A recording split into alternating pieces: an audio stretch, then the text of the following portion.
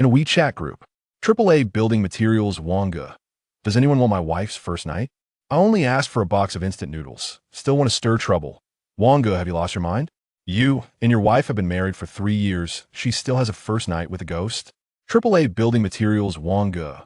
I truly have issues I've been unable to perform since childhood. Marrying a beautiful wife was merely for appearances. Now I'm on the brink of starvation. I plead with anyone to show me some mercy and provide me with something to eat. Sunshine Restaurant Wang, Suihua. AAA building materials Wanggu. Are you even human? Selling your wife because you're hungry? Don't let me catch you, or I'll beat you to a pulp. Kamisato, Ayaka's dog. Alas, it's a pity my own supplies are dwindling, otherwise I would certainly come to your aid. Street Aunt Yang. Hey, am I invisible? The military will soon come to suppress the zombies. Everyone should refrain from illegal actions. Otherwise, I will definitely report you. AAA National can fly. They'll trade one shot for a bag of instant noodles. Is there a kind-hearted brother who can help me? Falling Turd Xiangzi. AAA National can fly. I've added you, please accept. Street Aunt Yang. AAA building materials Wanggu. The price is negotiable. Hello. Is there truly no one who wants it? Babalala little fairy. Disgusting. What a fine owner group you've turned into. Where's the group leader? Quickly mute them. Middle parted head with suspenders. The group leader is downstairs snacking on the owners. Middle parted head with suspenders is a nickname for Leaf Fan, who, after sending this message, put down his phone and grabbed a handful of chips, stuffing them into his mouth. Behind him, the spacious living room was filled with various supplies, all of which could be traced back to goods from the supermarket outside the community. The reason people were willing to sell themselves for a morsel of food was due to the sudden outbreak of a viral crisis in Jiang City. Initially, there were only reports of people fainting from fever, but as the numbers surged exponentially, the authorities began advising everyone to minimize their outings, with necessities to be delivered by volunteers. However, in Sunshine Community, after the initial delivery 20 days prior, no supplies had arrived since. Consequently, residents, facing dwindling resources, bravely ventured out to convenience stores, only to be shocked to find that all law enforcement had vanished from the streets, replaced by reedied, frenzied zombies that devoured any living person in sight. Simultaneously, residents of Jiang City learned online that a similar crisis had erupted globally, with zombies overwhelming most cities. These creatures would bite anyone they encountered. If one survived the bite, they would transform into one of them after a period. Due to the abruptness and ferocity of the events, governments in multiple countries announced their dissolution. More than a month had passed since restrictions on citizens' movements were imposed. Even households with ample supplies were nearing their limits. Li Fan's home, however, was piled high with food thanks to a system he had awakened just days prior to the Zodiac system. Hosts can earn points through check-ins. Points can be exchanged for powerful items. As a starter benefit, the system gifts the Hosta Rabbit Charm, in a storage space of 5 cubic meters. Rabbit Charm. Master the power of speed, allowing the holder to move at extraordinary speeds, increasing movement speed by at least 5-fold, potentially reaching the speed of sound. Storage space, capable of freezing and preserving inanimate objects, requires touch to use and can be activated by simply thinking about it. If the volume exceeds the limit, it cannot be stored. With the Rabbit Charm, Leaf Fan traversed the outside world as if it were empty, effortlessly collecting various supplies, while the zombies couldn't even graze a shadow. However, every advantage carries a disadvantage. This charm had a side effect, igniting an insatiable hunger within the user.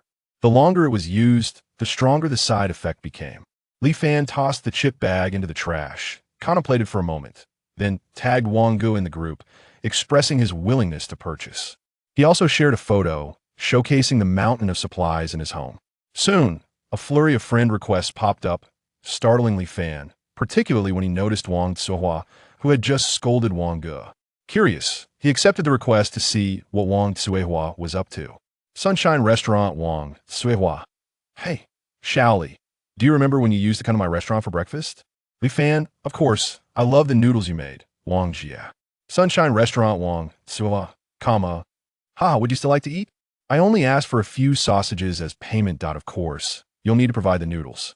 Li Fan rolled his eyes, thinking about how a single sausage could soon be worth a school beauty. Why would he settle for a mere bowl of noodles? He promptly declined. Sorry, Wang Ai, but I'm not that fond of them. On the fifth floor, Wang Qihua's expression darkened at Li Fan's abrupt refusal. Though she longed to lash out, her growling stomach restrained her. After taking a few deep breaths, she continued typing. Shaoli, I only need a little bit of supplies. Once things normalize, they'll return tenfold. Go to hell. Old woman, you think a little kindness will grant you a dye shop? What? Wang Suhua, taken aback by Li Fan's harsh insult, nearly choked on her words. She promptly activated her wrathful mode, sending a 60-second voice message filled with curses. In that brief 60 seconds, Li Fan and his family underwent a relentless barrage of insults. And that wasn't even her limit, it was simply the limit of Wechat. However, Li Fan initiated friend verification. Wang Suehua felt a wave of darkness and fainted. Li Fan chuckled. Wang Suehua was known for taking advantage of others, and the ingredients in her restaurant were the lowest quality. Had he not been so impoverished, he wouldn't have bothered with her business. Then, Li Fan scrolled through the friend requests, finding Wang's guest profile picture and choosing to accept. Wang almost instantly messaged, Brother, are you really buying? Li Fan replied nonchalantly, Yes, but I'm not just buying the first time, I'm purchasing the entire person. Do you understand? Then the price might be higher. Wang replied without hesitation, his thought process clouded by hunger. A box of instant noodles, 2 large bags of bread, and 2 bottles of mineral water. How does that sound? That price should suffice, right? Wang, seeing the message on his screen, felt his mouth water, his throat was parched. My wife is a senior teacher at Jiang City No. 1 high school. Her looks and figure rival those of Superstar. If you want to buy her outright, you might need to add a bit more. Li Fan smiled faintly, typing, The current price is a box of instant noodles, a large bag of bread, and 2 bottles of mineral water. If that doesn't work, then forget it. Wang felt tears welling up. Brother, can you not read? I meant to raise the price. All right, big brother, don't lower, it'll send her over right now.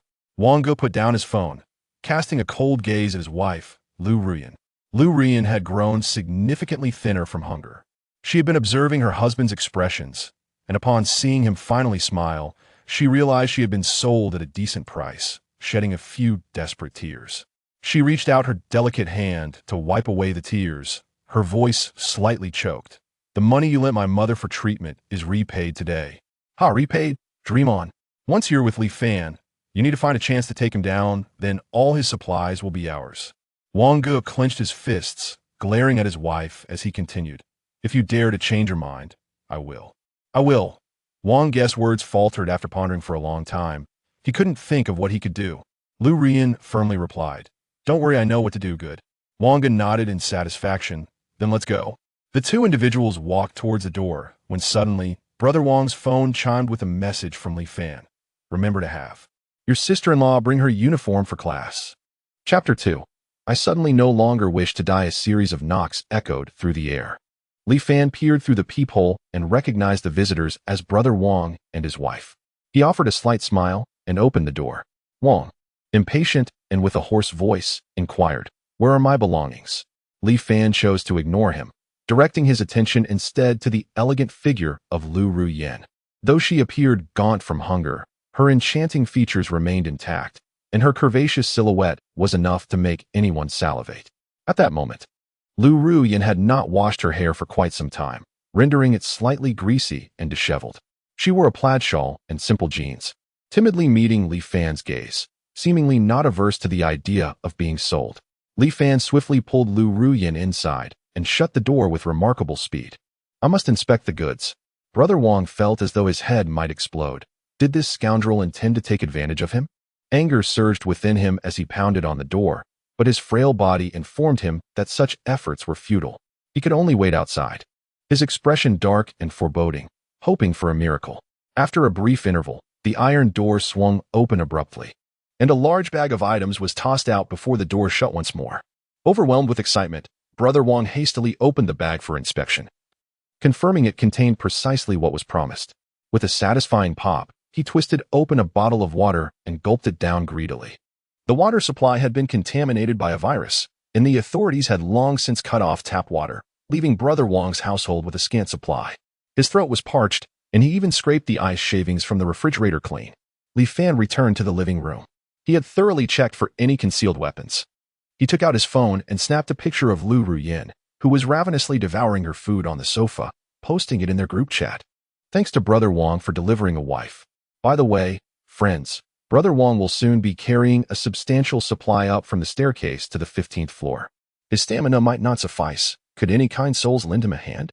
Residing on the 9th floor, with 2 households on each level. Many neighbors with dwindling food supplies rushed out, their eyes gleaming with greed upon receiving the news. As Brother Wong struggled up the staircase, he caught sight of Li Fan's message. Shocked, his eyes widened, and his scalp prickled. He then let out a furious howl. Li Fan, you scoundrel. Immediately, the sound of doors opening and a flurry of footsteps filled the corridor. Brother Wong, where are you? We're here to help. Brother Wong had no time to express gratitude to the enthusiastic neighbors. With tears in his eyes, he hastily grabbed a few packets of instant noodles and the last bottle of water, abandoning the remaining supplies to sprint homeward. A short while later, in the homeowners group chat, do not forget to stay calm, grateful for nature's bounty. Photos, Xiao Xiao is still hungry, haha. There were leftover bread and instant noodles in the corridor. AAA building materials, Brother Wong, middle-parted hair and suspenders, Li Fan. I curse you, you treacherous villain. May you suffer a miserable fate. Brother Wong furiously typed, recalling that if he hadn't had a knife on him, his reckless courage might not have deterred the neighbors, and he might not have made it home at all. However, at that moment, Li Fan was too occupied to concern himself with Wong. Lu Ruyin swallowed the last bite of her bread and took a big gulp of water, instantly rejuvenated. Noticing Li Fan and Appo's unwavering gaze upon her, her cheeks flushed, and she shyly lowered her head, ceasing her movements. Unable to contain himself, Li Fan swallowed hard. Lu Ruyin's peach blossom eyes sparkled with allure, her figure perfectly curved. Yet her demeanor exuded a timid, pitiable charm that stirred compassion within him. Growing impatient, he stood and gestured towards the bathroom, saying, "Go take a shower." Lu Ruyin obediently took the change of clothes Li Fan had requested, astonished as she asked, "Is there still water in your home?" Hee. There's bottled water already poured into the bathtub, Li Fan replied as he nudged her towards the bathroom. Although Lu Ruyin was already 28, she retained the innocence of youth. A mere touch from a man made her face flush crimson. Isn't it a waste of water? Water is so precious now, she protested shyly. Li Fan furrowed his brow, responding with irritation. If I tell you to wash, then wash. Or else I'll spank you. Upon hearing Li Fan and Appo's threat, Lu Ruyin's face turned pale, and with a startled gasp, she dashed into the bathroom, locking the door behind her. Clutching her heart, she couldn't understand why her pulse raced. Her gaze shifted to the bathtub, which was indeed filled with clean, clear water. Confusion washed over her. Was Li Fan truly insane? Water resources were so critical, yet he dared to waste so much for a bath. Suddenly, a thought struck her. Perhaps there were those who derived pleasure from the bathwater used by beautiful women. Lu Ruyin felt a wave of embarrassment. Did she really need to cater to such a perverse desire? Biting her lip, she shook off the thought and, shedding her clothes, stepped into the bathtub. While she waited, Li Fan, feeling bored, began to check his system. Each day, his sign-in rewards ranged from 1 to 100 points, and he had accumulated over 200 points thus far. Once he reached 500 points, he could redeem an opportunity for a prize draw.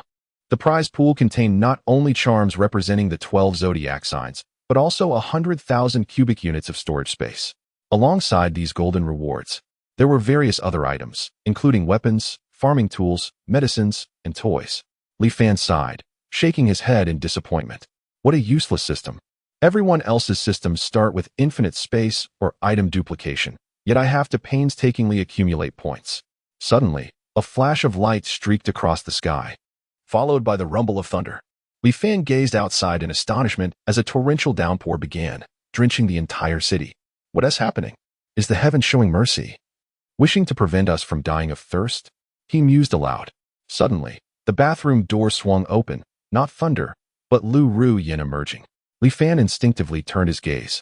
Instantly captivated, Lu Ruyin and Appo's fair and delicate collarbone was exposed, capable of holding a droplet of water. Her slender, straight legs shimmered like white marble, her toes curling in discomfort as she stood in his flip-flops. Catching sight of Li Fan's ravenous gaze, she mustered her courage and said, "Wait, let me explain first." Li Fan was taken aback, then offered a slight smile, encouraging her to continue. "I'm not afraid to tell you.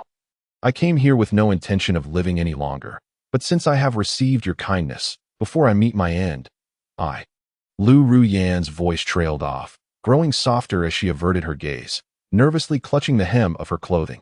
I will indulge you just this once.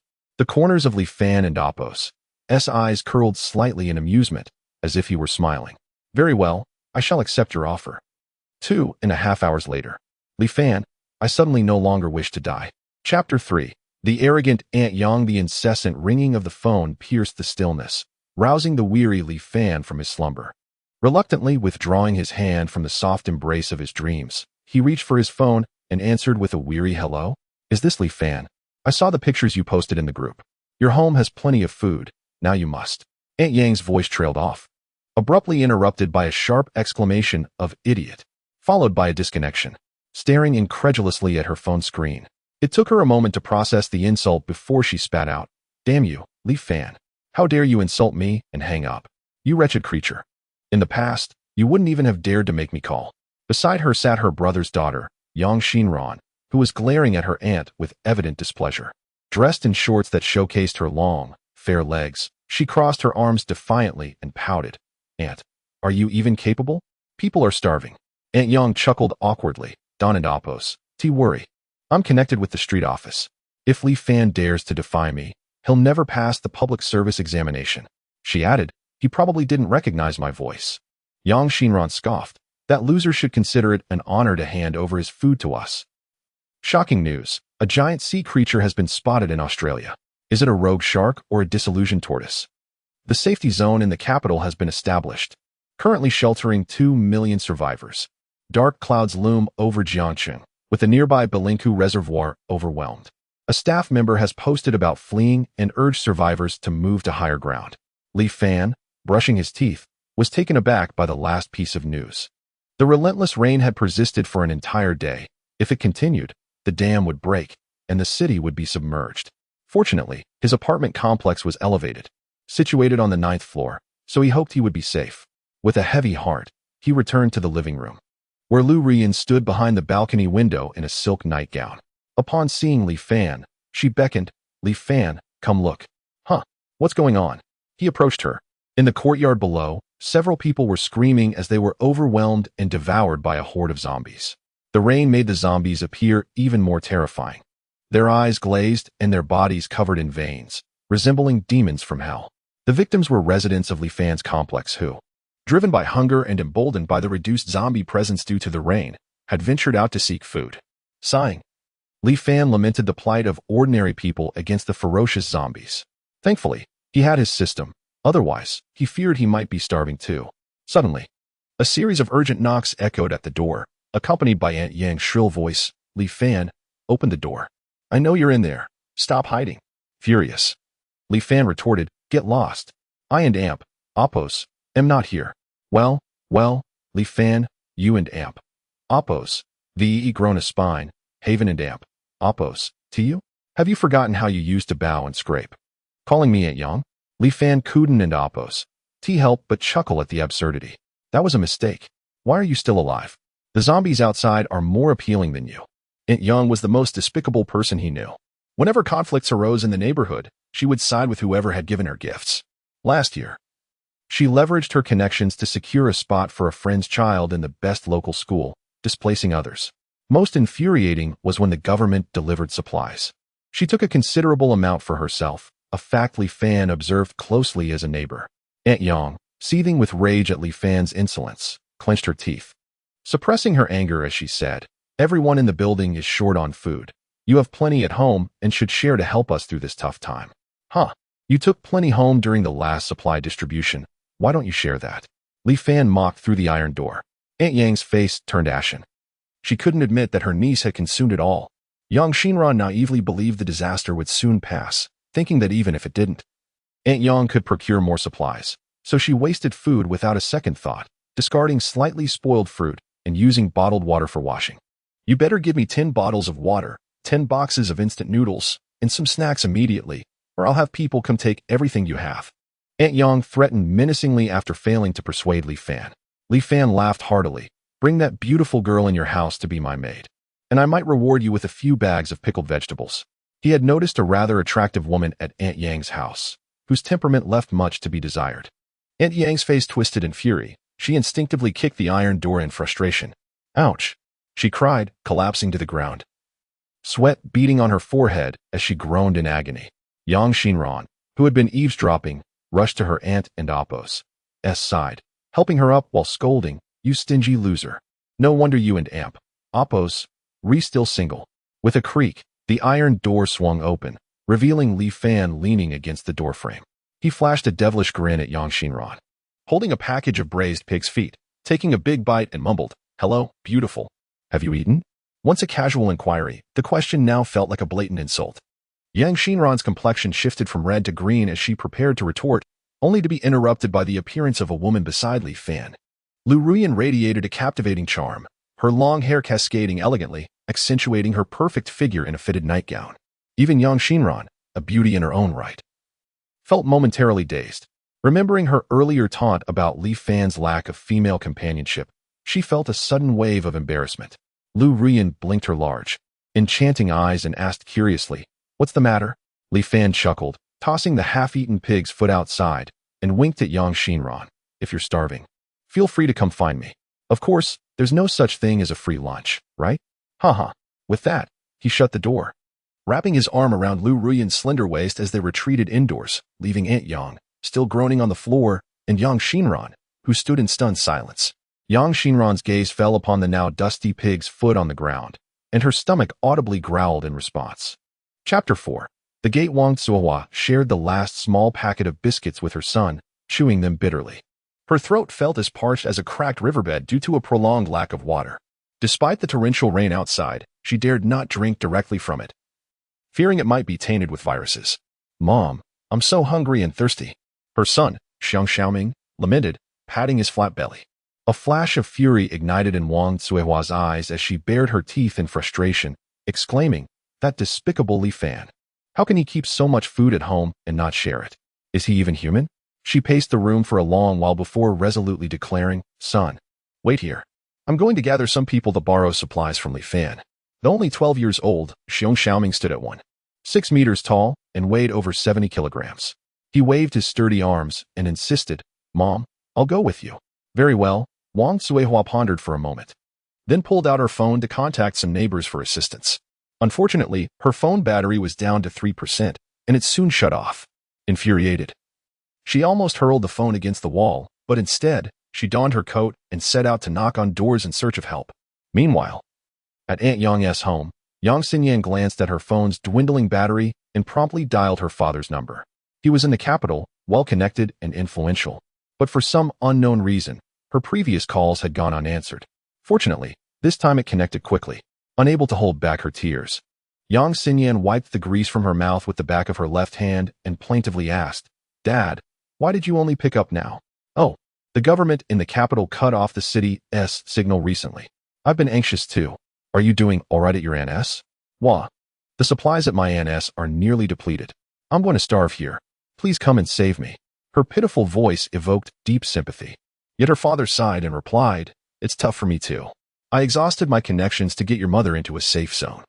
I'm afraid I can only offer you my regrets." Yang Xinyan's heart sank, and she hurriedly inquired, "What about my mom? Let her speak to me." "Your mother? She went out to dine with a high-ranking official. I'm counting on her to bring back some leftovers to survive." "My dear daughter."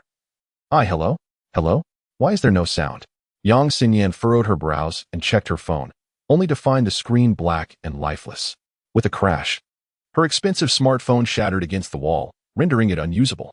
Yang Xinyan felt as if all strength had been drained from her body, collapsing onto the sofa, her gaze vacant, fixated on the ceiling as if trying to pierce through it. At that moment, her stomach protested vehemently, a torment stemming from extreme hunger.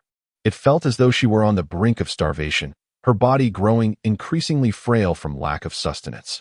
Every cell within her seemed to cry out for food. The memory of Li Fan's smug, insipid grin echoed in her mind, accompanied by the enticing whispers of abundant food. Dizziness clouded her thoughts, and as she contemplated giving in to him, a loud knocking reverberated at the door. "Director Yang, are you in there?" Yang Xinyan jolted back to reality, cold sweat trickling down her back, her face betraying a look of terror. She could hardly fathom how she had entertained such thoughts. To submit to a loser like Li Fan would be preferable to jumping from the building. Aunt Yang, hearing the commotion, shuffled to the entrance and strained to ask, "Who is it?" "It's me, Wang Tsuehua." Meanwhile, in Li Fan's living room, he reclined on the soft lap of Lu Ruyan, mouth agape. A pair of delicate, pristine hands peeled a grape and placed it in his mouth. It was Lu Ruyan's first time serving someone, and though her movements were somewhat clumsy, her earnestness was evident as she fed him fruit and gently massaged his temples. Her hair swayed softly, exuding a delightful fragrance. Li Fan squinted, lost in thought. Last night, he had slept alone, and Lu Ruyan's loyalty was still under evaluation. He certainly did not wish to be betrayed during his slumber. Sign in. Ding. Today's sign-in rewards you with 77 points. Current balance, 355 points. Li Fan mused. It seems I'll be able to draw again in a couple of days. If only I could obtain a powerful talisman. My offensive capabilities are sorely lacking. A dragon explosion or a pig ray would be ideal. Suddenly, a ruckus of footsteps and voices erupted outside, followed by someone banging on the door. Li Fan, you scoundrel, open the door. Let us in. Lu Ruyan's face paled at the commotion, but seeing Li Fan remain calm piqued her curiosity. Li Fan appeared unfazed, walking to the door and feigning innocence. Asked through the iron gate, "What do you want?" "We're starving. We've come to borrow some food." It was Wang Tsuehwa's voice, causing a smirk to form on Li Fan's lips as he replied with mock astonishment, "I'm also one of the dozens of residents in this unit. Why am I not hungry?" At this query, the group of men and women outside fell silent, only Xiong Xiaoming scratching his head in confusion. Aunt Yang angrily retorted, "Isn't it because you secretly took more than your share during the last government supply delivery? How else would you have so much food?" "Exactly. Li Fan, you greedy thief. Return our supplies. Give it back. Drive this scoundrel out of the unit." Li Fan couldn't help but laugh at the absurdity. It was Aunt Yang who had hoarded several boxes of supplies herself, yet she dared to blame him? Truly, some people possess an unparalleled lack of shame. Had she not done so, she likely wouldn't have concocted such an excuse.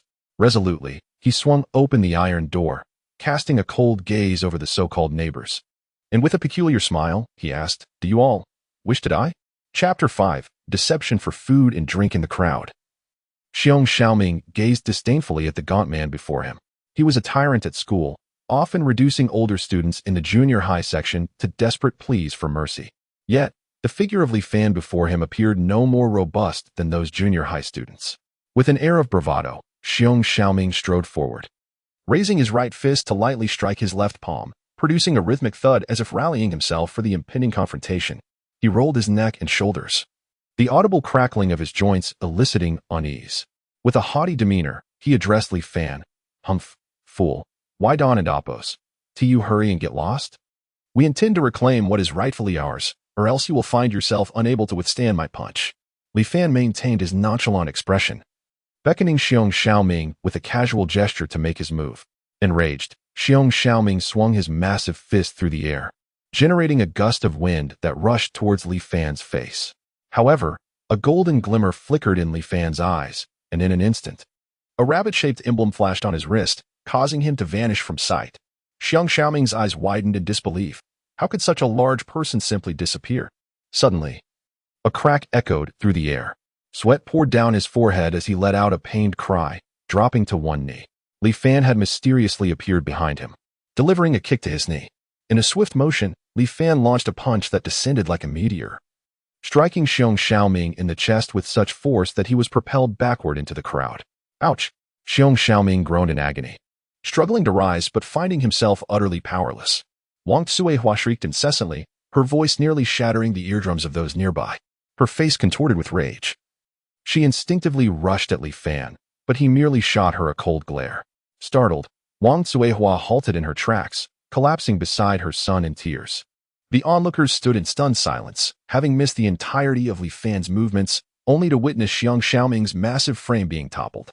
Aunt Yang, terrified, took a few cautious steps back, placing herself defensively in front of the crowd, hoping to sneak away to her home. Li Fan and Apos' ominous voice cut through the tension. "Aunt Yang, where do you think you're going?" All eyes turned towards her. Flushing with embarrassment, Aunt Yang stammered, "I suddenly need to use the restroom." "Humph," Li Fan replied with a knowing smile. "You just accused me of embezzling the supplies, but you were the one in charge of distribution. If anyone is to be accused of embezzlement, it should be you, wouldn't you agree?" He then turned to the assembled neighbors, lazily raising an eyebrow. If you don't believe me, feel free to search Aunt Yang's house. You might find plenty of leftover evidence.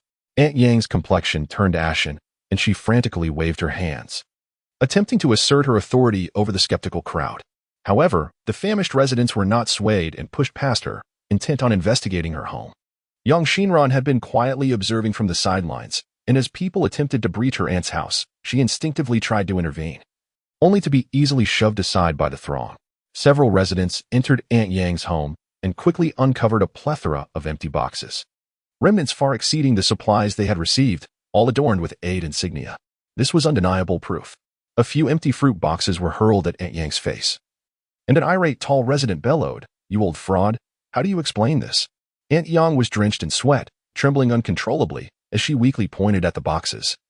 Feigning ignorance, "Who put these empty boxes in my house? Do you admit this is your house? Enough with the nonsense, let's deal with her."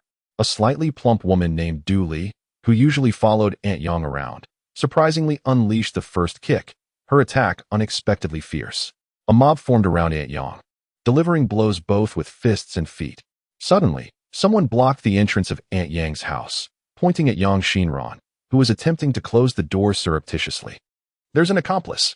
Startled, Yang Shinran stammered, I am not."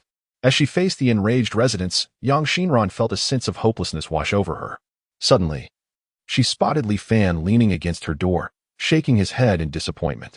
Recalling his previous lewd gaze, she gritted her teeth and deftly maneuvered through the crowd to reach him. "I promised to do what you asked earlier. Please, save me."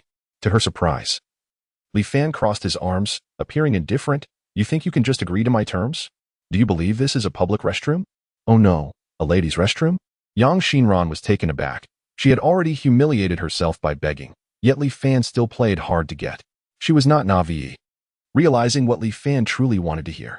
With a bitter expression, she struggled to utter, "Master, I implore you, take me in." "Ha ha." Li Fan's eyes crinkled into crescents of mirth. "Very well, come inside." Yang Shinran felt as if she had been granted a reprieve, scurrying into Li Fan's home as if escaping the clutches of death. Outside, the residents expressed their discontent. Had they ventured out only to return empty-handed? Li Fan, unfazed by their frustrations, found amusement in the situation. He picked up a plastic bag from nearby and tossed it to the residents outside. Du Li caught it eagerly and opened it to reveal over 20 French baguettes. Her face lit up as she turned to Li Fan, exclaiming, "Wow, Li Fan, you truly are generous." Li Fan shrugged. "This is not a gift." He pointed at Aunt Yang, Wang Cuihua, and Xiong Xiaoming. "Get rid of these three nuisances from the building." Wang Cuihua leaped up, cursing like a fishwife. "Why should we?" "Li Fan, you wretch. Do you really think you can command us here? Friends, let us band together and raid his home. We can divide the spoils and last longer." The others exchanged glances, some tempted, yet wary of Li Fan and Amp, Appo's inscrutable abilities. Li Fan and Amp, Appo's expression hardened as he ominously declared, "I and Amp, Appo's changed my mind. Whoever can use excrement to eliminate Wang Cuihua will receive a bucket of instant noodles and sausage from me." At the mention of the reward, the starving residents couldn't help but swallow hard. Instant noodles, once dismissed, now seemed a heavenly delicacy. Du Li licked her parched lips, her gaze fixed on Wang Cuihua like a hawk. Feeling the malevolent stares of the crowd, Wang Cuihua's face turned pale as she took a few steps back. Trembling as she stuttered, "Don and Appo's, to believe him. He is not a good person." With a fierce shout, Du Li lunged forward, forcefully pinning Wang Cuihua down, urgently calling to the others, "Quick, go find some excrement." Chapter 6. The pitiful little made the rumors regarding Li Fan's stockpile of supplies have been confirmed. Most residents in the first unit have exhausted their provisions, leading many to beseech Li Fan for a morsel of food. However, Li Fan remains indifferent. "Why should I share the supplies I have painstakingly gathered through rain and wind? Are we that familiar?" Standing on his balcony, he silently observes the city engulfed in a torrential downpour. Following 2 consecutive days of heavy rain, the streets have accumulated nearly a foot of water, transforming the entire city into a swamp. The once fearsome hordes of zombies have vanished, and the dim sky casts an oppressive gloom, as if light will never return. With a sigh, Li Fan silently mutters, "Check-in." Ding. Today's check-in awards 11 points. Current balance, 366. Damn. Seeing such a meager amount of points, Li Fan cannot help but curse under his breath. Behind him, young Shinran, clad in a maid's outfit and diligently scrubbing the floor, is startled by his outburst. Her legs trembling. She has yet to experience Li Fan's wrath, but she knows it is only a matter of time. The anticipation is far more torturous than the experience itself. Turning around, Li Fan notices her struggling to clean the floor and mocks, no surprise. A pampered young lady like you is utterly useless. Young Shinran kneels on the ground, head bowed. Unable to let him see the hatred in her eyes as she continues to laboriously scrub the stains on the floor. As she wipes, she secretly vows, one day, I will gather 100 strong men to utterly humiliate this insufferable brat. Alas, my aunt is probably already devoured by zombies. This detestable man. We only seek a bit of food, yet he resorts to murder. Once order is restored, he and Amp, Appos, LL have a reckoning. In the kitchen, Lu Rian cheerfully calls out, dinner and Amp, Appos, S ready. She emerges with 3 plates, placing them on the dining table. With no gas or electricity, she has resorted to mixing lime from food bags with water to prepare a meager meal. Li Fan isn't particularly hungry, but as he glances at his phone, he realizes it is noon. It has become a habit he cannot easily break. He strides to the head of the table, where a plate of sliced marinated duck and beef stew awaits, pre-prepared, merely heated. Yang Shinran, without hesitation, takes a seat at the dining table. Upon seeing her plate of a small piece of sweet pastry and a duck neck, her expression darkens. Lu Ruyan shakes her head apologetically, indicating it is not her decision. With a sudden surge of anger, Yang Shinran slams her hands on the table, exclaiming, Is this what people eat? Li Fan pauses, frowning. Who invited you to the table? Go eat on the floor. After finishing his meal, he carelessly takes Yang Shinran and Appos' plate and tosses it aside. Crash! The white porcelain plate shatters, and the food spills onto the freshly cleaned floor. Yang Shinran feels as though she has been doused with cold water. Realizing her status is not even that of a maid, but akin to a pet. How could her proud self accept this? She stands, fists clenched, glaring at Li Fan in fury. I won't eat. Li Fan, unfazed by her defiance, continues to savor the fragrant beef. If you won't eat, then get lost. Yang Shinran glances toward the front door, tempted to leave. She came to eat, not to be treated like a dog. After arriving at Li Fan and Appos' home yesterday, she had only consumed a few hot dogs and was forced to rise early to do chores, now famished. Where could she go? No one has any surplus food. After a moment of hesitation, she deflates like a deflated balloon, squatting down to pick up the fallen pastry, pretending to wipe it off before swallowing it in a few bites. Lu Rian looks at her with sympathy, but dares not speak up. After lunch, Li Fan instructs Yang Shinran, continue cleaning the house. He then embraces Lu Ruyan and Appos' slender waist, intending to retreat to the bedroom for a nap. Lu Rian hesitates, saying, The plates aren't cleared yet. Never mind. Let the little maid handle it. He chuckles smugly, almost provoking Yang Shinran to grind her teeth in frustration. Pouting, she mutters under her breath, Damn it, I curse you to meet an early demise. Let us see how you continue your wicked deeds. With a thud, the master bedroom door closes. Yang Shinran's gaze inadvertently lands on the stacks of supplies in the living room, and she touches her stomach, thinking, If I just take a little, he probably won and Appos' notice, right? Inside the bedroom, Lu Ruyan sits at the edge of the bed, expressing her concerns. Alas, this is not sustainable. I have counted our supplies, and they will only last a few months. What will happen when they run out? Although she did not inquire why Li Fan had hoarded such a vast amount of supplies, her research online led her to believe that it would be nearly impossible for humanity to quell this crisis in the coming months. With the 3 of them consuming resources, she cannot help but worry for the future. Li Fan smiles softly, feeling a warmth in his heart. He hadn't expected Lu Rian to adapt so quickly, her prudent demeanor bringing him comfort. He reaches out to pat her shoulder. Lu Rian looks at him in surprise, then adopts a helpless expression, quickly tying her hair up before making to leave. Hey! Li Fan quickly supports her, his eyes alight with amusement. That's not what I meant. Lu Rian feels embarrassed, her cheeks flushing crimson, wanting to express her anger but refraining, ultimately keeping it bottled up. I have been pondering over the past few days, Li Fan says, sitting close to Lu Rian, his rough hand clasping her smooth, delicate one. They can only manage for now, but if the incessant rains continue, the low-lying Jiang city will surely be submerged. What should we do? Lu Rian asks, her body shuddering slightly in fear. The new mountain in the West District is quite elevated. Perhaps we can seek refuge there from the flood. Lu Rian nods, her brow furrowed with concern. But with so many zombies outside, just the 2 or 3 of us might. Exactly. That's why we need to recruit more capable hands. I plan to wait a week or 2 before we set out. Li Fan contemplates, wishing to gather more allies for their escape. With a bit of luck, he might even win a few more rewards in that time. If he could obtain powerful talismans, their chances would improve significantly. By the way, Lu Rian bites her lip. Appearing hesitant, yet mustering her courage, she says, I have a good friend at Jiang City No. 1 High School. Can we bring her along? What? This is no picnic. This is her photo. Lu Rian pulls out her phone and shows Li Fan a picture from her album. Though their time together has been brief, she has come to understand Li Fan's nature quite well. Li Fan tilts his head to look, his eyes nearly popping out at the sight of a young woman standing on a stone path amidst a maple grove, her fiery red dress accentuating her perfect figure, the curves of her bosom seemingly on the verge of bursting forth. Wiping away his drool, he states earnestly, if she is your dear friend, then there is no reason not to rescue her. Please, tell me her measurements. Oh, I mean, her situation, so we can plan accordingly. Chapter 8. The mall. Li Fan leaned on his knees, struggling to breathe, as if something heavy pressed upon his chest. Before him lay a giant zombie. Its neck twisted grotesquely. As he shone his flashlight on it, he realized it was a bald, muscular athlete, its body covered in a myriad of blue veins, explaining its formidable strength. He intended to rest momentarily, but the cacophony of footsteps and growls surged around him, indicating that nearby zombies had been drawn to the noise. Cursing under his breath, he activated the rabbit talisman, propelling himself forward several dozen meters. As he dashed through the adult goods section, he seized dozens of boxes, hastily tossing them into his already cramped space.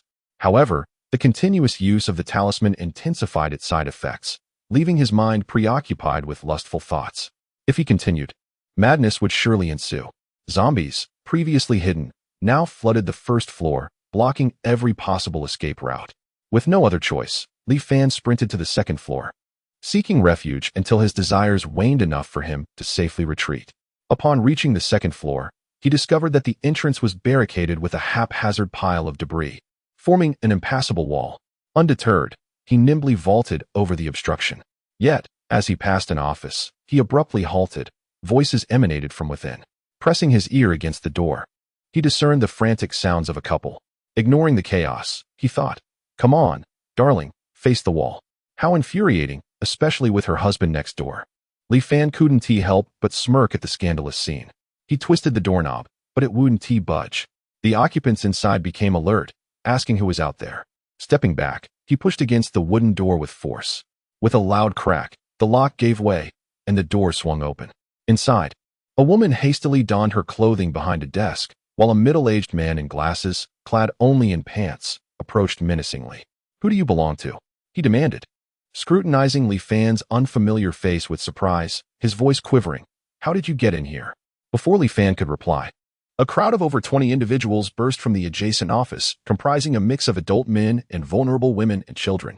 A burly man in athletic wear stepped forward, eyeing Li Fan warily. Friend, where did you come from? Li Fan chuckled lightly, his gaze lingering meaningfully. Let us not concern ourselves with my origins for now. Is your wife here? She has been unfaithful. The athletic man's expression shifted dramatically, realizing his wife had mentioned a meeting with the supervisor regarding supplies. At that moment, the woman emerged, having finished dressing, and overheard Li Fan's accusation. Nonsense. You filthy liar. I was merely discussing matters with Supervisor Liao, she exclaimed. Li Fan's gaze settled on the bare upper body of the bespectacled man, smirking. Is that how you conduct business? We were just exercising and sweating. The woman stammered defensively. The athletic man's face darkened further. Enough, Su Hong. Do you think I'm a fool? Tears welled in the woman's eyes as she lowered her head. Sobbing, you shouted at me. You promised never to raise your voice when you pursued me. Li Fan was almost tempted to applaud. He hadn't anticipated witnessing such drama. If not for the incessant, nagging desires plaguing his mind, he would have relished playing judge in this scenario. By the way, would any of you be interested in being my second girlfriend? He inquired, approaching a group of young women, unable to resist. One delicate girl recoiled in disgust, retorting, You wish, loser. Yeah, second girlfriend? You must be delusional. Have you been bitten by a zombie outside? Another chimed in, both laughing heartily. What can you offer me? The third girl suddenly asked, locking eyes with Li Fan. The previous two girls' laughter faltered, mouths agape. The girl, named Yi Qingcheng, was the belle of their school, and they were astonished that she found any interest in this unremarkable man. Curiosity piqued, Li Fan answered straightforwardly, food, drink, and safety. A flicker of disappointment crossed Yi Qingcheng's beautiful eyes, clearly unsatisfied with his response. She had hoped for a remarkable individual, but instead, he appeared utterly ordinary. His gaze filled with base desire, hardly a figure to trust. What do you intend to do? A woman screamed suddenly, drawing everyone's attention. The athletic man's name was Huang Tian, and in the heat of his argument with his wife, he stormed towards the entrance leading to the third floor, a roll-up door separating the two levels. Huang Tian turned, his face taut with rage, and coldly proclaimed, "If you don't wish to live, then let us die together." The woman's face paled with terror as she implored, "No, I was wrong, you." Before she could finish, Huang Tian yanked up the roll-up door, and a shadow lunged forth, tackling him and tearing open his throat with a savage bite. Blood gushed forth, and countless zombies poured in, claws flailing like wolves spotting their prey. Screams erupted as people scrambled for safety.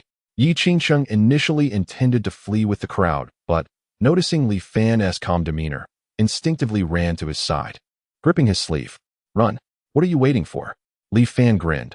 "I can ensure your safety. Will you assist me in return?" Yi Qingcheng hesitated, but then nodded slightly. In an instant, a glimmer sparked in Li Fan's eyes as he swept Yi Qingcheng into his arms, darting ahead of the panicked crowd and barricading themselves in a storage room. As she felt the heat radiating from his body and his intense gaze, Yi Qingcheng blushed, murmuring, "Not here, please." "Agreed, but you must help me first." Chapter 9. The Encounter of Acquaintances and the Massacre. In less than a minute, the majority of the survivors were swiftly overwhelmed by the ravenous zombies, pinned to the ground and consumed with wild abandon. A beautiful woman screamed as she dashed towards an adjacent office, hoping to secure the door against the impending horror. Meanwhile, Supervisor Liao, who was considerably faster, glanced back to see several zombies with glowing red eyes closing in on him.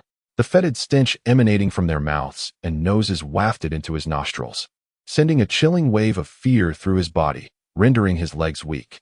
In a moment of desperation, he seized the woman beside him, pushing her forcefully away. Caught off guard, she stumbled backward in shock, casting him a bewildered glance, unable to comprehend his ruthless act. In an instant, the zombies pounced upon her like rabid dogs. With a slight exhalation of relief, Supervisor Liao hurried to the door of the large office, where the woman who had entered before him stood, hurling insults at him. "Get lost, you wretch." The door slammed shut behind her. The woman was one of the mall employees who had long harbored disdain for Supervisor Liao, particularly after witnessing his callousness that led to another's demise. He stood there, pale as a ghost, banging desperately on the door. "Please let me in, I beg you." Unable to resist the urge to look back, he saw the earlier woman being violently besieged by the zombies, who fought over her most succulent parts, momentarily oblivious to him. "Damn it," he muttered helplessly, forcing his weary legs to continue down the corridor. The horde of zombies had now set their sights on him, mouths agape, roaring as they pursued him. With every ounce of strength, he sprinted faster than he ever had in his life, gritting his teeth and cursing, heaven above. "I curse your wife." Just then, a door nearby swung open, and Supervisor Liao collided with it, falling to the ground with an exclamation. Li Fan emerged, puzzled. What was that sound? He turned to see dozens of zombies charging towards him at full speed, unfazed as he rushed toward the exit, carrying Yi Qingcheng on his back. Yi Qingcheng, light as a feather, clung tightly to Li Fan and Appo's neck, eyes shut against the gruesome scene around her. As they swiftly descended to the first floor, Li Fan hesitated momentarily as they passed the adult products section, deciding to grab a few more items. He filled the cramped space to capacity, discarding unnecessary items. Yi Qingcheng lightly tapped his shoulder, scolding playfully, "What are you thinking at a time like this?" "Alas, my suffering is mine alone to bear." Li Fan replied with a wry smile, still unwilling to disclose his extraordinary abilities. Yet, Yi Qingcheng had likely surmised something, given the exceptional speed he displayed, though she remained unaware of its bothersome side effects. As they dashed forward, Li Fan had already draped a raincoat over Yi Qingcheng. Upon entering the community, the zombies in the courtyard, drawn by the scent, clawed at the air, eager to swarm them. Li Fan, indifferent to dealing with them, avoided the splatter of foul blood and swiftly vanished, reappearing at the foot of a building. Yi Qingcheng was already astounded by Li Fan's speed and his ability to gather items, yet she refrained from questioning him, not wanting to provoke his displeasure. In this collapsing order, the weak could only survive by clinging to the strong, and she had come to terms with her fate. Is this truly feasible? Yang Xinran gazed pitifully at Lu Ruyan, who was clad in a striking leather outfit, exposing vast expanses of fair skin, her long, slender legs accentuated by short shorts. Indeed, if you perform well, Li Fan will certainly treat you better, Lu Ruyan encouraged her. Yang Xinran, having been unbound by Lu Ruyan out of concern for her dehydration, was offered a large bottle of water, which she drank deeply, slowly regaining her senses. She then retrieved her belongings from the neighboring unit, donning the outfit intended for seduction, agreeing to Lu Ruyan's plan. Despite her dissatisfaction with being reduced to the status of a mere plaything, she understood the necessity of submitting under the current circumstances. To live with some semblance of dignity and to escape inhumane torment, she hesitated but ultimately acquiesced to Lu Ruyan's persuasion. Just wait here. When he returns, kneel and welcome him. He will surely be pleased, Lu Ruyan instructed enthusiastically, having gleaned these tactics while accompanying Li Fan to the movies the previous day. Although she initially intended to seize the opportunity for herself, her kind-hearted nature led her to offer it to Yang Xinran instead. In Yang Xinran and Apos' view, as a privileged young lady accustomed to a life of ease, this behavior was utterly humiliating. Yet, she silently reassured herself, I am like King Gojin of you, enduring humiliation now, but I shall ensure that Wu Wang Li Fan pays for this in the future. Before long, footsteps echoed from outside the door. Lu Ruyan quickly signaled her. Yang Xinran understood, inhaling deeply, her expression pained as she knelt on the carpet just inside the entryway. Simultaneously, she cursed Li Fan in her heart, wishing him ill. The key turned in the lock, and the door creaked open, allowing a damp scent of rain to waft in. Li Fan entered, casually remarking to Yi Qingcheng, "This is my home." Yang Xinran, holding slippers, bent over, sweetly addressing him, "Welcome back, master. Please change your shoes." Li Fan glanced down, puzzled. Why is she not tied up? Yi Qingcheng, spotting Yang Xinran, gasped, her eyes widening in disbelief. Yang Xinran? Yang Xinran. Catching sight of two pairs of feet and hearing a familiar voice calling her name, slowly raised her head, her mouth agape and her body stiffening. Why, Yi Qingcheng? What are you doing here? Seeing that it was indeed Yang Xinran, Yi Qingcheng couldn't help but give Li Fan a thumbs up. You're impressive, managing to tame this spoiled princess. Yang Xinran, blushing with embarrassment upon encountering a familiar face, retorted, Who are you calling spoiled? Yi Qingcheng, Weren and Amp, Apos, to you in the capital? How did you end up in Jiangqing? Yi Qingcheng giggled, covering her mouth. I am originally from Jiangqing. What? Yang Xinran felt utterly humiliated, wishing she could disappear into the floor. Why did it have to be Yi Qingcheng? They were both students at the Beijing Music Academy and had even shared the spotlight on the school and Amp, Apos' beauty ranking. Frustratingly, the judges had rated Yi Qingcheng higher, diminishing Yang Xinran and Apos' fame and leaving their relationship fraught with rivalry. With a long sigh, Yang Xinran helplessly gazed at the ceiling. I'm tired, let it all end. Chapter 10. News from the imperial capital. For a moment, the atmosphere grew somewhat somber. Lu Ruyan approached with a light laugh, saying, You two truly are fated to meet. Come, let us sit inside. Li Fan shot her a glare, gesturing towards Yang Xinran on the floor, and declared sternly, Did you release her bindings? Lu Ruyan lowered her head, her hands nervously fidgeting with the hem of her garment, and softly replied, I was worried something might happen to her. Go stand over there and reflect on your actions. Li Fan pointed to a small space beside the entrance. Oh, Lu Ruyan dared not resist and obediently stepped over, casting a sidelong glance at Yang Xinran that seemed to convey, Sister, I have sacrificed so much for you. Yang Xinran reciprocated with a grateful look that silently said, We are sisters at heart. After dinner, Li Fan reclined once more on Lu Ruyan's delicate, smooth thigh, engrossed in his phone. He had amassed a considerable collection of power banks, rendering him unconcerned about his phone's battery life. Latest update. Experts have confirmed that the heavy rainfall across multiple regions poses no viral threat and is safe for use. The spokesperson for the Imperial Capital's command stated, the eastern section of the safe zone was infiltrated by zombies yesterday, resulting in tens of thousands of civilian casualties within an hour. Fortunately, thanks to President Hu Zhongyi and AMP, Apos, timely command. The Dragon Kingdom National Guard firmly defended the safe zone and eliminated all infiltrating zombies. Curiosity. Why are zombies so infatuated with human brains?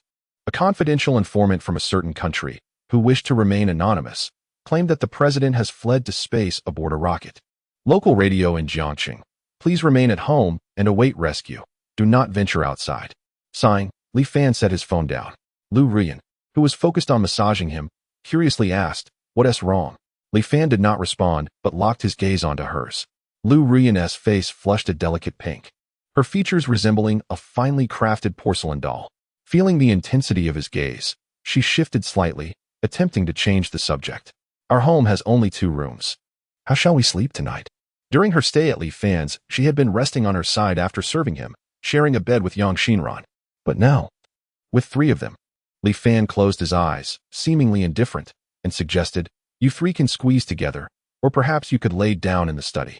A flicker of disappointment crossed Lu Rian's eyes, but she forced a smile and nodded, pondering how she might earn Li Fan's complete trust. "Ah, right, after your shower." "Wear this." Suddenly, a bundle of clothing appeared in Li Fan's hands, as if by magic. Having witnessed his peculiar abilities before, Lu Rian had once inquired but received no clear answer, so she accepted the garments. Upon inspecting them, her face turned crimson. They were a sheer nightgown and a pair of suspender stockings. Li Fan and Apos' methods were exceedingly novel, sometimes even watching instructional videos while experimenting. Overwhelmed, Lu Rian shyly suggested, "How about you let Xinran accompany you tonight?" Someone in the kitchen, washing dishes, perked up at this. Li Fan looked at her in surprise, then playfully gripped her chin, gently stroking it as he asked, "Aran and Apos, are you jealous?" "Me?" Lu Rian felt her heart race inexplicably, a hint of irritation creeping onto her brow. She forced a smile and replied, "What reason do I have to be jealous?" Sighing, Li Fan feigned a dejected expression. "It must be because you don't care about me." "No," Lu Rian stammered, flustered. Just then, Yi Qiqing, having charged her phone with Li Fan's power bank, rushed over, her expression urgent. "I have received crucial news." Li Fan straightened up, inquiring, "What is it?" Yi Qiqing paused momentarily before stating, "A classmate in the imperial capital has successfully entered the safe zone and is working in a significant department. I just contacted her. And she mentioned that the authorities have discovered that zombies become smarter and stronger after consuming large quantities of human brains. They even found white crystals growing in the brains of these enhanced zombies." Li Fan's eyes gleamed with interest. It was no wonder the athletic zombie he encountered today was so formidable. Perhaps it had consumed too many brains. He wondered if it had those crystals within its head. Lu Rian pondered, "White crystals. I wonder if they hold any value for us humans?" "They are still researching this," Yi Qingcheng replied, a hint of regret in her voice. "This information is vital. Qingcheng, you must maintain contact with your classmate," Li Fan instructed calmly. "Understood." Yi Qingcheng nodded. Li Fan then turned to her and asked, "By the way, how are your family members?" A shadow crossed Yi Qingcheng's eyes as she shook her head, expressing, "They have been out of contact for quite some time." Everyone understood the implications of being out of contact, and a heavy silence fell over them. Li Fan, having grown up an orphan, felt little concern. Lu Rian's family was in a northern province, and she had recently received word that they were safe for the time being. Yang Xinran, having finished washing dishes, hurried over to Yi Qingcheng, worry etched on her face.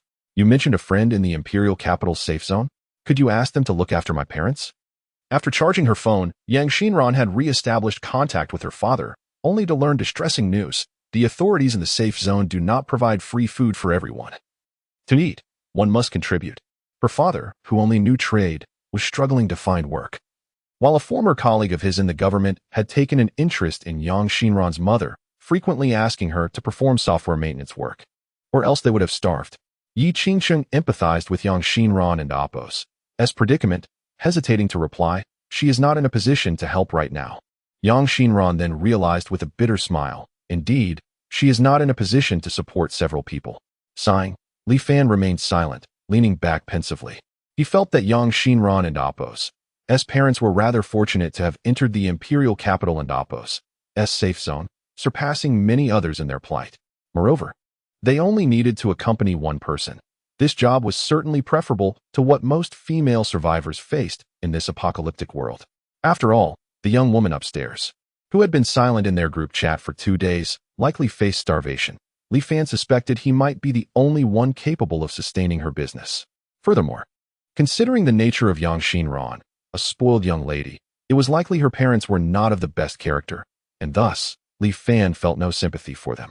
In the grand scheme of things, the priority remained to assemble a team and escape the city as swiftly as possible, Li Fan mused. However, the absence of firearms remained a significant drawback. It was impractical to expect them to confront zombies armed only with kitchen knives. It seemed that tomorrow or the day after, he would need to venture into the city to seek out the official's refuge, where he was certain to find an array of weapons. Chapter 11. The Horse Talisman Ding. Today's sign-in rewards you with 99 points. Current balance, 525. 2 days had passed, and Li Fan's points finally exceeded 500. Without hesitation, he commanded the system, draw. Click, click, click. An ethereal roulette began to spin slowly, the pointer gliding past various grand prizes. Li Fan and Appos, as heart raced with anticipation. He could not afford to draw a mere consolation prize, or he would truly lament. Dragon Talisman, Tiger Talisman, Snake Talisman, on and on they spun, until finally, click. The pointer halted at the Horse Talisman. Horse Talisman, a restorative power that allows the holder to negate all external influences. It grants the ability to heal any affliction and restore broken objects to their original state. Side effect: the user will incur internal injuries after each use, the severity of which depends on the energy expended. Note: the side effects cannot be healed using the Horse Talisman. Li Fan and Appos' mouth fell agape as a mooncake-shaped talisman materialized in his hand, adorned with the image of a magnificent black horse. The Horse Talisman? Restorative power? Could I possibly revert a zombie back to a human? As this thought crossed his mind, his heart raced wildly. The prospect of transforming a zombie back into a human was exhilarating. Though side effects loomed, he could always reduce the frequency of use. Without further ado, Li Fan sprang from his bed, immediately noticing a woman sleeping beside him. Lu Rian's rosy cheeks and closed eyes painted a picture of innocence. He slapped his forehead in regret. Cursed be the night. He had evidently exhausted himself and forgotten to lock the door. Fortunately, he was unharmed, suggesting Lu Rian was faithful. However, it was also possible that he had drained her energy, leaving her unable to act. Dressing hastily, he dashed out the door. In the courtyard of the community, Li Fan searched for his target. Dozens of seemingly dazed zombies wandered aimlessly, indifferent to the torrential rain. His gaze caught on a stark, white figure, a voluptuous female zombie. Her tattered clothing and eerie green markings were quite disconcerting. Upon closer inspection, he recognized her. She was Chun Xiao, the receptionist from the furniture company where he worked. Now married, he never expected to encounter her here. Since he knew her, he decided she would be his choice. Not for her voluptuousness, but purely out of sentiment. Zombie Chun Xiao swayed aimlessly around a lamppost until suddenly, a large sack was thrown over her head. When the light returned, she found herself tightly bound, fiercely roaring and struggling, her strength significantly enhanced in her undead state. Yet, the man before her wore a wicked smile, leaving her confused. Was this lowly creature attempting to mate with her? Li Fan activated the Horse Talisman, placing his hand on Chun Xiao's forehead, chanting, "Mama, Mama, return your soul." Zombie Chun Xiao, enraged by this audacity, thought to bite him. She opened her mouth, revealing a row of sharp fangs, lunging at his hand but failing to reach him. Suddenly, tranquility descended upon the scene, as if a droplet had fallen onto a placid lake. Chun Xiao froze, a warm current enveloping her, dispelling the chilling sensation throughout her body, causing the ghastly markings to fade and her fangs to revert to normal. She fainted. Li Fan, drenched in sweat and feeling as though a vice gripped his heart, stumbled sideways, instinctively grasping the wall for support. Gasping for breath, he bore the pain, hoisting Chun Xiao onto his back, washing her with the rainwater, then swiftly retreating to his home. Bang! He burst through the door. In the living room, Yi Qingqing stood, alarmed by his hurried entrance, inquiring, "What happened?" Li Fan gently laid Chun Xiao down, the side effects of the talisman intensifying. He grasped Yi Qingqing's wrist urgently. "Quick, help!" Though Yi Qingqing had shared intimate moments with Li Fan, they had not yet crossed the final threshold. She was a clever woman, and witnessing his desperate demeanor, she complied as he led her into the room. Yang Xinran, bent over scrubbing clothes, glanced over, fuming, "Pervert, why are you still alive? Always bullying us girls." Her gaze fell upon the bound Chun Xiao, and her expression darkened further. This Li Fan truly lacked restraint. Having 3 women was not enough. He had to go outside and abduct more. And judging by Chen Xiu and Apos' disheveled appearance, it was evident he had indulged excessively. What an embarrassment! As she scolded, Yang Xinran scrubbed Li Fan's clothing with fervor, wishing to wear it out. Pouting in grievance, her delicate hands, once soft, were now calloused from this toil, leading her to shed tears each night as she slept. 2.5 hours passed. Finally, Yang Xinran finished washing the clothes, exhaling a sigh of relief and smiling, only to suddenly stop. What was there to smile about? I am even less than a maid. Reflecting on this, Yang Xinran could not suppress her tears. Wait, why had that woman not stirred? Could she have perished? Curious, Yang Xinran approached the motionless Chen Xiu on the floor, intending to check for a pulse. Suddenly, Chen Xiu opened her eyes wide. A chilling scream pierced the air. Li Fan, clad only in his underwear, rushed out, scanning the room. What happened? Yang Xinran had already hidden behind him, pointing at Chen Xiu with a mournful tone. Zombie. Li Fan was taken aback. How could she have figured it out? Hadn't Apos he already used the horse talisman? Chen Xiu, bewildered, wondered where she was. Hadn't Apos she been recovering from an illness at home? And who had bound her? Had a burglar invaded? She strained to lift her head towards Li Fan. It was then he realized that although Chen Xiu and Apos' appearance had reverted to that of a human, her eyes remained clouded like a zombie, and Apos' "You are Li Fan." Chen Xiu frowned, unable to fathom that her colleague had abducted her, especially since he was clad only in his underwear. What the hell? Why was my clothing in such disarray? Li Fan smiled nonchalantly. Sister Xiu, you remember me. Did you bring me here for ransom? Take my advice, it's not too late to turn back now. Li Fan sighed, approaching her to explain the events of the past month. Chen Xiu and Apos' eyes widened in disbelief. Li Fan had to show her numerous news reports on his phone, then untie her, urging her to look out the window. At this point, denial was no longer an option. Her eyes reddened, and she mournfully said, "My husband works at the city hospital, which is a major outbreak zone. Does that mean?" "Condolences," Li Fan shook his head, placing a comforting hand on her shoulder. As Chen Xiu looked down to conceal her face in tears, she was startled to find her clothes riddled with holes. She met Li Fan and Apos' gaze, who was staring intently at her. Smack! A resounding slap echoed through the room. Pervert. Chapter 12. My obsession with cleanliness. Li Fan felt quite aggrieved. After all, he was her savior. How could she strike him? He covered his swollen, reddened face and swiftly activated a talisman to alleviate the pain, the side effects proving to be negligible. Lu Ruyin had already procured her clothing to assist Chen Xiu in changing. The girls were all astonished that Li Fan could revert zombies back into humans.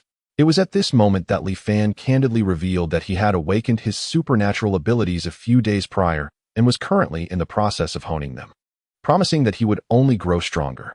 Yi Qingcheng and Lu Ruyin were elated. This meant they stood a better chance of survival in this apocalyptic world. Without such abilities, it was likely they would perish before the first season ended. However, Yang Xinran felt utterly disheartened, as she had hoped to exact a fierce revenge once she gained power. How could this bizarre Li Fan possess such abilities? Was the universe truly so unfair? What was it about her that did not measure up to him? Why did he have powers while she did not? Oh, how unjust. Family, who understands? Hey, why are you pouting? Li Fan suddenly directed a blunt question at Yang Xinran. She froze, awkwardly chuckling as she attempted to defend herself. I'm not.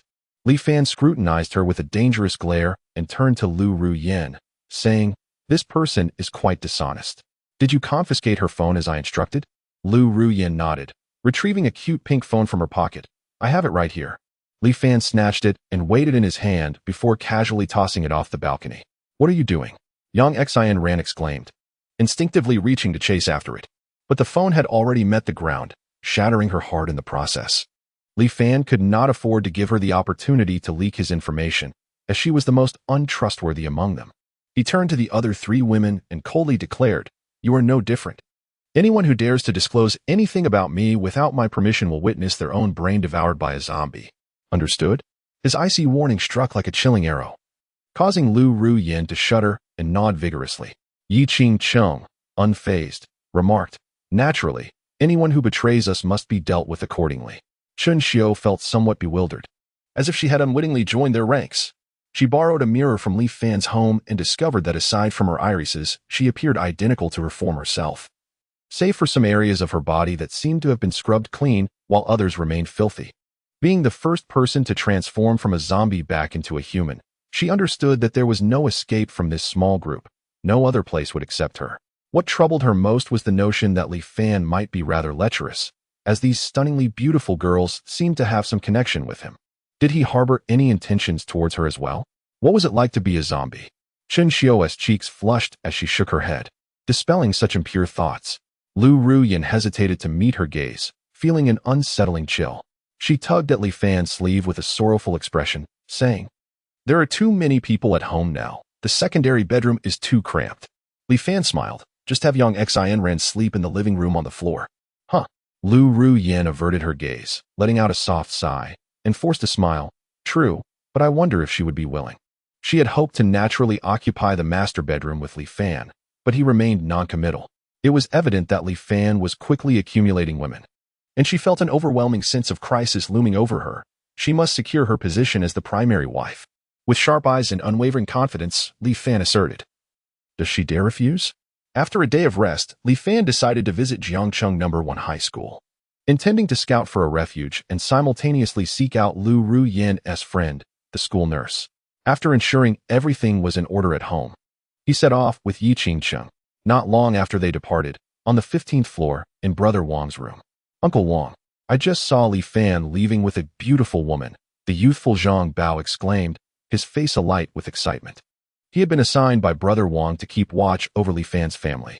A burly man leapt up, his jowls quivering with anticipation. "Excellent, Brother Wang. With Li Fan gone, isn't his food unguarded? Let us go." "Indeed, that old hag Yang is hardly a meal, and we're all starving." Brother Wang toyed with his phone, his gaze sharp as he surveyed the room. The intensity of his stare made everyone shudder. Calmly, he said, "If everyone wishes to go, then let us proceed. But what if Li Fan returns to find his home ransacked?" A few men exchanged glances, having heard of Li Fan and Apos' extraordinary capabilities. It was precisely this reputation that had deterred them from attacking, even in their hunger. "Let us strike first," Zhang Bao suggested fiercely. "We'll set an ambush and overwhelm him with knives. I refuse to believe he is invincible." "Very well." Brother Wang's eyes sparkled with excitement. He rose, waving his hand grandly. "Let us head to Li Fan's home on the 9th floor." "Hey, Brother Wang, that lady might still be at his place. Imagine." A scruffy-looking man leaned in with a lascivious grin. Brother Wang cursed silently, but maintained a nonchalant facade. "I'm not fortunate enough to enjoy her company. Just have the brothers line up, one after another." "Thank you, Brother Wang." The men chuckled, their thoughts drifting to Lu Ruyin's alluring figure, thirsting for her touch. They could hardly contain their eagerness as they made their way out. Brother Wang watched them with pitying eyes, sighing inwardly. "Hey, isn't Zhang Bao still a novice?" The lecherous man who had first proposed the idea remarked, slinging an arm around Zhang Bao's shoulders. Zhang Bao's face flushed crimson as he nodded awkwardly. "Then you should line up behind me. You'll get to experience the beauty of Sister Lu firsthand. You're quite lucky." Laughter erupted among the group. Guys, I'm a bit particular about cleanliness. Can I go first?" Zhang Bao stammered awkwardly. Chapter 13. The outburst of Chen Xiao. A group of 6, vibrant with determination, descended to the 9th floor, armed with knives and hammers, intent on invading Li Fan's abode for a feast. "I shall knock and see if I can deceive them into opening the door," Zhang Bao confidently asserted as he advanced. Wang nodded, signaling the others to conceal themselves from the peephole. "Is anyone there? Brother Fan, please help me." Zhang Bao knocked frantically on the iron door, his voice laden with urgency and despair. Soon, the sound of hurried footsteps and slippers echoed from within. "What is it?" Lu Ruyin leaned closer to the peephole, recognizing a youth she had seen in the community. Zhang Bao, tears brimming in his eyes, lamented, "My mother is on the brink of starvation. I implore Brother Fan for some food to save her." Lu Ruyin, a woman of tender heart, felt a pang of compassion for this filial plea. She hesitated, biting her lip. "But Li Fan is not here. Perhaps you could return later? Are you Teacher Lu?" Zhang Bao continued. "I often encounter you while walking with my mother. I've heard you teach at No. 1 High School, but alas, I did not pass the entrance exam." He wept. "My mother hasn't eaten for 2 days. She is now unconscious from hunger. I fear she may never awaken. Teacher Lu, I beg you, just a morsel would suffice.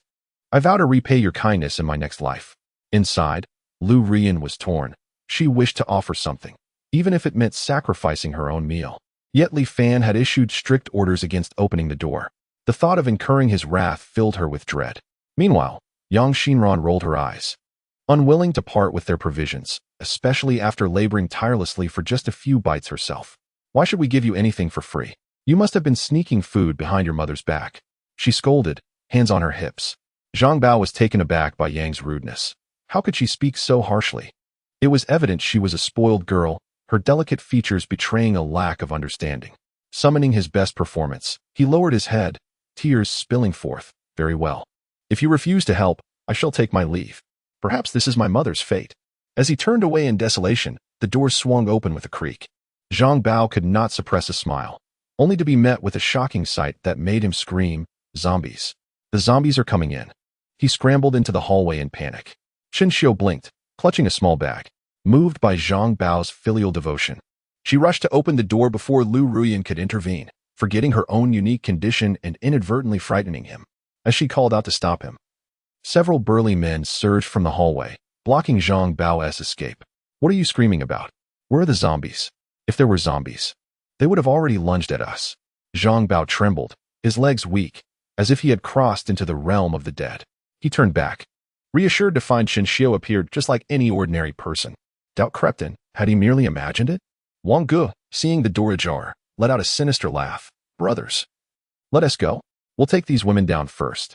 Chen Xiu sensed the danger, her expression shifting as she attempted to close the door, only to find it wedged open by a hammer.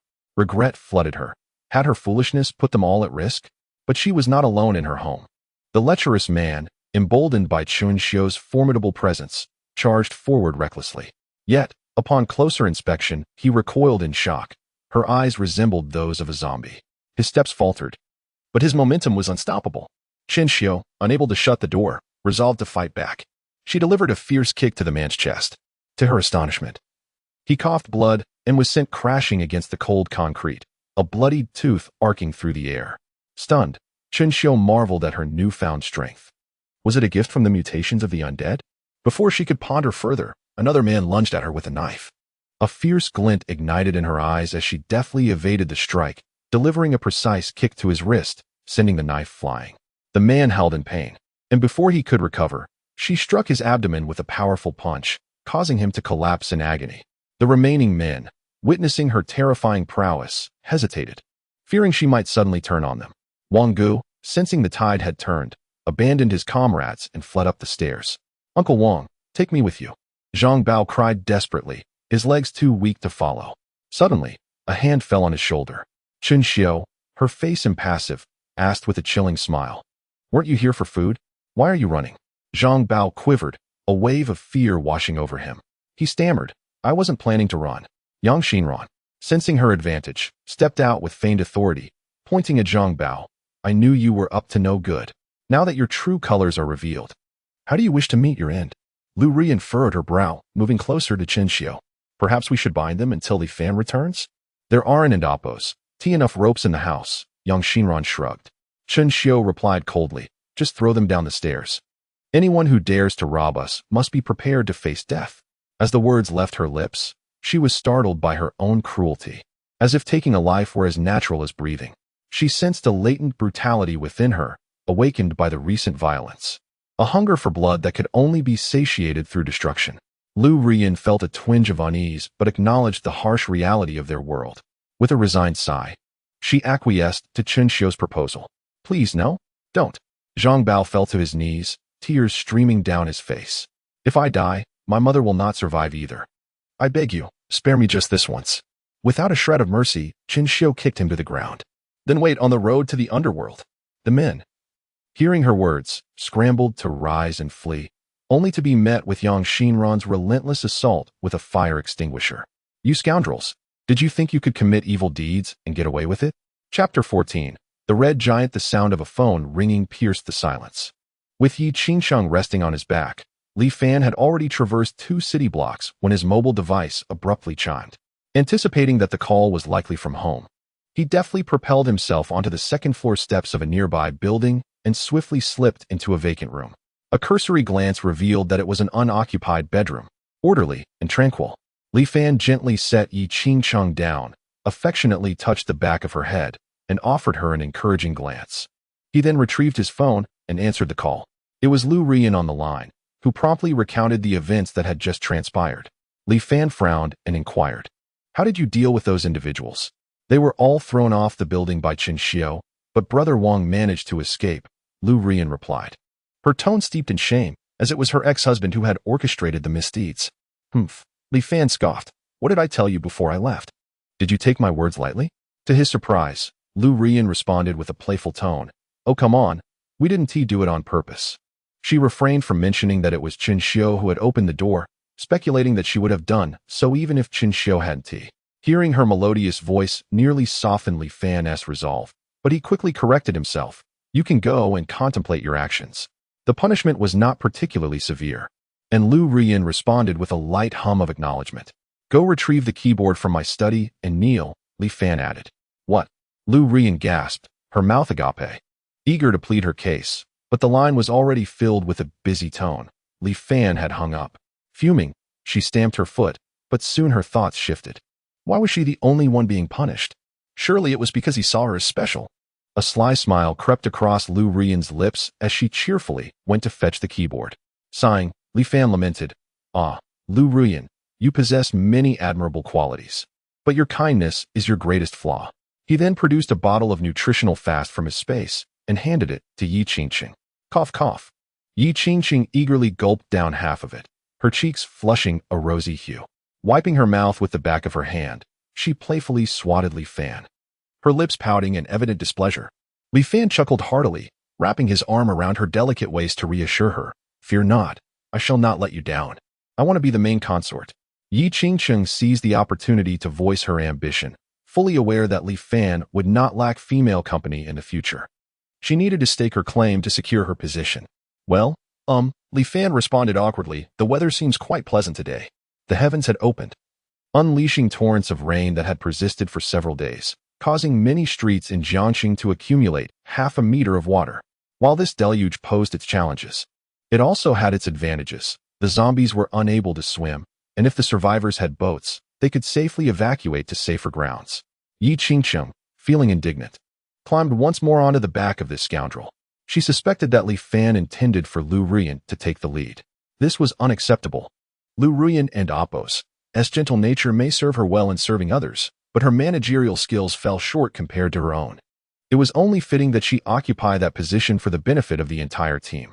Li Fan, wary of continuing this line of discussion, supported her beneath him and activated the rabbit talisman, propelling them towards Jiangxing No. 1 High School. As Yi Qingqing nestled against him, her thoughts spiraled, drawing circles on his back in frustration, lamenting her efforts seemed in vain. The closer they approached the school, the more pungent the stench became. Li Fan nearly succumbed to the overpowering odor, reminiscent of decaying corpses and rancid tomatoes, which caused Yi Qingqing to cough incessantly. Puzzled, Li Fan wondered why such a foul odor emanated from this area, while others remained unaffected. He leaped onto the rooftop of a 5-story building, peering toward the source of the stench, only to feel his heart race as he beheld a colossal, red object sprawled across the street, a grotesque amalgamation of spheres and towers, surrounded by a horde of zombies, as if they were its guardians. This object resembled a gigantic pill, towering approximately 20 meters high. A relentless stream of zombies approached from afar, rushing toward the base of the red giant, regurgitating human brains as if feeding a queen ant. Li Fan's horror deepened as he discerned that the entire structure was constructed from human corpses, limbs and heads intertwined in a grotesque tableau. The sheer magnitude suggested the sacrifice of countless lives. Up close, he could see countless white maggots crawling over its surface, writhing in an unsettling display. What could they possibly be cultivating? Li Fan's heart quickened, and he could not deny the fear that gnawed at him. Yi Qingqing, too, fought to suppress her instincts, leaning closer to Li Fan to whisper her analysis. "I suspect they are breeding something formidable, perhaps a powerful mutant zombie." Li Fan nodded, recalling films he had watched where specialized zombies emerged, each embodying tremendous combat prowess. Yet, he lamented, he currently lacked any formidable offensive capabilities. Forced to merely observe the red giant's growth, pondering the monstrous entity that might eventually emerge, an utterly suffocating thought. Carrying Yi Qingqing, he changed direction, continuing towards Jiangxing No. 1 High School. Unbeknownst to them, Two zombies within the horde had been fixated on their hiding spot, only diverting their gaze once the pair departed.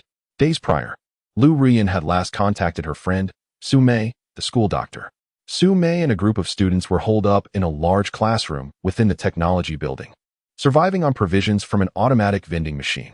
However, due to power outages, Su Mei's phone could not be charged, resulting in a 3-day communication blackout, leaving her fate uncertain. Hastening onward, Li Fan finally arrived at the entrance of the high school. The elevation of the terrain had prevented substantial water accumulation, and only a few zombies lingered on the streets. Most of them were students in uniforms, their eyes vacant and white, drifting about in a daze. Some bearing gaping wounds and shreds of flesh hanging limply. Yi Qingqing's expression darkened, witnessing the destruction of youthful lives by catastrophe, and she felt a pang of gratitude for having found a pillar of support in Li Fan. After observing the situation carefully, Li Fan decided to enter through a side door. Lu Ruyan had previously sketched a rudimentary map, which he now retrieved from his pocket to ensure the route was clear. Just as he was about to proceed, Yi Qingqing's phone vibrated in her pocket. Yi Qingqing, having prudently silenced her phone to avoid alerting nearby zombies, curiously retrieved it. To her astonishment, it was a call from a friend in the safe zone of the capital. "Hello? Xiaowei, what's the matter?" The voice on the other end lowered to a whisper, "It's bad news. I've heard that nationwide mobile signals are about to be cut off, and my phone will be confiscated. Remember the white crystal I mentioned last time? WeVE made some preliminary progress. They discovered that soaking the crystal in honey for a day, why is there no sound?" Yi Qingqing interjected, puzzled. "What is going on? Hello?" She checked her screen again, only to find all signal bars extinguished. Li Fan, intrigued, asked what happened. Yi Qingqing relayed the urgent news, letting out a sigh. "Such a pity. I could sense the importance of this information from her tone, but the signal cut off too abruptly." Li Fan fell into a contemplative silence for a moment. It appears that the white crystal indeed holds significance. When the opportunity arises, he must procure several more. At that time, he could simply enlist the help of benevolent volunteers to conduct the experiments. Chapter 15. Jiangxing No. 1 Middle School. The rain fell with a deafening roar, accompanied by howling winds and thunder that rattled the windows, as if the very world was on the brink of being consumed. Inside a spacious classroom of the science building at Jiangxing No. 1 Middle School, Su Mei's once radiant face had turned a sickly yellow, her expression grim as she addressed the man before her. "Zhang Ping, calm down. The government rescue team may arrive within a few days." "Ha." A man clad in a deep blue school uniform burst into laughter. He was Zhang Ping, a senior at the school. His gaze shamelessly roamed over Su Mei and Appo's striking figure, a flicker of admiration gleaming in his eyes as he pondered how such divine beauty could exist in the world. He licked his dry lips and grinned. "Su teacher, please. I'm unwell. You are the school nurse. It's time for you to treat me." "Zhang Ping, I never imagined you could be such a person." A girl stood defiantly in front of Su Mei, her anger palpable. The other 3 girls in the classroom rallied behind her, glaring at Zhang Ping with unified indignation. Zhang Ping clenched his teeth and retorted, "5 of our boys have already perished while searching for food. And you lot, merely enjoying the fruits of our labor. I'm not even bothered by your stench." He then turned to the last remaining male student in the classroom, Lu Liang. "What are you hesitating for? Didn't you say you wanted to have a go with Su teacher's ample assets?" Lu Liang, a bespectacled boy, shivered at the words, his eyes darting away in shame as he stammered, "No, I was just joking." A girl scoffed, "Zhang Ping, how can you say that? Just yesterday, you abandoned several classmates at the sight of zombies and ran back, and you call yourself an athlete? What a disgrace." Zhang Ping, feeling a mixture of embarrassment and anger, tightened his fists and shouted, "Lu Liang, let us take down these despicable girls together." Lu Liang shook his head vigorously, his face flushed. "No, that's illegal. I can't do it." Zhang Ping was infuriated by Lu Liang's cowardice. He turned to the girls, a lewd smile creeping across his face. "If I can't handle zombies, do you think I can't handle you?" Despite being utterly famished, Su Mei searched desperately for anything that could serve as a weapon in the empty classroom, but all that surrounded her was desolation. No brooms, not even a book. "Stay away." The girls, though fierce in their words, were no match for Zhang Ping's imposing frame. They retreated in fear as Zhang Ping advanced, their trepidation only emboldening him further. His eyes burned with insatiable desire, and he thought of the beauty before him. These art students were far more alluring than the bookish girlfriend he had in his humanities class. "Go ahead, scream. No one will come to save you." Zhang Ping, stop. Lu Liang suddenly grasped Zhang Ping's clothing, struggling to reason with him. We can't do this. They are our classmates and teachers. To hell with that. Zhang Ping shoved him away with a slap. You coward. Our lives are on the line, and you're still worried about them? Besides, wouldn't it be a win-win if we enjoyed ourselves before we die? Lu Liang staggered back, clutching his stinging face while looking at the terrified girls, his eyes reddening with emotion. Glaring at Zhang Ping's back, he seized a box of chalk from the podium, stormed forward, and struck Zhang Ping on the head with a furious shout. As the girls witnessed this, they rallied courageously and charged at Zhang Ping. Yet, he reacted swiftly, stepping back and shaking off the chalk dust before deftly grabbing Lu Liang by the collar. With a sickening thud, Lu Liang's head struck the corner of a desk, blood staining the floor. Dazed and bleeding, he trembled on the ground, his glasses shattered. Zhang Ping, furious, kicked him several times. You dare to ambush me, you dog? Lu Liang felt the world spinning, his vision blurring as he struggled to utter, and no. Please. A girl, witnessing Zhang Ping's brutality, realized that fear was futile. Summoning her courage, she yelled and landed a kick aimed at his lower body. Zhang Ping, sensing the movement from the corner of his eye, instinctively retaliated with a sweeping kick. The girl cried out, sent sprawling to the ground. Sumei's heart ached, tears streaming down her face as she pleaded, please stop. Don't hurt them anymore. I'll do whatever you want. No, teacher. We refuse to be subjugated by this beast. Yes, teacher. We'd rather die than submit. The remaining 3 girls stood resolutely, determined to resist to the end. Zhang Ping's chalk-dusted face twitched slightly as he chuckled darkly. No worries, I'll finish this quickly. He advanced toward the girls, reaching out toward Su Mei when suddenly a teasing voice rang out from behind. It seems we've arrived at an inopportune moment. Yi Qingsheng furrowed her brows as she crouched down to inspect Lu Liang's condition, noticing he was on the brink of unconsciousness. She turned to Li Fan, who shook his head helplessly. A faint energy radiated from his palm as he placed it over Lu Liang's shattered forehead. Gentle energy flowed, and the ghastly wound began to heal at an astonishing rate. Li Fan, sensing a sharp pain in his chest, ceased his efforts once he confirmed Lu Liang would survive for the time being.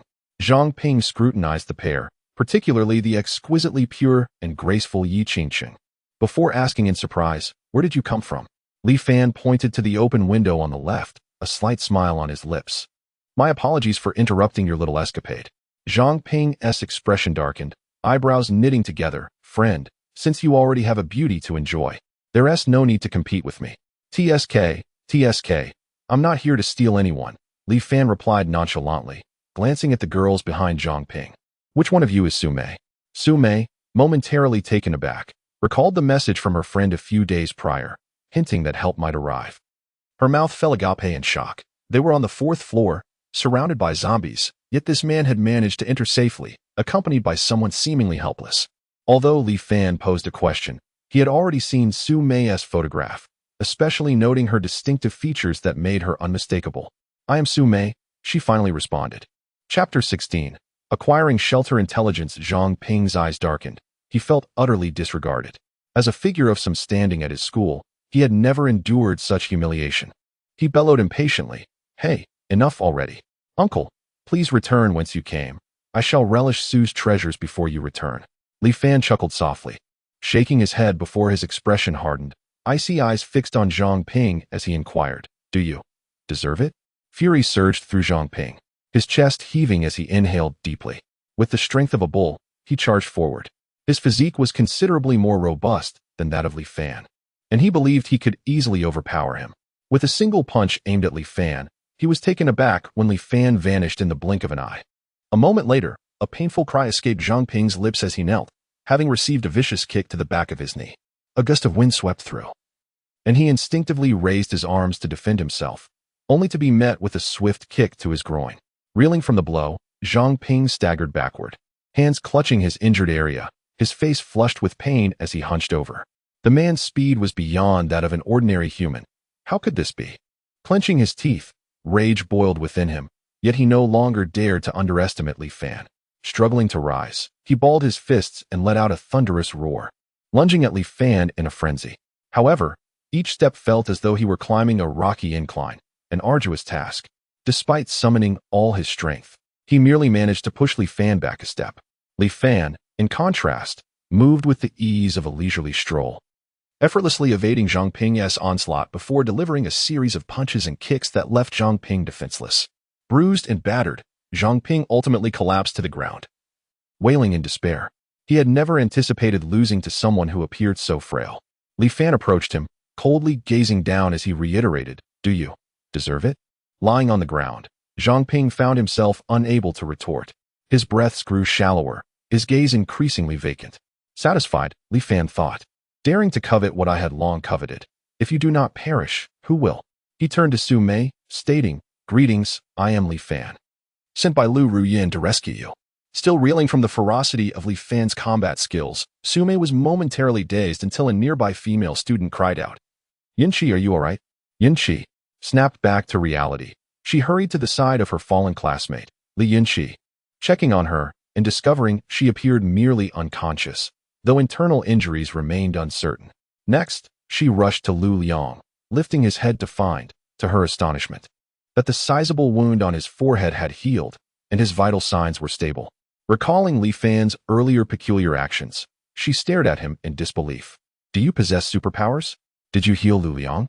Li Fan merely smiled in silence. To Su Mei, this was an acquiescence, causing her heart to race. Superhumans had emerged? While the zombies outside could be explained scientifically, superhumans were an entirely different matter. "Thank you so much. Had you not arrived in time?" Su Mei's eyes glistened with unshed tears, her voice trembling. "I truly do not know what would have happened." "Ah, it is only right, after all." "You are a friend of Ru Yin," Li Fan replied nonchalantly. "That cannot be said. You saved our lives. We shall repay you in any way we can." Su Mei insisted, emphasizing the collective, as she feared Li Fan might only wish to rescue her alone, not wanting to abandon her students. Li Fan grinned at her words, his playful demeanor returning. "Anything at all?" Su Mei's gaze dropped, a faint blush coloring her cheeks. She had long since noticed his lingering glances at her assets.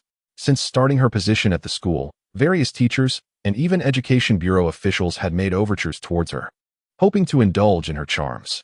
Yet, she had consistently rebuffed their advances, maintaining her integrity. This time, however, she hesitated, concerned for her students' and Appo's safety. After much internal debate, she lowered her head, whispering a soft agreement. Li Fan's face lit up with a mischievous grin, prompting Yi Qingcheng to roll her eyes, clearly unimpressed. Noticing Su Mei's parched lips, Li Fan produced several bottles of nutritional drink from his space. "Here, you must be quite thirsty."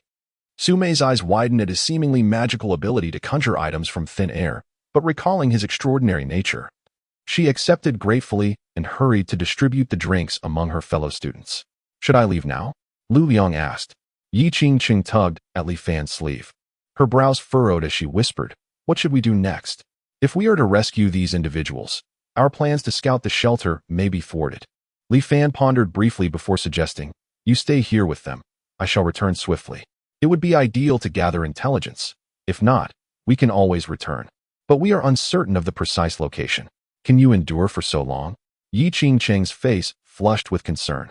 Rubbing his chin, Li Fan considered her words, realizing the challenge of carrying someone while scouting would indeed seem odd. Suddenly, Yi Qingcheng had an epiphany and dashed to the group of girls and Su Mei, asking, "Do you know of a large red building nearby?" "A red building?" Su Mei echoed, her brow furrowed in thought, but she could not recall. "I believe I have seen one," a girl said hesitantly. "Where did you see it?" Yi Qingcheng pressed eagerly. The girl wiped her mouth, remnants of the nutritional drink still lingering, and replied, "A few months ago, I saw it. If you turn left at the back gate of the school and walk a few hundred meters, there's an old duck soup restaurant. If you turn into the small alley next to it and continue, you will see a large building painted red. It seems to be a training school." Li Fan's eyes brightened. This information was invaluable. Yi Qingcheng felt they were likely closing in on their destination and inquired further, "Do you remember any notable structures around this red building?" The girl furrowed her brow in concentration. "I think there was a grain reserve nearby, and possibly some warehouses." Before she could finish, a package of braised pig's trotters was suddenly thrust into her hands. Li Fan, having disappeared in a flash, left behind only the words, "I shall return shortly." Chapter 17. Advanced Zombie. Following the path indicated by the female student, Li Fan first arrived at the rear gate of Jiangqing No. 1 High School. The scene was akin to that at the front gate, littered with decaying corpses, swollen and pale from the rain. Additionally, dozens of zombies were motionless, hiding in the sparse shelter from the rain. Damn, how revolting. Li Fan shook his head, preparing to sprint past the grotesque sight when suddenly his heart tightened, and a chill pierced his spine. Like a dragon in flight, he leapt onto a nearby tree.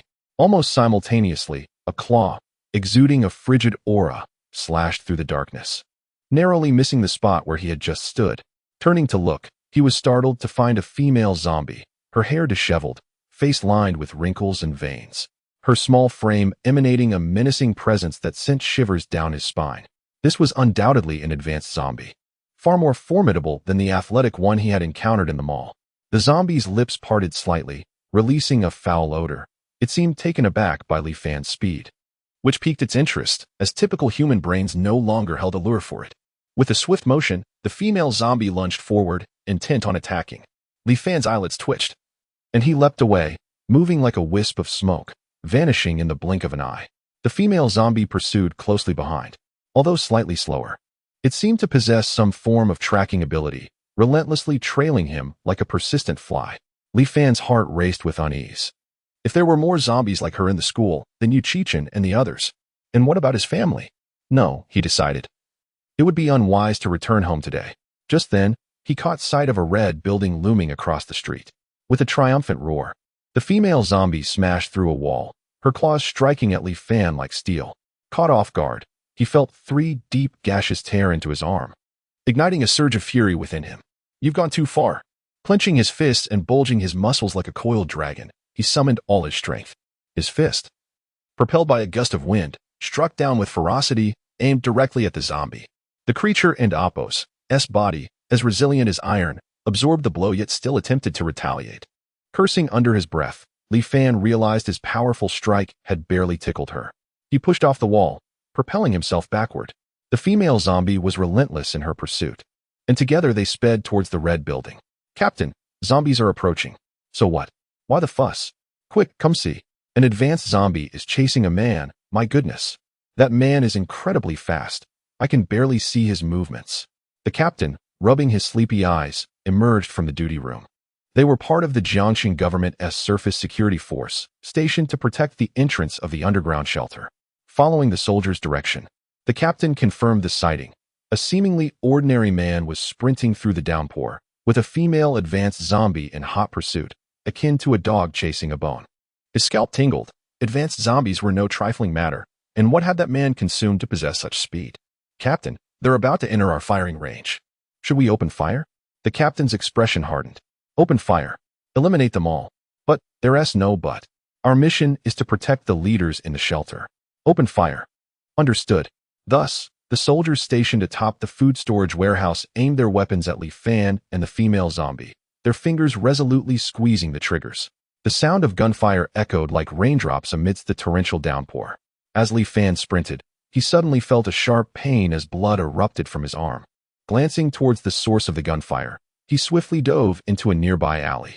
The female zombie, however, was slower to react, suffering several gunshots to the chest without a drop of blood flowing. Enraged, it charged towards the direction of the gunfire. It's coming for us, a soldier cried, trembling. The captain and Appo's expression shifted. This advanced zombie was far more formidable than the last encounter, unaffected by the bullets it had endured. Quick, aim for its head. The captain seized a submachine gun and unleashed a torrent of fire. Yet, the female zombie had already anticipated the attack, evading most of the bullets by maneuvering through the urban landscape.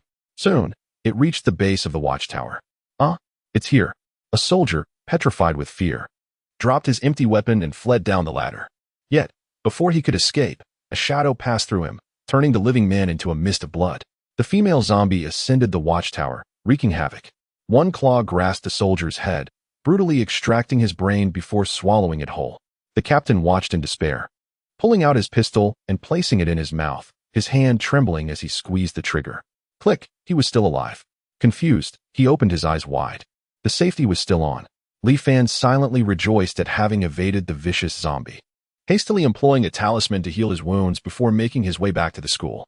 In less than 5 minutes, he returned to the large classroom.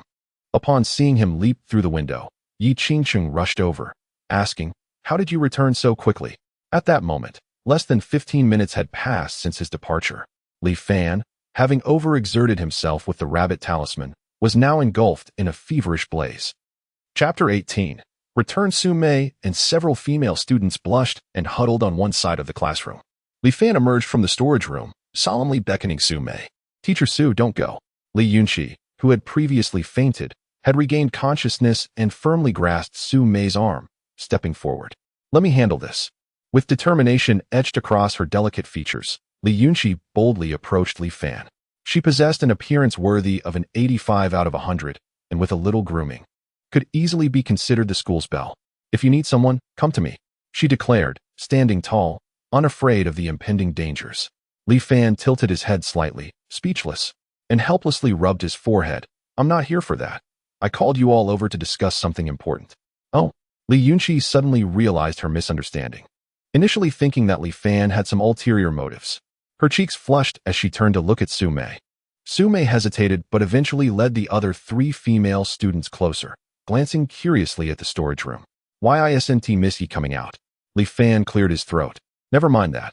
I have something to say." A wave of tension washed over Su Mei. They were trapped in the classroom without food or water. What if Li Fan was unwilling to assist them all? The other 4 girls exchanged anxious glances. Li Fan recounted the encounter with a formidable zombie outside. "I suspect it may return to the school, so we need to leave quickly. I can only take 2 people at a time, which means I'll need to make 3 trips." Su Mei bit her lip. "Then please take my students first. I will leave last." Li Fan raised an eyebrow and smiled. "You don't seem to have the authority to command me." Su Mei fell silent.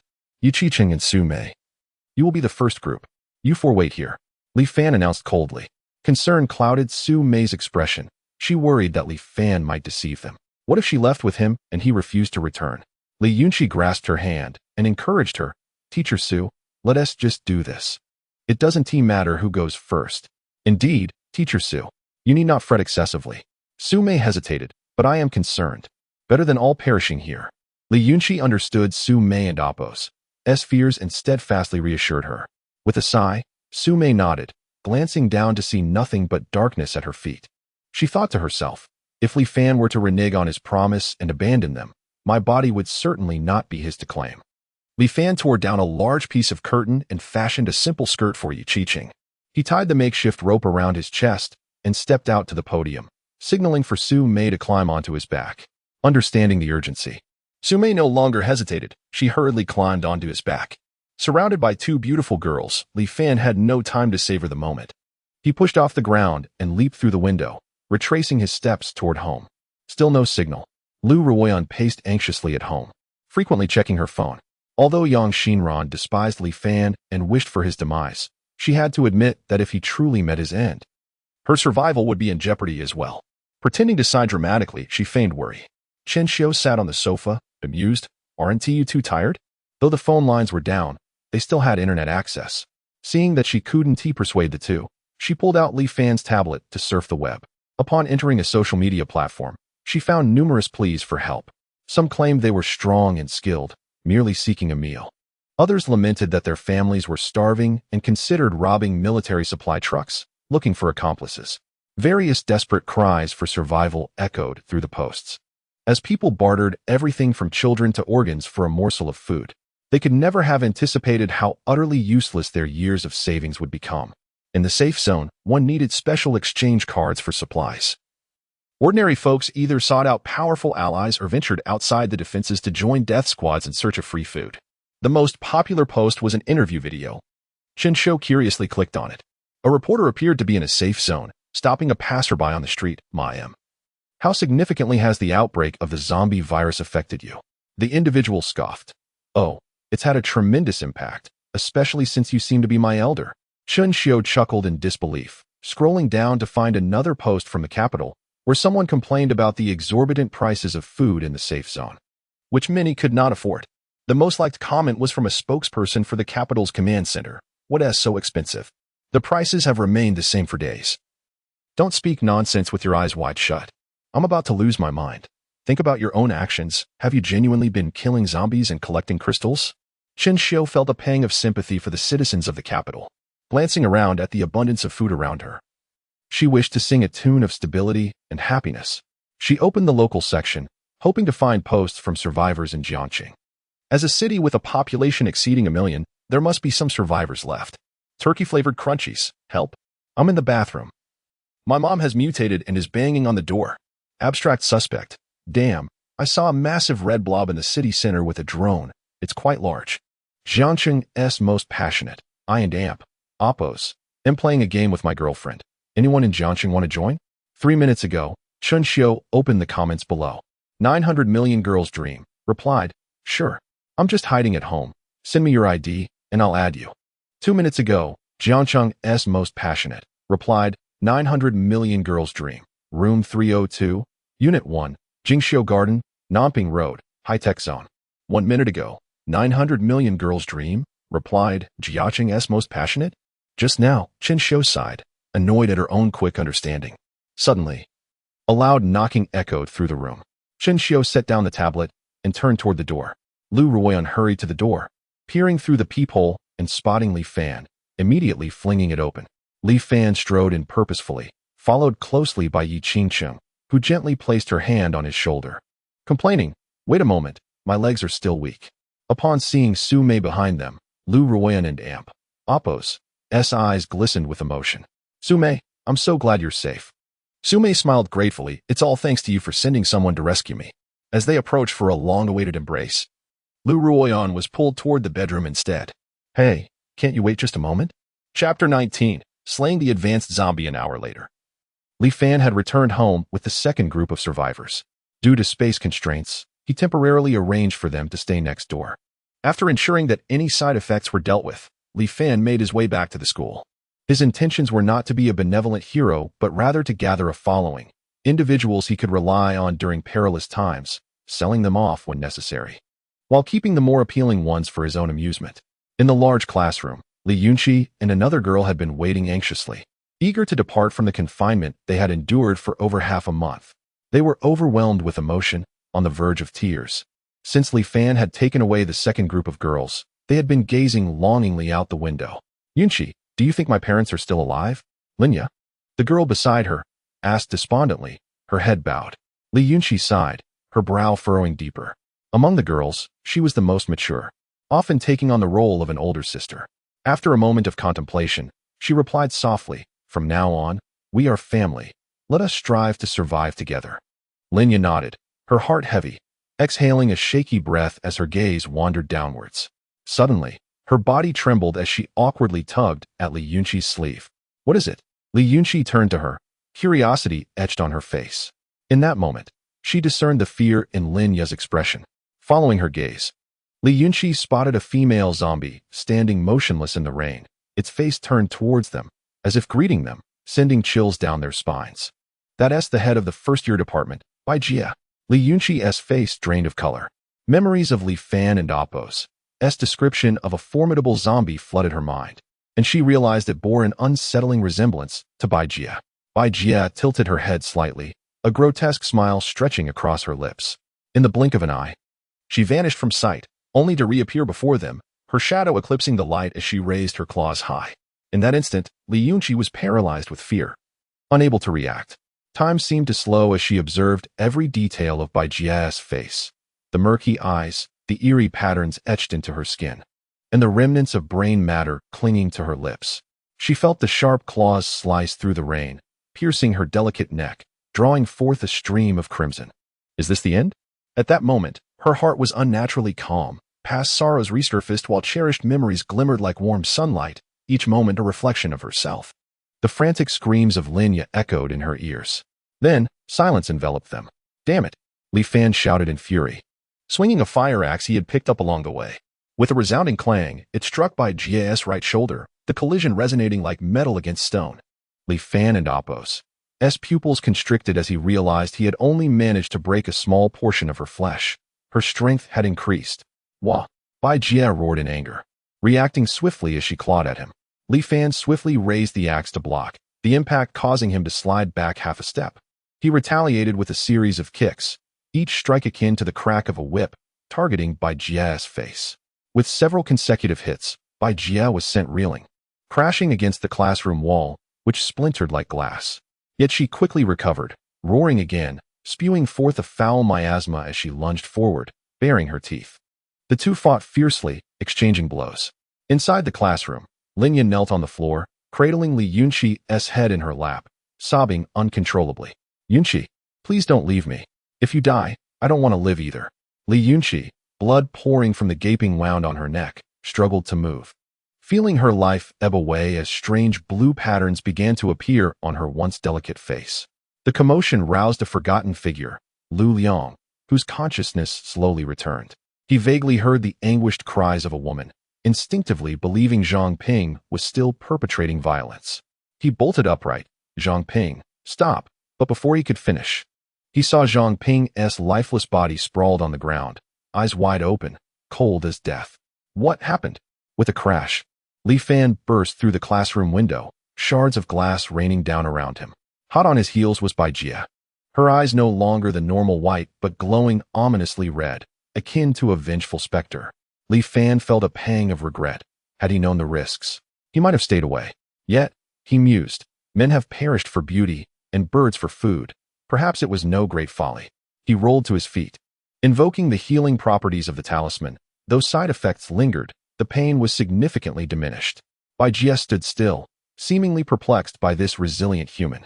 Li Fan wiped the blood from his mouth with the back of his hand, gesturing mockingly for the zombie to come at him. Bai Jia, however, was increasingly intrigued by Li Fan's defiance, her facial muscles twitching as if in amusement. Though Li Fan maintained a facade of bravado, inside he was plagued by bitterness. While the talisman could heal him, the pain was all too real. The accumulating side effects were becoming unbearable. Was there a way to defeat her?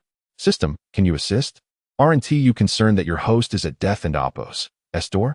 Yet, the system remained silent. Breathing heavily, a sudden idea struck him. What if he could use the talisman to heal this female zombie?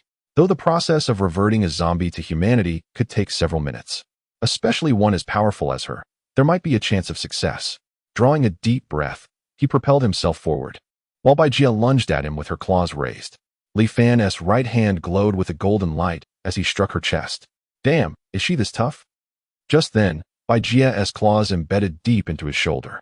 The golden light surged into her body like a squadron of fighter jets, annihilating every viral cell it encountered. Bai Jia sensed the danger and attempted to pull away, but at that moment, a boy shouted, "Damn zombie, die!" and lunged at her, clasping her upper body tightly. Li Fan was astonished. Using his left hand, he seized Bai Jia's other claw, restricting her movements as the three of them tumbled together. Bai Jia felt an inferno burning in her chest, the excruciating pain driving her into a frenzy. She opened her mouth and bit into Lu Liang's neck, tearing through flesh with ease. Li Fan's vision turned crimson. He transformed his palm into a fist. Thanks to the earlier effects of the talisman, Bai Jia's chest was no longer as impenetrable as before. Fueled by rage, he punched directly into her heart. Bai Jia's throat convulsed as she opened her mouth, expelling a torrent of decayed organs, her chest collapsing inward, even her spine shattering under the force. Li Fan withdrew his fist, striking again and again, until he had pulverized the zombie's head, revealing a small, white crystal within. Only then did he cease, hastily using the talisman to heal himself. Once he ensured his safety, he turned to Lu Liang, whose body lay severed, beyond saving. Naturally, Li Fan had no intention of attempting a rescue. Yunqi, have you awakened? Oh, your eyes. Note, although the protagonist's strength remains unenhanced, their swiftness is remarkable. Momentum equals mass times velocity, with mass being constant. Thus, a greater velocity results in amplified force. Chapter 20. Ingesting the crystal, Li Yunqi gazed at her reflection in Li Fan's small mirror, and indeed, apart from the disappearance of her pupils, everything remained unchanged. Even the flesh she had lost had regrown. Yunqi, it's truly wonderful that you are all right. Linya exclaimed joyfully, standing beside her. I never imagined that Li Fan possessed the ability to revert zombies back to humans. Hey, she's fine, but I'm in trouble. Li Fan curled up on the ground, letting out a heart-wrenching wail. The side effects of the talisman had accumulated to an unbearable extent, and pain surged through him like a tidal wave. Dark spots danced at the edges of his vision, a buzzing filled his ears, and his body trembled uncontrollably. The effects of the rabbit talisman tormented him, causing him to roll around like a balloon on the verge of bursting. It felt as if he were being sliced by knives and scorched by flames simultaneously, and he was on the brink of losing consciousness. Li Yunqi immediately knelt beside him. gently stroking his hair, her voice laced with urgency. How can I help you?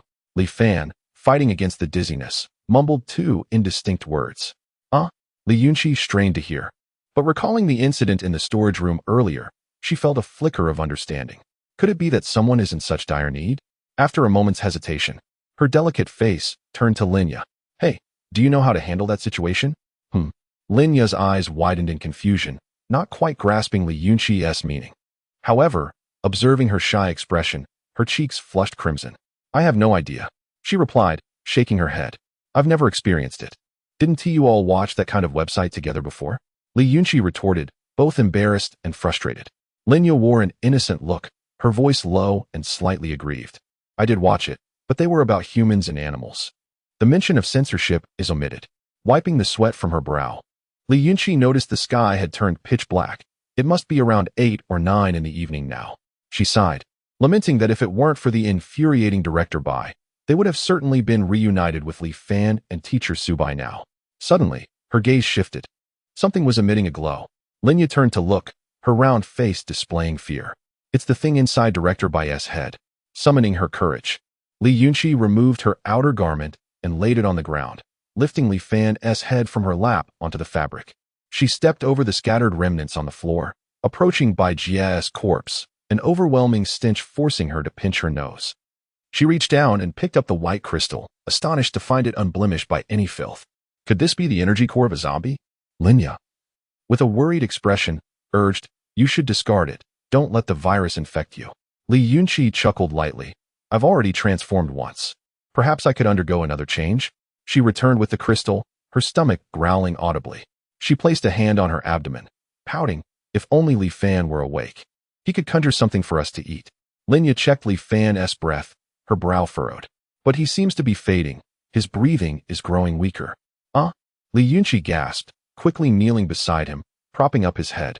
She lifted his eyelid and pressed her ear against his chest, realizing his heartbeat was alarmingly slow. If this continued, Li Fan might not survive the night. What should we do? Linya lamented.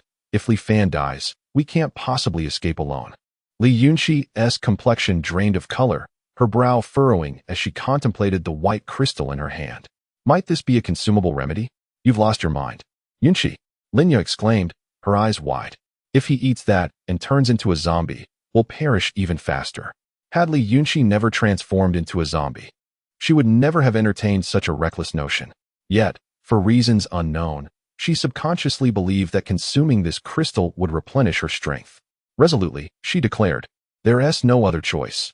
Death is inevitable, so let us take a gamble. With that, Li Yunqi swiftly placed the crystal into Li Fan's mouth. To her astonishment, the crystal dissolved upon entry, immediately absorbed by him, transforming into a fluid that flowed into his stomach. Linya trembled in fear, already envisioning Li Fan awakening with blood-red eyes, ready to tear into them. The crystal transformed into a radiant stream, swiftly coursing through Li Fan's nearly depleted veins, simultaneously generating immense energy to restore his body. Li Fan's heartbeat began to return to a more normal rhythm. The terrifying energy surged within him like a wild beast, recklessly restructuring his form. Within 3 minutes, Li Fan's internal injuries healed completely, yet the energy showed no signs of abating. It continued to rampage, seeking further enhancement, heedless of Li Fan's capacity to endure. In the research institute within the safe zone of the capital, scientists had attempted to administer the crystal directly to volunteers. Yet none survived the effects, all meeting gruesome ends. Li Fan's eyes suddenly snapped open, his face flushed crimson, as if he were enduring a relentless beating. He hastily employed the talisman to heal himself, repairing one damaged area for every one that the energy destroyed. Li Yunqi felt elated at his swift recovery, but grew anxious upon witnessing his agony. Nevertheless, she chose not to flee. Instead, she embraced Li Fan, shutting her eyes. If we are to die, let us die together. Li Fan's body felt as though it were being torn apart, every muscle contracting in excruciating pain, as if an invisible force was gradually dismembering him. His head throbbed terribly, akin to a steel needle stabbing mercilessly into his brain. The cycle of tearing and mending, continued in an unending loop. Unable to contain himself, Li Fan expelled a foul odor, prompting Linya to rush to open a window for ventilation. Time slipped away, and eventually, the overwhelming energy relented, dissipating into mist. Li Fan took a deep breath, suddenly aware of a foul stench. Ugh, who is holding me? Humph. Not a small bun. Listen to me. Handsome. Submit to me, and you shall have a good life. Chapter 21. Acquiring space, cradling Li Yunqi in his arms, and carrying Linyo on his back, the two stunning beauties pressed closely against Li Fan. A fortunate circumstance that few could endure.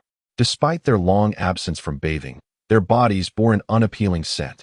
Ignoring the deepening night and the chill in the air, Li Fan leaped into the rain, hastening towards home. From the two women, he learned that it was Li Yunqi's sudden whim that led her to consume the crystal from the zombie's brain, thereby saving herself. In a twist of fate, he too benefited from this misfortune, as the crystal enhanced his physique, significantly boosting his speed, strength, and reflexes, while also increasing his resistance to the side effects of talismans. Indeed, it seemed that calamity could alternatively be his source of fortune. Li Fan had no regrets about this venture. It allowed him to grasp the harshness and dangers of the outside world early on, while simultaneously bestowing upon him a physical enhancement and the company of two beautiful women, a decidedly favorable outcome. Yet, he could not help but ponder the implications if such zombies were to appear in greater numbers. How would humanity survive? On the way home, he paused at the mall where he had previously encountered the athletic zombie, retrieving a smaller white crystal from its brain. He also took several articles of women's clothing and sanitary supplies, knowing that with so many women at home, they would surely be in short supply. Unfortunately, space constraints limited his ability to take everything he desired. With his space filled, Li Fan continued to sprint towards home. The zombies stirred along the way, yet they could not keep pace with his taillights, merely watching him depart in a daze. Hours passed, and Li Fan had yet to return. Lu Rian felt as if the sky might collapse. She paced frenetically, speaking to herself, repeatedly attempting to venture outside in search of him, only to be restrained by others. Yi Qingcheng, her face lined with worry, remained by the balcony, peering towards the community entrance. Though darkness enveloped the outside, the entrance glowed faintly with non-electric luminescent materials. Suddenly, a shadow flitted past. Yi Qingcheng blinked, rubbing her eyes, but the shadow had vanished. Uncertain if she had imagined it, she still hoped it was Li Fan. She hurried to the front door, and before long, a series of knocks echoed. Bang, bang, bang. Her heart leaped. Gripping the doorknob, she cautiously called out, "Who is it? Open the door, I'm back," came Li Fan's voice. The women inside quickly gathered around, and as Yi Qingcheng turned the handle, Li Fan stumbled in, disheveled, followed by the timid forms of Li Yunqi and Linya. Inside, a lamp powered by a charger provided a semblance of light. Su Mei exclaimed with relief, "Thank goodness you're all right. We were so worried." "Wait, Yunqi, what happened to your eyes?" Li Yunqi offered a wry smile, "Just bad luck." They all reconvened in the living room, where Li Yunqi recounted the events in detail. On the sofa, Lu Rian tenderly touched Li Fan's healed wounds, though fully recovered. The scars would take time to fade. She chided, "You mustn't take such risks again. Do you know how terrified we were?" Leaning back, Li Fan spoke in a calm tone. "When I returned, I noticed a rope at the second-floor window. Someone must have left. Do you know who it was?" The women exchanged glances, shaking their heads. Lu Rian furrowed her brow, speculating, could it be Wang Ge? Li Fan pursed his lips, neither confirming nor denying. He suspected it was indeed Wang Ge. If he had committed a wrongdoing yet remained hidden at home, that would be foolish. He wondered how long Wang Ge could survive outside the community. If they crossed paths again, it would be best to send him away for his own good. Enough. It's late. We should all rest, Li Fan declared, rising and stretching. He turned to Yang Xinran, instructing, "Please prepare some food and water for Yunqi and the others, and let them sleep next door." As for bathing, they would have to make do with rainwater and towels. He had no surplus drinking water for them. Yang Xinran nodded, acquiescing to his orders. However, with 4 female students moved to the next room, 5 women remained in Li Fan's home, leaving insufficient space for everyone to rest comfortably. Poor Yang Xinran had no choice but to make do with a sleeping mat, enduring a cold and uncomfortable night. Fortunately, Chen Xiu discovered she needed little sleep to maintain her energy and settled on the sofa, entertaining herself with Li Fan's tablet, as if on watch. 2 uneventful days passed. Sign in. Ding. Today's sign-in yields a critical hit, granting 187 points. Current balance, 501. Li Fan was taken aback. He could still achieve critical hits? Yet, the probability was low, and after so many sign-ins, this was the first. Eagerly, he addressed the system. Let us draw. His heart raced at the thought of a dragon burst. He was in dire need of offensive capabilities. Alternatively, a bull's strength would suffice, anything but worthless items. The roulette spun languidly, finally landing on a storage space of 100,000 cubic meters. Congratulations, host. You have acquired 100,000 cubic meters of storage space. Living creatures cannot be placed within, time is frozen, and all items will retain their original state. Li Fan inhaled deeply, then erupted into joyous laughter. Yi Qingcheng, groggy from sleep, yawned and muttered, after all that commotion last night, couldn't you let me sleep a little longer? Huh, you didn't return last night? Li Fan slapped his forehead, cursing himself for his wavering principles. Oh well. With a sudden burst of energy, he sprang to his feet, donned his clothes, and dashed outside. It was around 7 in the morning. Chen Xiu lay snoring on the sofa, while Su Mei busily prepared something in the kitchen. Since her arrival, Lu Ruyin felt a significant relief from cooking duties, and with Yang Xinran handling other chores, Lu Ruyin was quite comfortable. Having not tasted a hot meal in quite some time, Li Fan could no longer resist. He swiftly exited the community in search of a store selling gas canisters. With his speed dramatically increased, he arrived in the outskirts within minutes, locating a shop, where he seized all available gas canisters. He then sought out a store selling diesel generators, grateful for the convenience of mobile maps. Otherwise, he would have been in trouble. Having gathered these essentials, Li Fan navigated Jiangcheng with ease, effortlessly traversing the city to a dealership, where he collected various new vehicles into his storage. He also raided 2 gas stations, reasoning that leaving such items unused would be a waste. Stop. Are you a deity? A survivor, witnessing his miraculous ability to gather items from thin air.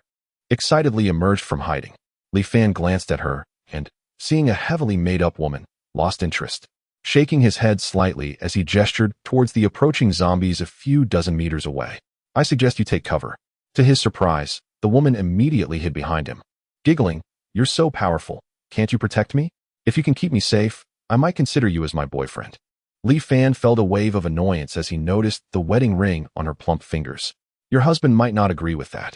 Oh, a boyfriend is a boyfriend, and a husband is a husband. Besides, he's a zombie now. Do you expect me to mourn for him? She retorted dismissively. With a sigh, Li Fan vanished in an instant. The woman gasped, Hey, where did you go? The horde of zombies, with their menacing growls, was already upon them.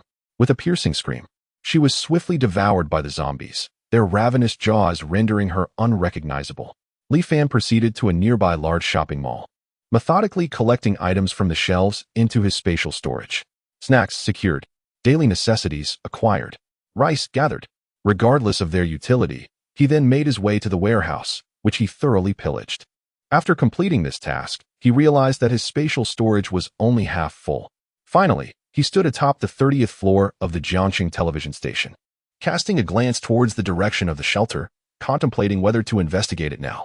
However, at that moment, his stomach betrayed him with an unceremonious growl, prompting Li Fan to shake his head and decide to return for breakfast first. Suddenly, a chill ran down his spine as he sensed an unseen entity watching him. Panic surged within him as he glanced around, yet he saw nothing. Who is there? Show yourself. I know you're watching. All around him, only the relentless sound of heavy rain pummeling the buildings answered, devoid of any reply. Swallowing hard, he realized that the unknown often breeds a more profound fear. Not wishing to linger any longer, he lightly tapped the ground and leaped away from the ominous place. As he vanished from sight, a suited zombie on the top floor turned and descended the stairs. Its movements were indistinguishable from those of a human. Yet the formidable aura surrounding it hinted at its unfathomable power. The suited zombie made its way down to the main office hall.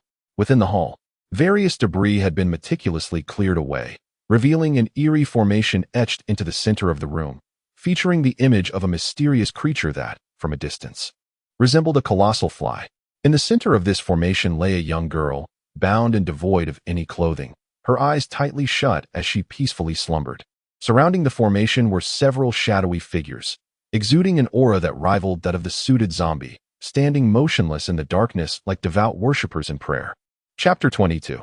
The gathering in a modest apartment. 2 boys, approximately 12 or 13 years of age, lay on a large bed, their faces pale and gaunt from hunger, eyes closed in an effort to conserve energy. Suddenly, A quarrel erupted from the living room. Shaoli, there is no need for discussion. Your father and I have already decided to venture out in search of food. If we return, it will be a blessing. If not, Duli's father-in-law, Lu Wanming, sighed, leaving his sentence unfinished. With tears brimming in her eyes, Duli gazed at her in-laws and choked out, "No, if anyone should go, it ought to be me. The outside world is far too perilous." Lu Wanming shook his head and stated firmly, "You are the children's mother. They cannot afford to lose you. Trust my judgment. What if I ask Li Fan for some food?" Duli's voice was hoarse. "That is out of the question," Lu Wanming replied with a hint of authority. "At this juncture, we have no familial ties with them. Why should they part with their provisions?" Having previously served in the military, Lu Wanming maintained a resolute demeanor, feeling embarrassed after having accepted food that Duli had procured through her efforts. Lu Wanming's wife, Zhang Shufeng, wrinkled her nose slightly, perplexed. "Do I smell something delicious?" Duli was taken aback. She too strained her senses and, indeed, detected a tantalizing aroma. Where could it be coming from? Is someone cooking? She wondered, for cooking required gas or electricity, both long since ceased. What could be the reason for this sudden activity? Furrowing his brow, Lu Wanming resolved, "We must investigate." The apartment building was far from safe. Many desperate individuals lurked in the hallways, ready to attack others for food. Among the survivors, without the threat of zombies, half had already perished. Armed with kitchen knives and makeshift weapons, they stepped outside, following the increasingly potent scent. As they traversed the corridor, several others, drawn by the aroma, emerged from their hiding spots. The prospect of a hot meal was enough to compel many to risk their lives. Unlike in pre-apocalyptic days, encounters were now marked by suspicion rather than pleasantries, with wary eyes locked onto one another, prepared for confrontation. Yet, hunger gnawed at them, and the strength for conflict was lacking. They preferred to maintain a safe distance as they pursued the source of the smell. Before long, a gathering of dozens congregated on the 9th floor, the last remaining survivors of their unit. The savory scent wafting from within a particular room heightened their hunger to a fever pitch, and they swallowed hard in anticipation. Is this Li Fan's home? Why is he suddenly cooking? Duli pondered, yet thinking of her famished children, she steeled herself and approached the door to knock. Lu Wanming intended to dissuade her.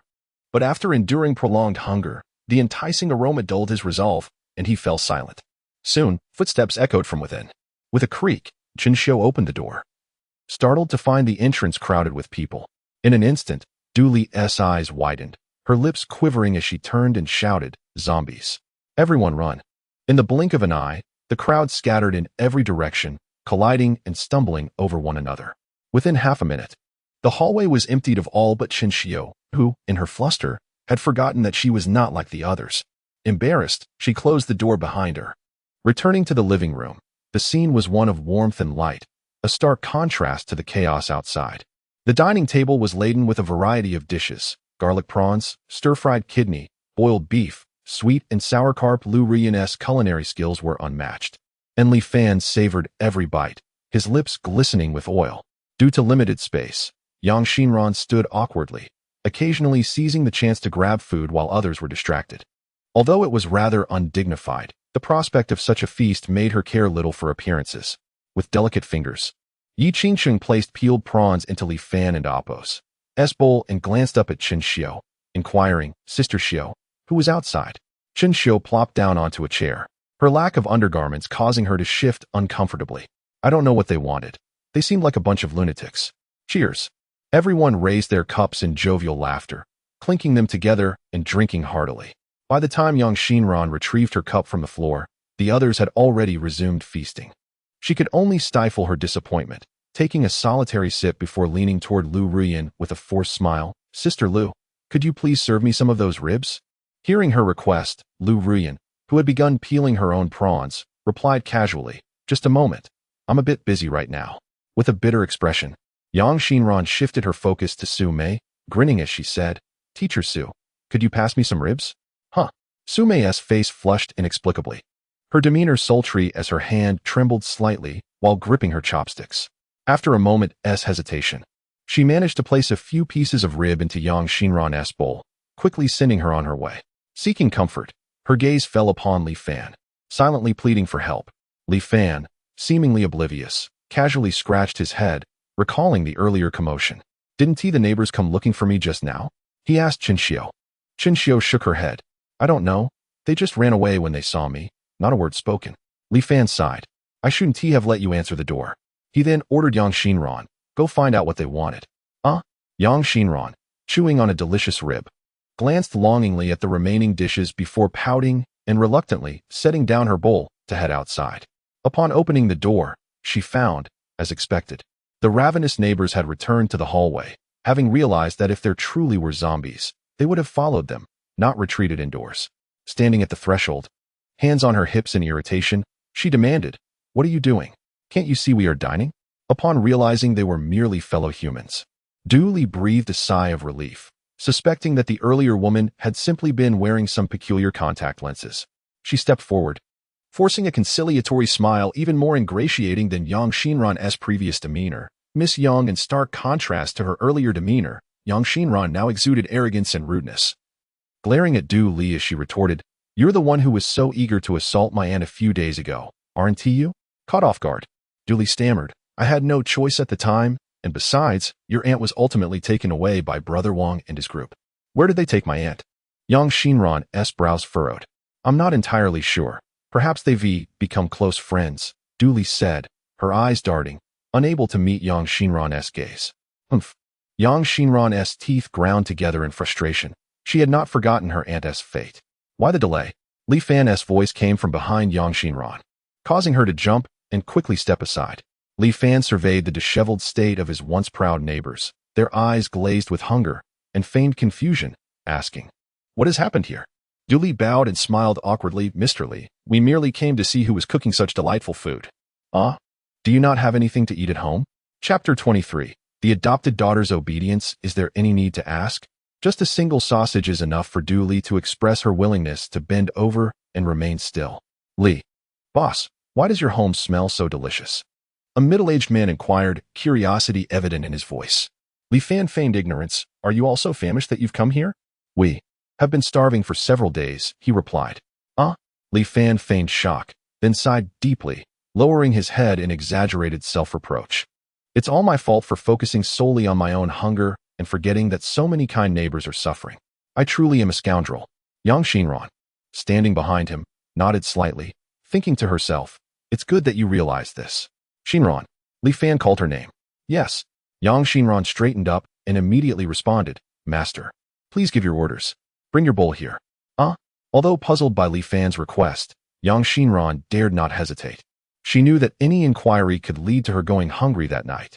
She swayed her slender waist, stepping lightly back into the house to retrieve her bowl filled with white rice and ribs. Reluctantly, she handed the fragrant bowl to Li Fan. Li Fan passed the bowl to Du Li, leisurely stating, The intelligence you provided last time was excellent. This is the remaining reward. Du Li accepted it with surprise, her excitement apparent as she repeatedly expressed her gratitude. Oh, Boss Li, you are too kind. The surrounding neighbors immediately displayed envious expressions, some struggling to suppress their desires to seize the food. Li Fan paused, surveying the crowd, and continued with a smile. Although you have not rendered me much assistance, our meeting is a form of fate. He casually pulled a sausage from Yang Xinran's pocket and tossed it to the ground. Take it and share. Yang Xinran glanced at her sausage with dismay. As someone of lower status, she was not permitted to take food carelessly. This was a reward she earned through her diligent laundry work. She wondered if Li Fan would reimburse her. A middle-aged man picked up the sausage, glaring at Li Fan in anger. Is this all you provide for us? Li Fan shrugged, responding nonchalantly. What else can I do? My family's supplies are limited. Besides, one sausage isn't much. If you ration it, it can last for hours. Infuriating. Friends, this Li Fan is ungrateful despite his wealth. Let us unite and seize his home so that we may all eat our fill. The middle-aged man raised his arm in a rallying cry, quickly garnering support from the crowd. Li Fan and Apos' gaze flitted across each face. Some bowed in shame, while others burned with greed.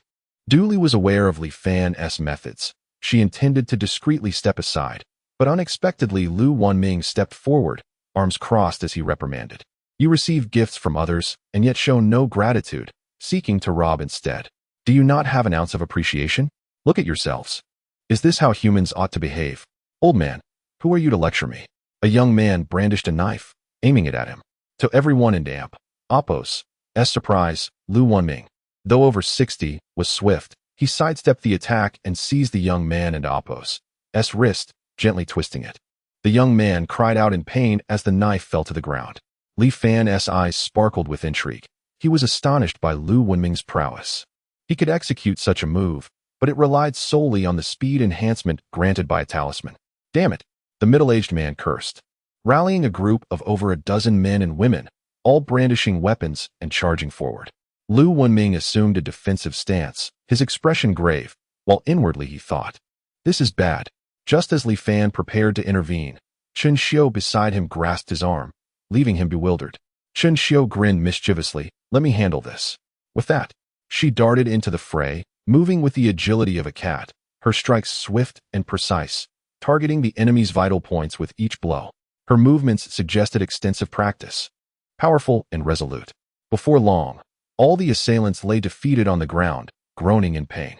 Chen Xiu stood among them, hands behind her back, her demeanor exuding confidence and calm, barely even breathing heavily. The remaining neighbors, witnessing the scene, retreated in alarm, rushing into the hallway, fearful that Chen Xiu might turn her wrath upon them as well. Li Fan coldly addressed those still standing. "Whoever throws these fallen individuals out of the window will receive a loaf of bread from me." Lu Wenming frowned. He believed that since Li Fan possessed absolute power to crush them, there was no need to be so ruthless, especially considering they were driven to madness by hunger. Just as he opened his mouth to counsel, Du Li, knowing her father's temperament, quickly tugged at his sleeve, whispering fervently, "Dad, please don't speak. If you offend Li Fan, we'll suffer the consequences. Think of your grandsons." Lu Wenming's face tightened, and after a moment of silence, he nodded slightly, sighing, "Let us go home." Du Li's eyes widened. "But I need to earn bread. Dad, you and Mom should take the bowls back first." "You." Lu Wenming was somewhat exasperated. "This is akin to murder."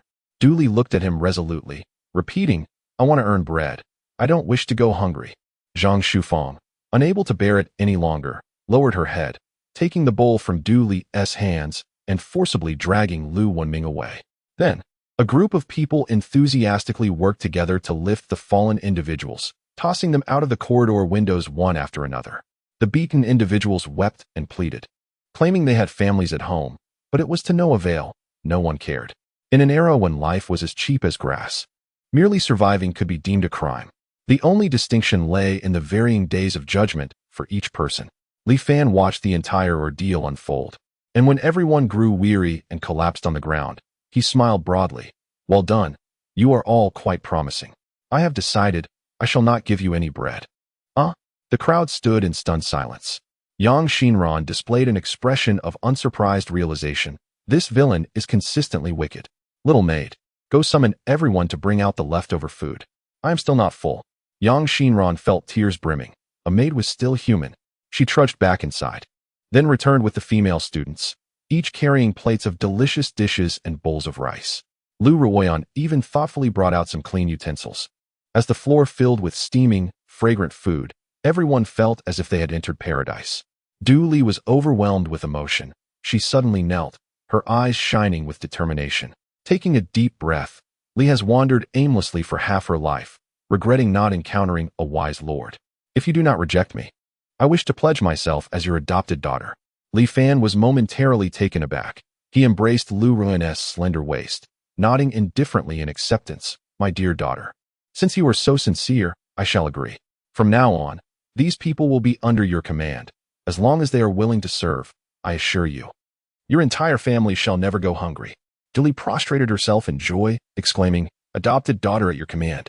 Chapter 24. Du Li's transformation. A day had passed. Knock, knock, knock, click. The door opened, and Du Li, her face smeared with blood, appeared before Chen Xiu. Without a flicker of emotion, Chen Xiu inquired, "Is my adoptive father in?" Chen Xiu nodded, stepped aside, and calmly said, "Please, come in." Taking a deep breath, Du Li entered Li Fan and Apos' abode for the first time. She slowed her pace as she crossed the threshold and stepped into the living room. Upon entering, she was taken aback. Why was the chandelier lit? Am I seeing things? Rubbing her eyes vigorously, she confirmed that she was not mistaken. Indeed, Li Fan's home had electricity. Yet, she dismissed it as trivial compared to her adoptive father's other remarkable attributes and continued deeper into the house. Her gaze fell upon Yang Xinran. who was diligently mopping the floor in a black and white maid outfit. Yang Xinran looked up, her expression freezing as she recalled her previous haughty demeanor before Du Li, which filled her with embarrassment. Fortunately, Du Li pretended not to notice and walked past, leaving fresh footprints on the floor she had just cleaned. At that moment, Li Fan lounged on the sofa, his head resting in the deep cushions, eyes closed. Sumei stood behind him, massaging his head. Upon seeing Du Li, covered in crimson stains, her mouth fell slightly open and her movement slowed. Du Li halted a little over a meter from Li Fan, bowed respectfully, and spoke. "Father, as per your instructions, we have cleared the entire apartment building. Those unwilling to submit have voluntarily departed, and now there are 27 individuals willing to follow our lead, including 10 men." Li Fan lazily lifted his eyelids and inquired, "Are you injured?" Du Li instinctively touched her left arm, which had been bandaged, and shamefully replied, "I was accidentally cut by a child." "Come closer," Li Fan beckoned with a finger. Without hesitation, Du Li complied. Li Fan grasped her wrist, and a warm energy surged into her body, swiftly healing her wound and simultaneously alleviating her long-standing gynecological issues. As she felt her injuries mend and her entire being rejuvenate, Du Li was left astonished, her jaw nearly dropping to the floor. Is this a miracle? Having healed Du Li, Li Fan experienced minimal side effects. He pondered for a moment before retrieving his only crystal from his space, intending to conduct a small experiment with Du Li. "I have something here that you might need." He had soaked the crystal in honey for a day. Though uncertain of its purpose or subsequent steps, he thought, why not? Li Fan explained that while the crystal could enhance physical strength, it came with risks. Du Li, after he finished speaking, nodded eagerly. "I am willing to give it a try." "Excellent."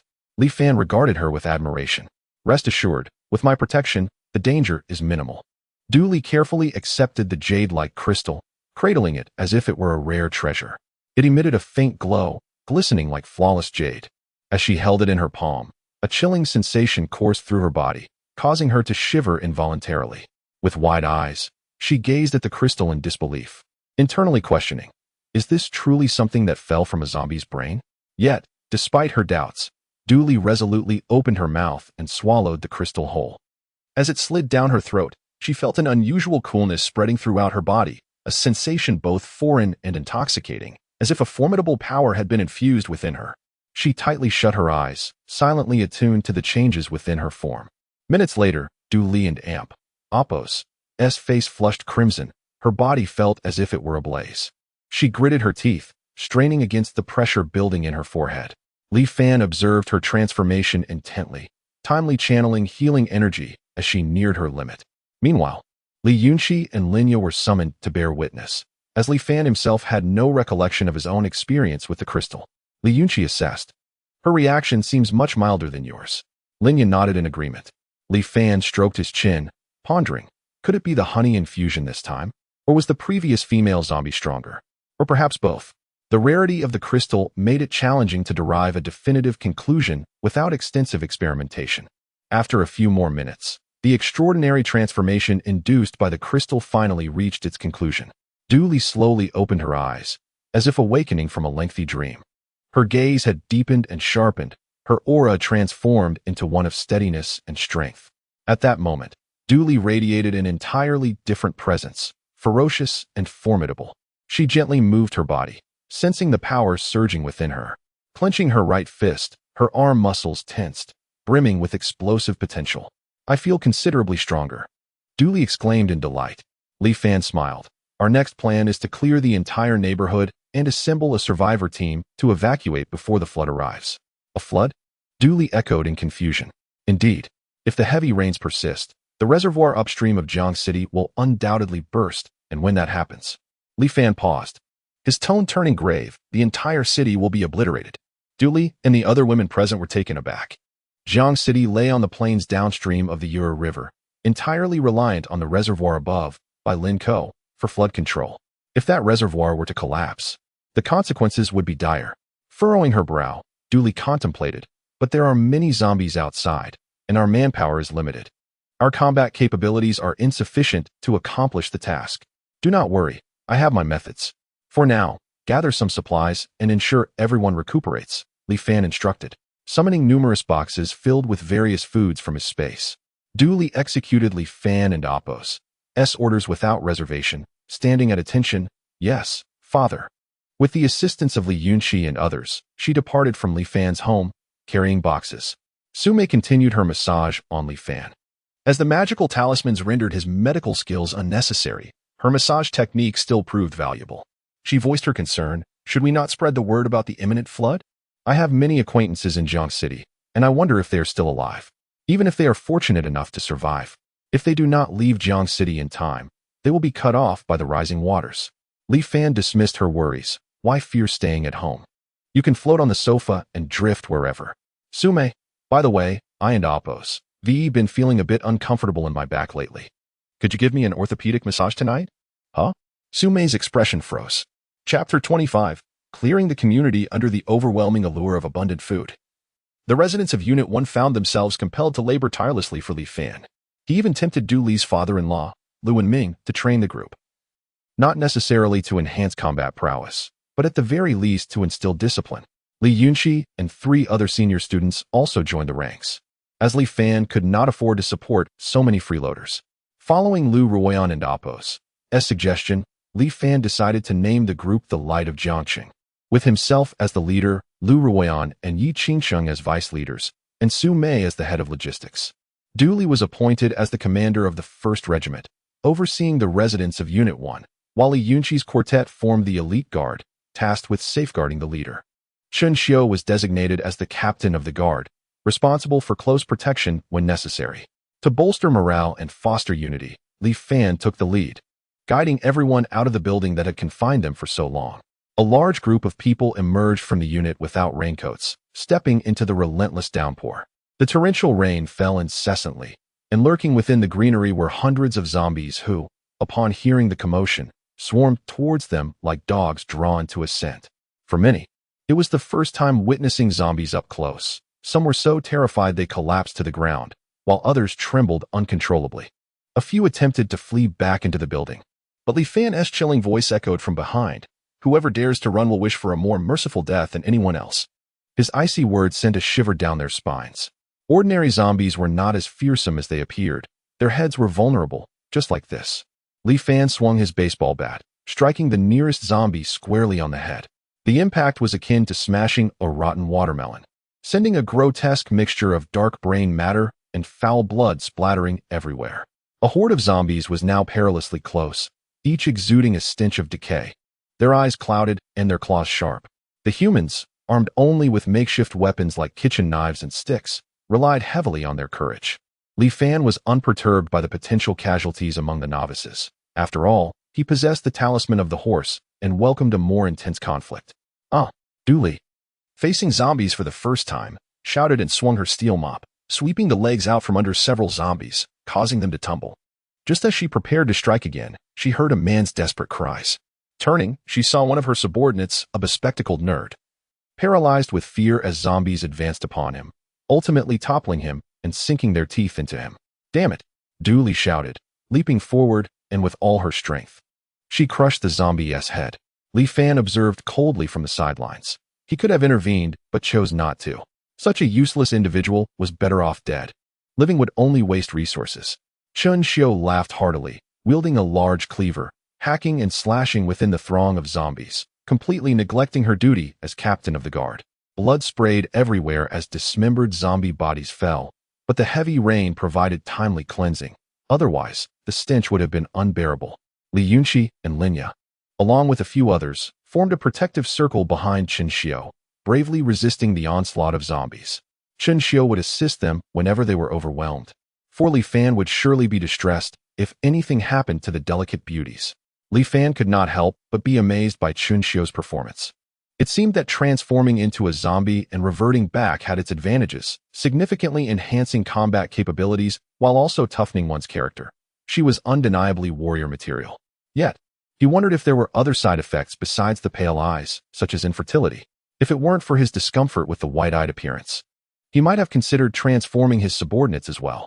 The battle raged on, even attracting zombies from outside the community due to the noise. Li Fan had to secure several entrance gates to the community, occasionally aiding his beleaguered companions. After more than an hour of fierce combat, they had largely eradicated the zombies within the community. Aside from a few that might still lurk in other buildings, the courtyard was deemed safe. Yang Xinran, hiding on Li Fan's balcony, observed the entire battle, wiping the cold sweat from her forehead, genuinely grateful for her status as a maid for the first time. Fortunately, Li Fan had once remarked, "You should just stay put, you wretched woman." What a beautiful sentiment. Meanwhile, 2 kilometers away, at a hotel, Wang Gu stood trembling. A sycophantic smile plastered on his face as he inquired, "Mr. de Jiobao, have the ninjas you sent returned?" A middle-aged man in a black cloak lounged on the sofa. Upon hearing this, he shook his head, sighing in broken Mandarin, "There are many formidable, evolved zombies in Jiangqing, and my subordinates face great risks venturing out." Wang Gu's expression darkened as he stated, "Then Li Fan must have some connection with the zombies. Someone in his family has eyes like theirs."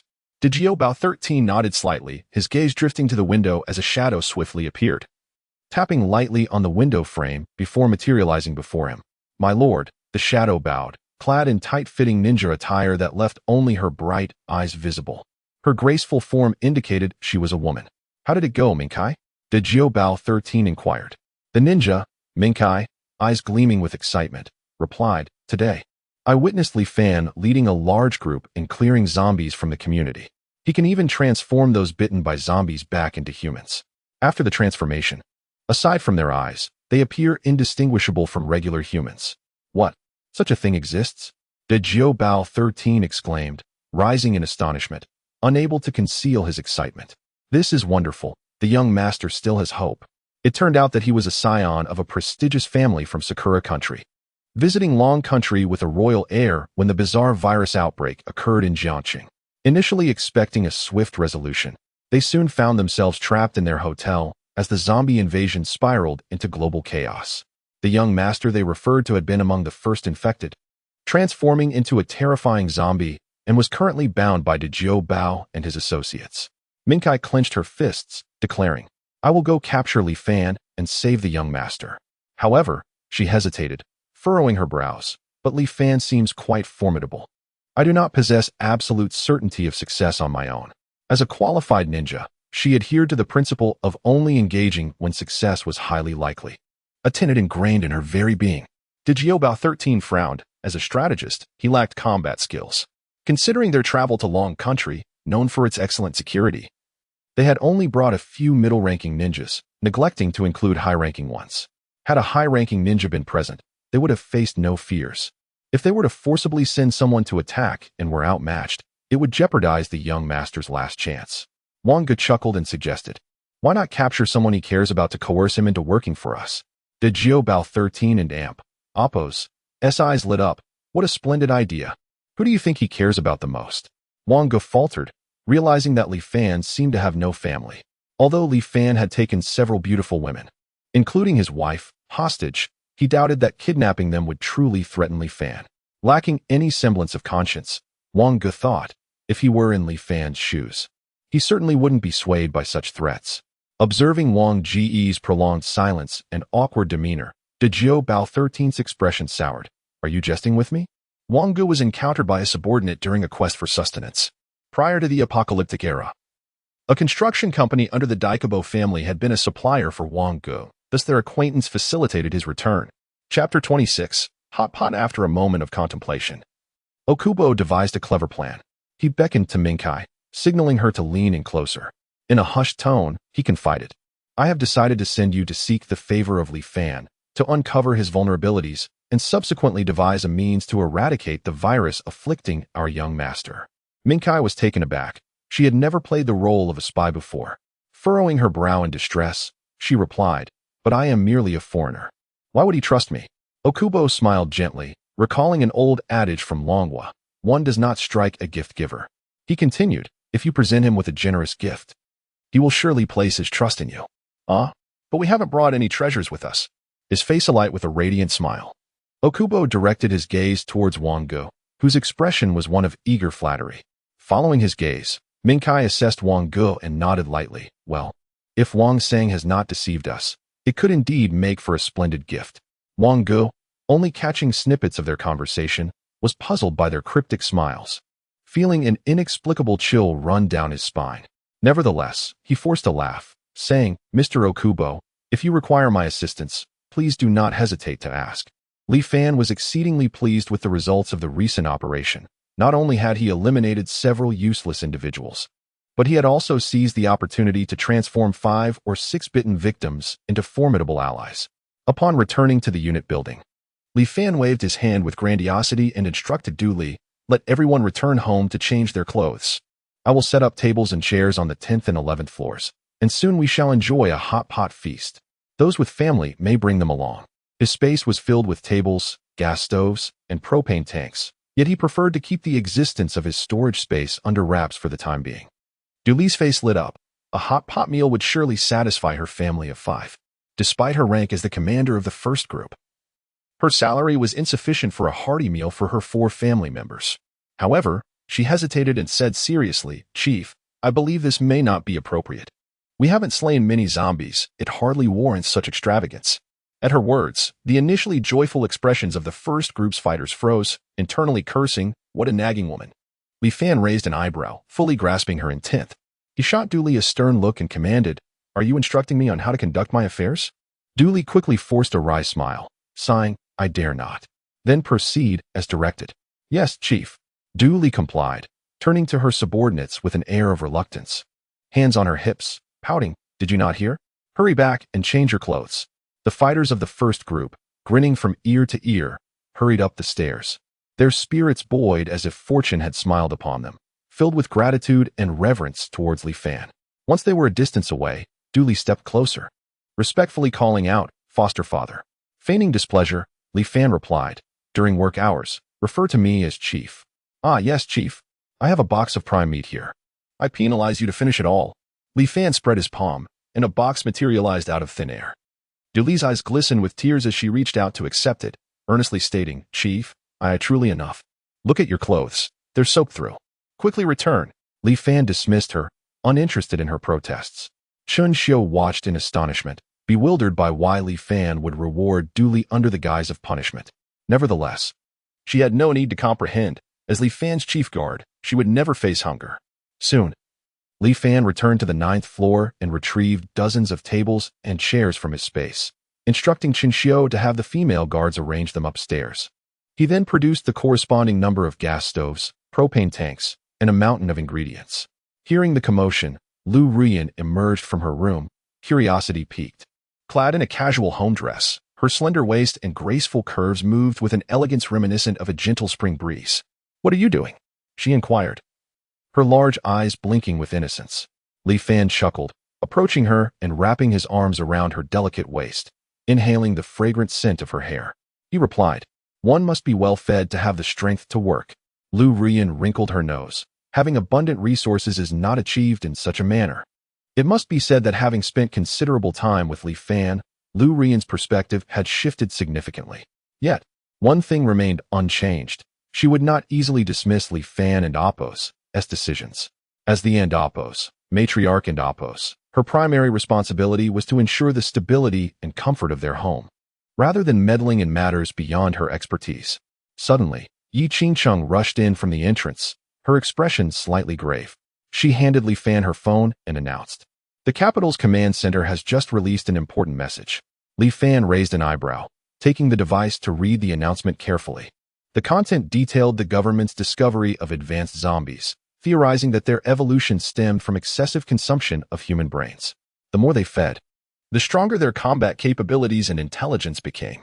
This was indeed a disheartening revelation. However, the Longwa government was not one to solely disseminate grim news. The following information indicated that advanced zombies contained a type of white crystal within their brains, which, when consumed, could enhance and upgrade the human body. Yet, most individuals could not withstand it and would need to soak in honey water for a day, followed by an injection of adrenaline prior to consumption to significantly increase their survival rate. "I see," Li Fan nodded, realizing the government had some merit in their actions. This announcement would certainly enhance the survival chances of many survivors. Yi Qingcheng added, "I saw online that the capital safe zone has already commenced large-scale hunts for advanced zombies several days in advance, likely preparing to establish a strengthened military to combat the impending zombie tide. We should also adopt a similar strategy," Li Fan asserted firmly. However, the immediate priority was to evacuate Jiaqing. Chapter 27. Minkai arrives calm. Let us raise our glasses. Li Fan confidently lifted his cup. The lively 10th floor hallway was filled with small wooden tables, where a gathering of 50 to 60 individuals, along with their families, congregated. Upon hearing his words, everyone eagerly raised their glasses and drank heartily. After quenching their thirst, they eagerly reached for slices of beef, disregarding the heat, and chewed with fervor. Niu Tieju's eyes brimmed with tears of excitement. What is wrong, Taiju? Missing your mother? Someone nearby joked. No. Niu Taiju swallowed the beef and wiped his tears, choking back emotion as he said, for the first time, I realize how joyous it is to eat. Previously, I always refrained from indulging in meat for the sake of losing weight. But after being starved for so many days, I've come to understand that being full is a blessing. Indeed, indeed. Alas, I wonder if my mother back in the countryside has enough to eat, Dooley remarked, serving her son vegetables while casting a knowing glance at a young man at the adjacent table. The young man, Leda, immediately stood up, passionately declaring, like all of you, I have endured hunger for a long time, relying solely on rainwater to survive. I thought I would perish from hunger at home. But now my table is laden with various dishes. I hope everyone understands who provided us with this food and who gave us the courage to confront the zombies. Niu Taiju, feeling a kinship, exclaimed with fervor, it is our leader, Li Fan. Exactly, our good leader, Li Fan. Leda nodded vigorously, continuing animatedly. He could have let us starve, but he did not. He shared the food he painstakingly gathered, even allowing those of us who were of no use to partake in this feast. A woman, wiping her tears, her face contorted from weeping, sobbed, yes. We must forever remember the leader's kindness. Right. Leda applauded. We owe our leader a lifetime of gratitude. He saved us and gave us a new lease on life. Feeling a bit embarrassed, Li Fan modestly gestured. Oh, come now. We are neighbors. It is only right to help each other. At that moment, Dooley's two sons approached Li Fan, bowing deeply and expressing their gratitude through tears. Your kindness is something we can never repay. A woman sang out, Ah, great leader Li Fan, the light of Jiangcheng, the savior and blessed star. Your presence has guided us forward, giving us strength on this muddy, dark path. Li Fan winced slightly at the poetic outburst. All right. He felt a chill run down his spine, hastily eating a few more bites before bidding farewell and heading home. Meanwhile, Lu Rian and her companions were busy in the kitchen, the aroma of delicious food wafting through the air. Li Fan entered the living room, plopped into a chair, and complained, I could hardly eat anything. It's so much more comfortable at home. Yi Qingqing's eyes crinkled into crescent moons as she sweetly chimed, Haha, how do you find Du Li's directing skills? Absolutely delightful, he replied. Lu Rian handed him a bowl, filled with yam and duck soup, saying with concern, You've been overworking yourself. This is my homemade soup to nourish you. Li Fan smiled appreciatively, took a large sip from the bowl, and playfully patted the thighs of Lu Rian and Su Mei, declaring, Tonight, we shall play a game of Do Di Zhu. Su Mei trembled slightly at the thought of the consequences of losing, casting a sympathetic glance at the beloved treasures. Suddenly, Li Fan's walkie-talkie crackled to life. Leader, there's a woman outside the unit looking for you, and she has someone with her. Curious, Li Fan inquired, what is her name? She said you wouldn't recognize her, but would know the person she brought. Who could that be? Li Fan pondered, as he knew few people in the city, mainly from his company. You all eat first. I'll go take a look, he said, rising and disappearing from his seat before they could respond. Within seconds, he arrived at the iron door of the first floor. The two guards straightened up upon his arrival, greeting him, Leader. Li Fan nodded and stepped closer. Spotting the visitor, a petite girl clad in a raincoat and jeans, with a delicate visage, she effortlessly carried a man who appeared drenched like a drowned rat. And you are? He inquired. Minkai smiled slightly and, with decent fluency in Mandarin, replied, My name is Jiang Huguang Minkai, and I am a traveler. Li Fan's facial muscles twitched. Could a foreign girl really carry a grown man with such ease? She continued, I found this Mr. Wang on the street. According to him, he offended a certain Li Fan, a local bully, who not only claimed his wife, but also sought to eliminate him. He escaped, risking his life. Although this isn't my concern, I cannot stand by while such bullying occurs during a disaster. Today, I brought Mr. Wang here to seek justice. Brother Wang? Li Fan's eyebrows raised in surprise as he closely examined the man Minkai held. Is that really him? But why is he unconscious? Of course, I knocked him out. Fearing his acting skills might fail him, Minkai feigned regret, adding, Mr. Wang fainted before we set out due to his frail condition. Huh? Li Fan was perplexed. What is happening here? He gestured for his men to bring the man inside, as he was always gentle with beautiful women, except for Yang Xinran, of course. Unprepared for Li Fan's amicable demeanor, Mingkai took the opportunity to bring Brother Wang inside. Perhaps you may not believe my words. Why don't we seek out Brother Wang's ex-wife together? She can clarify the situation for you, Li Fan suggested with a smile. Mingkai hesitated for a moment but then nodded in agreement, asserting, I am clever. You cannot deceive me. Li Fan led Mingkai back to his home, where Lu Rian confirmed her identity as Brother Wang's wife, stating that their marriage certificate was still at Brother Wang's residence. She then recounted Brother Wang's true character. Supported by numerous witnesses, Miss Mingkai, infuriated, gave the unconscious Brother Wang a sound beating, subsequently expressing her regret for being deceived. Li Fan, exasperated, ordered that Brother Wang be taken to the 3rd floor and hung outside the balcony. He turned to Mingkai with respect, saying, Miss Mingkai, you possess a compassionate heart and a valiant spirit. What are your plans moving forward?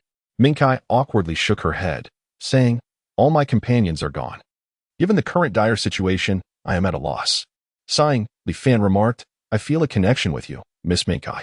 Yang Xinran, please fetch a bag of food and water. Yang Xinran promptly complied and handed the bag to Li Fan, who then offered it to Mingkai, saying, a small token of my regard. Take it for your journey. Mingkai was taken aback, thinking this was not how the script was supposed to unfold. She accepted the bag, mustering a faint smile, thank you. Just then, Lu Ruyan, unable to bear it any longer, gently tapped Li Fan and Apos' shoulder, chiding, it's so dangerous outside. How can you let Sister Mingkai leave alone? Why not let her stay and join our group? Awaiting text for refinement and translation. Chapter 28. Success remains O. I am primarily concerned that Miss Mingkai might not adapt. Li Fan scratched his head, offering a silly grin. Mingkai blinked her large, sparkling eyes, revealing a hint of shyness as she said, well, actually, I don't have anywhere else to go. Staying is fine too. Very well, you shall join my guard. Li Fan nodded and turned to call out loudly. Chen Xiu, stop playing on your phone and come over. With a yawn, Chen Xiu lazily emerged from the adjoining room, her gaze drifting across the faces of the group before settling on Mingkai. She tilted her head and exclaimed, oh, we have a newcomer?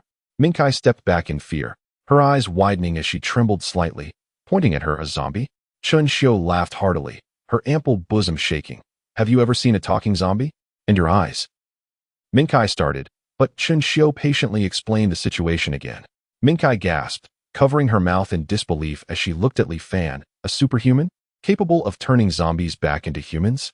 This. Li Fan flicked his bangs, a devilish smile gracing his lips as he scoffed, one day. You will have the chance to witness it. Now come, the food is getting cold. The rain continued to patter incessantly. Brother Wang and Apos' consciousness gradually returned. He felt an overwhelming chill and hunger. Upon opening his eyes, he was astonished to find himself suspended in midair, a thick rope binding his waist, leaving him dangling about 4 to 5 meters above the courtyard floor. What the hell? Didn't Team Miss Mingkai say she would help me seek revenge? Why have I been captured? He struggled fiercely but discovered the rope was tied too tightly. All he could do was sway helplessly. Is anyone there? Help me, Taisai. Save me, SOS. He cried out for what felt like an eternity, his voice hoarse before he finally stopped.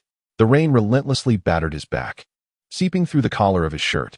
Wang realized with clarity that he was on the brink of death. In despair, he closed his eyes. Suddenly, footsteps approached from above. That sound. Wang looked up sharply to see a figure clad in a trench coat staring down at him. I told you to scram. How did you end up back here? Wang bitterly replied. These cherry blossom devils are utterly shameless, betraying me as casually as one would eat or drink. Humph, you fool. Lu Ruyan is but a minor player compared to you. Please, spare me, for the sake of our past friendship, Wang pleaded, feeling as though he might perish at any moment. Tell me, what exactly is going on with Mingkai? She is a ninja raised by the Okubo family. This time, she is here to uncover Li Fan's weaknesses to retrieve someone for the royal family. As Wang spoke, his head grew heavier, his spirit feeling half detached from his body. He whispered weakly, save me. The trench-coated figure remained silent, casting a cold gaze at Wang before producing a small knife and slowly cutting the rope. Wang heard the sounds above but felt no surprise. He closed his eyes in despair. As an exceptional ninja of the Okubo family, gathering intelligence was fundamental. After everyone finished dining and dispersed to rest, Minkai noticed that only a woman named Yang remained. She was not qualified to sit at the table, so once others had left, she hurriedly filled her plate with food and devoured it greedily. Such a decadent life. In this shabby two-bedroom apartment, there was even a maid. How could Li Fan possibly be at a disadvantage? Minkai sidled up to Yang Xinran, grinning. "Hello, I am Jiang Hudu Minkai, a tourist in Longhua." Yang Xinran glanced at her, her mouth full, replying indistinctly, "Hello, I am Yang Xinran. I noticed that leader Li Fan doesn't seem to like you very much. Could you tell me why?" Minkai asked without any preamble. Upon hearing this, Yang Xinran became animated, quickly swallowing her food before gritting her teeth. "He is simply inhumane." "Oh, what do you mean by that?" "Here's the situation. I came to visit family, but unexpectedly encountered a zombie virus outbreak. That Li Fan, driven by lust, orchestrated the death of my aunt and forcibly subjugated me, making me his servant." Yang Xinran and Apos' voice trembled as she held Minkai and Apos' hand. "Be careful of him. He is quite powerful, not only able to turn zombies back into humans, but also possesses a storage space, making him formidable in combat." "Oh, is that so?" Minkai thought to herself, amused that she had so easily discerned Li Fan and Apos' secrets. "Truly, I am a genius. However, what on earth is a storage space?" After Yang Xinran's explanation, she barely grasped the concept and expressed her astonishment at such extraordinary abilities existing in the world. "If only I could deliver takeout." Additionally, Yang Xinran recounted the circumstances of the women surrounding Li Fan. Lu Ruyan, a decent person, had been forcefully taken by him but may have resigned herself to her fate. Then there was Yi Qingchang. "Oh, she and I attended the same school, always flaunting herself and seducing men, a notorious flirt. She must have pursued him." As for Su Mei, a medical doctor with an astonishing figure, how could she possibly be interested in a loser like Li Fan? She was also forcibly taken by him. Chen Xiu, well, I'm not quite sure about her. She seems a bit off after reverting from being a zombie. Minkai could hardly contain her laughter, curiously pressing. "Is there anyone else?" "No, no one else is worth mentioning." Yang Xinran finally finished her meal while venting her frustrations. Next, she faced the daunting task of cleaning the table, turning to Minkai with a frown. "Could you help me? Where is everyone?" Yang Xinran looked at the table helplessly, sighing. "With so many dishes, how long will it take for one person to wash them all? By the way, Yang Xinran, remember to tidy up the table once the others have finished eating." Li Fan and Apos' commanding voice echoed clearly from the bedroom. Yang Xinran felt darkness cloud her vision, nearly fainting. There were dozens of tables outside. Li Fan's traits: womanizer, fond of married women, possesses superpowers, source unknown, danger level. Although Minkai gathered a wealth of information, it only intensified her predicament. A superhuman was a first for her. Without understanding Li Fan's complete arsenal of abilities, she dared not act and reveal herself. For now, it was best to remain undercover, waiting for the opportune moment. She shifted her focus and approached the sofa, where Chen Xiu, clad in short shorts, exposed her fair and voluptuous legs, lounging comfortably while engrossed in a television drama on her phone. Chapter 29. Departure to the shelter. "Hello, Sister Chen Xiu." Minkai greeted sweetly, settling lightly beside Chen Xiu. Chen Xiu turned to her, a smile illuminating her face as she slightly sat up and asked, "You arrived just in time. I was watching a film from your cherry blossom country. Why do movies there often feature nudity?" "Huh." Minkai's expression darkened, and she explained, "That's typical for certain adult films." "Oh." Chen Xiu realized, having rarely watched foreign films, she was unaware of the broader boundaries in some regions. "By the way, Sister Chen Xiu, I wish to learn more about Leader Li Fan's exploits. His abilities are remarkable, yet I have not heard of him before. Surely, he must have been a hero in Jiang City, akin to Spider-Man, operating under the radar to punish evildoers?" Chen Xiu rolled her eyes, responding nonchalantly, "You might be overthinking it. Li Fan used to come to chat with me at the company, often stealing glances, especially when I wore low-cut outfits. I have no idea how he acquired his powers, but regardless, he is now my savior. If he asked me to warm his bed, I would find it difficult to refuse." Minkai. Awkward, after piecing together a puzzle. Minkai engaged in casual chatter with Chen Xiu, but felt she gleaned no useful information. Chen Xiu persistently inquired whether she had filmed adult movies and suggested Minkai should feel insecure about her modest chest. Seeking an escape, Minkai excused herself to the restroom, pondering whether those who had transformed into zombies might have a few screws loose. She sighed, wondering if the main character and Apos' transformation would also lead to a decline in mental faculties. Pouting, she glanced down at her visible feet, questioning how they could be considered small. Humph. A night passed. As Li Fan sat at the dining table, Yi Qingcheng hurried over, eagerly presenting her phone for him to see. The Jiang City government had released an announcement revealing the location of the shelter and welcoming all survivors from Jiang City. Huh? Li Fan took the phone, frowning as he examined the details. Indeed, the government had disclosed the very location he had scouted. Damn, did I go through all that trouble for nothing? He muttered, feeling somewhat disheartened. Yi Qingcheng's expression turned serious. In some areas of Jiang City, rainwater has already accumulated to a depth of 1 meter. We must leave promptly. Realizing they could no longer delay, Li Fan declared, I will go try today, regardless of the outcome. We need to set off quickly upon my return. Yi Qingcheng hesitated, wanting to dissuade him, but knowing his fixation on firearms would likely render her words ineffective. However, recalling the side effects of Li Fan's abilities made her anxious. How about you take Shinran with you this time? Li Fan paused, contemplating, and replied, No, I prefer to have Sister Xiao and Ming Kai accompany me. Sister Xiao is one thing, but Ming Kai? Yi Qingcheng and Apos' eyes widened. You must be truly hungry. Where are your thoughts wandering? Irritated, Li Fan pinched Yi Qingcheng's soft cheek, whispering, I worry about her safety. I wouldn't feel comfortable leaving her behind. Yi Qingcheng stifled a laugh, a mischievous glint in her eye. I know, I was just teasing. With that, she stuck out her tongue playfully. What? How infuriating. Li Fan rose in anger, exclaiming, Just wait until I return tonight. I shall give you a good spanking. What are you two bickering about so early? Lu Ruyan, clad in a sheer nightgown, rubbed her sleepy eyes, recalling the previous night's arduous events, during which Li Fan had rested alone. Yi Qingcheng quickly composed herself, adopting a serious demeanor as she cast a sidelong glance at Lu Ruyan, but offered no response. Breakfast is ready, Su Mei announced, emerging from the kitchen in an apron, carrying several plates. She gracefully placed the lovingly prepared breakfast on the table, a sandwich and a fried egg on a gleaming white plate. Surveying the table, she suggested, Perhaps we should pour some milk? With a wave of his hand, Li Fan conjured several large bottles of milk and a dozen small porcelain cups. The sumptuous breakfast roused the sleepy heads.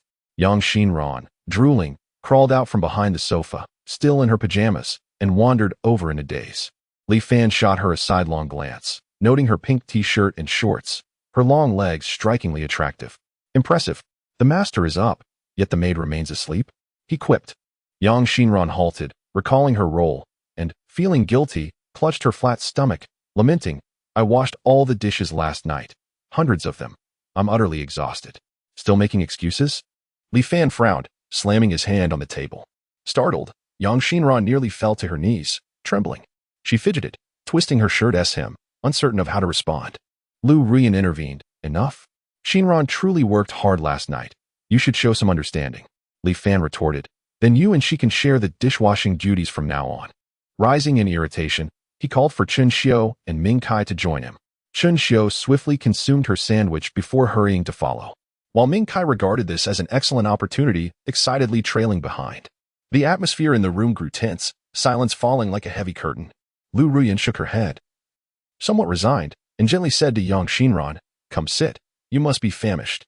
Yang Xinran and Apos' eyes glistened as she sat beside Lu Ruyan, embracing her tightly. Oh, Ruyan. You're the best. Lu Ruyan chuckled softly, patting her shoulder. In truth, Li Fan is not a bad person. If you perform well, he will surely change his opinion of you.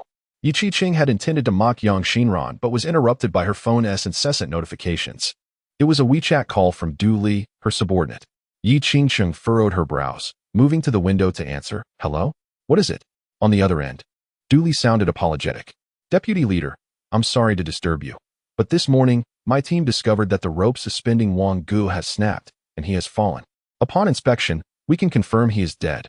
Dead is dead. Yi Qingcheng bit her lip, perplexed. How was he tied? How could it break? Du Li hesitated before quietly responding. It seems to have been cut. What? Yi Qingcheng's eyes widened in shock, her heart racing. Who could have done this? Even if there was enmity, why resort to stealthily killing him? Could they not have waited for his natural demise? Chapter 30. Sanctuary Li Fan and his companions donned raincoats and leisurely made their way out of the community. This time, Li Fan intended to minimize the use of the rabbit talisman during their journey, so as to be fully prepared for any emergencies that might arise. Fortunately, the water on the streets outside the community was not excessively deep, and there were relatively few abandoned vehicles on the road, making it entirely feasible to drive. Rainwater from the courtyard flowed, mingled with unknown dirt, soaking the shoes of Li Fan and the others. He held his breath and led Chun Xiu and Ming Kai to a broader area of the road. With a wave of his hand, a brand new BMW appeared in the open space. Ming Kai and Apos' mouth fell agape, clearly astonished by this miraculous ability. Chun Xiu, however, was unfazed. She promptly opened the back door and climbed in. As Ming Kai attempted to follow, Li Fan suddenly grasped her shoulder. She jolted slightly, suppressing the urge to retaliate, and turned to him in confusion. "What's the matter?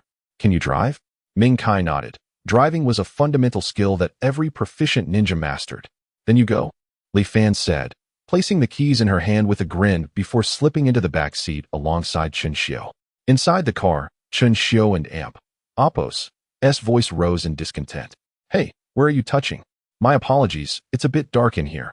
I'm trying to find the headlights," Li Fan replied. Where would you find the headlights? How does it feel?" "Excellent." "Humph." Ming Kai was speechless, just as she intended to head to the front right of the vehicle.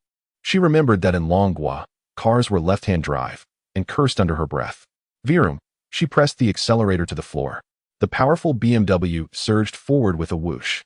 Li Fan, caught off guard, lurched forward, his face colliding harshly with the seatback. "Ouch. Are you playing QQ racing?" He hastily buckled his seatbelt. Ming Kai glanced at the rearview mirror and chuckled. "Sorry, it's my first time driving in Longhua. I'm still getting used to it." Hearing the commotion, zombies from all directions poked their heads out, witnessing the steel beast roaring past, splashing water several meters high and drenching them. After crossing two intersections, Ming Kai slammed on the brakes and whipped the steering wheel, causing the BMW to drift in a graceful arc before coming to a steady halt. Fortunately, Li Fan had fastened his seatbelt. He withdrew his hand from an undisclosed area, wiped the cold sweat from his forehead, and glared. "What are you doing?" Ming Kai turned her head seriously, replying, "I don't know the way." Li Fan, Chun Xiu, blushing and exuding charm, shot an irritated glance at Li Fan. "Are you not going to direct her?" Li Fan was about to say to just go straight when his pupils suddenly constricted. A group of menacing-looking men had surrounded them, numbering at least a dozen. Peng Cheng, brandishing a Glock, approached the hood, while a subordinate dutifully held an umbrella for him. His face bore a sinister smile, with a sharp nose and deeply sunken cheeks, giving him an unwelcoming appearance. "Hey, you inside, get out of the car." Ping Ching wrapped the hood with his gun. Li Fan, expressionless, unfastened his seatbelt and stepped out of the vehicle. The subordinate beside Ping Cheng, catching a glimpse of Ming Kai's beauty through the windshield, immediately exclaimed, "Boss, the girl driving is a real stunner. She'd make a great sister-in-law." "Huh? What sister-in-law?" "After I have my fill, my brothers will line up behind me," Peng Cheng boasted. Li Fan coldly stared at Peng Cheng, disregarding the gun in his hand, and calmly asked, "What? With so many people surrounding us, are you here to beg for food? Kid, do you want to die?" A subordinate brandished a machete, glaring menacingly. With a click, Chun Xiu stepped out of the car. The moment they saw her, with her enchanting face, flowing hair, and voluptuous figure, the men felt a wave of thirst. Peng Cheng and Apos' eyes lit up, his demeanor turning lecherous. "Beauty, how about a date?" To avoid frightening anyone, Chun Xiu had deliberately worn colored contact lenses when stepping out. She chuckled, radiating charm as she threw a flirtatious glance at Peng Cheng, then hesitated before glancing back at Li Fan, saying, "I have no objections, but I worry my master might not agree." "Master? Playing such twisted games? I love it." Peng Cheng smirked, casting a cold look at Li Fan. "Kid, today I'm in a good mood. I'll let you go this time. Leave the two girls and the car, and you can scram." Li Fan was at a loss for words, pointing towards the horde of approaching zombies in the distance. He said to Chun Xiu, "Why waste time with them?" "What?" Peng Cheng didn't grasp Li Fan's meaning until a dainty fist suddenly appeared before his face. Reflexively, he closed his eyes and raised his gun, but Chun Xiu transformed her fist into a palm and struck down on Peng Cheng's right hand. Crack! His hand bone shattered, and the gun slipped from his grasp, falling into Chun Xiu's hands. Without hesitation, she kicked Peng Cheng in the chest, sending him hurtling 10 meters away, crashing to the ground. The sound of his collision with the concrete and his scream mingled in the air. The subordinates stood dumbfounded, unable to believe their eyes. The one who had held the umbrella for Peng Chung snapped back to reality, shouting, "Run!" before turning to flee. The others, jolted awake, scattered in all directions. Chen Shou frowned, raising the gun and aiming at the fleeing subordinate. Firing thrice, 3 blossoms of blood erupted from his back before he collapsed into the rain. She quickly switched her target to the others, emptying the magazine in an instant. However, the remaining foes had already distanced themselves, and as a novice with the firearm, she had only managed to take down 5. Frustrated, Chen Shou tossed away the empty gun, striking down another subordinate. Before the remaining men could feel relief, a shadow darted swiftly, wielding a dagger, and began to slit their throats one by one. Blood gushed forth like a fountain. In the blink of an eye, all the enemies lay on the ground, their crimson blood mingling with the rain, rapidly staining the area. The rising stench of blood drove the zombies into a frenzy, causing some to stumble and be trampled into mush by their relentless kin. Meanwhile, Ming Kai, seated in the driver's seat, paled, astonished by Li Fan's speed. Even exerting herself to the utmost, she couldn't catch even a glimpse of his afterimage. Such prowess made a surprise attack seem utterly futile. Li Fan discarded his blood-stained raincoat onto the ground, swiftly returning to the vehicle, bringing with him a gust of dampness. Chen Shou followed suit, glancing at Ming Kai, who was still in shock, and urgently shouted, "Hurry up!" Just then, a zombie lunged at the rear of the car, its face splattered with exhaust fumes. And the BMW shot forward, creating a massive splash as it vanished down the street. Struggling to rise, a severely injured Peng Chung immediately encountered the grotesque visage of a zombie looming before him, causing him to roll his eyes back and faint. On the road, Li Fan had initially intended to revisit the intersection where he had last seen the red giant orb, but reconsidered and directed Ming Kai to take a detour to their destination. Unbeknownst to him, the arriving zombies began to excavate the brains of those slain by him, holding them in their mouths as they headed straight for the red orb. Like industrious ants, they deposited fragments of brain matter into the orb's feeding trough. After indulging in this exquisite feast, the orb suddenly began to tremble violently. With a crack, a fissure quietly appeared. Chapter 31. The Shelter, Part 2. Vico, you appear quite weary. Your wife looked even more fatigued when I got up this morning. Vico, do you think the higher-ups have lost their minds? Why are they suddenly beginning to gather survivors? Luo Wei lit a cigarette, took a puff, and shot a glare at the nearby soldier. It's Brother Luo, not Vico. Also, what the leadership says goes. Spare me your nonsense. The soldier shrank back, muttering, not a single survivor has come in yet. I think we might as well give up on the surface. The last group of brothers met a truly tragic fate. As he spoke, he glanced at the bloodstains that Wooden and Appos wash off the wall, recalling the horrific scene filled with severed limbs and broken bodies, nearly losing his breakfast. The commander of the underground shelter dispatched a platoon to the surface to establish defenses for receiving the incoming survivors. At this moment, the perimeter of the Jiangxing food storage base was besieged by zombies, drawn by the rich scent of humanity within. Luo Wei, with a solemn expression, stood atop the watchtower surveying the surroundings. He sighed. With so many zombies gathered, it seemed unlikely that anyone would successfully enter. Suddenly, the roar of a motorcycle engine reverberated through the street. Luo Wei turned in surprise as a rider sped across the intersection. The immense noise captured the attention of most of the zombies, who began to chase after it, leaving only a handful continuing to mindlessly pound against the barriers. Once the majority of the zombies had dispersed, several groups of survivors emerged from various corners, laden with bags, rushing towards the entrance amidst the pouring rain. The remaining zombies immediately lunged at them with clawing hands. Luo Wei, Kuden, and Appos help but shout, "Open fire, cover the survivors." Yes, dozens of soldiers quickly readied their weapons, unleashing a barrage of bullets at the backs of the zombies. The survivors, armed with an assortment of melee weapons, fought their way through, sending the zombies crashing to the ground. Upon reaching the heavy iron gate, they anxiously banged on it, pleading, "Open the door, let us in." Luo Wei bellowed, "Open the gate." Only then did a soldier unlock the chain and pull the iron doors aside, allowing the survivors to enter. Within moments, the roar of the motorcycle echoed again as it barreled towards the gate, pursued by a horde of frenzied zombies. A terrified older woman screamed, "What are you waiting for? Close the door." Someone immediately retorted, "Are you mad? Juan hasn't come in yet. A cruel glint flashed in the woman's eyes as she spat. His life is worth less than everyone else's? Listen to me, everyone. Hurry and shut the door. With that, the woman pushed aside the stunned soldier, forcing the door, while several survivors rushed to assist her. How despicable. Juan went to lure the zombies away for us, you ungrateful wretches. A young man, filled with rage, attempted to charge at her, but was firmly restrained by his family. Everyone's life is more important. Yes, yes, we will remember Juan's sacrifice. The boy, tears streaming down his face, struggled desperately to pry open the door, shouting furiously, "Beasts! You beasts, don't touch me." The iron door slowly closed, while the motorcycle rider was still several dozen meters away. Seeing the door close before he could enter ignited a fire of fury within him. But the approaching zombies left him no choice but to turn and flee. Clang, the door shut. The older woman breathed a sigh of relief and quickly signaled the soldiers to secure the lock.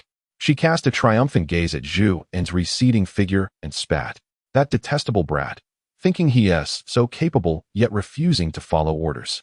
Now that I'm safe, what is he waiting for? Just as the woman was about to order the soldiers to bring some food, a distant, unknown rumble echoed. She frowned slightly and turned to look. A fierce BMW car plowed through dozens of zombies, carving a path straight towards the gate. The terrifying speed and power sent shivers down her spine. Someone nearby shouted, pulling her to the side.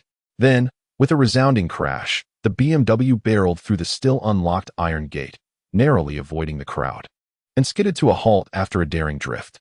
Moments later, a motorcycle raced in behind it. Luo Wei opened his mouth, at a loss for words. These survivors were undeniably skilled drivers. Vico, no, brother Luo, the zombies are about to break in. Luo Wei snapped back to attention as the dark mass of zombies surged towards the entrance. He pounded on the barricade, shouting to his men at the gate. Close the door. Several soldiers hurriedly pushed against the heavy iron gate, aided by the survivors who had regained their wits, and soon the door was shut once more. The zombie horde reached the gate just in time, shrieking helplessly and pounding against the iron. Juan removed his helmet and dismounted from his motorcycle. His face darkened as he approached the crowd, demanding, "Who closed the door just now?" The older woman, Go Sure, stepped forward without fear, standing tall. "It was me." "What of it?" Juan sneered. "You old hag. I've had enough of you." With that, he drew a gleaming knife from his pocket. Go Sure smirked cunningly, showing no sign of fear, her gaze shifting to Luo Wei, whose uniform marked him as an officer. Go Sure raised her voice sharply, "Soldiers, someone here is about to commit murder. Will you intervene?" Luo Wei, his boots splashing in the rain, silently gestured for the situation to be contained. Numerous soldiers raised their weapons towards the crowd, commanding them to drop their arms immediately. Juan, begrudgingly complying, tossed the knife to the ground, raising his hands to his head. His eyes darted towards the white BMW, where his savior resided. Li Fan stifled a wave of nausea, resolving that he would be a fool to let Ming Kai drive again. He stumbled out of the car, while Chun Xiu strode over with an umbrella at his side. Ming Kai donned a raincoat and followed suit. Luo Wei squinted. He instinctively sensed danger from the trio. What on earth is happening? Li Fan approached the crowd, curiosity written on his face.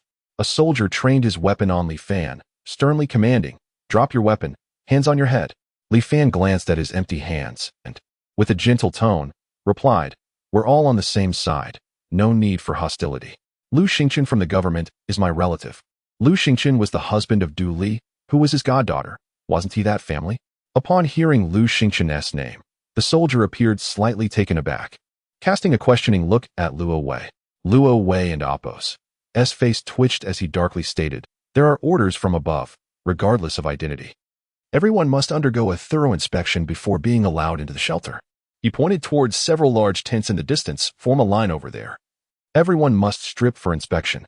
Chapter 32, Sanctuary, Part 3. Li Fan's smile gradually faded as his eyes darted around the fully armed soldiers, contemplating the feasibility of swiftly eliminating them. Ha ha ha, someone actually came.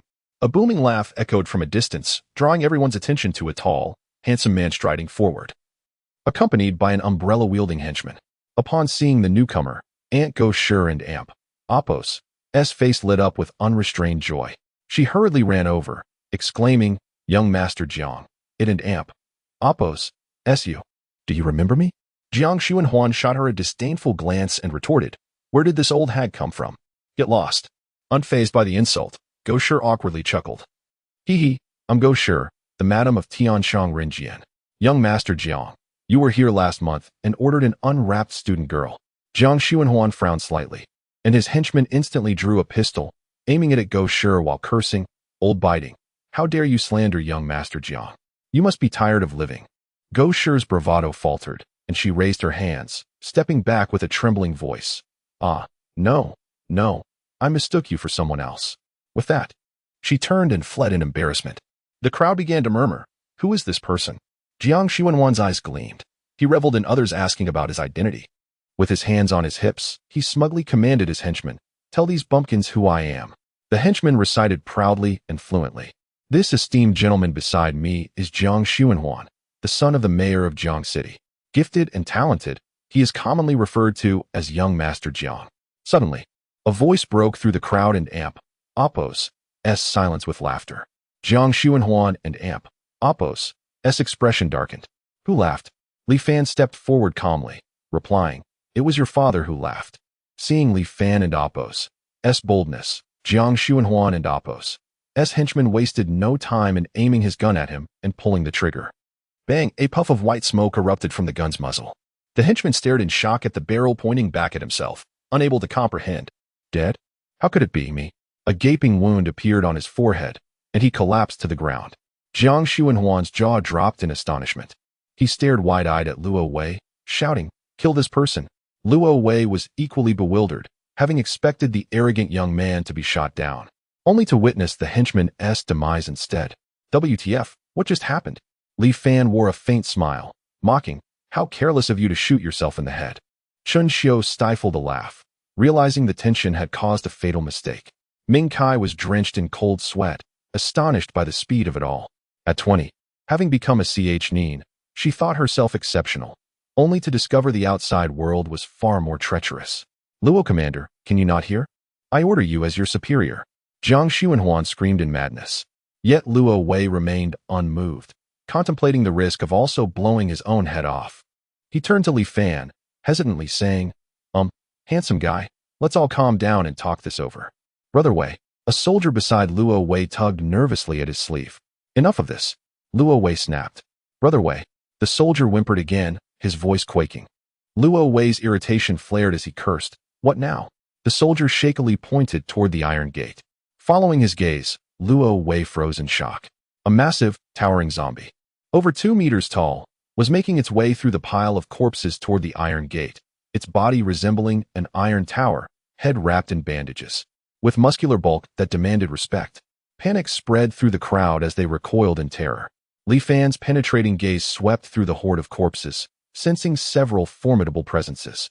He inhaled deeply and advised Luo Wei, you'd best open the sanctuary entrance quickly and let everyone inside. Luo Wei refused, no way. Who knows if any of you are carrying the virus?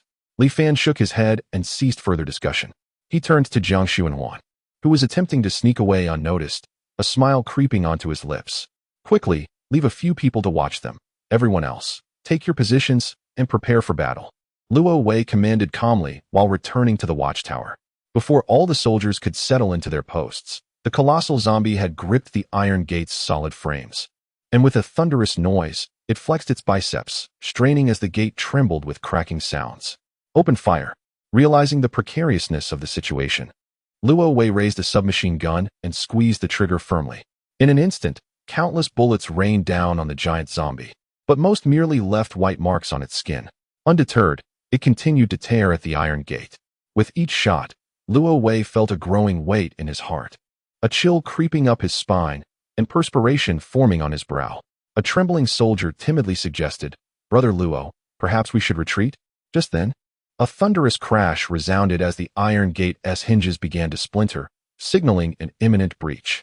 Luo Wei and Appo's eyes widened in despair and defiance as he shouted hoarsely to his men, rocket launcher. With a whoosh, an RPG soared through the air, whistling sharply toward the colossal zombie. A resounding explosion followed, showering the air with shrapnel and flames. The towering zombie swayed, finally collapsing forward, its massive body crashing down against the iron gate.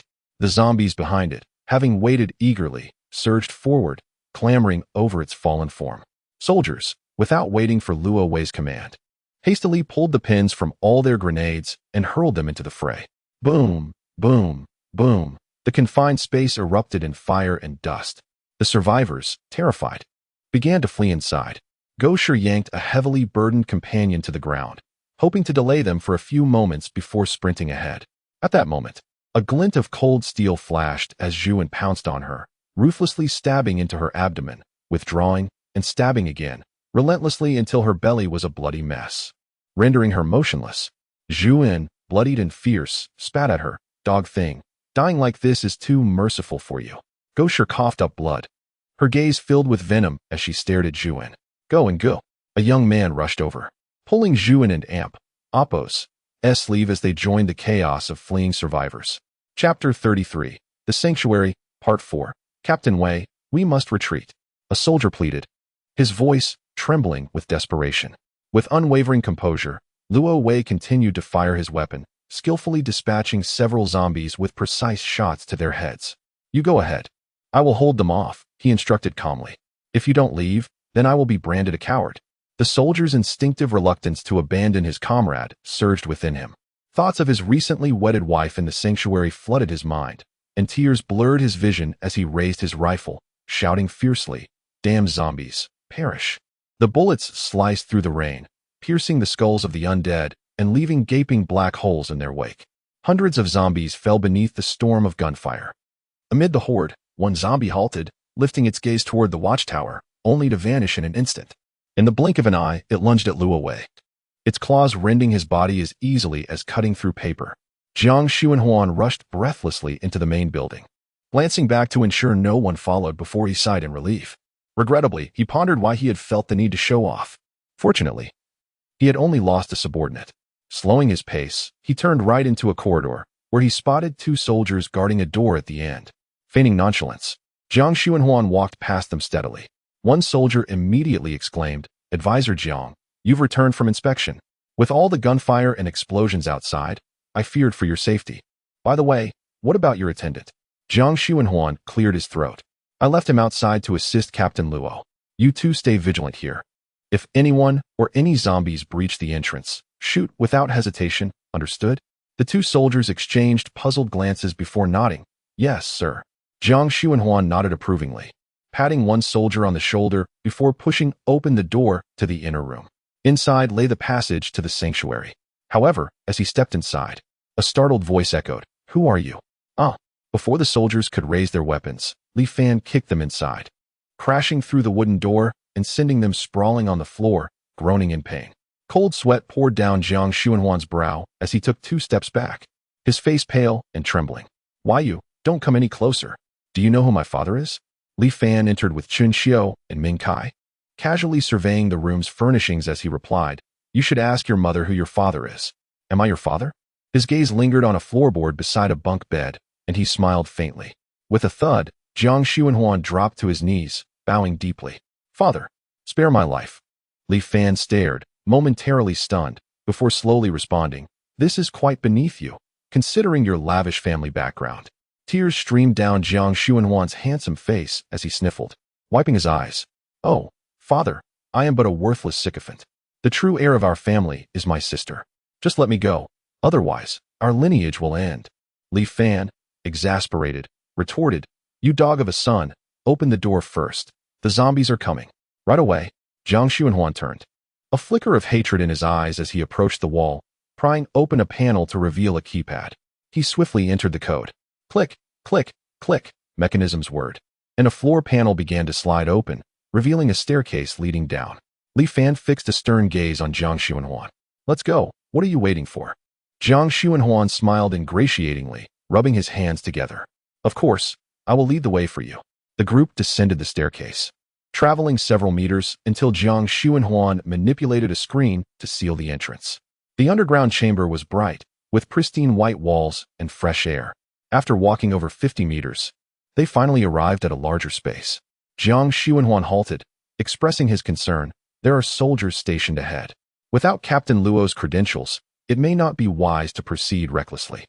Li Fan scoffed, sarcastically retorting, Arin and Appo's. To you the prince? Can't you bring a few people inside?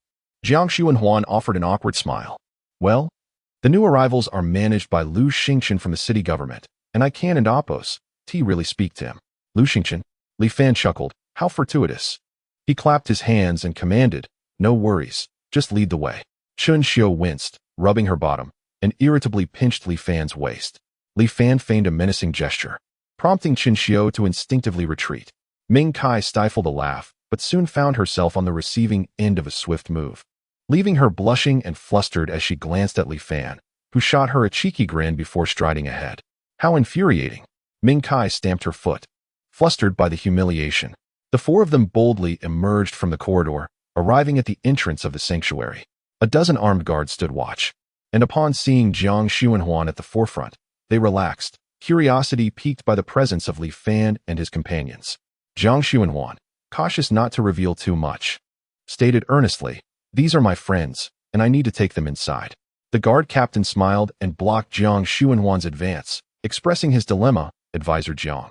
Director Liu has issued orders that new arrivals must have registration tags.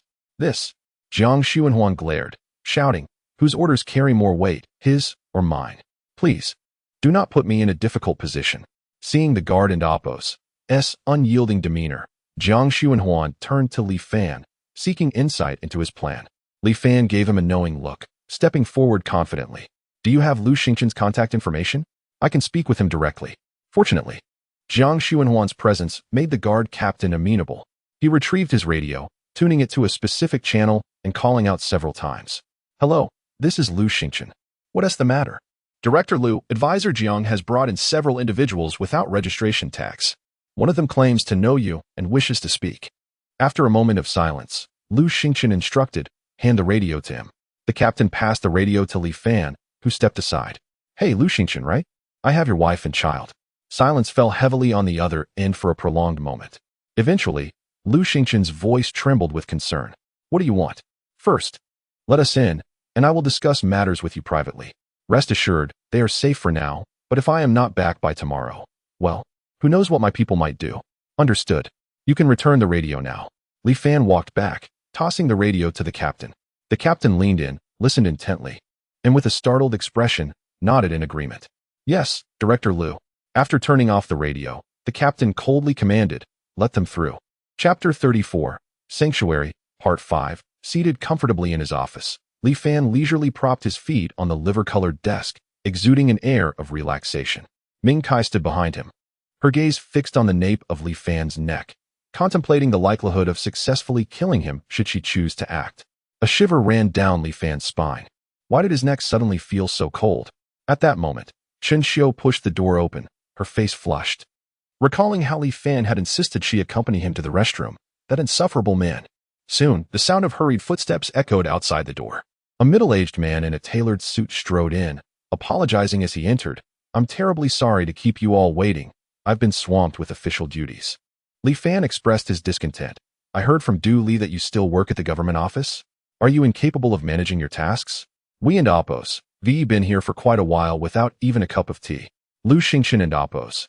Eyelids twitched as he forced a smile. I and Oppos. LL fetch some tea for everyone right away. No need. I'm not thirsty. Li Fan waved his hand dismissively, continuing to recline in the genuine leather armchair, gently swaying. In truth, he was wary of drinking anything. What if it was poisoned? Taking a deep breath, Lu Xingchen forced a smile as he took his seat at the head of the table and asked solemnly, I would like to know if my 5 family members are safe. Li Fan replied casually, they should have starved by now, but fortunately, I am benevolent enough to have provided them with a meal. How can you prove that? Lu Xingchen's gaze was intense, clearly skeptical of a stranger's words. Li Fan yawned, pulling out his phone to play a recording. The voices of Lu Xingchen's family filled the room, and at the end, Du Li said, Darling, you must cooperate with Li Fan and Oppos' actions. It's best if you come back with him so we can reunite. Lu Xingchen could no longer doubt. Hearing his family was safe eased a heavy weight from his heart. However, had he known his wife acknowledged this young man in his 20s as a foster father, he might have coughed up blood on the spot. All right, I believe you, Li Fan. What is it you wish to discuss? Lu Xingchen asked, curiosity piqued. Wondering if Li Fan sought a position, Li Fan surveyed the surroundings casually and inquired, how many people are currently in the sanctuary? How many armed personnel do you have? Well, the total population is around 5,000, with over 1,300 armed personnel, Lu Xingchen answered straightforwardly. Li Fan raised an eyebrow, his expression brightening. Then you must have quite an abundance of supplies and weapons, correct? Why is he asking this? Does he intend to rob us? Lu Xingchen pondered, but dismissed the thought due to Li Fan's small entourage. In his mind, a whirlwind of thoughts raced, yet he replied calmly, yes. We currently have 70,000 tons of grain in storage, sufficient for 10,000 people for 30 years. As for weapons, there are enough to equip an enhanced battalion. A gleam of excitement flickered in Li Fan's eyes, his delight palpable. Excellent. If you assist us in acquiring these supplies, I shall remember your contribution. Whenever I have a morsel to eat, your family shall have a bowl of soup. Such grand promises failed to sway the old civil servant Lu Xingchen. Confusion clouded his face. You intend to take everything? Just the three of you? Li Fan, fully aware of the man's skepticism, reached for a folder on the desk, and it vanished without a trace. Lu Xingchen's jaw dropped in astonishment as he rubbed his eyes, witnessing the folder reappear in Li Fan's hand, then disappear again, only to re-emerge. All right, I understand now. You possess a storage space akin to those in novels? Lu Xingchen, familiar with online literature, particularly recognized a certain author known for his fiery persona, who often kept readers engaged through nightly updates. Li Fan nodded, urging, take me there now. Once the task is complete, I will escort you away. Unexpectedly, Lu Xingchen hesitated.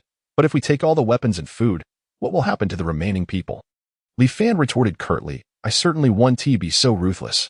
I will leave behind some weapons and enough food for 5,000 to last 2 years. You must be aware that the zombies outside are growing increasingly formidable. To be frank, most of them won't survive even 2 years. Though he spoke confidently, Li Fan had already resolved to plunder everything clean. The fates of these people were of no concern to him. After all, if they lacked sustenance, was it not their own lack of effort? Furthermore, a catastrophic flood was imminent, poised to sweep through the entire city, rendering any remaining supplies a waste. Lu Xingchen furrowed his brow, nodding in agreement, though doubt about Li Fan's integrity lingered in his heart. Just as he rose to lead Li Fan out, a knock echoed on the office door. A sweet female voice called from outside, Director Lu, I've heard my brother has returned. Is he with you? Lu Xingchen looked at Li Fan in surprise. Li Fan, feeling helpless, glanced at Ming Kai. Ming Kai promptly dragged the tightly bound Jiang Xuanhuan from behind the sofa, a white sock stuffed in his mouth, his eyes pleading yet muffled. Humph. Ming Kai kicked him lightly, her tone scornful. You should be grateful. You are the first to taste the socks of a beautiful girl. How dare you not express your gratitude? Though the sock was soaked from the rain, perhaps even carrying a hint of sewer odor. Tears blurred Jiang Xuanhuan and Appo's vision as he heard his sister and Appo's voice, emotions of excitement and fear mingling within him. Realizing he had remained silent for too long, Lu Xingchen hastily spoke. Oh, it's Miss Jiang. I haven't seen Jiang Kanmo. Hasn't he returned? The woman outside, filled with confusion, continued. But someone told me he saw Jiang Xuanhuan with several strangers entering your office. Am I being deceived? Lu Xingchen remained speechless. Li Fan stood and scrutinized the door, narrowing his eyes as he softly commanded, open the door. Chun Xiu nodded, moving to pull it open, her mouth agape at the formidable presence of the woman before her. Jiang Zhulu took a cursory glance at her before stepping into the office, immediately spotting her brother bound like a dumpling. Her expression revealed neither surprise nor fear. Instead, she smiled mischievously, her gaze locking onto Li Fan. What is this? A kidnapping? Jiang Zhulu placed her delicate finger on her lips, curiosity sparkling in her large eyes.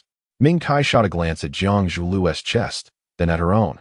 Feeling a wave of inferiority, the girl was not only stunning but also possessed a more alluring figure. She pursed her lips and shouted, Oh, you little brat, how audacious. Kneel and show some respect. Jiang Zhulu cast a scornful glance at her, remaining silent. Fuming with anger, Ming Kai swung her fist. Bang! Her body collided with the wall, creating a loud crash. The frame of a painting fell, dust scattering. She struggled in pain, attempting to rise, but as she did, a rush of blood filled her throat, and she collapsed again. Li Fan turned to glance at Ming Kai, then looked at Jiang Zhulu in astonishment. Chapter 35, Refuge, Part 6. Jiang Zhulu remained composed, as if nothing had transpired moments before. Chen Xiu instinctively took a couple of steps back, distancing herself, That kick had landed squarely on Ming Kai's chest, and the mere thought of it caused her pain. With her own two substantial areas of fat, she wondered if she could withstand such a blow without bursting. If she were to endure such an impact, that lecherous Li Fan would be deprived of his enjoyment.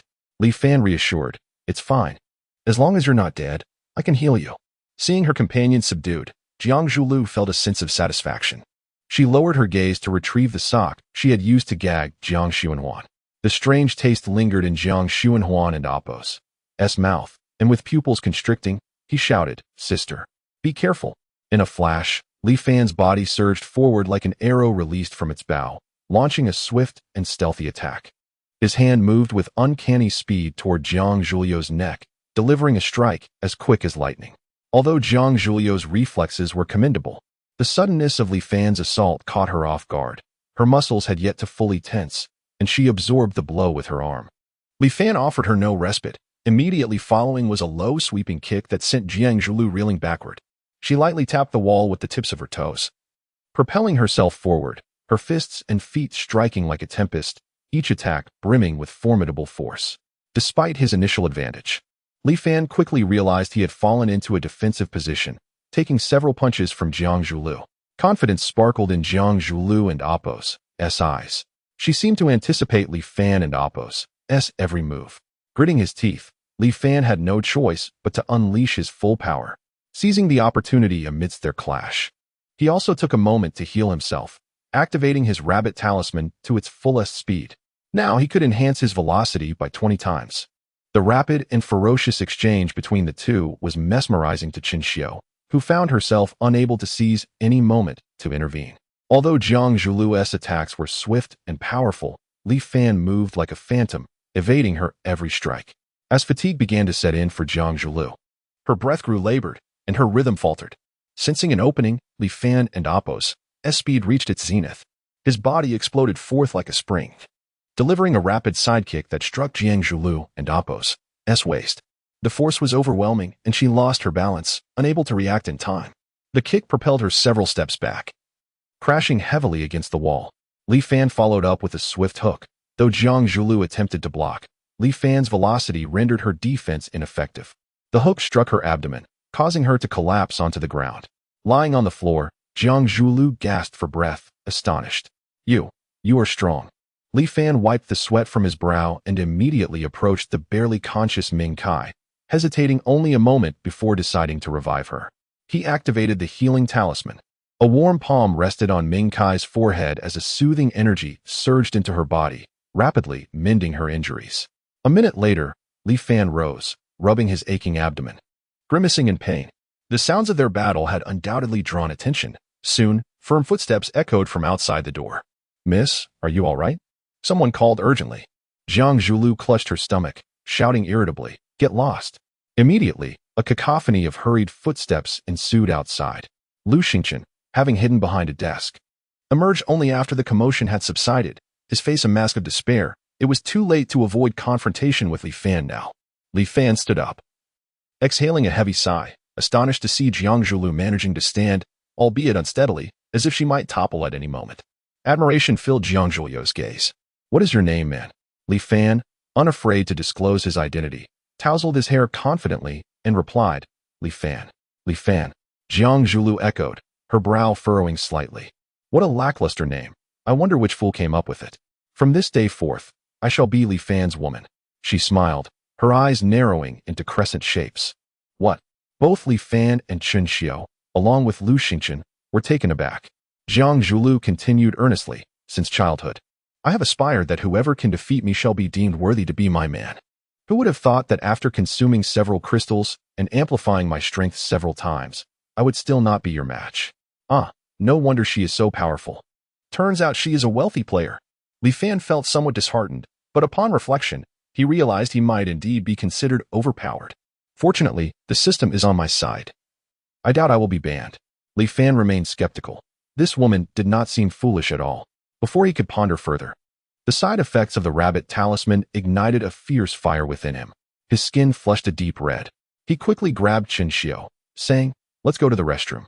We can continue our conversation afterward." Returning to room 902, next door to Li Fan's residence, Li Yunqi and Linya were fatigued, their bodies aching as they walked, sighing heavily. That Lu Wenming is truly inconsiderate. Knowing we are females, he shows no mercy. It has only been a few days, yet the intensity has been so high. Linya complained angrily, plopping down onto the sofa. Li Yunqi joined her, her gaze landing on the coffee table. What is this? She exclaimed softly upon discovering 2 cups of freshly brewed milk tea, still warm. Linya's eyes lit up. She had always loved milk tea, but the dreadful zombie outbreak had deprived her of it for far too long. She immediately picked up a cup, exclaiming, "Oh, how fragrant. This must be a thoughtful gift from Teacher Su for us after our arduous training." As she inserted the straw into the cup, Li Yunqi furrowed her brow, puzzled. The tea felt as if it had not been brewed for long. Who could have been so considerate as to prepare it before their return? While she pondered, Linya had already finished her cup, smacking her lips, feeling as though she had an Appos tea savored the flavor before it was gone. Moreover, this aromatic milk tea tasted slightly different from her usual brew. It had a hint of bitterness for some unknown reason. Noticing Lin Ya's ravenous gaze fixating on her, Li Yunqi chuckled helplessly, offering her own cup. "Here, you can have it. I never cared much for it anyway." Lin Yu accepted without hesitation, knowing that Li Yunqi usually refrained from such sugary drinks to maintain her figure. You understand me. Be a good girl and run to the bathroom to fill the tub. I'll indulge you once I finish." Li Yunqi, upon hearing this, playfully twirled her finger, coyly responding, "Then, Your Majesty, I shall take my leave." With that, she cheerfully headed to the bathroom to prepare the bath water. Li Fan, ever considerate, had ensured their room was equipped with electricity connected to a water tank, using mineral water instead of rainwater. Thus, they aimed to bathe together to conserve resources. After waiting for about 10 minutes, the water was ready, but Linya had yet to enter. Li Yunqi, having stripped down halfway, suddenly halted, calling out, "Your Majesty, have you gone to take a dump?" Silence met her inquiry, and she frowned, donning her clothes before stepping out of the bathroom. Upon entering the living room, she was met with a shocking sight. Linya was convulsing on the sofa, frothing at the mouth. Li Yunqi gasped in horror, rushing to Linya's side, grasping her hand. "Linya, what's wrong?" Linya looked at her, her face as pale as a sheet, struggling to croak out 2 words, "My stomach. It hurts." Seeing the child in pain, unable even to count, why not offer her a small flower to lend a helping hand? Chapter 36. The Sanctuary, Part 7. I intend to plunder every resource within the sanctuary. Very well.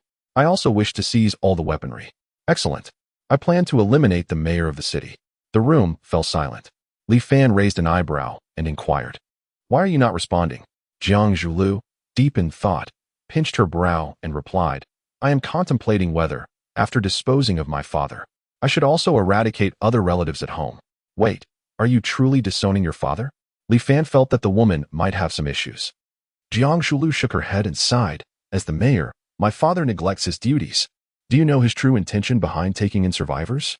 He aims to send men out to hunt for crystals while experimenting on the elderly, women, and children. He seeks to establish a terrifying hierarchy, controlling people through brutal means.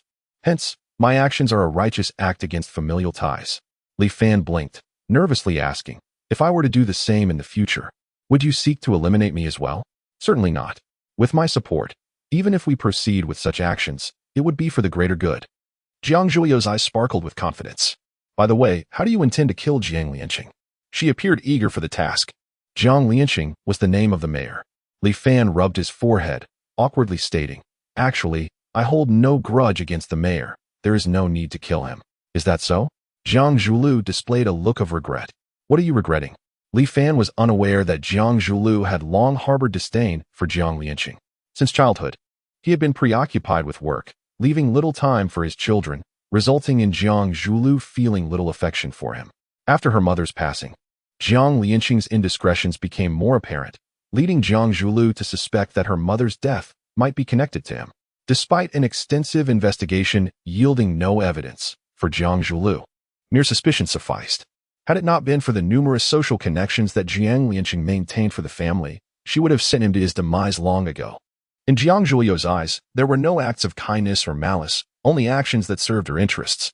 From her exchanges with Lu Xingchen, Li Fan learned that the sanctuary had another exit located in the parking lot of the food base, capable of accommodating large vehicles. However, unlocking it required high-level permissions, which none present possessed. "All right, You find a way to open the exit, and Lu Xingqian and I will raid the warehouse. Li Fan delineated the plan, handing a walkie-talkie to Jiang Zhulu. Nevertheless, he would not fully trust her, so the unfortunate Jiang Xuanhuan still had to serve as a hostage. Jiang Zhulu nodded. But before she could speak, urgent shouts erupted outside. "Miss, something's wrong. Come quickly." Furrowing her brows, she approached the door and coldly instructed her subordinate. "You better have a valid reason." The subordinate, visibly anxious, pointed outside, saying, "A horde of zombies has overtaken the upper base. They seem to know there are people below and are digging down." "What?" Everyone was taken aback. "Zombies are that intelligent. And how are they digging?" Jiang Zhulu spoke in a low voice. "Let us go." Giving Li Fan a knowing glance, she hurriedly led her team away. "What is happening?"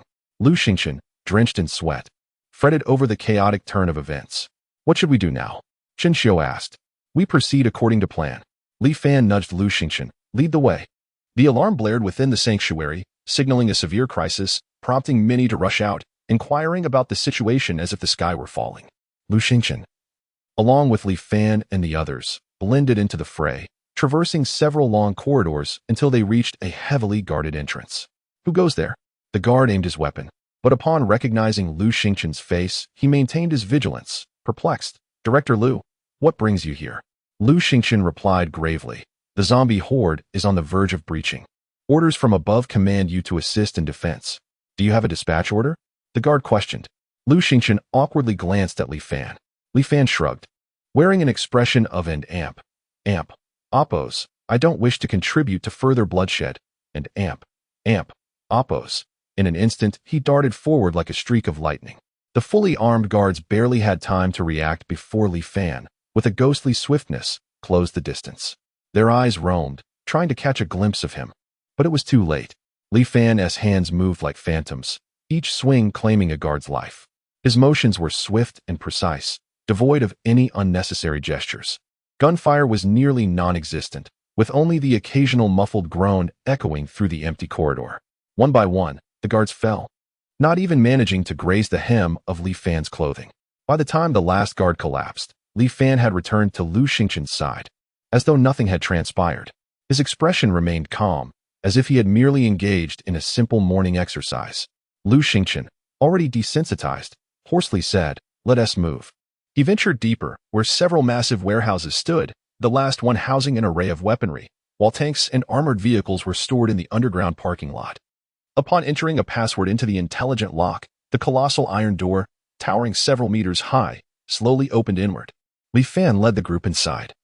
And upon witnessing the scene before him, he couldn't help but exclaim in admiration, "So much. It's piled high like a mountain." Chen Xiu gasped in astonishment, her eyes brimming with joy. "All of this will soon belong to us." Ming Kai, rejuvenated, gazed at Li Fan with a peculiar expression, pondering whether his space was infinitely vast, capable of holding such treasures. Li Fan wasted no time, activating the rabbit talisman, doubling his speed, and began to gather the resources. "Everything within my sight belongs to me." With swift, fluid motions, the others only saw his fleeting shadow flitting around the warehouse, as the towering piles of supplies shrank before their eyes. After clearing one warehouse, they hurried to the next, taking not only the supplies but the shelves as well. Even with the talisman activated, he felt utterly exhausted. It took over half an hour to collect all the supplies, including a large cold storage filled with various meats, slightly spoiled from prolonged storage, but thankfully preserved once placed in its space. Finally, they arrived at the warehouse storing weaponry. Li Fan paused at the threshold, his gaze drawn to the scene within. The interior appeared remarkably spacious, with rows of stainless steel shelves arranged like a disciplined army, stacked high with modern weaponry. Various models of automatic rifles, submachine guns, sniper rifles, and light machine guns were meticulously aligned, their metallic sheen glinting coldly under the warehouse lights. In the corner stood several heavy weapons, including rocket launchers, anti-aircraft guns, and anti-tank missile systems. Adjacent to the weapons were specialized tactical vests, protective gear, and night vision devices. Li Fan's eyes swept over the array of weapons, and his hands instinctively began to plunder the room once more. What a delight! We have truly struck it rich. If not for the fear of embarrassment, Li Fan would have cried tears of joy. Alas, the fear of poverty loomed large. Chapter 37. The Sanctuary, Part 8. On the rooftop of the main building of the food storage base, Zhuan and several survivors huddled trembling behind the railing.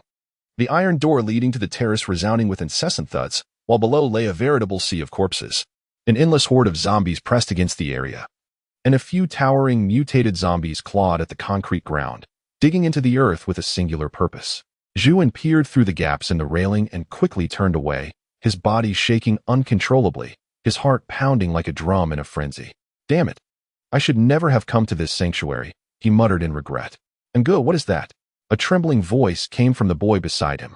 Zhuan followed the boy's gaze and was instantly drenched in cold sweat, his breath momentarily stolen. In the distance, a crimson zombie slowly approached, all other zombies parting to make way, even crushing some smaller ones in the process. Zhuan, possessing keen eyesight, discerned the grotesque form of the red zombie, a wave of nausea washing over him. The red zombie bore no resemblance to a human. Its head was bulbous, resembling a tumor, with intertwining intestines, and an eerie symbol carved into its forehead.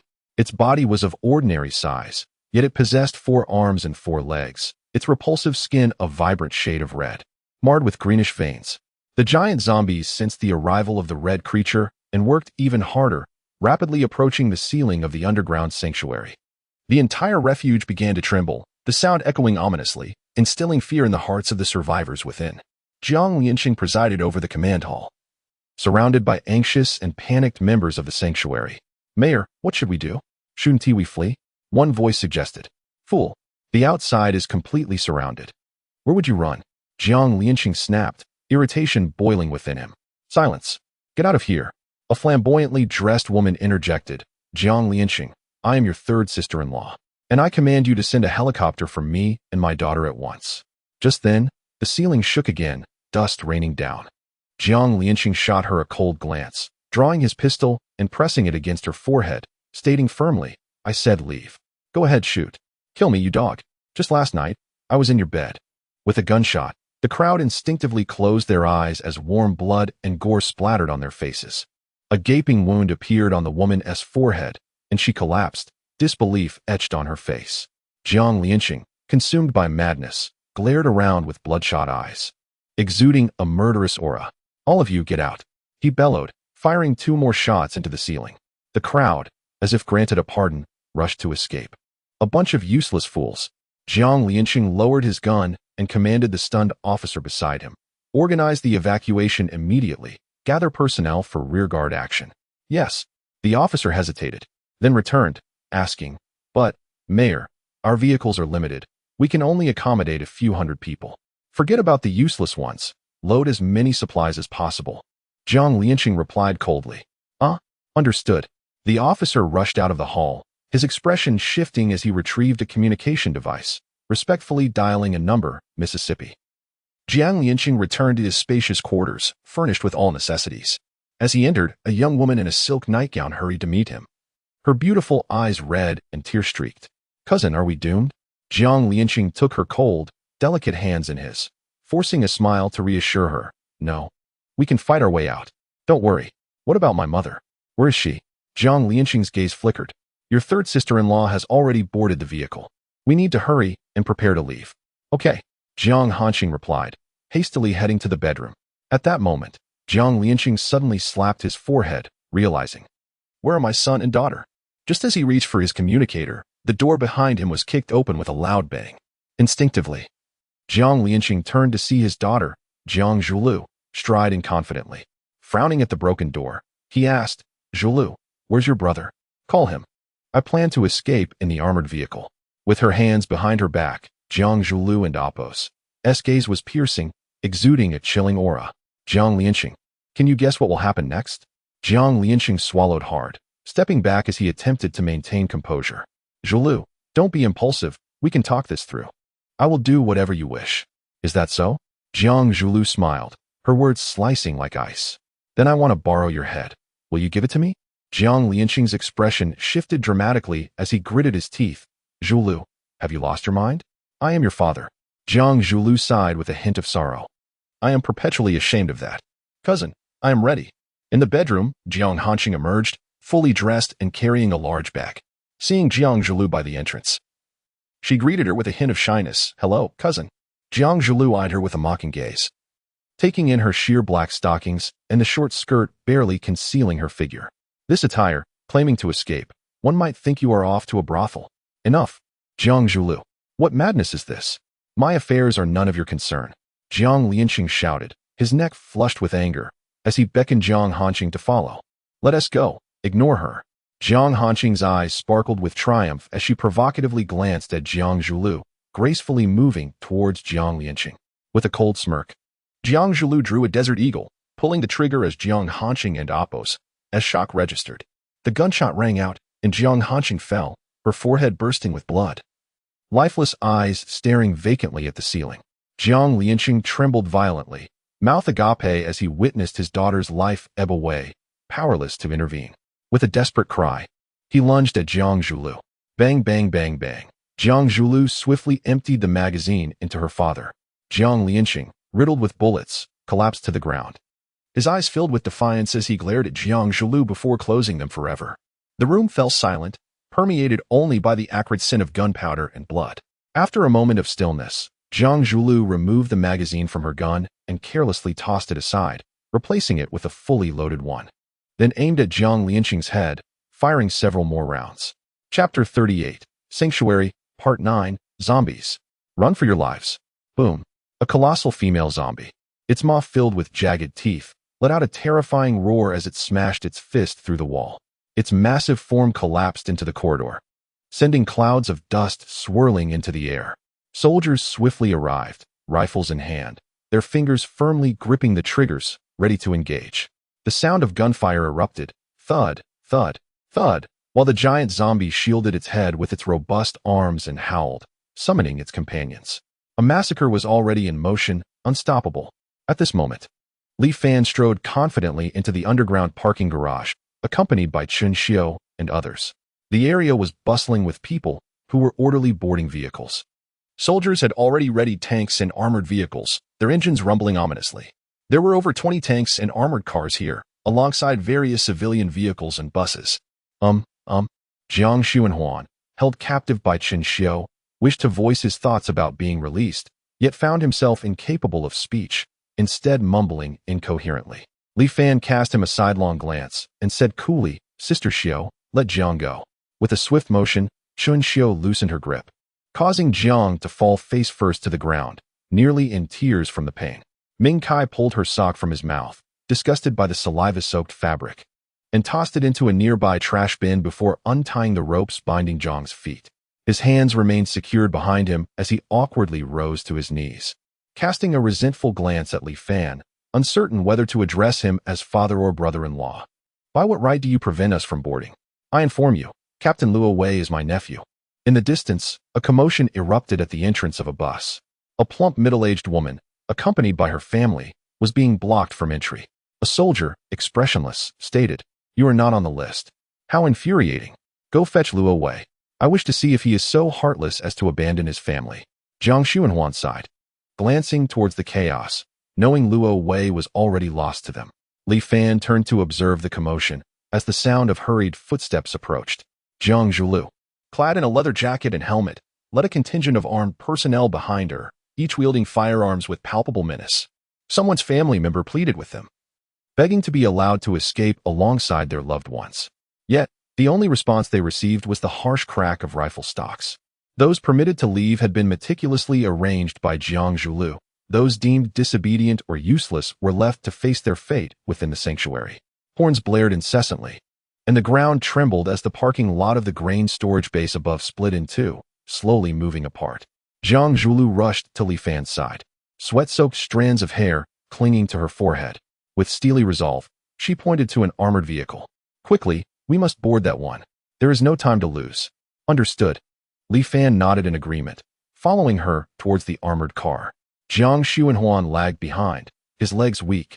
He stumbled and fell, landing unceremoniously on the ground. Such uselessness. Chen Xiu scolded, turning back to help him up. Meanwhile, the gunfire in the corridor grew ever closer, accompanied by the anguished cries of people and the excited roars of zombies. Once inside the armored vehicle, Jiang Zhulu seized her radio, urgently commanding, begin the evacuation.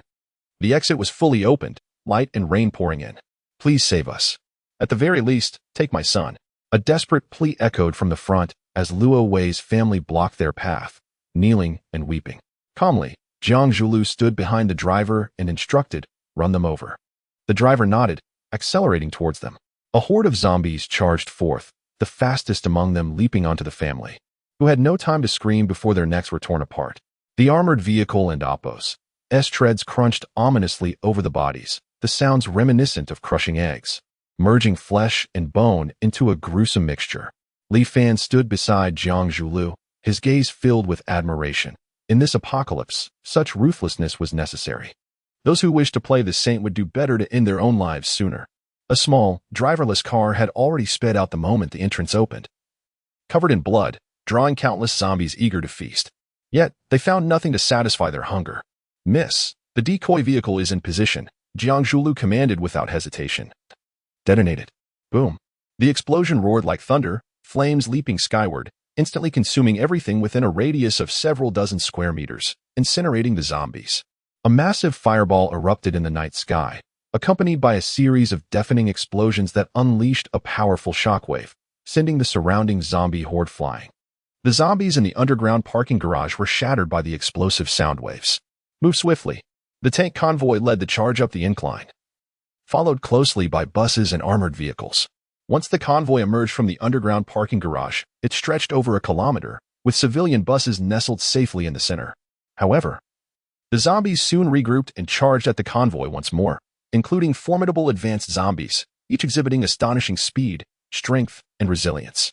Li Fan, inside the vehicle, felt a tightening in his chest, pondering if they could truly break through with so many zombies outside. Numerous soldiers climbed atop the tanks and armored vehicles, automatic rifles blazing as they unleashed a relentless barrage upon the zombies. Gunfire filled the air, bullets mingling with the rain as they tore into the flesh of the undead. Li Fan and Oppo's eyelids twitched uncontrollably, his heart racing. "I will go help." Chen Xiao and Ming Kai exclaimed in unison, "We will join you." "No, you must stay here." Li Fan pushed open the door and turned to Jiang Zhulu, speaking earnestly. "I rely on you." She nodded firmly, equally anxious. She had never encountered such a grand spectacle before. One misstep could spell doom for them all. Li Fan leaped onto the air conditioning unit of a nearby building, scanning the throng of zombies with keen eyes, suddenly sensing something watching him. Looking up, he spotted a towering red zombie on the rooftop of a building hundreds of meters away, motionless and fixated on him. A surge of alarm coursed through him. This zombie was no ordinary advanced type. It was a veritable zombie king. Chapter 39. The escape as dawn broke. The heavy rain severely hampered visibility. Just when Li Fan anticipated a fierce battle, the crimson zombie suddenly turned its gaze into the distance, its form abruptly vanishing from sight. The horde of zombies on the ground seemed to lose their direction, scattering chaotically, while the formidable advanced zombies sensed the impending danger and also melted into the mass, disappearing without a trace. The crisis was averted. Li Fan, drenched in sweat, remained vigilant, scanning his surroundings. After a lengthy wait, he saw no sign of the crimson zombie returning. With the situation momentarily safe, he descended and re-entered the armored vehicle. The occupants beamed with joy, and upon seeing Li Fan, they couldn't help but exclaim, "You're incredible. You scared them off just like that." With a wry smile, Li Fan shook his head. "It's not because of me." Jiang Xuanhuan's eyes sparkled with admiration as she declared, "Brother-in-law, you are truly my idol. I've decided to pay my respects to you every night before bed." "Enough of that," Li Fan said, wiping the cold sweat from his forehead. The sight of that fearsome crimson zombie still haunted him. Jiang Zhulu approached, seeking guidance. "Li Fan, where do we go next?" "You're asking me?" Li Fan replied, somewhat surprised. Jiang Zhulu, with an air of certainty, responded, "Of course. You are the man of the house, you're the boss, and I'm second in command." The hierarchy might need reconsideration," Li Fan chuckled awkwardly. Jiang Zhulu dismissed his concerns, saying, "I know you have many women around you, but that's fine. They can't possibly be more capable than I am, so I'm firmly seated in the second position." Li Fan forced a smile that resembled a grimace, realizing domestic life would soon be tumultuous. Under Li Fan's command, the convoy set forth towards Sunshine Community. As he glanced around the vehicle, a sense of something missing nagged at him. Suddenly, it struck him. Where was Lu Xingqian? A motorcycle roared from behind. A soldier shouted, "Halt, or we will open fire." Moments later, Lu Xingqian's distressed voice cried out, "A I'm Lu Xingchen. Don't shoot. It's me. It turned out he had been knocked down before boarding and was then blown away by a gust. By the time he regained his footing and emerged from the underground, the convoy had already traveled several kilometers. Fortunately, Zhuan arrived on a motorcycle, carrying a boy, just in time to assist him. At the top floor of Jiangxing Television Station, the dimly lit hall was illuminated by the faint glow of the formation etched into the floor. The girl, once lying in the center of the formation, had transformed into a pool of dark purple blood. The surrounding zombies howled with excitement. Their sacrificial ceremony was nearing completion. Suddenly, a loud crash echoed as a red figure burst through the wall. Almost simultaneously, a suited zombie intercepted the crimson zombie's advance with a powerful punch. The battle was about to ignite. Damn it, why is there no signal? Yi Qingqing fumed, throwing her phone to the ground. Li Fan, hurry back. Lu Ruyan lamented, pacing the room with a furrowed brow.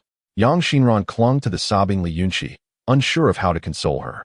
On the coffee table lay the lifeless body of Linya, covered with a white cloth by Su Mei, her once alluring face now pale and withered. Watching her student perish filled Su Mei with sorrow, equal to that of anyone present. The medical conditions were dire. Su Mei could not perform a gastric lavage for Linya and could only induce vomiting through rudimentary methods, all to no avail. Linya had succumbed 3 hours prior. The group struggled to comprehend who could have poisoned Li Yunqi and Linya, as neither had made enemies during their time here. Moreover, due to the abundance of items in Li Fan's home, it was uncertain if the tainted milk tea had originated from there. Though the hot water used for brewing it was likely sourced from the 2 well-powered rooms on the 9th floor. Yi Qingqing covered her eyes, desperately trying to recall who had suspiciously left Li Fan and Appo's house the previous afternoon, but she had been engrossed in making documents in her study and hadn't paid attention. Asking Yang Xinran proved futile as well. She had been lying on the bed in the secondary bedroom, secretly watching a drama on her tablet while Qinxiu was away, oblivious to the happenings. Lu Ruyan and Su Mei corroborated each other's alibis, stating they had been chatting in the living room near dusk, with no one having left. Could it be that Li Yunqi was the one crying thief? Was she actually the one who poisoned them, fabricating the story of someone else brewing the milk tea to exonerate herself? She and Linya had always been close, and even if there were disagreements, it was normal for outsiders to be unaware. Yi Qingqing's mind raced through various possibilities, her thoughts intertwining and spiraling toward overload. Suddenly, her ears perked up. There seemed to be commotion outside. Instinctively, she moved toward the balcony, peering into the distance where a formidable tank appeared at the end of the street. Is that the military? Yi Qingqing's furrowed brow remained tense as she pondered the methods of the murderer. Glancing casually beside her, she noted that the neighboring balcony was over 2 meters away, making it impossible for an average person to leap across. She looked up at the upper floors. What if someone had descended from above? A procession of armored vehicles appeared along the long street, moving silently to push aside the obstructing zombies. In the downpour, the zombies crushed beneath the advancing vehicles were quickly washed away. After a quarter of an hour, the tank brigade orderly stopped on the street outside Sunshine Community.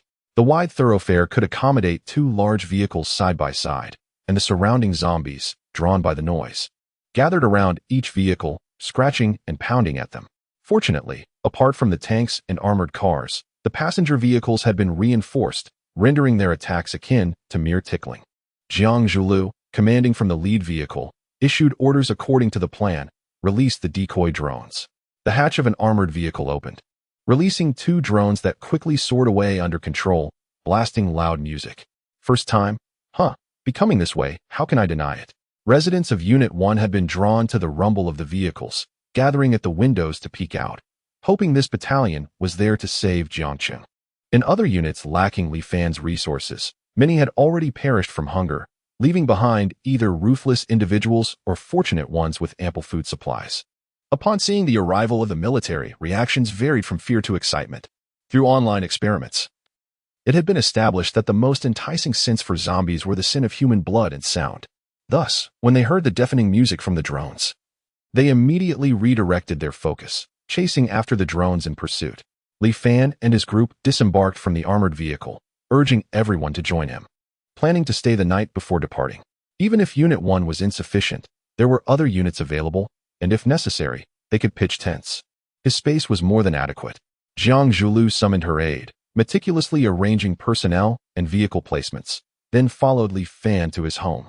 Regarding the enchanting women at Li Fan's residence, she felt it necessary to assert her authority, ensuring they understood who would be the second in command. A large group marched toward Unit 1. The women who had been gazing from the windows of Li Fan's ninth-floor apartment finally recognized him.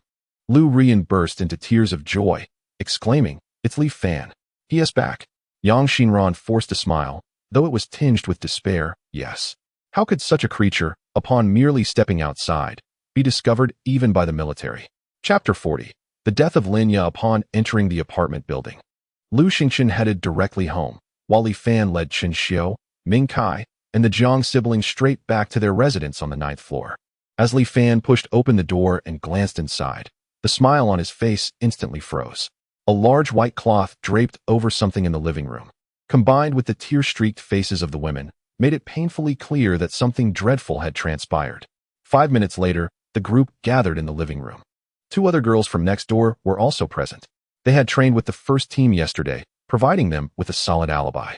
At that moment, they sat beside the tearful Li Yunqi, who occasionally offered quiet words of comfort. Li Fan sat in the middle of the sofa, resting his chin on his hands, silent, while Lu Ruyan, with reddened eyes, recounted the events in detail. Ming Kai stood in the corner, her eyes wide, scratching her head in disbelief. Could there be a traitor in our midst? Poisoning. What a brilliant idea, except I didn't bring any poison through customs into Longhua. A hint of regret crossed her face before she furrowed her brow. Wait, I don't think I came here to commit murder. Chen Xiu lifted the white cloth, glancing at Linya's lifeless body. Her complexion was pale, lips tinged with purple, and her body had long since grown cold. Gently, she covered her again, shaking her head with a sigh, lamenting the loss of such a vibrant life, extinguished without explanation. Li Fan's sharp gaze swept across the faces in the room, causing everyone to flinch, yet no one averted their eyes. After pondering for a while, he couldn't fathom any motive for one of his own to harm Linya, leading him to consider that the culprit might be an outsider, given that someone had been guarding downstairs. It was nearly impossible for anyone to come and go undetected unless they possessed Li Fan's skills. Could it be one of the survivors from the first team? But Linya had no grievances with them. If poisoning were the intent, it would make more sense to target Li Fan or other women in his household. Li Fan glanced at Jiang Zhulu, hoping she might offer a valuable perspective. Jiang Zhulu, brimming with anticipation, surveyed the women and declared, "In my opinion, the murderer must be among us." Her words sent a wave of fear through the group. Yang Xinran lowered her head, being the least esteemed in her household. She breathed a sigh of relief, grateful not to be the scapegoat. Suddenly, Jiang Zhulu pointed at Yang Xinran, stating, "I find this young lady quite suspicious. One can tell by her skin that she has been pampered since childhood, yet recently, she must have faced some discontent. This is evident from the resentment that occasionally flickers in her eyes." Yang Xinran, enraged, retorted, "How dare you slander me? Who do you think you are to point fingers?"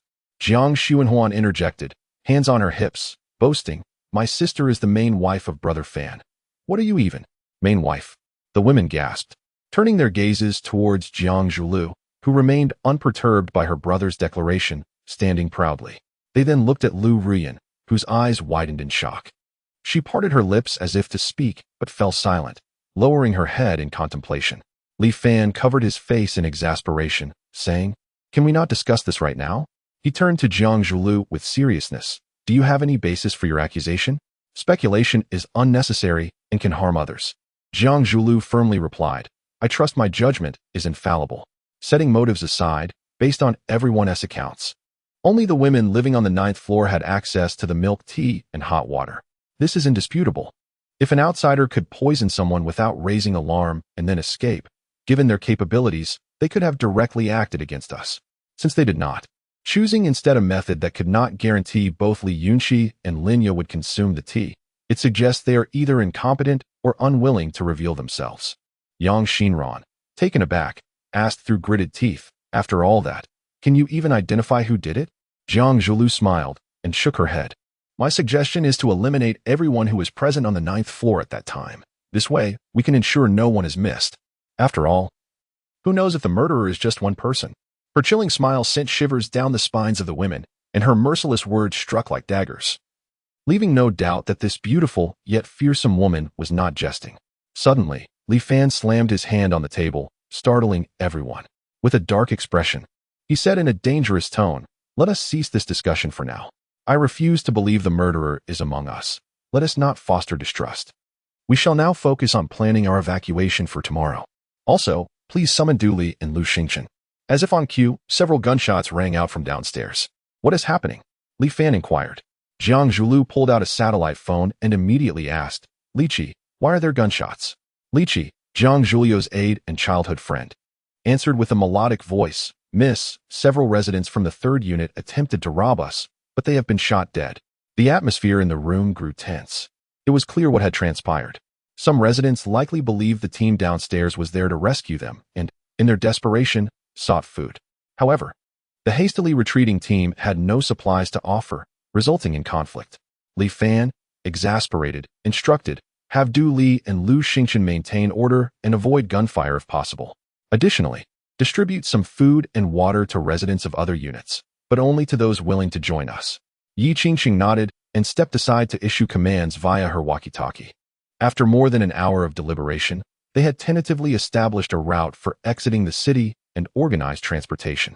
Li Fan announced Jiang Zhulu as the 3rd deputy leader, her armed group designated as the 2nd team, while other survivors would be assigned to logistical or combat units based on circumstances.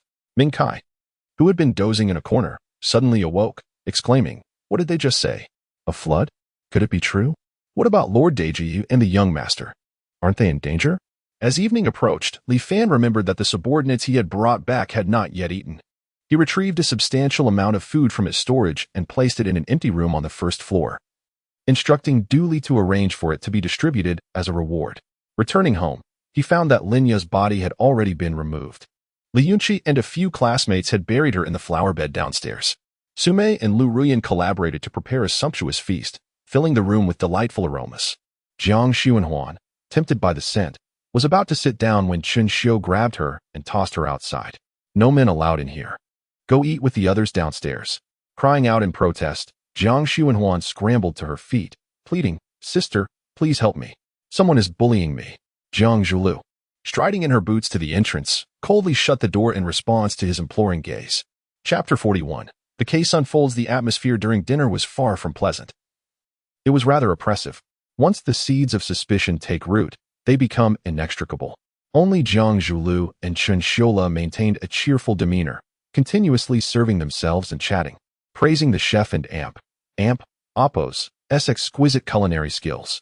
Yang Xinran, feeling like an unwanted child, awkwardly poked her head into her small porcelain bowl, occasionally reaching out for a bite here and there, which angered Li Fan, who chastised her to wait until everyone had finished eating. Thus, Yang Xinran, feeling dejected, could only watch enviously as the fragrant dishes adorned the table, swallowing her saliva while sitting quietly to the side. Sumei, unable to bear it any longer, discreetly gestured towards the kitchen.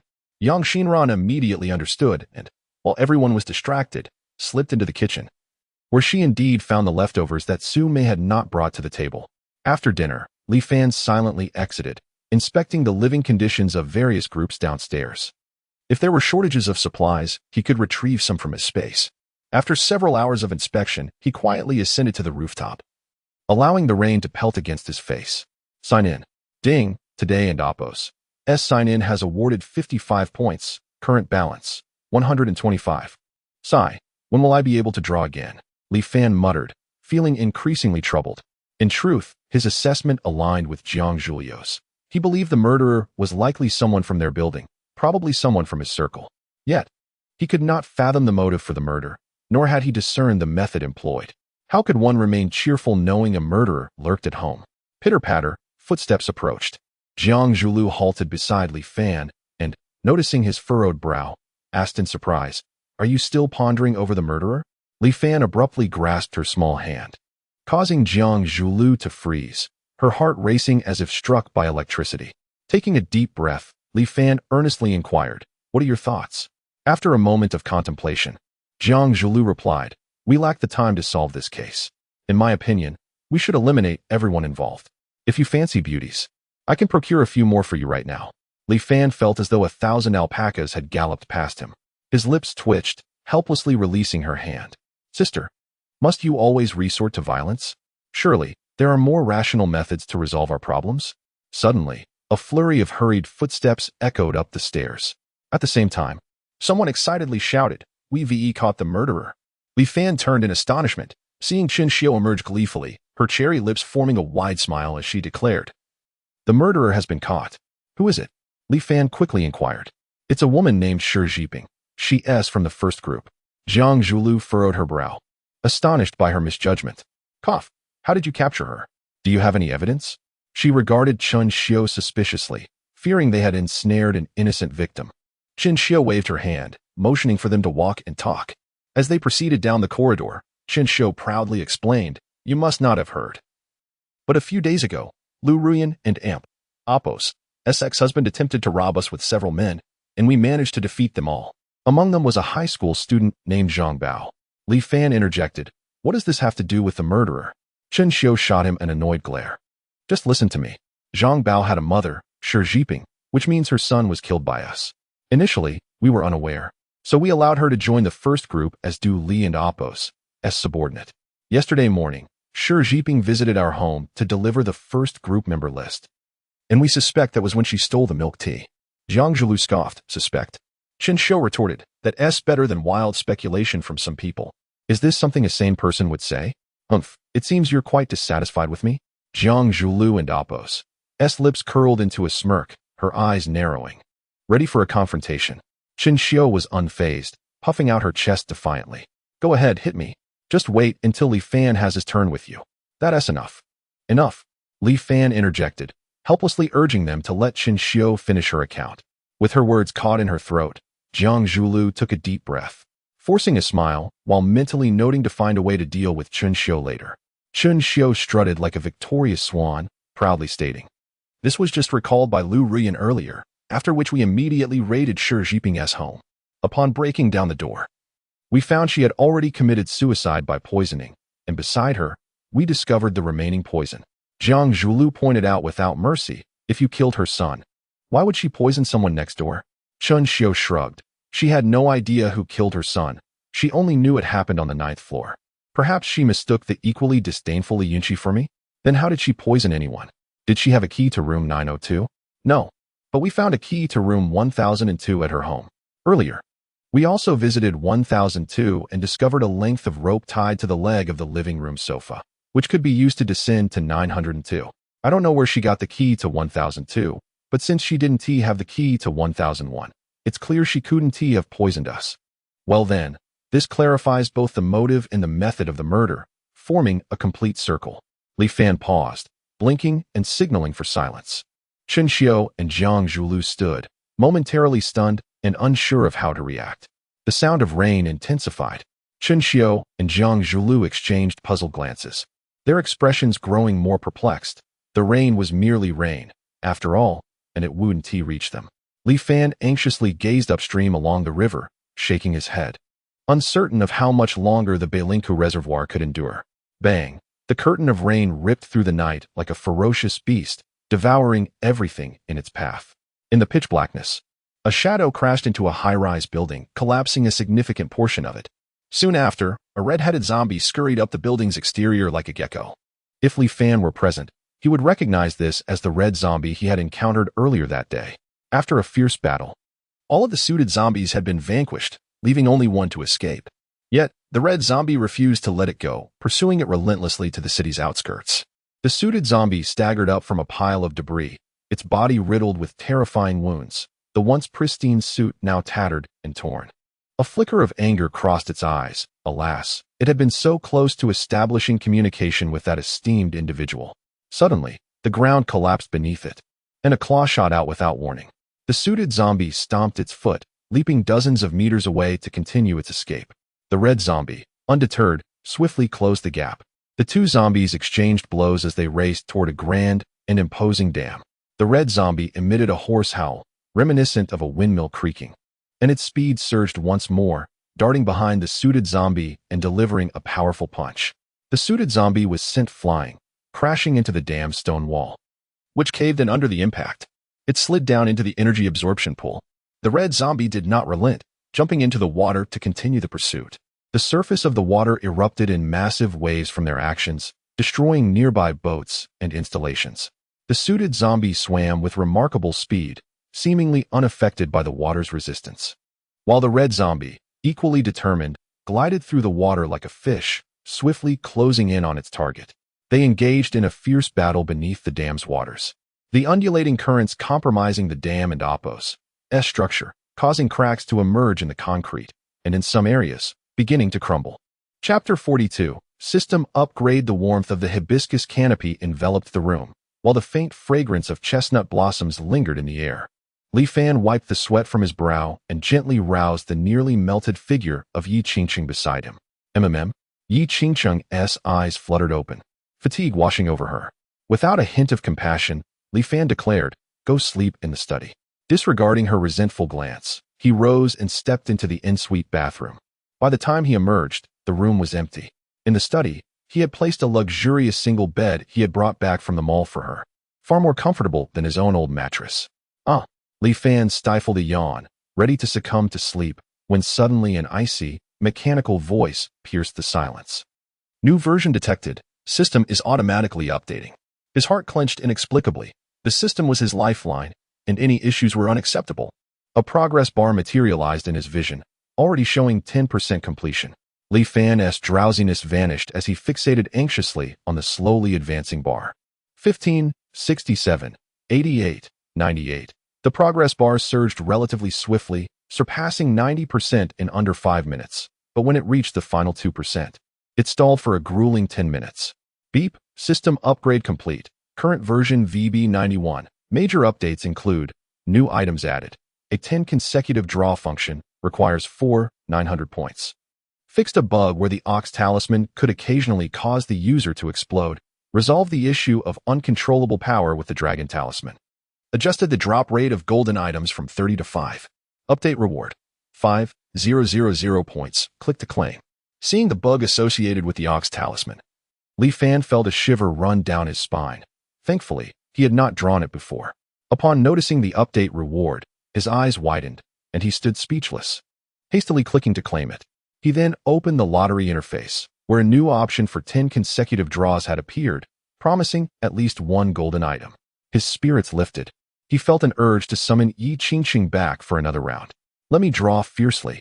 Li Fan rubbed his hands in anticipation, hoping that with 10 draws, he might land 5 golden items. Imagine the heights he could soar to. The reward wheel began to spin with a series of clicks, and he watched intently as a dazzling golden light flickered. Beep. Congratulations, host. You have obtained a golden item, Dragon Talisman. Li Fan gasped, overwhelmed by his extraordinary luck. Was it fate that favored him? Dragon Talisman. The bearer can wield explosive power, unleashing fiery blasts. Side effect, greed. What other rewards awaited him? Li Fan continued to sift through the list. A model of the Extreme Dao Emperor weapon, Eastern Emperor Bell, a bottle of floral water, a book titled 3-Year Elements, 5-Year Reactions, a case of mineral water, a powerful magnet, an artistic photo of Jiang Weiyan, a copy of Do Huang Cultivation, 10 assault rifles, a book on concrete construction standards. Li Fan's gaze fixated on the Do Huang Cultivation. The rest seemed utterly worthless. Was none of this a golden item? His heart raced at the thought that possessing the Do Huang Cultivation could lead to the transformation into Do Qi. He could soar through the skies, parting mountains and rivers with ease. He eagerly clicked to claim the Do Huang Cultivation. Do Huang Cultivation infusion in progress. Detected that the current world lacks Do Qi. Infusion failed. Li Fan sighed, knowing it was too good to be true. He opened his palm, and the Dragon Talisman suddenly appeared, revealing a robust black dragon coiling around the mooncake-shaped talisman, exuding immense power. However, unlike the rabbit and horse talismans, the Dragon Talisman could not merge into his body. It had to be held in hand to be utilized. Isn't this discrimination? What if the host loses both hands? Li Fan mused darkly. His attention shifted to the temporary storage box, and a glimmer sparked in his eyes as he retrieved the artistic photo of Jiang Weiyan. Examining it closely, wow, so fierce, so handsome, comparable to the most dashing of readers. After gazing at it for an extended period, he reluctantly set the photo down. He then retrieved the remaining rewards, cradling them in his arms with a satisfied expression. These are all mine. With a plop, the round, hefty magnet slipped from his grasp and fell to the floor. As Li Fan bent to pick it up, the magnet vibrated slightly, and suddenly, A glint of cold steel flashed as a small knife shot from under the bed, clinging tightly to the magnet.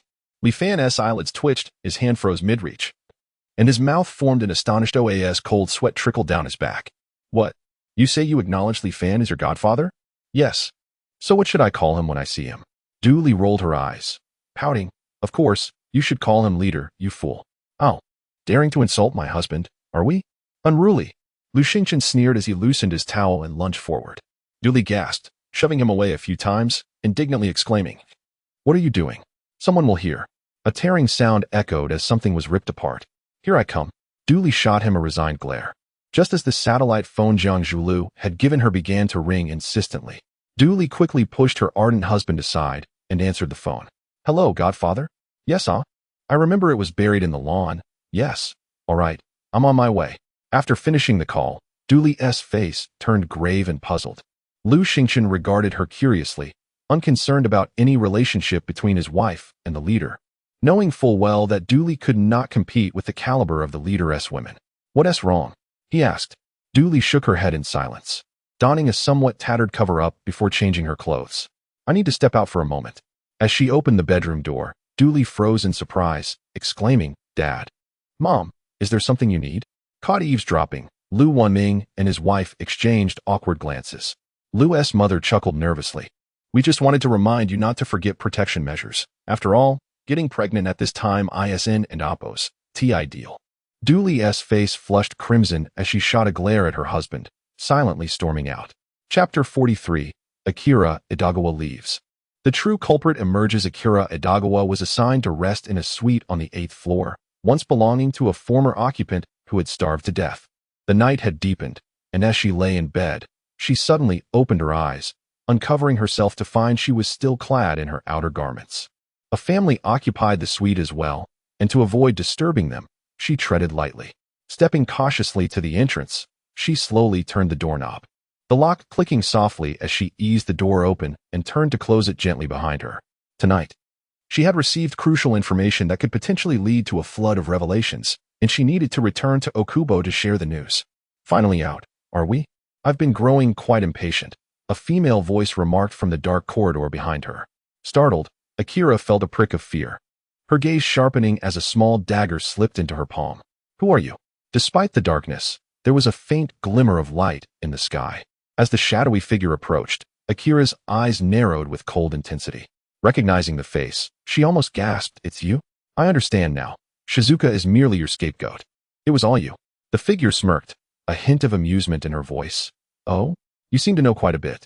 Akira responded confidently, otherwise. Why would you seek me out in the dead of night? I found it strange that Shizuka, an ordinary woman, had access to lethal chemicals at home. Huh, indeed. You are even more astute than I imagined. Miss Akira Idagawa, the ninja secretly nurtured by the Okubo family. Akira retorted with a hint of annoyance. It's Miss Akira Idagawa, who obtained her intermediate ninja certification at 18. Be that as it may, do you know why I've come to find you? With a flourish, Akira produced a phone from her pocket, waving it triumphantly before the figure. How splendid. If I hadn't charged it at Li Fan's place today, I might not have realized. I assume you intend to silence me? No. The figure shook her head. I merely wish to advise you against returning. Otherwise, your young master will never have a chance to recover. Akira and Appo's expression turned icy as she narrowed her eyes. Are you threatening me? It's merely a transaction. Take your people to this address, and I will find a way for Li Fan to heal your young master. The figure handed Akira a slip of paper. With caution, Akira accepted it and glanced down, questioning, Why should I trust you? The figure chuckled softly. You already know my secret. If I break my promise, you can simply inform Li Fan. Let me be frank. Without my assistance, you could never complete your task alone. After a deep breath, Akira furrowed her brow, pondering for a long while before finally declaring, Very well, I hope our transaction concludes successfully. With that, her figure flickered and vanished. The figure, cold as ice, approached the corridor railing, watching Akira leave the building before slowly ascending the stairs. Upon reaching room 901, she entered silently, glancing at Qin Xiao, who was asleep on the couch, and Yang Xinran, who had made a makeshift bed behind the sofa. Yang clutched a blanket, covering her heart while her legs lay bare in shorts, sweetly murmuring in her dreams, Li Fan, you rascal, take this. The figure couldn't help but smile. pausing beside Yang to pull the blanket over her more snugly before proceeding to her side. She gently opened the door, slipped inside, and removed her dark coat, revealing a strikingly beautiful face. Quietly shedding her excess garments, she climbed into bed, tucking herself in. Out of the corner of her eye, she noticed the other occupant of the bed, who should have been asleep, trembling lightly. With a sigh, she whispered, "Sleep more soundly." Sume, her eyes red and swollen from crying, uncovered her head and gazed at Lu Ruyen. "Who exactly are you?" "You are not Lu Ruyen." Lu Ruyen, her gaze clear and profound, replied without hesitation, "Lu Wuxia." Sume's body stiffened, her face etched with fear and confusion as she half sat, gritting her teeth, and whispered, "Where has my Ruyen gone? She will naturally return by morning." "Sleep now," Lu Ruyen said calmly, turning her back to Sume, falling silent. Sume and Apos' hands, hidden under the covers, clenched tightly. She wished to scream and demand answers, yet reason told her that such an outburst would be unwise. If others discovered that Lu Ruyen was behind the chaos, the outcome would be dire.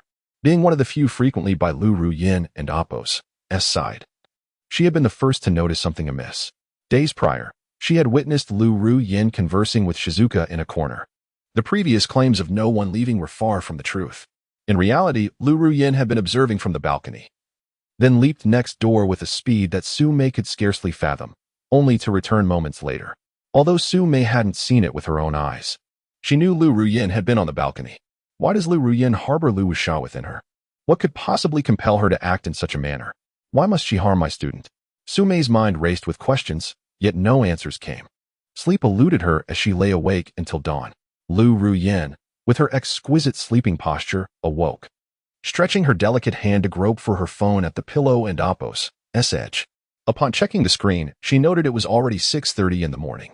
Rubbing her eyes, she sat up and turned to Sume, startled. "Why are you staring at me?" Sume forced a strained smile, explaining, "Could you possibly make breakfast today? I didn't sleep well last night." Lu Ruyen nodded. "Of course, no problem." She added with concern, "But are you unwell? You look rather pale." Sume's gaze fixed on her longtime friend, feeling a sense of alienation. She buried her head in the covers, mumbling, "Perhaps I was just a bit sore after last night with the fan. It's nothing. I'll be fine after some rest." Lu Ruyen frowned. "Very well." She changed her clothes and stepped out of the small bedroom. To her surprise, she found Li Fan already seated on the living room sofa. Looking bored as Chen Xiu dutifully massaged his legs, Yu Qiqing turned her head upon hearing the commotion. Lu Ruyen and Apos' heart skipped a beat inexplicably as she approached with a smile. "Everyone is up early today. Is it because we are preparing to evacuate?" Li Fan glanced at her without speaking. He had hardly slept the previous night, consumed by thoughts of the owner of the small knife. In this post-apocalyptic world, only Lu Ruyen, Yi Qingcheng, and Su Mei had entered his room. Others, including Yang Xinran, were strictly forbidden.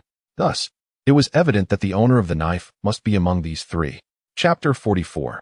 Departure from the community. With a resounding thud, Jiang Zhulu strode through the door, stifling a yawn. Last night, she had opted not to share a bed with Yi Qingcheng in the study. Instead, she had set up a camp bed on the armored vehicle in the convoy. Following closely behind her was a female soldier clad in combat attire and wearing a helmet. Jiang Zhulu's capable aide, Li Qi. Jiang Zhulu plopped down on the sofa and complained, "Who was digging a pit in the rain in the dead of night? It's infuriating." Li Qi, standing behind her, chuckled and said, "I inquired, and they mentioned it was a command from the chief. That's beyond my jurisdiction."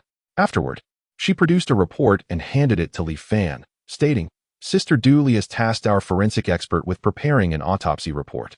Additionally, we found nothing of significance on the body." Li Fan accepted the document, surprised by Li Qi and her team's professionalism. His trip to the refuge had indeed proved invaluable. His gaze fell upon the report, which provided a detailed description of Brother Wang and Apos' corpse, summarizing the cause of death as excessive blood loss, with a fatal injury to the head. Suddenly, Li Fan froze. 2 testicles completely shattered, suspected to be from years ago. He recalled Brother Wang's earlier confession in the group about his long-standing issues, realizing it was not mere exaggeration. After all, how could one engage in such activities without them? Thud, thud. Dooley hurriedly entered, her eyes bearing dark circles, clearly a result of sleeplessness. She stood before Li Fan, intending to report on the search at Lu Ruyen's home. But upon noticing Lu Ruyen's presence, she hesitated briefly and said, Leader, everyone is up and packing their belongings. We aim to depart by 7:30 as scheduled. Li Fan nodded and urged those around him. Let us finish breakfast quickly and set off.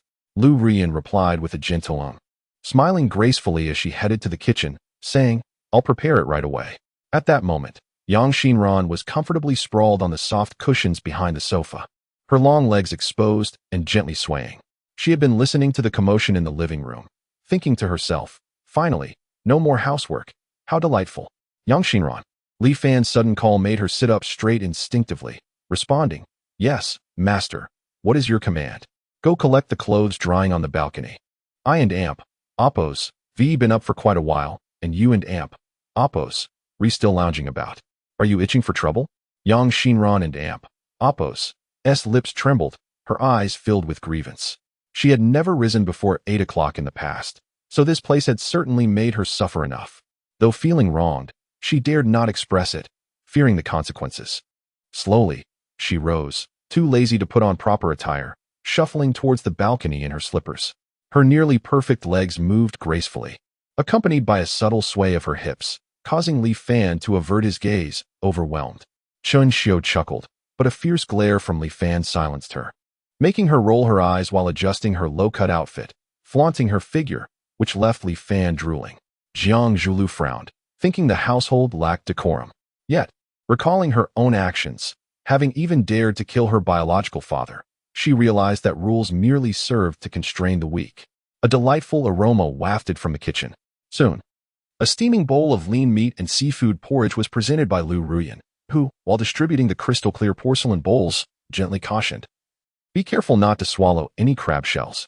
Li Fan took a spoonful, savoring the exquisite blend of shrimp and porridge, singing its praises internally. Feeling ashamed for having doubted Lu Ruyan, he truly was ungrateful. Dooley had just whispered to him that nothing was discovered at Lu Ruyan's 15th floor residence. Su Mei sat beside Li Fan, placing her burdens on the table. She picked up a bowl, gently blowing on it before taking small, savoring bites of the steaming porridge. Despite her efforts to forget last night's events, every time her gaze met Lu Ruyan's, her heart ached at the memory of Lin Ya's innocent demise, her mind replaying images of Lin Ya's cheerful laughter. Logically, she should seek vengeance for Lin Ya, but her bond with Lu Ruyan was far stronger than with Lin Ya. And the killer could not be considered Lu Ruyan. She might remain unaware of her latent dangerous persona. Su Mei hesitated, torn between whether to inform Li Fan. If she chose to remain silent, she feared Lu Wuxing might continue his killings, thus rendering her an accomplice. Yet, if she spoke up, Li Fan might very well choose to execute Lu Ruyan. After all, who would willingly sleep with a madwoman? Li Fan playfully pinched her delicate cheek, teasing, Why the distant look? Is it because I didn't summon you last night? Su Mei and Oppo's body quivered slightly. Ordinarily, she would have chastised him for such remarks. But now she felt a pang of guilt and instinctively refrained from rebuking him. Instead, she could only nod, suppressing her embarrassment and bowing her head shyly, avoiding eye contact. The others at the table exchanged startled glances. When had Su Mei become so eager? Lu Ruyan, amused, inquired, So it was because you didn't sleep well last night? Su Mei's face flushed crimson, burying her head deeper into her collar, utterly at a loss for words. Li Fan swallowed a mouthful of porridge and looked around in confusion, asking, Where's Minkai? Why isn't she here? I'm not sure. I'll go check, Chen Xiu replied, patting her stomach and letting out a burp before standing and walking out. Moments later, she returned with a furrowed brow, holding a note. Minkai left a message saying she had something urgent to attend to, and that we shouldn't and Amp, Oppos, wait for her. Li Fan continued eating his porridge, responding with a nonchalant "Oh?" as he pondered, and the others decided not to dwell on the matter any further. After breakfast, everyone began to pack their belongings with great urgency. Jiang Zhulu lounged on the sofa, her legs crossed, having brought no luggage, confident that Li Fan had ample space. Lu Rian had already transferred her clothes from her original home to Li Fan's place. She returned to the guest room, carefully folding each item and placing it into her suitcase, planning to let Li Fan store it in his space once she was done. Su Mei had little to carry, so she sat in the living room chatting with Chen Xiu, who was incessantly fixated on her figure, enviously probing about her diet. Hearing their conversation, Lu Rian couldn't help but chuckle softly, folding a coat and placing it in her suitcase.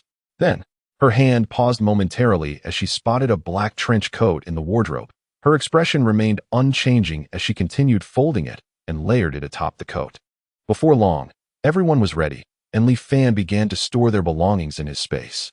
He stood at the door, casting a reluctant glance back at the home he had occupied for a decade before stepping outside. Yi Qingcheng carried a small satchel and walked beside Lu Ruyan, remarking, "Sister Lu, do you think we'll return here?" Lu Ruyan, maintaining a steady pace, turned her gentle gaze toward her, replying, "Yes, I believe that day will come."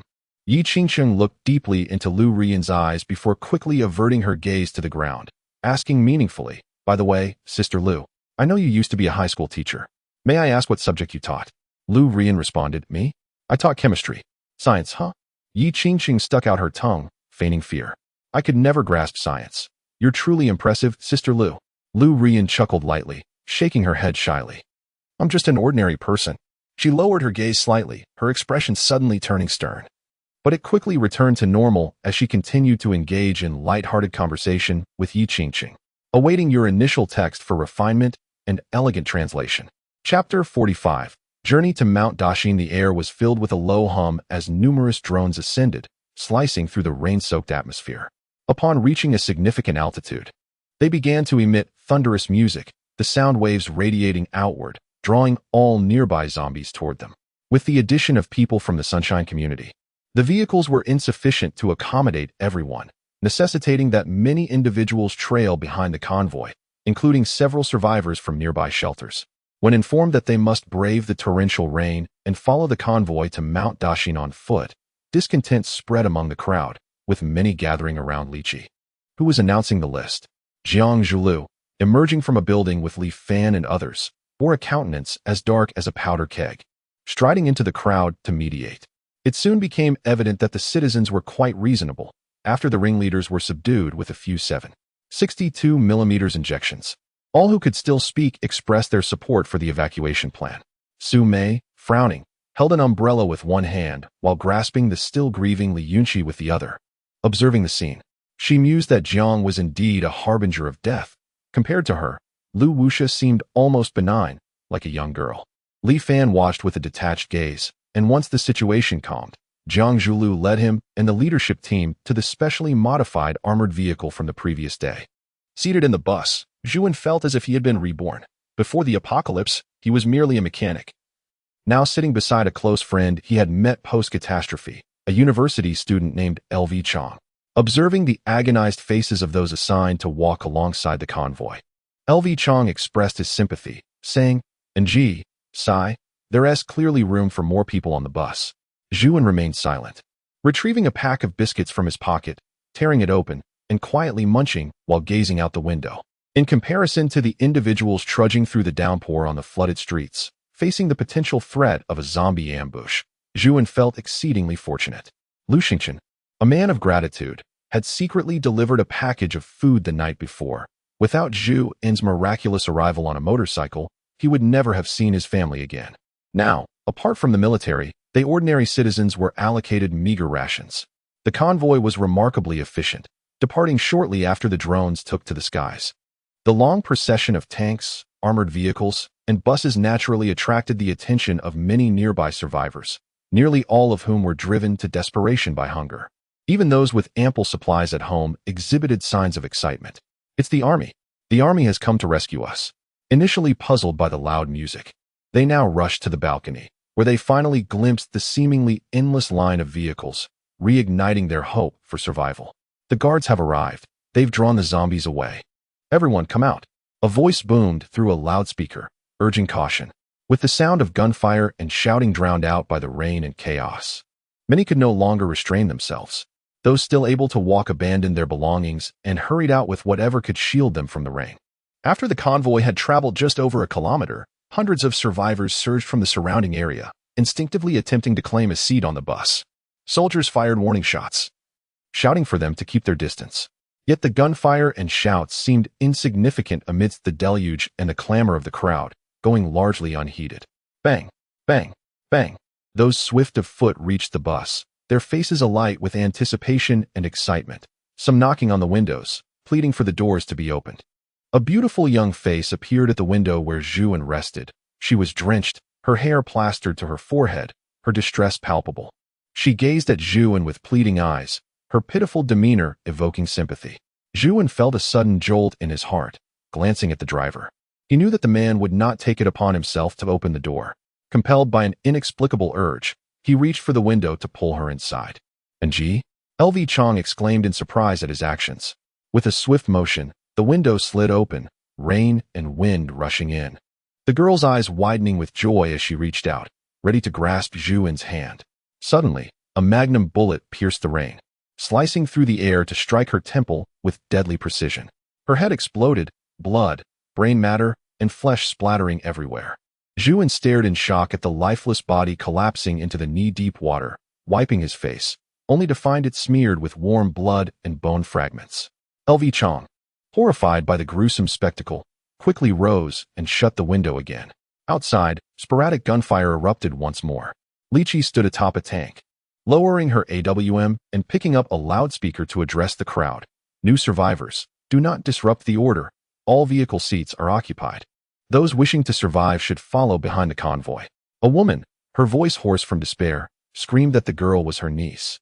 Rushing toward the tank to berate Lychee. You beast! Who were you shooting at? What did my niece do to deserve this? Did we support you for this? Lychee coldly returned her gaze, her eyes sharp as blades. She had no intention of explaining that they were not regular troops, but rather Zhang's private militia. Calmly, she replied. If you're dissatisfied, take me to court. The woman laughed bitterly, crying out to the heavens. Oh, heavens, send down your wrath and cleanse this filthy world. Yet her cries garnered no response. The convoy continued on its predetermined path, gradually fading from view. The newly arrived survivors finally comprehended their abandonment, realizing that no one cared for their lives. They followed the convoy in silence, unwilling to succumb to despair, clinging to the faintest glimmer of survival. Tears mingled with raindrops on the woman and Amp Oppo's face as she collapsed into the water, resigned to await her fate. A zombie, lurking in the shadows, waited for the convoy to pass before lunging at the woman, sinking its teeth into her neck with ravenous delight. Increasing numbers of survivors emerged from their hiding places, decisively joining the fleeing throng, some even driving their own vehicles. The cars, mingling with the crowd, moved slowly, filled with cries of anguish. Some pleaded for help. Others searched for loved ones, while yet others begged for medicine or resorted to robbery. Amidst this chaos, a shameless man groped unfamiliar women as they walked, exhausted and starved. The women tolerated the indignity, knowing that fighting back would waste their energy and prove futile. Those who stumbled and fell into the deepening water faced a grim fate, likely to be trampled by the throng. All were numbed by despair, unwilling to extend kindness or act as allies of justice in such dire times.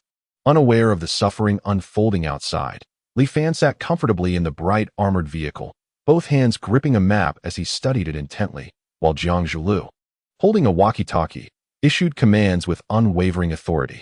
Chapter 46, Journey to Mount Dashin, Part 2. The convoy was engulfed in the cacophony of gunfire. And while drones could lure the mindless zombies away, the more intelligent advanced zombies and those with impaired hearing were not so easily deceived. From time to time, a zombie would leap from the shadows, snatching a survivor trailing behind the convoy. The fear of being dragged away by a zombie at any moment was far more unbearable than the treacherous path ahead. The survivors huddled closer together, seeking safety in numbers. After 4 or 5 hours of travel, the convoy suddenly began to slow down to a halt, not due to a change of heart from Li Fan, but because the road ahead was blocked and required clearing. Exhausted and famished, the survivors finally had a moment to breathe. Cautiously, they approached the military vehicles, hoping for a morsel of food from the soldiers. Sister, the survivors are closing in again. Should we open fire? Came Lychee's inquiry over the walkie-talkie. Li Fan snatched the device from her hands and commanded, maintain order and refrain from firing unless absolutely necessary. Understood, Chief. He tossed the walkie-talkie back to Jiang Zhulu and turned to Qin Xiu, saying, let us go take a look. Qin Xiu nodded, grasped her umbrella, and stepped down, opening the black umbrella for Li Fan as he emerged. Jiang Zhulu cast a puzzled glance at him but offered no objections, instead organizing personnel to clear the path ahead. Li Fan changed into a pair of water shoes, casually strolling backward with his hands in his pockets, while Qin Xiu held the umbrella for both of them and donned a pair of sunglasses to avoid future complications. The survivors, who had been pleading for food around the military vehicles, soon noticed the dapper Li Fan striding toward them. They rushed to surround him as if he were their savior. "Please, sir, have mercy. My child hasn't eaten in 3 days. Woohoo, handsome, I beg you to help us. I would do anything for a morsel of food." Voices clamored, with some even kneeling in desperation. As the crowd surged toward their leader, the loyal Lychee leaped from the vehicle, shouldering a sniper rifle and positioning herself protectively at Li Fan's side, her imposing presence casting an air of authority. Li led her team down to maintain order, all clad in the military uniforms provided by Li Fan, brandishing their rifles with urgency as they pushed back the increasingly unruly crowd. A burly man, in a fit of rage, attempted to surge forward, only to be met with a powerful kick from Li, sending him sprawling several meters away. His ribs shattered as he lay in the puddles, howling in agony. Li Fan smiled broadly, raising his hands in a gesture of calm. "I understand your urgency, but please, remain patient. It is important for you to know that we are not a government military force. Though some of us once were, we are now merely a private survival team. Every action we take must consider the welfare of all our members, which is why we cannot allow you to ride in our vehicles. However, I, Li Fan, cannot bear to witness my fellow countrymen suffering from hunger in this downpour. Therefore, I have decided to recruit individuals from among you. Those selected will receive food and a warm place to stay immediately. For those not chosen, do not despair. We have dispatched teams to search for vehicles nearby. You may also take inspiration from a certain large nation. I believe a single motorcycle could easily accommodate dozens of people." "What type of people are you looking for, sir?" "I can repair vehicles," a bearded man exclaimed, his eyes gleaming with hope. "Ah, that skill is quite valuable. You're selected. Please proceed to register over there." Li Fan waved his hand toward an armored vehicle with its doors wide open. "I can play the trumpet." A woman chimed in, excitement bubbling forth. Li Fan glanced at her, recognizing her as an ordinary middle-aged woman, and his expression soured. That skill was of no use. "I'm a government clerk. I can write speeches." "Get lost. I'm a university student. I don't know anything," a girl said, her eyes glistening with fear. Li Fan scrutinized her features and physique, satisfied. "No worries. You can learn once you're in. You will work in my guard unit." Ecstatic, the girl turned to her boyfriend. "Can my boyfriend join too?" Li Fan's expression darkened. "Sure, the suicide squad is just in need of more recruits." Her boyfriend paled, hastily waving his hands in refusal. "I can't join the suicide squad." The girl, not easily deterred, bit her lip and pushed her boyfriend away. "Oh, Houchin, we're breaking up. We'll go our separate ways from now on." With that, she flashed Li Fan a grateful smile and trudged through the water toward the registration area. Standing beside Li Fan, Chen Xiu couldn't help but roll her eyes in exasperation. "You're just filling my team with this kind of people?" "What kind of people?" "She's an absolute beauty." Li Fan chuckled at the girl's retreating form. "Fancy, is that you?" A woman in the crowd called out tentatively. Li Fan furrowed his brow and turned to see a familiar face pushing through the throng, her joy evident as she reached him. "Fancy, I'm your sister-in-law, Nana." Li Fan's mouth fell open as he took in the beautiful woman before him. Recognition dawned, and he slapped his forehead. "Oh, it's you. Sister-in-law? Where's my brother gang?" Tang Nana's face fell, shaking her head sorrowfully. "He went out a few days ago to find food and hasn't returned since." Li Fan feigned a dramatic sigh. "What a pity. If it weren't for my brother gang introducing me to my job, I might still be sorting packages in a logistics warehouse." It turned out that Tang Nana's husband, Li Gang, was a distant relative of Li Fan, and the two families had little contact. Years ago, after a chance encounter with Li Gang, Li Fan learned that his cousin had been struggling to find stable work, and he had been grateful for the job introduction to a friend's furniture company. He had even delivered gifts to their home during the new year. His gaze settled on Tang Nana, who was drenched from the rain, appearing delicate and vulnerable. He quickly said, "Sister-in-law, let us go. I'll take you to change into some dry clothes and get you something to eat." Without a second thought, he took her delicate hand, leading her toward the center of the convoy. This caused Chen Xiu to follow behind in a daze, unsure how to provide them with shelter from the rain. For the first time, Tang Nana felt the warmth of a man's hand that was not her husband's, a slight blush creeping onto her pale cheeks. Yet she made no move to resist, following Li Fan obediently. Suddenly, a zombie charged out from behind an abandoned vehicle with reckless abandon. Before Li Fan could react, a precise shot rang out. A magnum bullet pierced the zombie's skull, causing its head to explode, showering the surroundings in a grotesque spray. Chun Xiu swiftly shielded Li Fan with her umbrella, the deluge washing away the filth almost instantly. Li Qi lowered her weapon slightly, resolutely following Li Fan, remaining vigilant as she held her heavy AWM, which felt as manageable as an AK in her hands. Chapter 47, Journey to Mount Dashin, Part 3, Get in the vehicle. It and Appos. Warm inside, Li Fan said with a gentle smile. Tang Nana nodded gratefully and stepped into the armored vehicle. As Li Fan turned back, he gazed into the night. The heavy rain continuing to pour down on the city, saturating the air with moisture. Brother Gua, you can leave with peace of mind. I will take care of your sister-in-law from now on. He exhaled deeply and followed her inside. Upon entering, Tang Nana was enveloped in warmth, as if she had returned to the world of the living. A pang of regret struck her. How she wished her husband could be with her. A woman is most vulnerable when she has lost the support of a man. The interior of the vehicle was spacious, furnished with a sofa, a restroom, and military cots, along with several strikingly beautiful women. Lu Rian was engaged in conversation with Su Mei when she instinctively turned at the sound of the door opening. Their eyes met, and Tang Nana and Appos' pupils dilated, her expression shifting dramatically as she involuntarily took a step back, nearly colliding with Li Fan behind her. Lu Rian rose and approached her, concern etched on her face. Hello, are you all right? Li Fan entered with Chun Xiu, who closed the door behind them, shielding them from the storm outside. Li Fan introduced, this is my distant relative's wife, named Tang Nana. I just happened to run into her. Humph. Yang Xinran, huddled in a corner, glared at Tang Nana's curvaceous figure and muttered resentfully. She must have some ulterior motives. What a wicked person. Lu Rian and Appos' brows unfurled as she grasped Tang Nana and Appos' hand, leading her with genuine concern. Look at you, drenched. Come with me to the restroom to change into dry clothes. Tang Nana's eyes flickered with doubt. Did Lu Rian truly not remember her? However, recalling the most horrifying memories, she hesitated to agree, forcing a smile as she replied. Is that really necessary? I see you don't have spare clothes here either. Li Fan chuckled, spreading his arms wide as a brand new set of women and Appos' clothing suddenly appeared in his hands, complete with undergarments, shoes, and socks. This?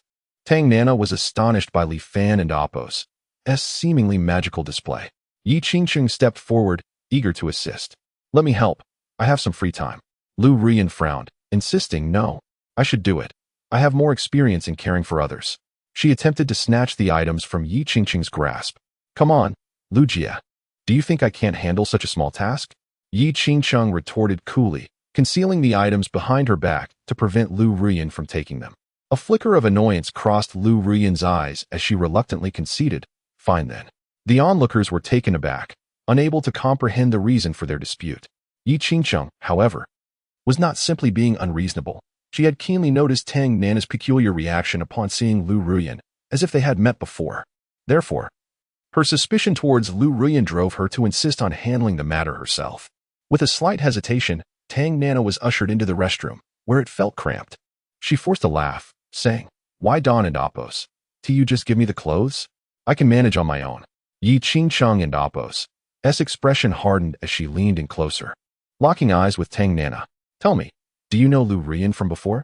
Tang Nana's gaze faltered, her head bowed. Who is Lu Rian? I don't know her. Then why do you tremble at the mere mention of her name? Yi Qingqing's eyes narrowed, her voice low and menacing. I. Tang Nana felt parched, her throat ablaze. With a quivering voice, she replied, I truly don't know. I'm not in the same class as her. Yi Qingqing's eyes lit up with intrigue. What do you mean by class? Speak. Tang Nana merely shook her head, unwilling to divulge further. Her face flushed crimson, tears welling in her eyes as if haunted by a dreadful thought. Yi Qingqing sighed in resignation, first helping Tang Nana remove her soaked clothing, then assisting her in drying off before donning fresh garments, and finally leading her back outside. Although she had not gathered any useful information, Yi Qingqing's conviction in her judgment grew stronger. She recalled that on the day Wang Gu died, only Lu Rian had excused herself to go home for an item. Outside, the recruitment continued. Li Fan entrusted the important task to his goddaughter, Du Li, who was determined to fulfill her adoptive father's wishes with utmost diligence. She set up a recruitment point at a roadside diner, where those wishing to join the survivors of Jiangcheng had to queue for temporary recognition to receive warm food and protection. She sat at a table, meticulously and solemnly registering the details of the applicants. I can drive. Can you operate a bus? I can learn. Get lost. Next. Hey, me first. A woman impatiently pushed her way forward to cut in line. Neo Taiju, wielding a baton, glared menacingly at her and barked, "What are you doing? Line up." His towering height and booming voice commanded immediate respect. The crowd recoiled in fear, but did not retreat. The woman, unfazed, arrogantly took a seat opposite Du Li, her rain-drenched makeup barely concealing her features. With her curly blonde hair, she appeared to be in her 30s. In a shrill voice, she proclaimed, "Do you know who I am? I'm Su Xing, the manager of the famous star by Lingbo." Du Li shook her head. Having heard of the star, but not the manager. Who cares about that? Su Xing was unfazed. She leaned in closer, whispering conspiratorially, "I know being a star isn't much help now, but Bai Lingbo is the illegitimate daughter of the Bai family patriarch from the imperial capital. If you can get me and her to the imperial capital, I promise you will live comfortably in the safe zone." Neo Taiju, infuriated by her audacity, raised his baton, ready to strike, but Du Li raised her hand to stop him. After a moment of contemplation, Du Li questioned, "I understand she's an illegitimate daughter, but why should we take you with us? Why not just send her?" Su Xing and Apos' expression froze, her embarrassment palpable as she coughed awkwardly. "Miss Bai is accustomed to my services, you see." Du Li narrowed her eyes, contemplating. Her adoptive father had a notorious weakness for beauty, and Bai Lingbo's allure was no less than that of his women. The thought of presenting her to him ignited a smile on her face, as if she had stumbled upon a fortune. She grasped Su Xing's hand tightly, declaring, "I find your proposal quite reasonable. Where is Miss Bai now? I will arrange for her a special vehicle with ample provisions, doing everything possible to ensure your safe return to the imperial capital." While Du Li spoke, she was merely indulging in fantasies. After all, the leader had many vying for a single vehicle, who was Bai Lingbo to be prioritized. Su Xing was delighted by her response, her demeanor brightening as she whispered, "Miss Bai is waiting outside. I will fetch her immediately. Taiju, escort this lady." Du Li instructed. Then added to her subordinates, "Go fetch Sister Lizzie." Chapter 48. The Celebrity by Lingbo's Star Sister. How disgusting. I just saw a woman helping a man for a mere sausage. Bai Lingbo's voice trailed off, her delicate brows knitting together in distaste, clearly having witnessed something appalling. Su Xing, adjusting her raincoat, replied with resignation, "Miss, we've consumed all our food. If we go hungry for another couple of days, I might end up doing something similar." "What?" Bai Lingbo retorted firmly, "No way, Star Sister. One must have integrity, even if it means starving. One should never debase oneself like that." The two continued their conversation as they followed Neo Taiju to a dilapidated van. Su Xing gazed at the barely legible license plate and the grimy door, her expression one of disbelief directed at Neo Taiju. Neo Taiju showed no mercy, laughing derisively. "This is it. You two should be grateful." With that, he whistled and strode away. What a wretched fellow.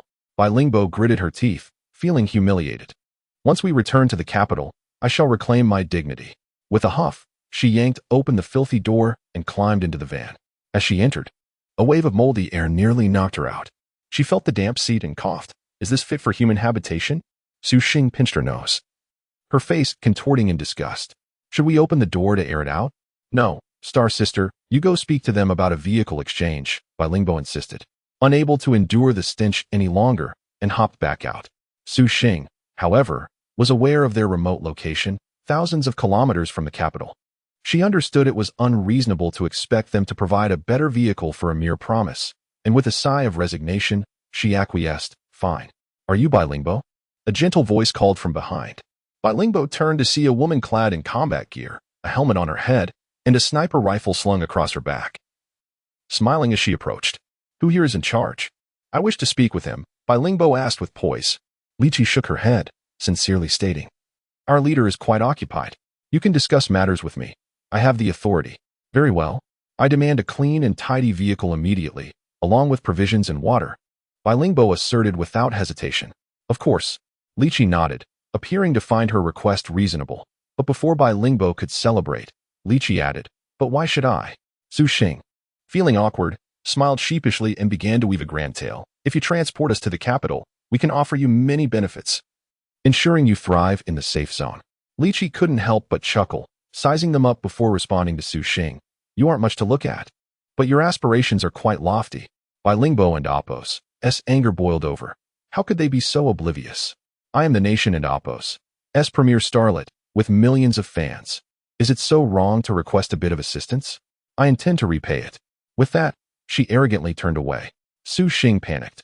Opportunities like this were fleeting, and she rushed to grab Bai Lingbo. Suddenly, a piercing scream echoed from afar, causing everyone to turn in alarm. A horde of robust zombies had emerged, attacking the nearest survivors with ferocity. The previously calm crowd erupted in chaos, screams of terror filling the air as people fled in all directions. Bai Lingbo froze in fear. Witnessing a zombie clawing into a woman's chest to extract her heart and swallow it whole. The gruesome sight made her stomach churn. She quickly dashed back to the van, calling for Su Xing to hurry. Once inside, they hurriedly shut the door. Li Qi, undeterred, unfastened her sniper rifle, aiming for a zombie feasting on its prey. Holding her breath, she squeezed the trigger. Bang! The slender bullet tore through the air, piercing the zombie's heart and obliterating its flesh, causing it to collapse. The other zombies, sensing danger, turned their attention toward her, baring their blood-stained teeth and advancing menacingly. Li Qi felt a cold sweat trickle down her back. She swiftly adjusted her aim and fired repeatedly. Bang! Bang! Bang! Despite her efforts, she only managed to sever one zombie's arm as they closed in on her. With a savage roar, one of the zombies leapt toward her, claws poised to strike. Instinctively, Li Qi shut her eyes. In the next moment, she opened them in confusion. Had she survived? The zombie had been blasted away, engulfed in flames that refused to be extinguished by the pouring rain. It writhed in agony on the ground. Li Fan approached through the rain, followed by a squad of soldiers who began firing at the surrounding zombies. Grateful, Li Qi called out, "Leader!" Li Fan, his focus sharp, aimed at another advancing zombie and unleashed a surge of explosive energy from his talisman, shattering it to pieces and revealing a small, pristine crystal. The remaining zombies, terrified, retreated into nearby buildings, vanishing from sight. Li Fan quickly collected the fallen crystals and, with those previously gathered by Jiang Zhulu, he now possessed 4. As he returned to Li Qi, he quipped, "You weren't scared into wetting your pants, were you?" Li Qi rolled her eyes with a smirk, nodding toward the van. "What is this?" Li Fan approached, peering into the passenger seat, his eyes widening in recognition. Bai Lingbo? Moments later, Bai Lingbo stood beside the van as Li Fan grasped her delicate hand. Grinning, "Goddess, I've been a fan of yours for ages." Bai Lingbo winced at his grip, wanting to pull away but lacking the strength, forced to endure the awkward moment.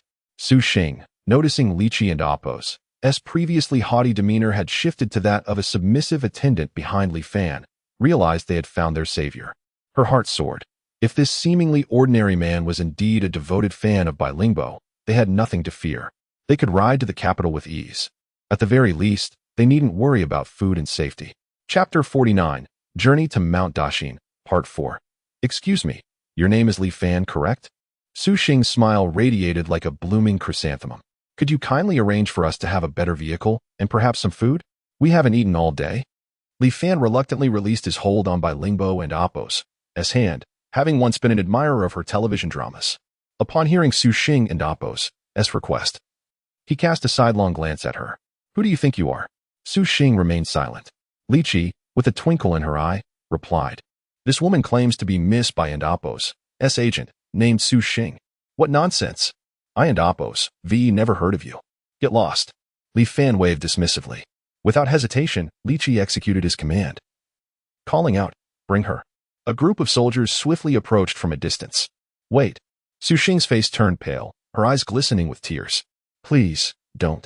I'm with Miss Bai. Bai Lingbo stepped protectively in front of Su Xing, her delicate features set with determination, addressing Li Fan in a soft voice. She is my agent. Please do not act rashly. Li Fan scrutinized Su Xing with a skeptical expression, stroking his chin in contemplation before finally instructing Li Qi to halt. Glancing at his wristwatch, he apologized. I'm sorry, but it's time for my meal. I must return to eat. After patting Li Qi on the shoulder and winking, he added, Please arrange some food for my esteemed guests. Do not neglect them. Understanding his intent, Li Qi replied with a solemn nod, Yes. Once Li Fan departed, Li Qi gestured for them to enter the vehicle. Ladies, the rain is heavy outside. You should get in the car. Su Xing hesitated, glancing at the dilapidated van. Miss Li Qi, could we perhaps have a different vehicle? Li Qi's expression turned cold as she pointed toward the survivors huddled and shivering on the street. What do you mean? Complaining at a time like this? She's just a mere star, probably slept with countless producers for this role, thinking herself pure, can't even handle a little dirt.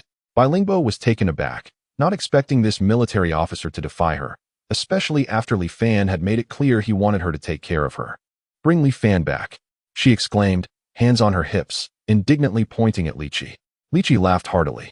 Li Fan, do you really think he can command me? I'll tell you the truth.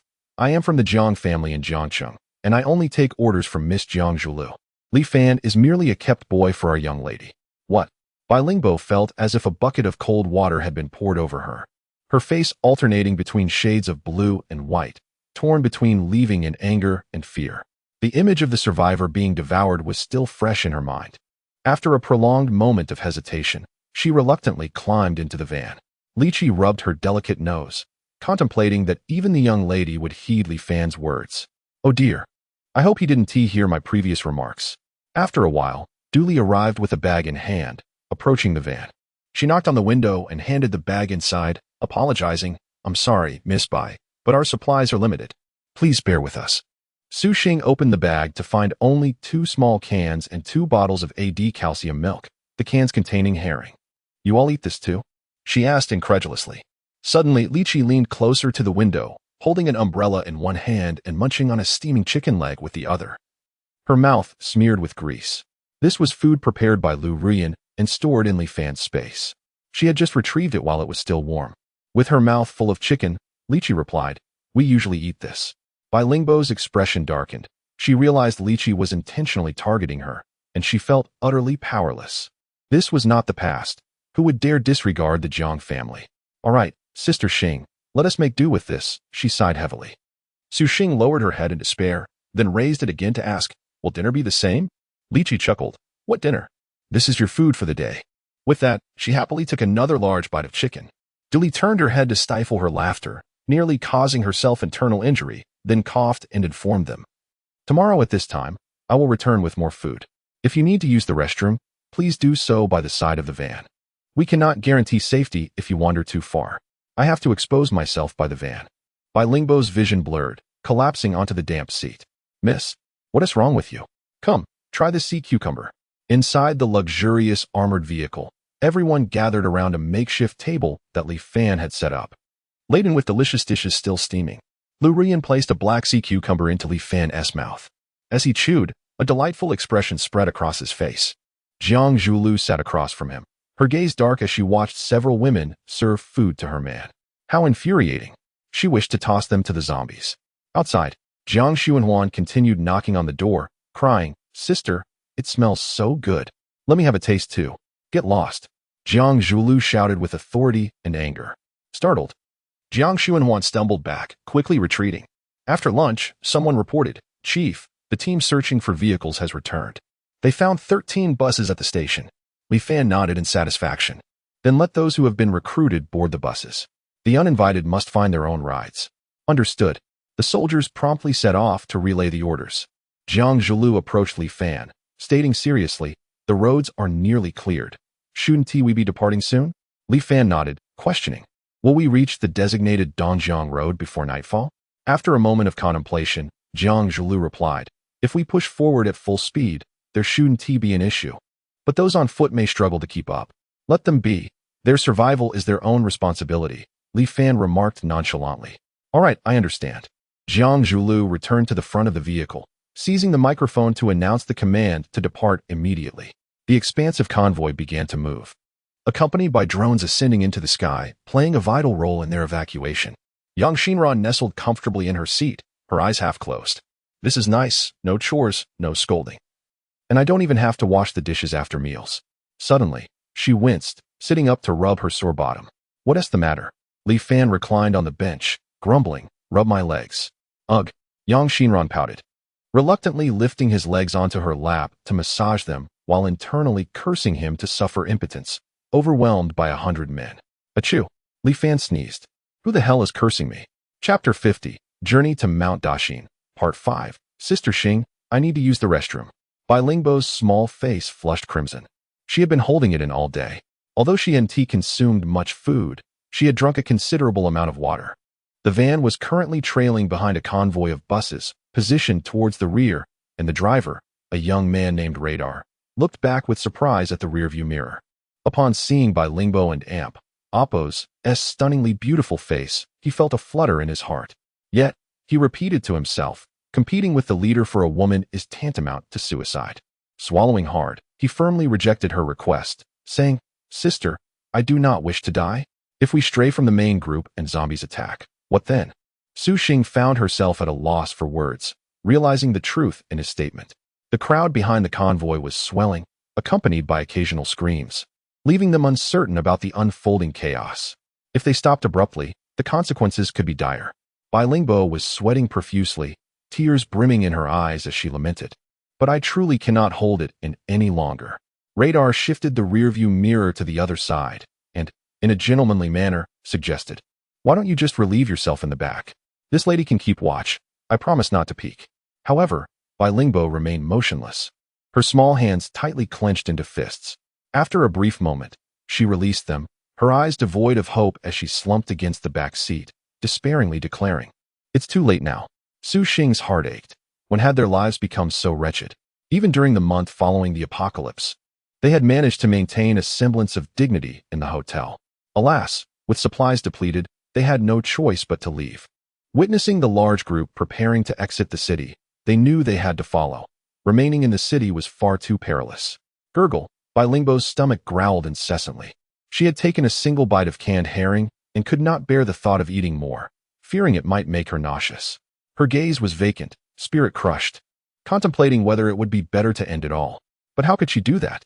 Bite her tongue? She lacked the courage. To be devoured by zombies? The mere thought sent shivers down her spine. Su Xing too felt the pangs of hunger, her mind nearly clouded by it. The vehicle rocked back and forth. Time passed without their notice until suddenly, it came to a halt. Both women jolted awake, questioning, what happened? Radar unbuckled his seatbelt and casually replied, "It's getting dark. We will camp here for the night." Bai Lingbo peered out the window and saw a spacious square surrounded by numerous hotels and shops. Surely, there must be remnants of food inside. Her stomach felt as restless as an ant on a hot griddle, yet the thought of lurking zombies made her hesitant. The convoy parked in the square, with tanks and armored vehicles encircling the passenger buses. Soldiers disembarked, setting up barricades, pitching tents, and maintaining order. Survivors, weary and desperate, trickled in behind them, their appearances disheveled and forlorn. Someone with a megaphone repeatedly announced that they had arrived at the stronghold of Jiangqing Jiguang, warning that any troublemakers would likely be met with gunfire and that a porridge station would be set up shortly, with rations for everyone. Su Xing seized Radar's arm as he attempted to leave for food, unable to contain herself any longer. "Do you know where Li Fan is?" she asked urgently. Radar frowned and shook off her grip, warning, "Do not casually call our leader by name. I cannot disclose his whereabouts." With that, he strode away without a backward glance. Bai Lingbo stepped out of the vehicle, clenching her fists, declaring, "If he won't tell us, we'll find him ourselves." She had no desire to remain in the vehicle for another second. Su Xing nodded in agreement, and the two ventured toward the area of the convoy that appeared most heavily guarded. Just in time to spot Li Fan leading a large group toward a grand hotel on the side of the street. Earlier, on their journey, Li Fan had utilized crystals to enhance Li Qi and Yi Qingqing's physical abilities, while also giving one to Li Yunqi, although its effects were not as pronounced. Jiang Zhulu had expressed that the efficacy diminished with each consumption. Having already taken one, she felt nearly no impact. Unconvinced, Li Fan offered her a final crystal, but indeed, she exhibited no reaction at all. He marveled silently at Jiang Zhulu and Appo's resilience, pondering how she had managed to withstand the effects of the first one. As the group approached the hotel, Li Fan waved his hand, signaling, "Go." Li Qi, brimming with enthusiasm, discarded her gun in favor of wielding a large machete, leading a battalion of soldiers and Li Fan's guards into the hotel. Their objective was to clear the premises for the leaders to rest. Li Fan, meanwhile, intended to grant them more opportunities to hone their skills, reassured that his presence would ensure their safety. Inside the hotel, the number of zombies was minimal. Li Qi and her team meticulously searched each room over the course of 10 minutes, sealing off other entrances before returning to welcome Li Fan. He entered the lobby, hands clasped behind his back, satisfied to find the lights illuminating the space, evidence that the hotel was equipped with a backup generator. Coincidentally, the first unit had recruited a few electricians. Li Qi, covered in grime and blood, smiled brightly as she guided Li Fan and the other women upstairs, where many were busy cleaning and replacing bedding in the hallways. Suddenly, Lu Ruyan tugged at Li Fan's sleeve, her lips pursed, shyly asking, "Which sister do you wish to attend to tonight?" Li Fan replied earnestly, "Everyone is tired. It would be best to rest early.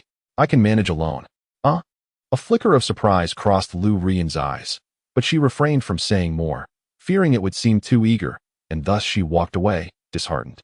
Li Fan chuckled to himself and approached Tang Nana. "Sister, come, I'll show you to your room." He took her small hand, exchanging a glance with Li Qi, who looked troubled as she glanced at Jiang Zhulu. Jiang Zhulu felt as though her teeth might shatter. Yet she was unwilling to surrender herself so hastily in a temporary hotel amidst the apocalypse. Thus, she pretended not to notice and turned to patrol the area. Wiping the cold sweat from her forehead, Li Qi thought to herself that while she excelled in combat, being caught between the leaders was quite a challenge. She forced a smile, leading the two into a clean room. Pushing the door open and flicking on the light switch, the dark room instantly brightened, revealing pristine conditions, clearly. No one had occupied it even before the outbreak. Tang Nana withdrew her hand, arranging her hair, and quietly suggested, "Perhaps you should head back first, Fanzi. I need to rest early." Li Fan shook his head. "Sister, you have suffered during this time. I wish to have a heartfelt conversation with you." Tang Nana and Appo's body trembled at his words, realizing that he likely intended something else. Having recently lost her husband, she found it impossible to turn to another man so quickly.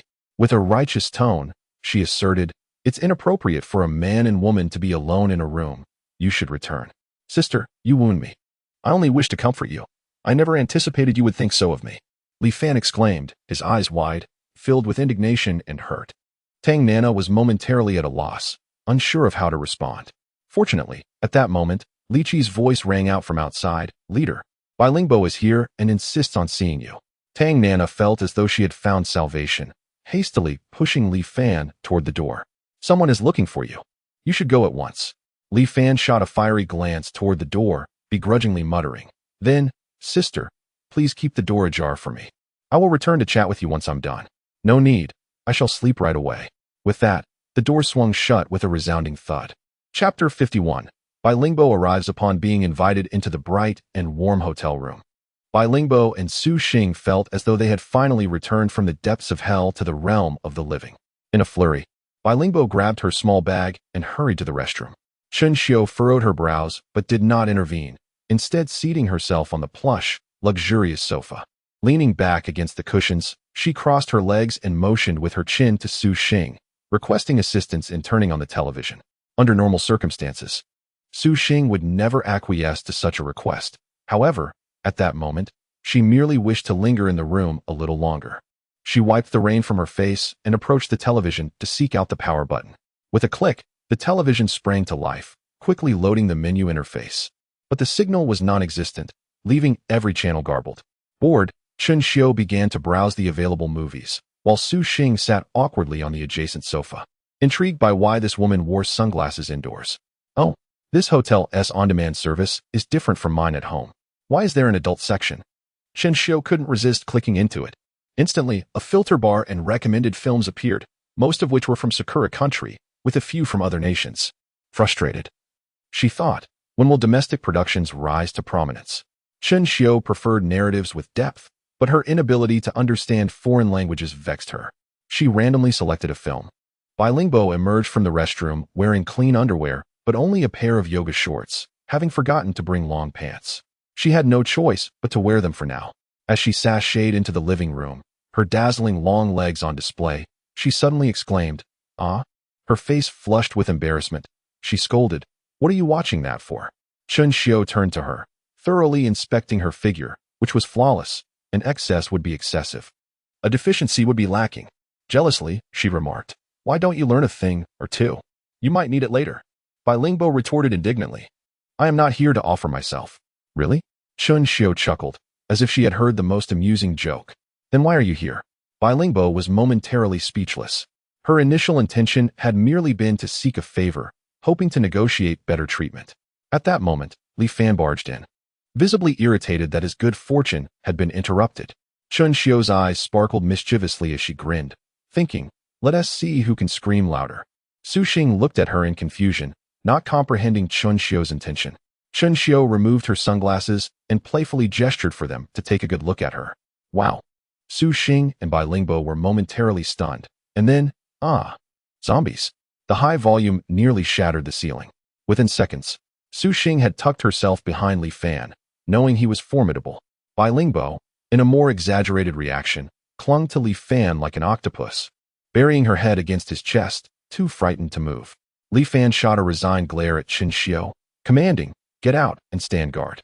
Chun Xiu sprang from the sofa, laughing heartily. "This is too entertaining. I thought I'd scare her once more." She whistled nonchalantly as she exited the room. Hearing the door close, Bai Lingbo sighed in relief. Although she was puzzled as to why the zombie had attacked them, at least they were safe. Wait, why could the zombie converse with them like a human? Li Fan gently pried Bai Lingbo away, allowing her to stand, regretting the loss of the delightful sensation. He explained, don't misunderstand. She is actually human, just a bit different." Su Xing managed a faint smile, but before she could speak, Li Fan glared at her. "Why are you still here?" "Me?" Su Xing pointed at herself, bewildered. Li Fan's face hardened as he barked, "Chun Xiu, drag her out." The door swung open with a bang as Chun Xiu, now wearing her sunglasses again, shouted with bravado, "The sunglasses guard is here. Who dares to cause trouble?" "It's you?" Su Xing barely had time to speak before Chun Xiu seized her by the collar and pulled her out. The door slammed shut behind them.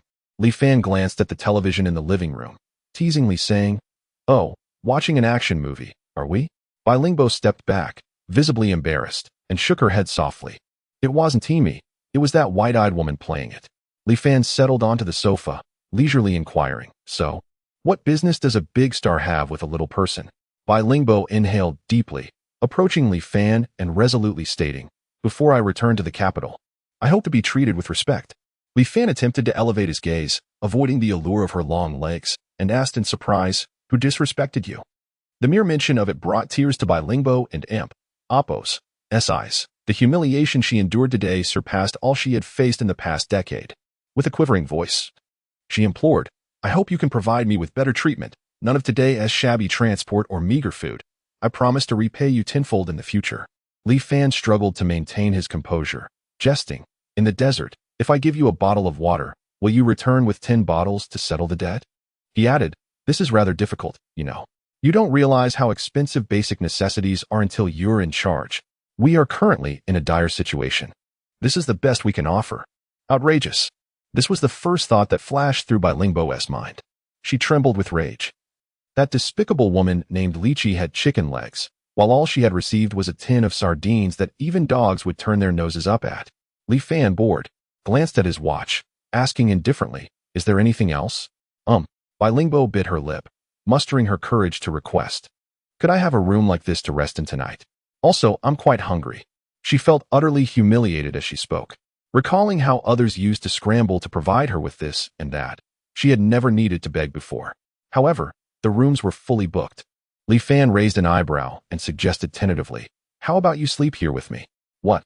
Bai Lingbo glanced at the spacious sofa and hesitantly replied, "I could sleep on the sofa, but what about Sister Xing?" As she spoke, she unconsciously met his gaze, which pierced through her like a predator eyeing its prey, causing her heart to race uncontrollably. "Forget it. I don't want anything." Bai Lingbo panicked and ran towards the door, unwilling to easily part with what she had guarded for over 20 years. Li Fan made no effort to stop her as she flung the door open and dashed out. Upon closing the door, Bai Lingbo's heart raced. She immediately heard Sister Xing and Appo's, "Please, no, don't hit me anymore. I don't want food." Ouch! Chun Xiu had a firm grip on her, delivering a punch to her abdomen. Su Xing's legs buckled, and she fell to the ground, clutching her stomach, her face contorted in pain, tears welling in her eyes. "What are you doing?"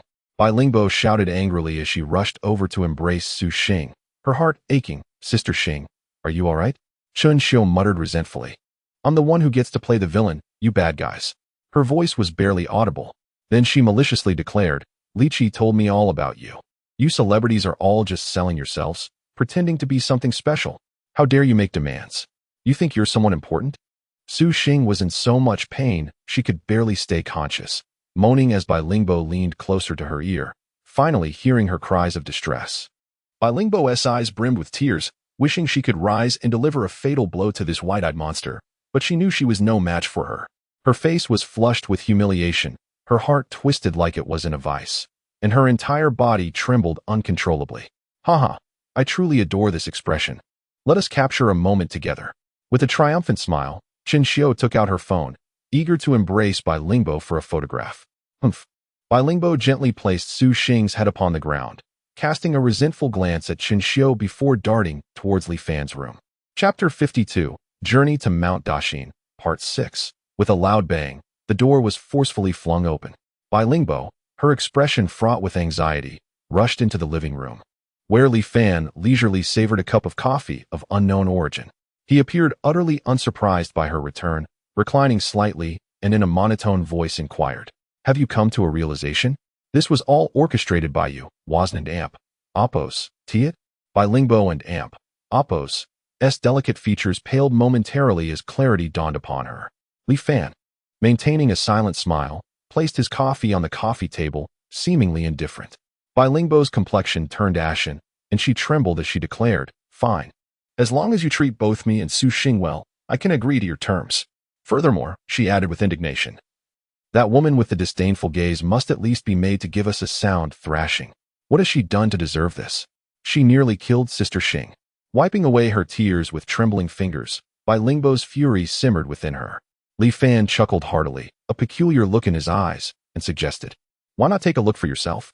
As Bai Lingbo turned, she was met with the sight of Chen Xiu forcibly dragging in a woman who was frantically stuffing food into her mouth. It was Su Xing. Upon seeing Bai Lingbo, Su Xing and Oppos' face flushed with guilt. She hurriedly swallowed her mouthful and produced a small bun from her pocket, exclaiming, "Miss Bai, here, for you." Bai Lingbo stood frozen, her mouth agape, as if the very world had crumbled around her. The sorrow in her eyes gradually subsided, replaced by a semblance of tranquility. Even under Chen Xiu and Oppos' amused gaze, she walked over to accept the bun, tearing it open and taking small bites. The tears had dried, and all she wished for now was to consume something. Come, if that's not enough, there's more," Li Fan called out. And the once barren coffee table was soon laden with an array of dishes: steaming chicken soup, beef stew with potatoes, braised pig trotters. Su Xing's eyes sparkled as she eagerly approached the table, grabbing chopsticks and devouring the food ravenously, even ladling soup into her bowl. With a warm sip of chicken soup, she seemed to transcend into a state of bliss. Beside her, Bai Lingbo maintained her decorum, delicately picking at her food. Li Fan observed the two with a tinge of compassion and remarked, "This room is yours for the night. There's hot water in the bathroom for a bath." With that, he sauntered away, leading Chen Xiu out. Once the door slammed shut, Su Xing halted her feasting and, with a hint of shame, confessed to Bai Lingbo, "Miss Bai, it was her who said if I pretended for a bit, she would give me a few buns. I planned to explain once I had the buns in hand." Bai Lingbo and Oppos' gaze deepened, her calmness bordering on the eerie, and she replied with a hint of indifference, "It's fine." She had come to terms with the reality that returning to the imperial city necessitated sacrifices. She possessed an unwavering resolve to survive and return, no matter the cost. In the early hours of the morning, 20 kilometers from the Jiangcheng Light encampment, at the Balan Reservoir, the relentless downpour caused fissures in the dam to widen. With a deafening crack, the dam collapsed, half of its structure tumbling downstream. The river surged forth like a wild stallion, gushing uncontrollably. The wreckage of the dam transformed into a desolate ruin, massive concrete blocks and stones scattered chaotically by the floodwaters. Towering waves, some reaching dozens of meters, roared downstream, threatening to engulf everything in their path. The crimson zombies raced ahead of the floodwaters, their bodies battered and desperate for fresh human flesh to rejuvenate their strength. In their movement, they emitted a signal, and the nearby zombies responded en masse. Emerging rapidly from their locations, their mouths agape in a grotesque display. In the sprawling city of Jiangcheng, with a population exceeding 1 million, more than half had succumbed to the virus, transforming into zombies, all surging into the streets like a tide of darkness, converging toward the same destination. They knew precisely where the humans were most concentrated. Ultimately, Li Fan chose to share a room with Chen Xiu as a recompense for her theatrical performance. Hours slipped by, and most had succumbed to slumber. Suddenly, a door on the second floor creaked open, and a shadow stealthily emerged, purposefully making its way toward Tang Nana's room, brandishing a universal key card. With a rustling sound, the shadow approached the door and deftly swiped the card across the lock. A click echoed as the door swung inward. In a swift motion, she slipped inside, clutching a sharp knife. The room was dimly lit, yet she opted against turning on the lights. She traversed through the entryway and entered the living room. With a snap, the lights illuminated the space, revealing everything. The shadow quivered slightly as she beheld Yu Qiqing and Jiang Zhulu seated on the sofa.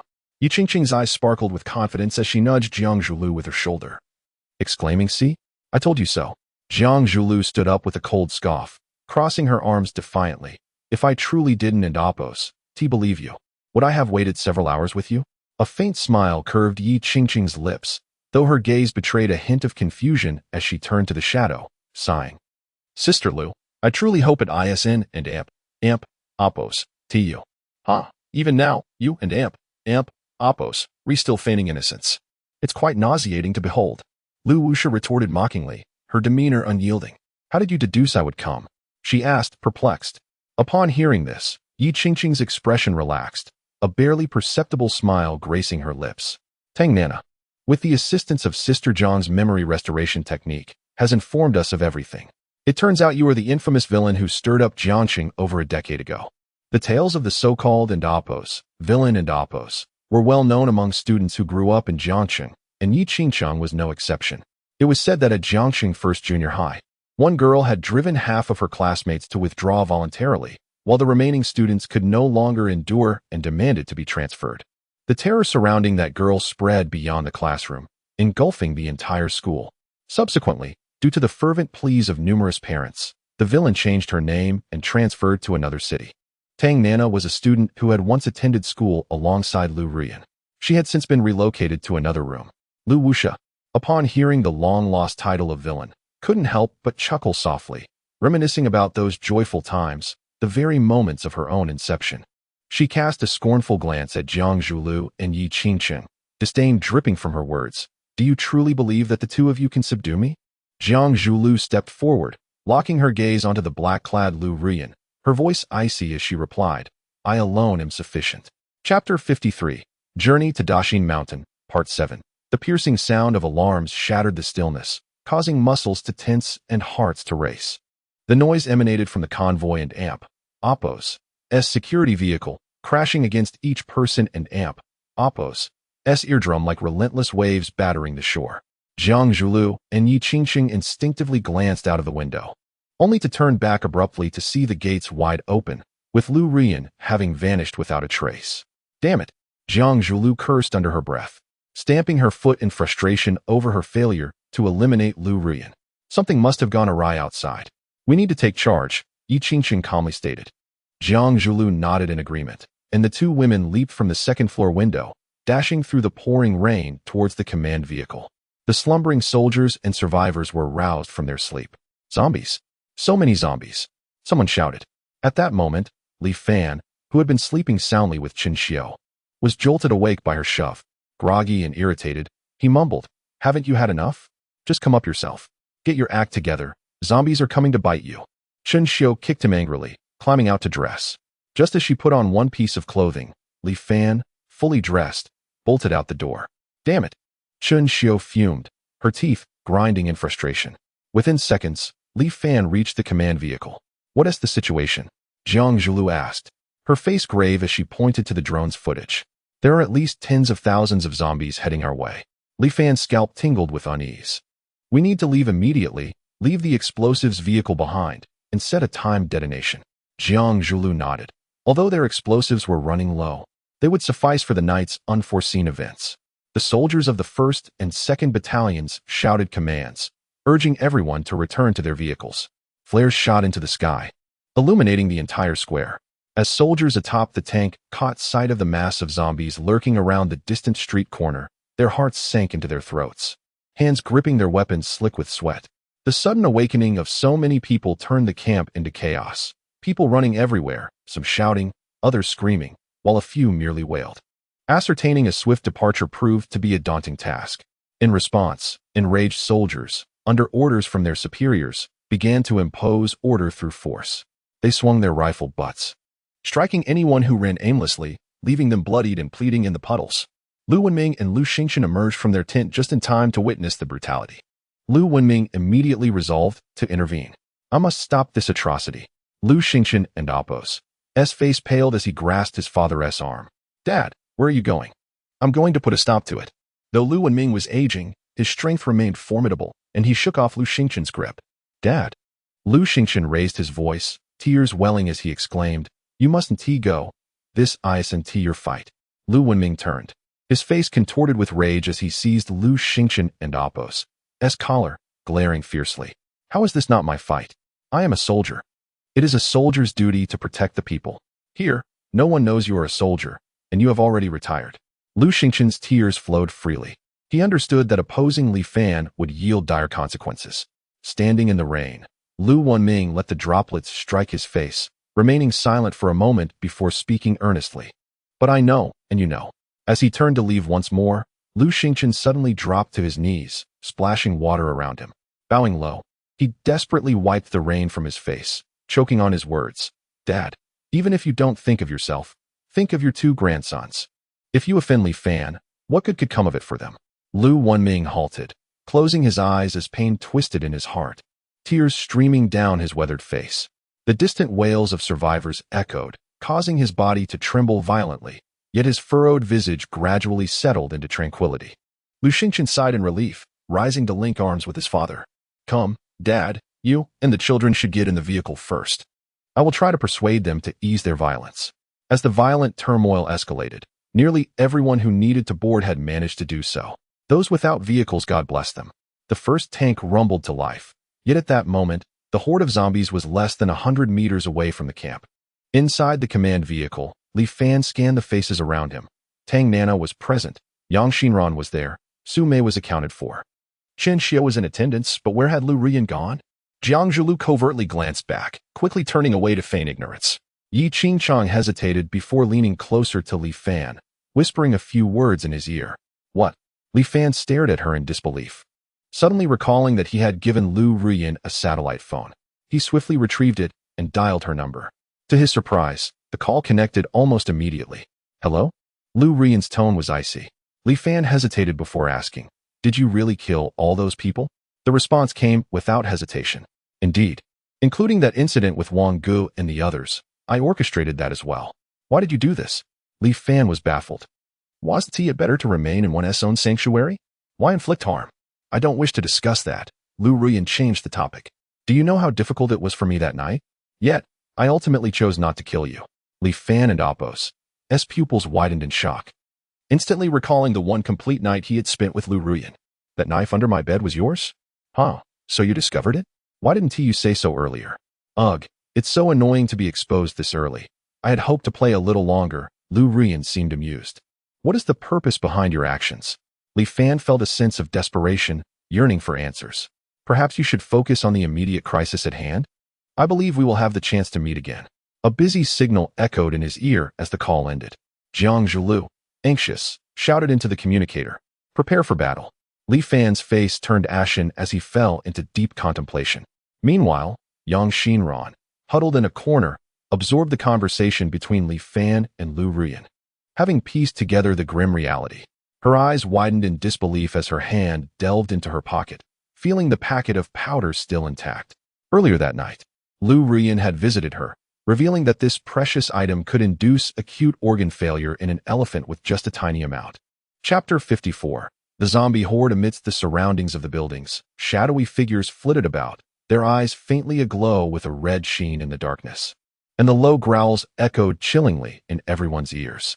Li Ji struggled to steady her breath, relaxing her body as she lay atop an armored vehicle, aiming her AWM in search of the advanced zombies lurking in the shadows. Bang! She locked onto her target, decisively pulling the trigger. The bullet shot forth like a sprinter taking flight, igniting a flash of fire.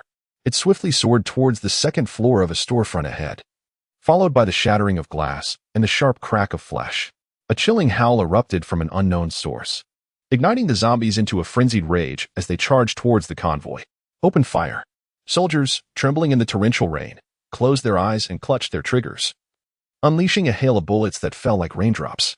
The cacophony of gunfire filled the air as zombies fell one after another, some struck in the head.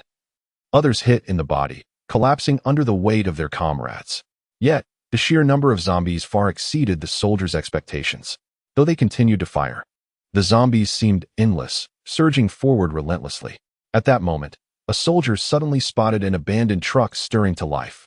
His eyes widened as he peered through the smoke and chaos, witnessing a colossal zombie, twice the size of a normal one, exuding a pungent stench. "Everyone, be careful," he shouted.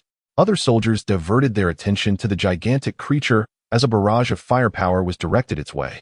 Remarkably, the behemoth appeared untouched, casually seizing a car and hurling it towards the defensive line. The vehicle soared through the air, crashing down into the crowd and flattening several soldiers. Li Ji aimed her scope at its eye. Bang.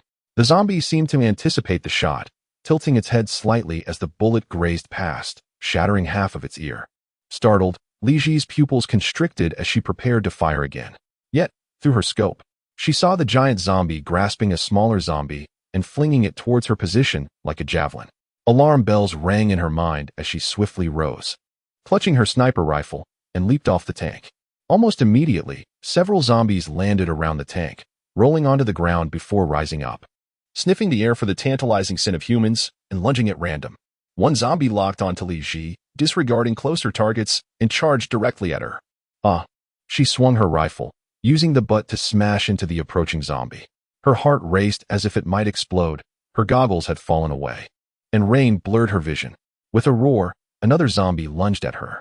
Li Ji raised her gun to block, but she was knocked to the ground.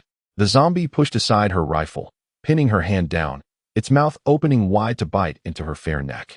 Desperately, Li Ji struggled, but the advanced zombie overpowered her. In that critical moment, a flash of fire streaked from several meters away.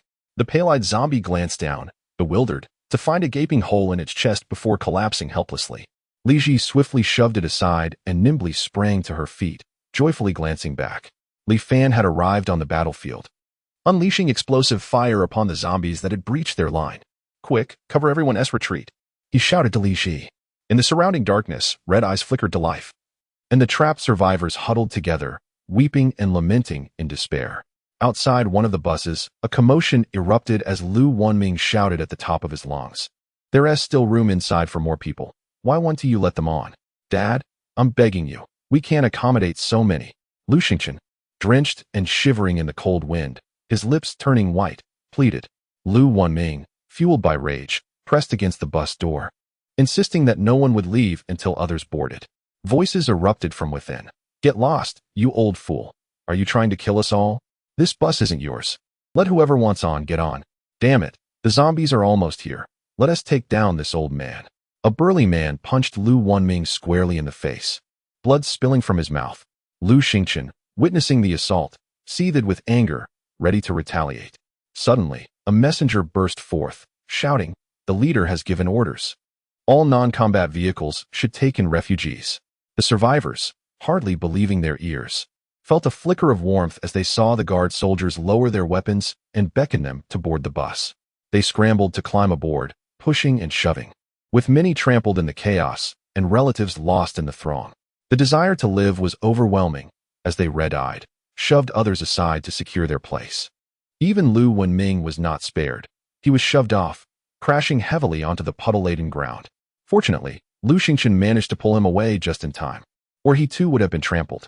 As the bus reached maximum capacity, those inside turned to the rear, kicking the people behind them with the same hostility reserved for enemies, all the while shouting, "Driver, close the doors." The buses, limited in capacity, were unable to accommodate all the survivors, and even as they took in a significant number, many were left behind. The convoy of tanks had already advanced over half a kilometer, and the bus convoy could no longer afford to waste time. Soldiers left behind had no choice but to arm themselves and attack those obstructing the vehicle's departure. Zombies were killing, and humans were killing. What a frenzied era it was, where order and hope had become the most extravagant luxuries. Boom. Li Fan gasped for breath, watching the departing convoy with a flicker of satisfaction in his gaze. Due to the side effect of the dragon talisman, greed, he could not bear to abandon so many lives, opting to take as many as he could. Li Fan closed his eyes, witnessing soldiers around him being torn apart by zombies, while Li Ji lowered her rifle hand, nearly spent of energy. Simply standing felt exhausting. "Get on the bus and leave." Li Fan commanded the remaining soldiers. They complied swiftly, firing as they retreated, emptying their magazines. They hastily moved to the side of the bus, boarding without hesitation and starting the engines. With a roar, the vehicles sped away like arrows, splashing through puddles. Soon, only Li Ji and Li Fan remained. As she stared at the relentless tide of zombies approaching, strangely unafraid, she glanced at the remarkable man beside her, curious to see what he would do next. Chapter 55. Crimson Li Fan gripped the dragon talisman tightly, aiming it at the ominous red eyes lurking in the darkness, while shouting at Li Chi, "Hurry, hold on to me." Now. Li Chi's lips curled in a puzzled arc. Despite her confusion, her body instinctively obeyed the command. She slung her cherished sniper rifle across her back and wrapped her arms tightly around Li Fan's torso, pondering that this position seemed unfamiliar from her online explorations. With a feral howl, a gaunt zombie, resembling a wolf, sprinted towards them at a staggering speed of 80 miles per hour. Its head had lost all semblance of humanity. Covered instead in grotesque tumors, its jaws grotesquely enlarged, exhaling foul air. Li Fan furrowed his brows, firing several flames, yet failing to land a hit. As the creature closed in, it launched itself at him like a ravenous tiger. A flicker of disdain crossed Li Fan and Appo's eyes. A rabbit-shaped mark glowed on his wrist, and he vanished from sight. The ravenous zombie longed, vacant eyes scanning in confusion before it felt an intense heat behind it. Upon turning, it was met with a resounding impact as it was flung several meters away, engulfed in fierce purple flames that would not extinguish until it was reduced to ashes.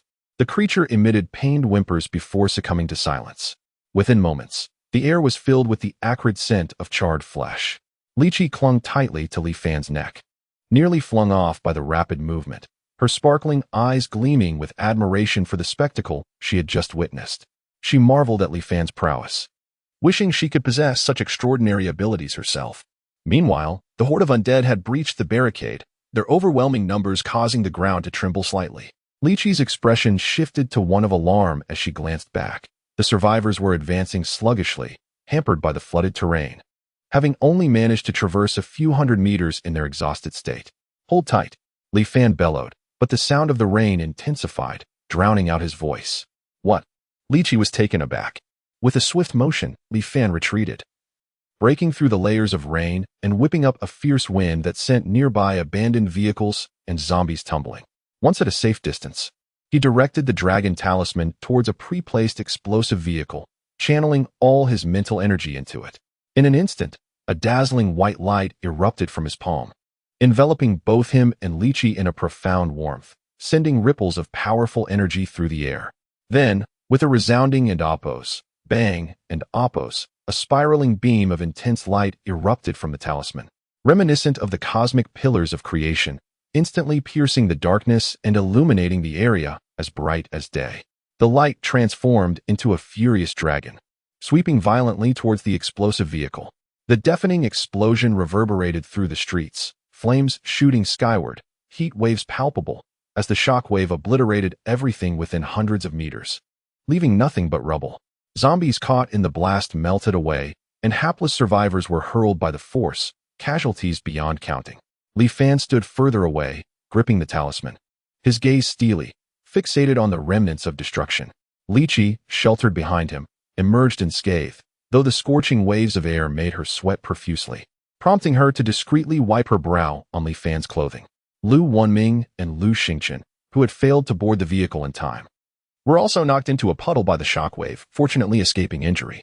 Lu Wenming crawled from the waterlogged ground, rain cascading down his face as he gasped for breath, scanning for the injured and rushing to assist anyone he spotted. "Dad, we need to escape quickly. The leader is buying us time," Lu Xingqian implored anxiously. "I won't leave. You go ahead. I bear no ill will. Just take care of my grandsons," Lu Wenming replied, his tone firm yet tender as he helped a woman from the puddle. "Are you all right?" Upon lifting her, he noticed blood staining her clothing and a pronounced belly, indicating she was on the verge of giving birth. You. I and Appo's am about to give birth." The woman trembled, her face ashen, sweat rolling down her brow, her features gaunt and strained. "Quick help," Lu Wenming shouted to his son. With a heavy sigh, Lu Xingqian joined his father in carrying the woman to the shelter of a nearby awning, where steps prevented the rising water from flooding them. The woman's lips pressed tightly together, low moans escaping her as beads of sweat poured down her face. her body curling inward in a futile attempt to alleviate the indescribable pain. Each contraction twisted her features in agony, her breaths resembling desperate wails. What should we do? I have no experience in childbirth. Lu Xingchen wiped the rain from his face. Whether or not you know how, you must act. Let me take over. A girl strode purposefully to their side, handing her phone to Lu Xingchen. Turn on the flashlight. This he was taken aback as she thrust the phone into his hands. The girl unwaveringly began to assist the woman. Lu Xingchen could hardly believe he was playing the role of a makeshift obstetrician. Reluctantly, he complied. Moments later, a shiver ran down his spine, and he glanced towards the end of the street, his eyes widening in disbelief as his muscles froze. After a few seconds, he stammered, Dad, do you see those two lights? Lu Wanming, puzzled, followed his gaze, his expression shifting dramatically as he rubbed his eyes in disbelief, confirming, it's crimson. Li Fan had approached the group at some point, his expression grave as he inquired, what is crimson? Lu Wanming's face contorted in fear, his features crinkling as he shook his head. I don't know. Li Fan remained silent. Lu Wanming pointed towards the triangular, bone-like symbol on the forehead of the red zombie and, with a heavy tone, continued, though I once signed a confidentiality agreement, there is no longer anything to conceal. 20 years ago, while serving in Kunlun Mountain, a scientific expedition uncovered a colossal, mysterious relic. It was then that I first saw this symbol. A scientist informed me that it signifies crimson. Li Fan's eyes brightened as he perceived a revelation, eagerly pressing, what other discoveries did this scientist make? Yet Lu Wanming gazed into the distance, shouting in horror, it's here. Crimson strode steadily down the shattered street, the foul stench of charred zombie flesh permeating the air. Unfazed, it reveled in the chaos, relieved that its minions had ventured ahead to scout the path. Otherwise, with the intensity of the recent explosion, it would surely have met its demise. Li Fan's muscles twitched involuntarily. A primal urge to flee coursed through him. The side effects of the rabbit talisman were gradually eroding his will, while the excessive use of the dragon talisman left his wrist aching. However, he hesitated upon glancing at the two women in labor and shook his head in disbelief. What was happening to him? Why was his heart softening? What had the dragon talisman done to him? With a sudden chill, he turned to face Crimson, their gazes locking across the distance. Though separated, Li Fan felt an unsettling notion that it was smiling. Chapter 56. Escape. As dawn broke, the sky gradually illuminated. Raindrops continued to fall relentlessly, pattering softly against the ground. I had my target in sight. Lychee lay atop a tall building, cloaked in a dark raincoat, her rifle and Appo's crosshairs fixed on the deep crimson head. She breathed slowly, her focus unwavering. She whispered into the satellite phone, seeking confirmation. Should I fire? Li Fan's tone was grave as he replied, you can't hit it, don't provoke it. But, listen to me. I'll distract it, you take your people and retreat. What? Lychee's eyes widened in disbelief as she peered through the scope towards Li Fan. He was sprinting toward the crimson entity, conjuring two submachine guns, unleashing a hail of bullets. Damn it. Lychee, a born warrior, could never defy her superior's orders. Reluctantly, she lowered her sniper rifle, donned her raincoat, and dashed downstairs. The crimson creature stood motionless, effortlessly waving its hand to create a curtain of water that deflected all the bullets. A sinister smile crept across its lips, and with a powerful leap, it lunged towards Li Fan. Li Fan stowed his empty submachine guns, and, with a flash of light on his wrist, surged forward, sprinting hundreds of meters in the blink of an eye. The crimson beast emitted an excited roar and pursued him relentlessly. The two engaged in a deadly game of cat and mouse, exchanging blows. In a moment of carelessness, Li Fan felt a searing pain as the creature tore a chunk of flesh from his back. Damn! Gritting his teeth, he retaliated with a fiery blast. Boom! The crimson creature casually consumed the flesh it had just ripped off, sidestepping the attack. Flames erupted in the nearby residential building, sending shards and fire scattering. Ha ha ha! The creature chuckled eerily, its grotesque head swaying as it continued its pursuit. Li Fan, gritting his teeth, began to heal himself as he ran. They were growing farther apart, and he adopted a strategy of evasive maneuvers, trying to shake off the relentless beast. Navigating through the streets and buildings, the crimson entity crashed through walls in its unyielding pursuit. Having just consumed a piece of Li Fan's flesh, it was invigorated, determined to devour the man's brain for even greater power. With a mockery akin to a cat toying with its prey, it pursued him, waiting for Li Fan to exhaust his strength and lose hope before it feasted. Li Fan felt his strength waning. The side effects of the horse talisman were weighing heavily upon him, compounded by the rabbit talisman's effects. He was on the brink of collapse, his body swaying, his mind clouding. Boom. He crashed into a seemingly tall building, rolling amidst shards of glass before scrambling upward. Climbing several flights, he glanced back, only to find the crimson beast had vanished from sight. A sigh of relief escaped him. This creature was far too formidable for him to contend with. Wiping the sweat from his brow, he continued up the stairs, hoping to find food, as hunger gnawed at him. Upon reaching the 19th floor, he was astonished to discover the remnants of a fierce battle, walls devastated, furniture in ruins, and countless zombie fragments strewn across the floor. Li Fan licked his cracked lips and surveyed the surrounding high-rises, suddenly realizing he was in the television station he had visited before. Strangely, the upper levels had been completely obliterated. Oh, his keen eyes caught sight of a glimmering white light amidst the rubble. Could it be? He hurried over, clearing away a battered plank to retrieve the crystal. Indeed, it felt cool and smooth, reminiscent of a delicate hand, and it was larger than any he had encountered before. Greed surged within him. Li Fan quickly revved his search, unearthing 2 more crystals. Consuming them would bolster his strength. His breath quickened, but he dared not eat them just yet. If the crimson beast found him, he would meet a swift end. By now, the sky had brightened completely, and the rain had lessened, but Li Fan had no time to rejoice. He spotted a sudden surge of white water upstream in Jiangxing. Approaching the edge of the 19th floor, he squinted, inhaling sharply. The flood had finally arrived. A monstrous wave, towering over 10 meters, roared like an enraged beast, crashing through Jiangxing and Apos' meager defenses. The colossal tide rolled forward, seemingly capable of devouring everything in its path, demolishing buildings in an instant. The streets transformed into a raging river. Vehicles tossed about like toys. Tall structures swayed precariously, on the verge of collapse. Power poles were uprooted, bridges torn apart, as the water level surged downstream. Thud! A chill ran down Li Fan's spine as he turned toward the stairwell. The crimson beast had lost interest in the chase and approached leisurely, a terrifying energy gathering in its palm. Damn it, here it comes.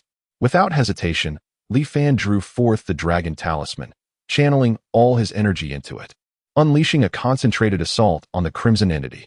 A massive golden beam erupted from the dragon talisman, dazzling like a radiant sun.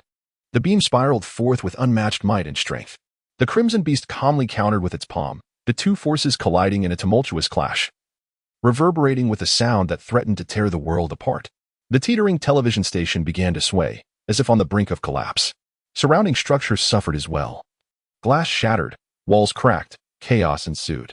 The collision unleashed a shockwave, dispersing debris like ripples, and Li Fan noticed strange patterns appearing on the ground, resembling a formation. He did not wish to prolong the battle. With the flood imminent, he needed to lead his group to higher ground for safety. Look, a flying saucer, Li Fan exclaimed, his eyes lighting up as he spotted something behind the crimson beast. The creature turned in surprise. Boom! A massive explosion erupted on the ground, sending sparks and smoke billowing, and Li Fan's figure vanished. Furious, the crimson beast opened its maw unnaturally wide, transforming into a shape reminiscent of a flower, as if an octopus were dancing within. A strange sound wave rippled outward, imbued with immense power. Crack! Nearby buildings' windows shattered, load-bearing walls began to warp, and the television station swayed like a candle in the wind. At that moment, Li Fan, now hundreds of meters away, felt a sudden tremor in his eardrums, followed by a metallic taste in his mouth as blood surged forth. Coughing up blood, panic surged through him. Summoning every ounce of strength, he bolted away, disappearing in an instant. Uncertain of how far he had run, his body was battered and growing increasingly painful. The effects of the horse talisman were now unbearable. He could no longer withstand them. A wave of dizziness crashed over his mind, and he felt as if he might collapse and be devoured by zombies at any moment. Alert! Host detected in a near-death state. The system will initiate forced hibernation. Li Fan barely registered the system's words before darkness enveloped him. The system will automatically treat the host. The process will consume host points. Insufficient points, insufficient points. Oh, 3 energy crystals? The considerate system automatically converts it into healing energy. Healing in progress. Treatment completed, with the side effect that the host shall be unable to utilize charms for 3 days. Chapter 57. rescued by the Wu sibling's sister. Are you out of your mind? This is the last bottle of glucose we have. Aubin, step aside. No, sister, this bottle of glucose is enough to exchange for a date with a campus beauty. What? Wu Lan, filled with anger, slapped her brother Wu across the face. Our family has always been known for its kindness and virtue. How could you turn out to be such a scoundrel? A vivid red mark instantly appeared on Wu's fair face as he covered it in shock. You actually struck me for a stranger? And what of it? This glucose is mine. I can give it to whomever I choose. Wu Lan pushed Wu aside and moved to the unconscious Li Fan. She opened the cap, pried his mouth open, and slowly poured half of the glucose into him. Humph. Your misplaced compassion may work in a civilized society, but in this apocalypse, it only endangers everyone. Wu stomped his feet in frustration, shouting, You saved him. But what if he turns out to be a heinous criminal? Would you not then be his accomplice? Wu Lan replied coldly, You may leave. I never asked you to accompany me. Wu felt a sharp pain in his heart. Bitterly, he said, If you weren't my sister, I would have sold you to that Lu Dazhuang for food. At that moment, a man's impatient voice echoed from outside. Are you two going to leave or not? It's already noon. If we don't hurry, when will we catch up with the army? Ah, they're here. Wu Lan quickly stowed the remaining half bottle of glucose into her bag and bent down, attempting to carry Li Fan on her back. Unfortunately, her strength and technique were insufficient, and after several unsuccessful attempts, she remained undeterred, gritting her teeth and continuing without even glancing at her brother. Wu desperately wanted to walk away, yet his legs felt rooted to the ground. Their parents had passed away early, and it was Wu Lan who juggled school and work, playing both sister and mother to raise him. His eyes moistened as he stepped forward to lift Li Fan's body onto his shoulders and walk toward the door of the shop. Seeing Wu's actions, a glimmer of gratitude flashed in Wu Lan's eyes. Her brother was still understanding. They had heard about a large troop leaving the city, accompanied by many civilians, and had hastily departed their home, bringing only a few belongings. Along the way, they encountered several survivor teams and decided to travel together. Today, they fortuitously stumbled upon Li Fan. Initially, everyone had intended to watch from the sidelines, letting him fend for himself. However, Wu Lan was determined to save him. Working at the city hospital, she was kind-hearted and could never turn a blind eye to someone in need. As Wu carried the burden, the security guard Gao Chong, from the same neighborhood as the Wu siblings, mocked them. You can't even save yourselves, and you're bringing along a stranger? Your family is truly peculiar. Wu halted, shooting him a cold glare. What business is it of yours? Humph. Gao Chong scoffed, picking up his belongings and striding down the street. Wu Lan draped a rain cover over Li Fan's back, tucking a corner into his collar. Their group consisted of about a dozen individuals, some clad in raincoats, others holding umbrellas, each looking exhausted and haggard. They had arrived near the camp at dawn when the battle began, waiting to join the main troop and leave Jiang City. However, a multitude of zombies had surged from all directions, forcing them to hide in buildings until it was safe to come out again. Wu Lan opened her umbrella and stepped into the rain, glancing back to see that much of Jiang City was submerged. The lowest areas, with buildings under 20 meters, were completely flooded, and the water level continued to rise visibly. Thankfully, their current location was elevated, and it would take time for the floodwaters to reach them. Her expression turned somber as the stench of decaying corpses surrounded her, a grotesque sight. With a sigh, she followed closely behind her brother. Fortunately, Wu was a standout among the ruffians, possessing remarkable strength.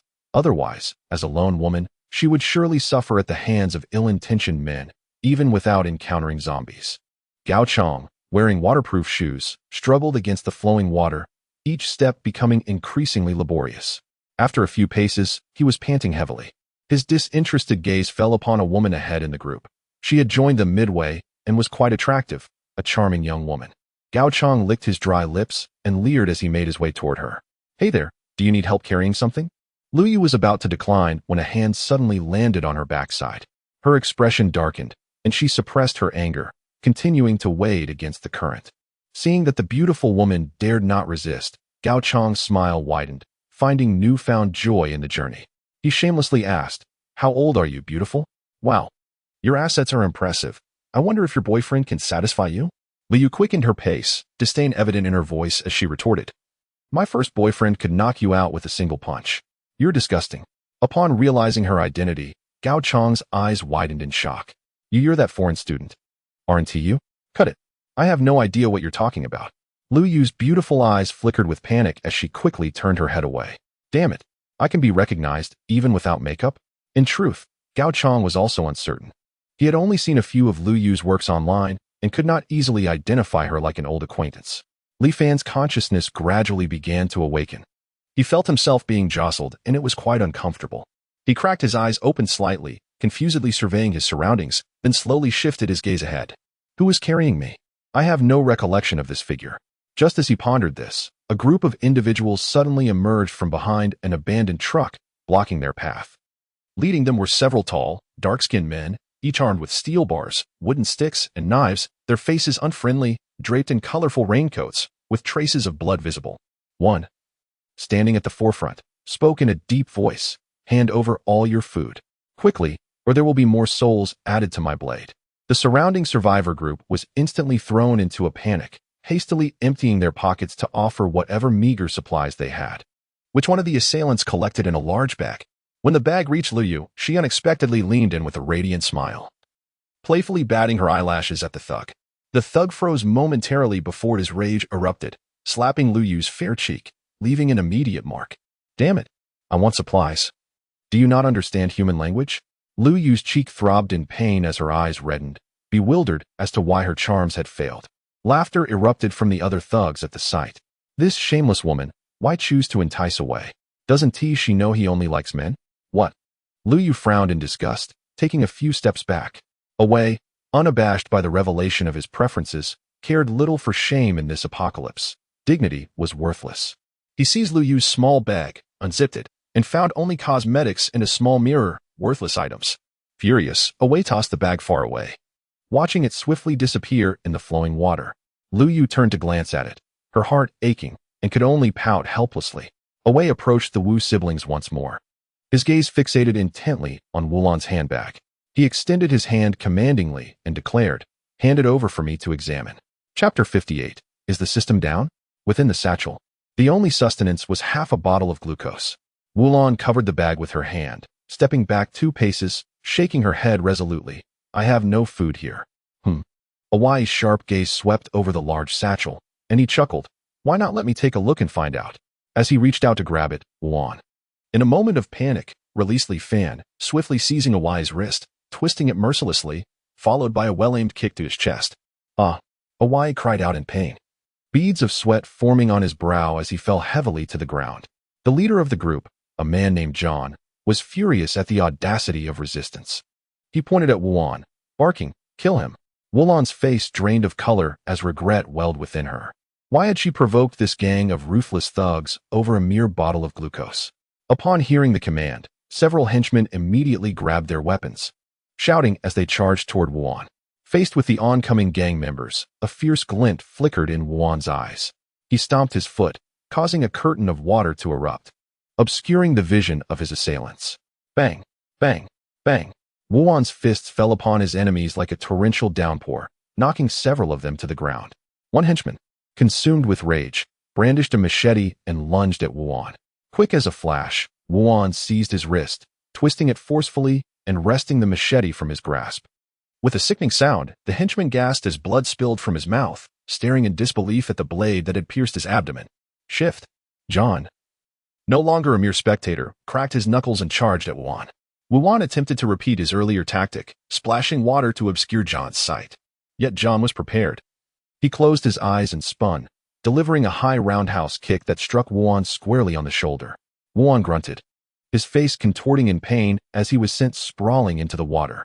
Huddled on the ground, his body ached as if it were in pieces. John approached, a sinister grin curling his lips, intent on delivering a fatal blow. Wulan suddenly stepped in front of him, her voice unwavering.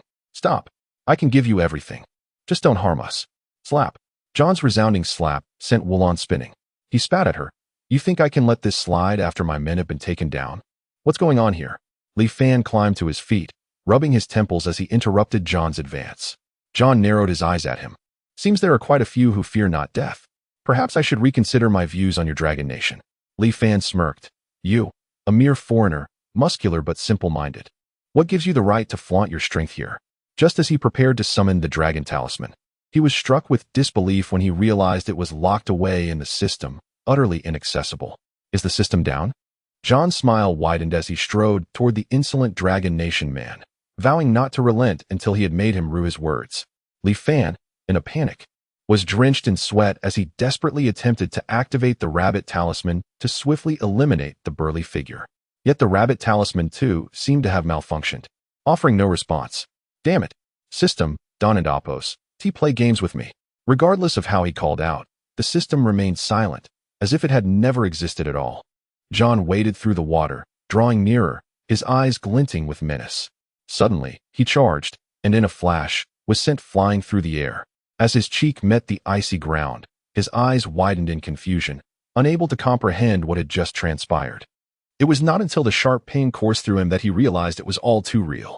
Li Fan raised an eyebrow, inspecting his own body. Not only had his injuries healed, but he felt even stronger than before. His physical strength, speed, and reflexes had all significantly improved. What the hell?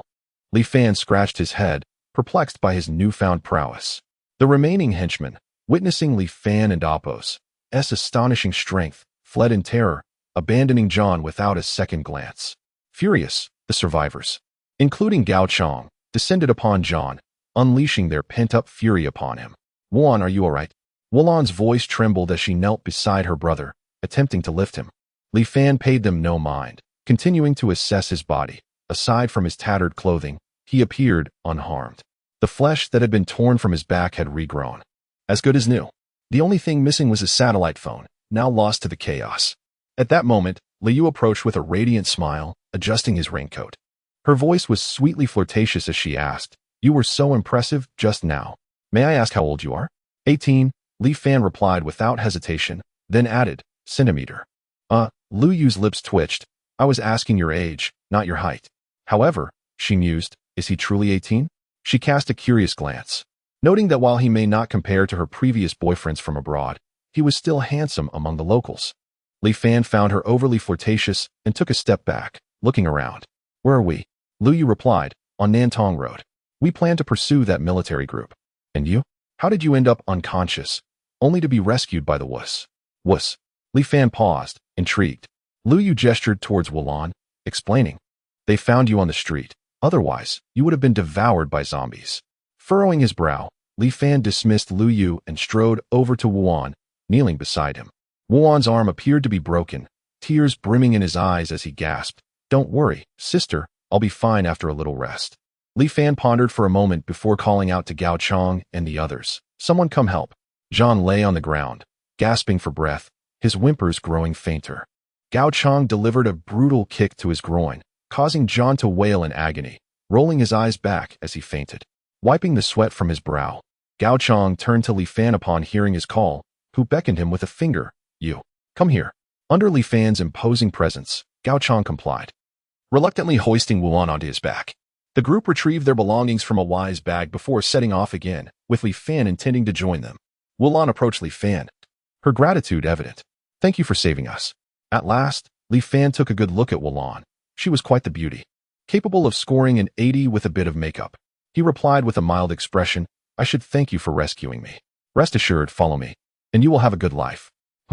Wulan furrowed her brow, pondering, this man may be skilled in combat, but what gives him the right to promise us a better life?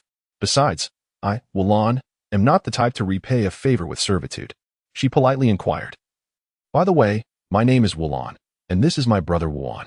May I ask your name?" "Li Fan." "Li Fan. Such a common name." Wulan's curiosity piqued as she asked, "How did you become so skilled? Were you in the military? How old are you? Where is your hometown?" Li Fan, somewhat exasperated, rolled his eyes at her incessant questions. Without further ado, he shoved a piece of spicy duck neck into Wulan's mouth. Wulan let out a soft hum. Swiftly retrieving a duck neck with her right hand, her eyes wide as she scanned Li Fan, perplexed as to where he had produced the delicacy. At last, tranquility enveloped Li Fan's world. Thankfully, his personal space remained functional. He patted his stomach, feeling a twinge of hunger, and conjured another delectable treat. Tearing it open and savoring it as he walked, Lu Yu approached with a playful grin, licking her lips, and with an expression of longing, she inquired, "Young man, do you have any more to eat?" Chapter 59, Did you think I was negotiating with you? Lu Yu gazed longingly at Li Fan, who was relishing his meal, nearly succumbing to the urge to snatch it from him. She swallowed hard, fidgeting anxiously, but Li Fan paid her no mind. He carelessly devoured the meatiest portions and tossed the remnants aside, causing the duck neck to float in the puddle and drift away with the current. Lu Yu's eyes widened in shock. With no time for complaints, she hurriedly chased after it. However, the duck neck was swift, disappearing from her grasp within moments. Unless she could transform into Usain Bolt, she had no hope of catching up. Lu Yu stamped her foot in frustration, watching the duck neck vanish, and turned dejectedly to find Li Fan biting into a package of braised chicken legs, the sound of his chewing resonating like a siren, intensifying her hunger. The other survivors walking ahead frequently glanced back, envy etched on their faces. The only food they had left were meager rations of biscuits and potatoes, far from the luxury of meat. Alas, Li Fan's intimidating presence was too great. Otherwise, many would have banded together to seize his bounty. Wu En clung to Gao Chang's back, gazing enviously at Li Fan, too shy to ask for food. Amused by his expression, Li Fan pulled out a packet of braised pig and Appo's trotters and offered it to him. To Wu En and Appo's surprise, he accepted it without hesitation, ripping open the packaging to savor a bite, oblivious to the strange man's uncanny ability to produce food. Gao Chang, though not particularly hungry, felt his stomach grumble at the delightful sounds of their meal. Remembering he was aiding Li Fan, he sheepishly turned to him and said, "Hey, brother, do you have any food left? I'm quite hungry too." Li Fan tossed aside the chicken leg he had nibbled on, took out a piece of paper to wipe his mouth, and replied leisurely, "Are you attempting to rob me?" "What?" Gao Chang shook his head vigorously. "I just wanted to ask for a bite. Currently, a single duck neck is worth more than your mother's honor, and you merely wish to beg for scraps?" Li Fan's voice rose, his brows knitting together. Gao Chang recoiled in fright, nearly dropping Wu En in the process, and trudged onward with a sulky expression, his feet growing heavier under the relentless flow of water. Meanwhile, Lu Yu, quick on her feet, retrieved the chicken leg Li Fan discarded, carefully cradling it in both hands as she nibbled, desperate not to waste a morsel, her hunger palpable as if she wished to devour the bone itself. As Li Fan walked, he recalled he ought to contact his family via satellite phone. He retrieved it from his space and dialed Yu Qicheng, assuring her of his safety and imminent reunion with the main group. After walking for over 2 hours, fatigue began to set in for most, prompting a much-needed rest. Li Fan halted, observing the gloomy sky, sensing a noticeable drop in temperature. Despite it being daytime, the light seemed to dim. He wondered where the team from Jiangcheng would be waiting for him. Lacking the power of talismans, he needed to exercise greater caution. And it was wise to stay with the group for now. If they were to encounter a horde of zombies, his only task was to run faster than them. As for the Wu siblings, Li Fan glanced at the spirited Wu Lan. This woman dared to rescue strangers in such dire times. She must have a screw loose. Nevertheless, despite his self-serving nature, he felt a sense of obligation to repay his savior. Thus, he planned to take the Wu siblings under his wing, securing a position for Wu and within his ranks, leaving their fate to chance. Just as Li Fan settled on the steps by the street to rest, a woman's piercing scream shattered the tranquility. Everyone sprang upright, fear etched on their faces as they scanned their surroundings. Who had cried out? It was that young woman. Lu Yu splashed through the water, her face pale and frantic, pointing towards an alleyway, exclaiming, "There are zombies over there." Li Fan furrowed his brow, retreating subtly while shielding the others. Gao Chang glanced behind Lu Yu, skepticism in his eyes. Why haven't the zombies followed? He boldly stepped around Lu Yu, peering around the corner of the alley, only to be met by a half-zombie desperately crawling towards him, its lower half severed, trailing putrid entrails and decaying flesh, reeking of death. Upon sighting the living, the creature clawed its way forward, mouth agape like a rabid dog barking at intruders. Gao Chang cast a disdainful look at Lu Yu, mockingly saying, "Is that all?" Lu Yu, trembling, edged closer to see what had frightened her. Realizing it was merely a half-zombie, she stomped her foot in annoyance, snatching a brick and hurling it at the creature. "Take that for scaring me, you wretched thing." With a resounding crack, the brick struck the zombie's head, splattering its contents on the ground, leaving it motionless. After venting her anger, a wave of despair washed over Lu Yu. How infuriating it was to have her relief interrupted. Gao Chang wrinkled his nose in disgust, stepping back from Lu Yu. What a foul stench. Damn it. After consuming half a chicken leg, Lu Yu felt her strength returning and, in a fit of anger, swung a punch at Gao Chang. He easily blocked it, grinning as he retaliated with a playful grab, prompting Lu Yu to scream in frustration.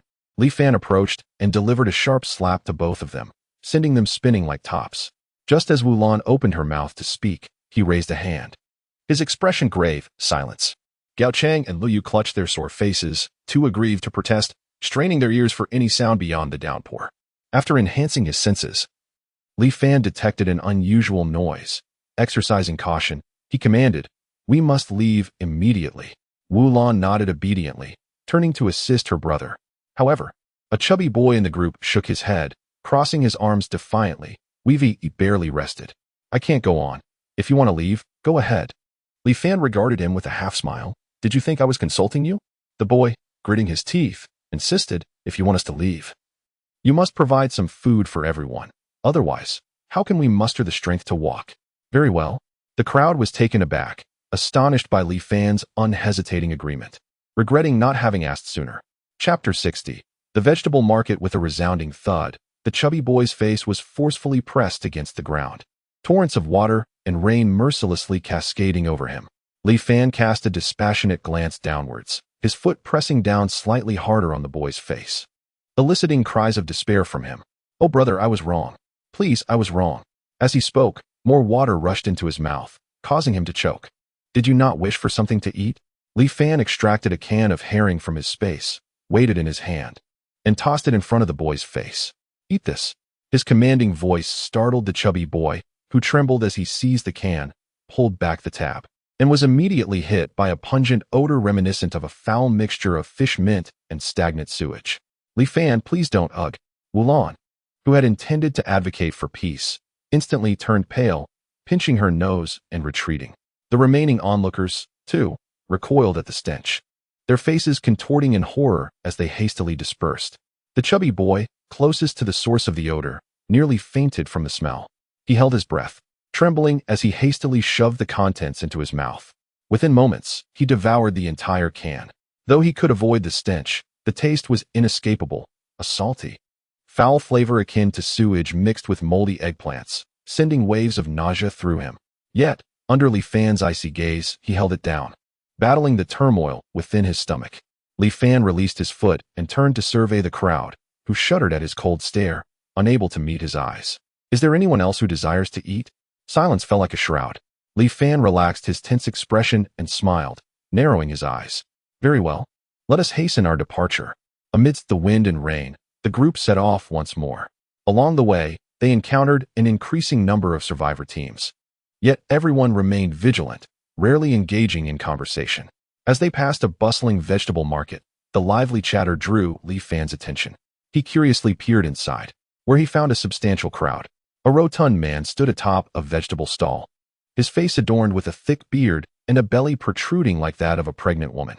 He brandished a sausage, calling out in a prolonged voice, "Who wants something to eat? Haha, sausage. Which lovely lady would like it?"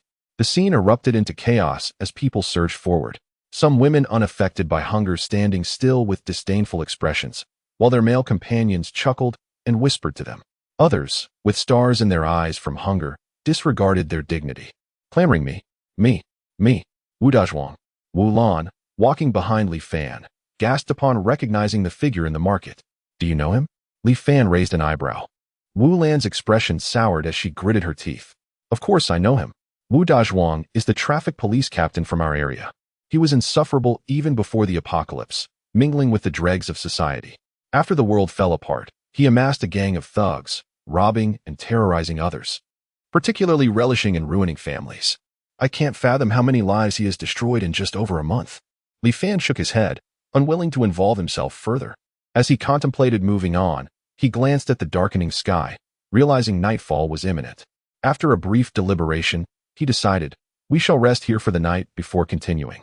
The group breathed a sigh of relief. They were both hungry and exhausted, the relentless journey having drained their strength. The vegetable market was spacious enough to accommodate 1,000 people, and their entry went unnoticed. They found a relatively large stall, which seemed to have once sold braised meat. But there was nothing edible left. The famished team members searched desperately, while Li Fan began to feast, seated on a small stool left by the stall owner. He conjured a screen, and an array of snacks appeared, astonishing Wu Lan and Wu Lan.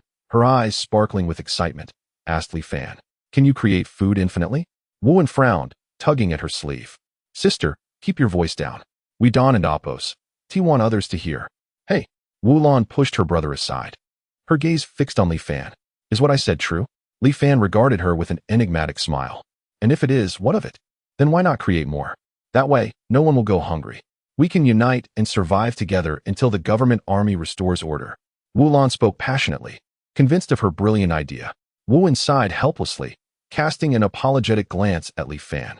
Li Fan shook his head inwardly. Without her brother, she would have likely fallen prey to some fate. He picked up a bottle of water, took a sip, and chuckled. I understand your reasoning. But why should I do that? Wulon blinked, confusion apparent in her eyes. What do you mean? I mean, why should I share food with these people? How can I trust they won and Oppos? T turn on me once they and Oppos. Resatiated. Wulon was taken aback, momentarily at a loss for words. As Li Fan observed their fellow companions, who were faint from hunger, he decided to toss them some small loaves of bread. Ah, thank you, Brother Fan. Liu exclaimed, catching 2 bags with quick reflexes. Though Gao Chang was puzzled about the source of Li Fan's food, he had no time to ponder it, swiftly slapping Lu Yu on the shoulder and admonishing. Keep your voice down. Do you want everyone to know you have food? Upon hearing this, Lu Yu quickly stifled her enthusiasm, her face paling as she recoiled. The others, grinning from ear to ear, tore into the packaging and devoured the contents. After finishing, they lowered their voices to express their loyalty to Li Fan. Wulon, having failed to achieve her goal, sat despondently against the stall, losing her appetite. In contrast, Wu unabashedly continued to eat, determined to fill his stomach. Believing that Li Fan's life was saved by their sibling bond, rendering the food inconsequential.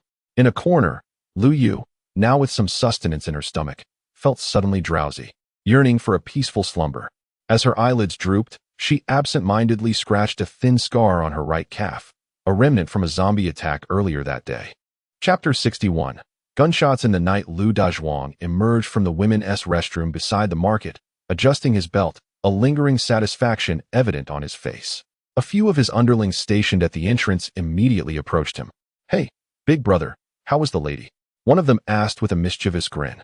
Lu Dazhuang smirked ambiguously and winked at his subordinates, saying, Oh, she knows nothing.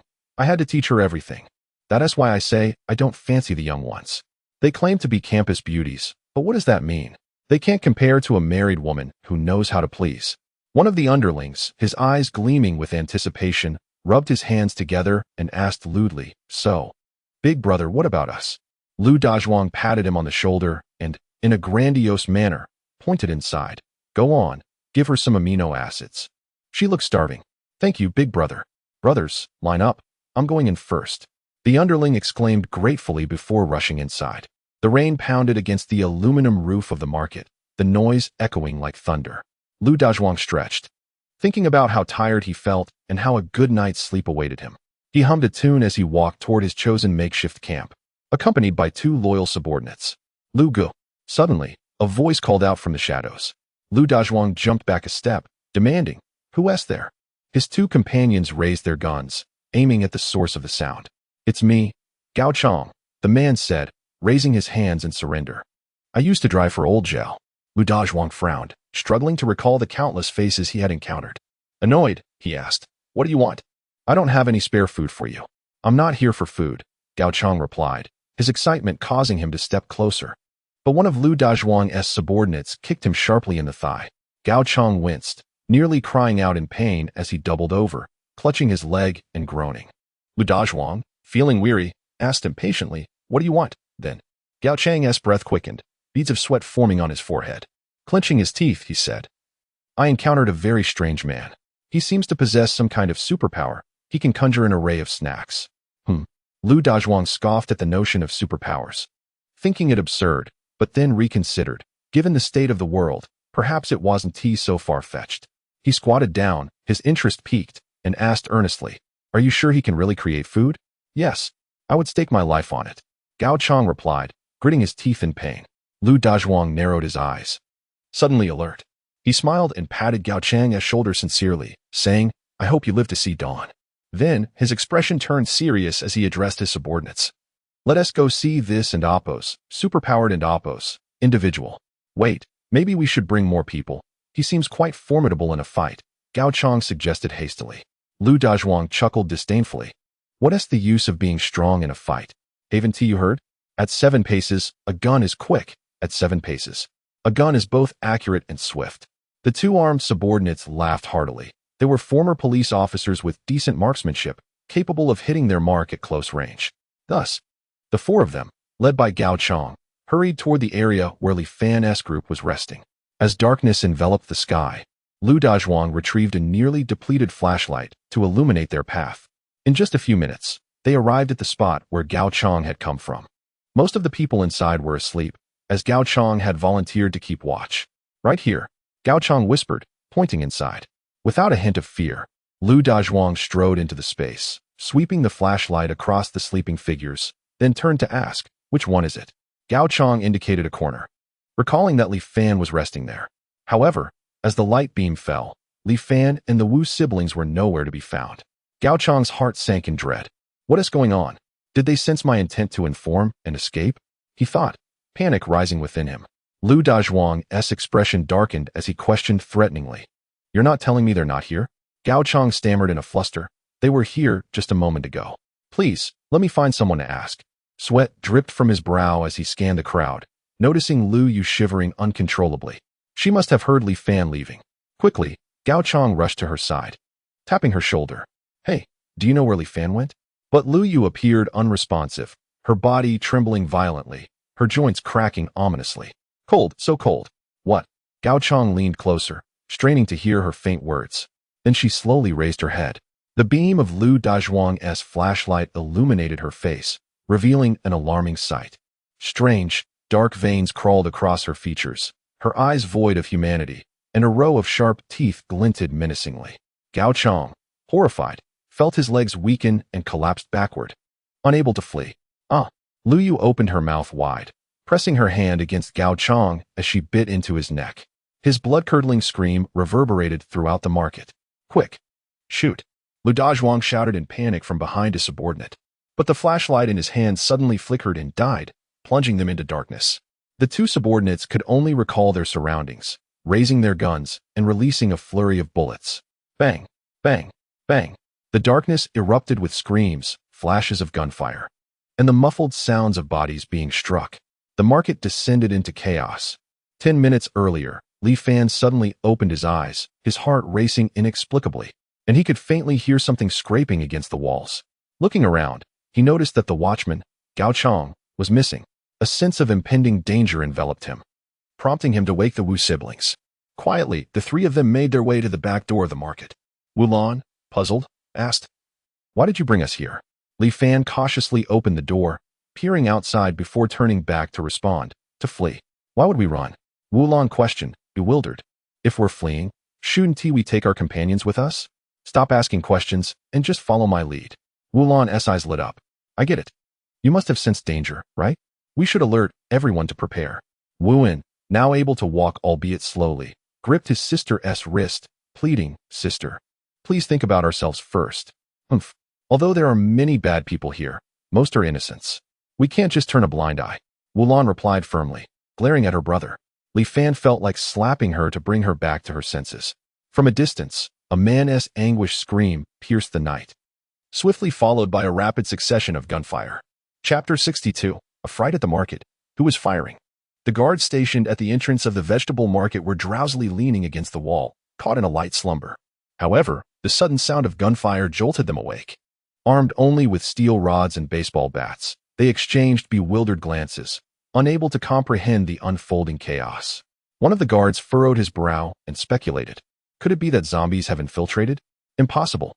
We're here to guard the entrance, replied Lu Chong, a capable aide to Lu Dazhuang, who had been assigned to watch over the gate. What is that? Another guard asked, pointing towards the street. Lu Chong followed the direction of the finger and saw a dark silhouette gradually approaching through the rain-soaked street, swaying as if it might collapse at any moment. Perhaps a survivor? Should we open the door? Lu Chong scoffed. Brother Dazhuang has given strict orders. Once the door is closed, it remains so until dawn. Have you forgotten so soon? My memory isn't the best, and you know that. The guard chuckled sheepishly. Suddenly, a tremor coursed through the ground, causing the group to fall silent. Lu Chong dismissed the screams and shouts emanating from within the market, convinced it was merely a figment of his imagination. Thud, thud, thud. The vibrations persisted, maintaining an unsettling rhythm. Unbeknownst to him, Lu Chong's right eyelid began to twitch inexplicably, and his heart raced like a drum.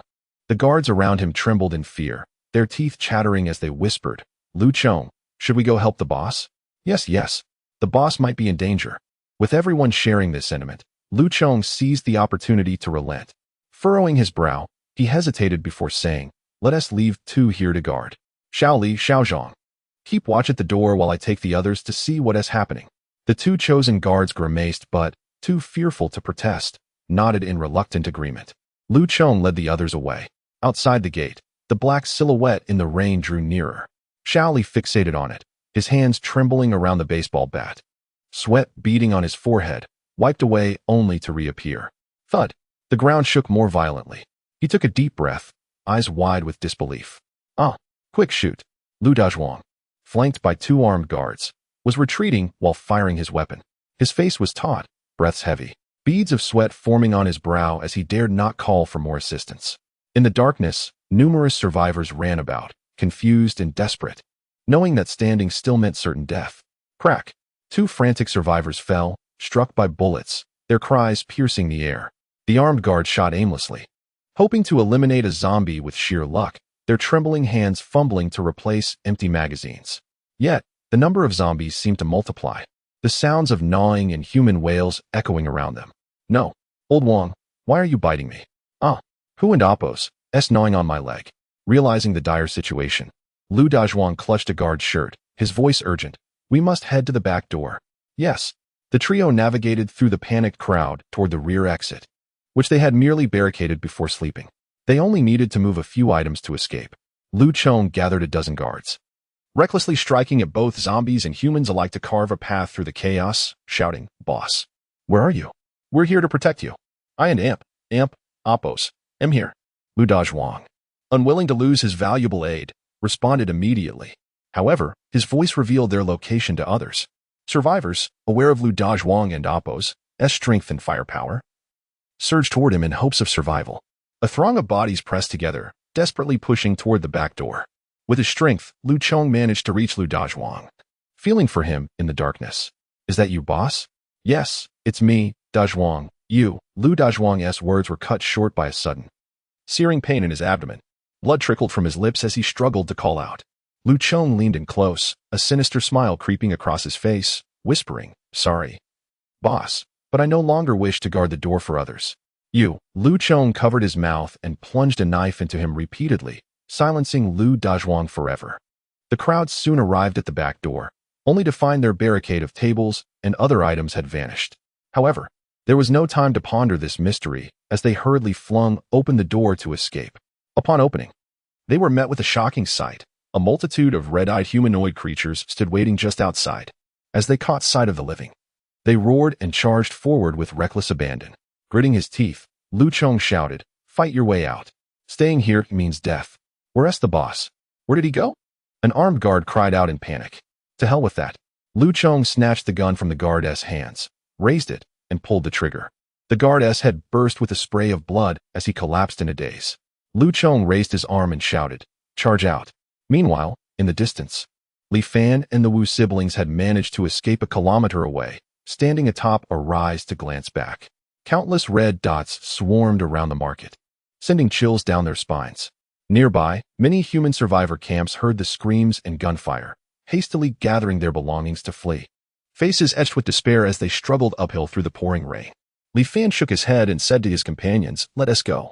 Wuan, supported by Wu Lan, moved at a steady pace. The trio utilized the flashlight Li Fan provided while holding an umbrella, silently advancing through the darkness. After covering a short distance, Li Fan suddenly halted. Wu Lan, unable to stop in time, collided with him. "Ouch!" she exclaimed, stumbling back, clutching her chest in annoyance. "Why did you stop suddenly?" "I can't believe I forgot I have a car," Li Fan exclaimed, face-palming. "A car?" Wu Lan and Wuan exchanged glances before scanning the vicinity. "Where's the car?" Li Fan extended his hand, and a brand-new Mercedes SUV materialized in the empty space before them, its sleek lines and defined contours exuding a powerful presence. It wasn't too late to take it. After all, abandoned vehicles lined the route, rendering them undrivable. What? Wulan gasped, stepping back in shock. She hadn't expected Li Fan to conjure a car from thin air. Was he some sort of magical being? Wulan's eyes lit up as he exclaimed, I get it. You must possess a treasure like a storage ring from a novel, right? Li Fan offered no explanation, simply opening the driver's side door, stowing his raincoat away, and inserting the key. In Wulan's eyes, Li Fan's silence confirmed his theory. Excitedly, he opened the passenger door but winced as he grazed his wound, grimacing in pain. In the distance, others had noticed their vehicle, rushing towards them as if it were a beacon of hope. Wait, please wait. Wulan urged from inside the car. Sister, please hurry and get in. Chapter 63. The twins. Wulan shone her flashlight towards the two figures rushing towards her, her pupils constricting in astonishment as she recognized her colleagues from the hospital. She hurried to Li Fan's car window and pleaded, Li Fan, please, can you take those two along as well? Li Fan, with his hand resting on the steering wheel, replied irritably, don't push your luck. This is my car, and you're lucky to even get a ride with me. Oh, I beg you. Wulan implored, they are my colleagues. Colleagues. Even if they were your father, it wouldn't matter. You have 3 seconds. If you don't get in, I'll leave with your brother. Li Fan impatiently drummed his fingers on the steering wheel, beginning to count down. 1. Wulan glanced anxiously at Li Fan and urged Wulan, Sister, get in the car. Are you trying to give me a heart attack? I can't. Wulan replied resolutely, glancing back. If you want to leave, go ahead. I will never abandon them. With that, Wulan turned and sprinted towards her two colleagues. Li Fan silently cursed her foolishness as he released the brake pedal, and the car surged forward. Wulan watched his sister's retreating figure, torn between following her or leaving with Li Fan. His instincts told him to jump out and chase after her while the car was still slow. But common sense warned that sticking with his reckless sister would eventually lead to his own demise, leaving him in a state of indecision. In the pouring rain, the two girls drew closer, their eyes lighting up in surprise upon recognizing their fellow hospital staff. Wujietu. Wulan rushed to them, placing her hands on their shoulders, her voice trembling with excitement. I can't believe you're safe. I heard the hospital was one of the first to be hit. I thought. Fang Xiaowan's eyes reddened as she sighed. It was fortunate you were resting at home that day. You have no idea how terrifying it was. Luckily, we managed to leave with the ambulance just in time to help others. Beside her, Fang Xiaoyan nodded, about to speak when they noticed the car revving its engine and speeding away. Hey, why did that car leave? Wulan asked, dejectedly shaking her head. Disappointment etched across her face. Let it go. Wulan leaned out the window, gazing longingly at his sister, a heavy sigh escaping his lips as he muttered. My sister is doomed. She is foolish enough as it is, and now she is entangled with a pair of equally foolish twins. Before he could finish his thought, the Mercedes suddenly swerved sharply, screeching to a halt. Li Fan widened his eyes and turned to ask, what did you just say? Wulan, taken aback, repeated in disbelief. I said my sister is finished? No, the next part. She truly is quite foolish. Li Fan, irritated, retorted. I don't think you're in much of a position to judge. What was the next part? Twins.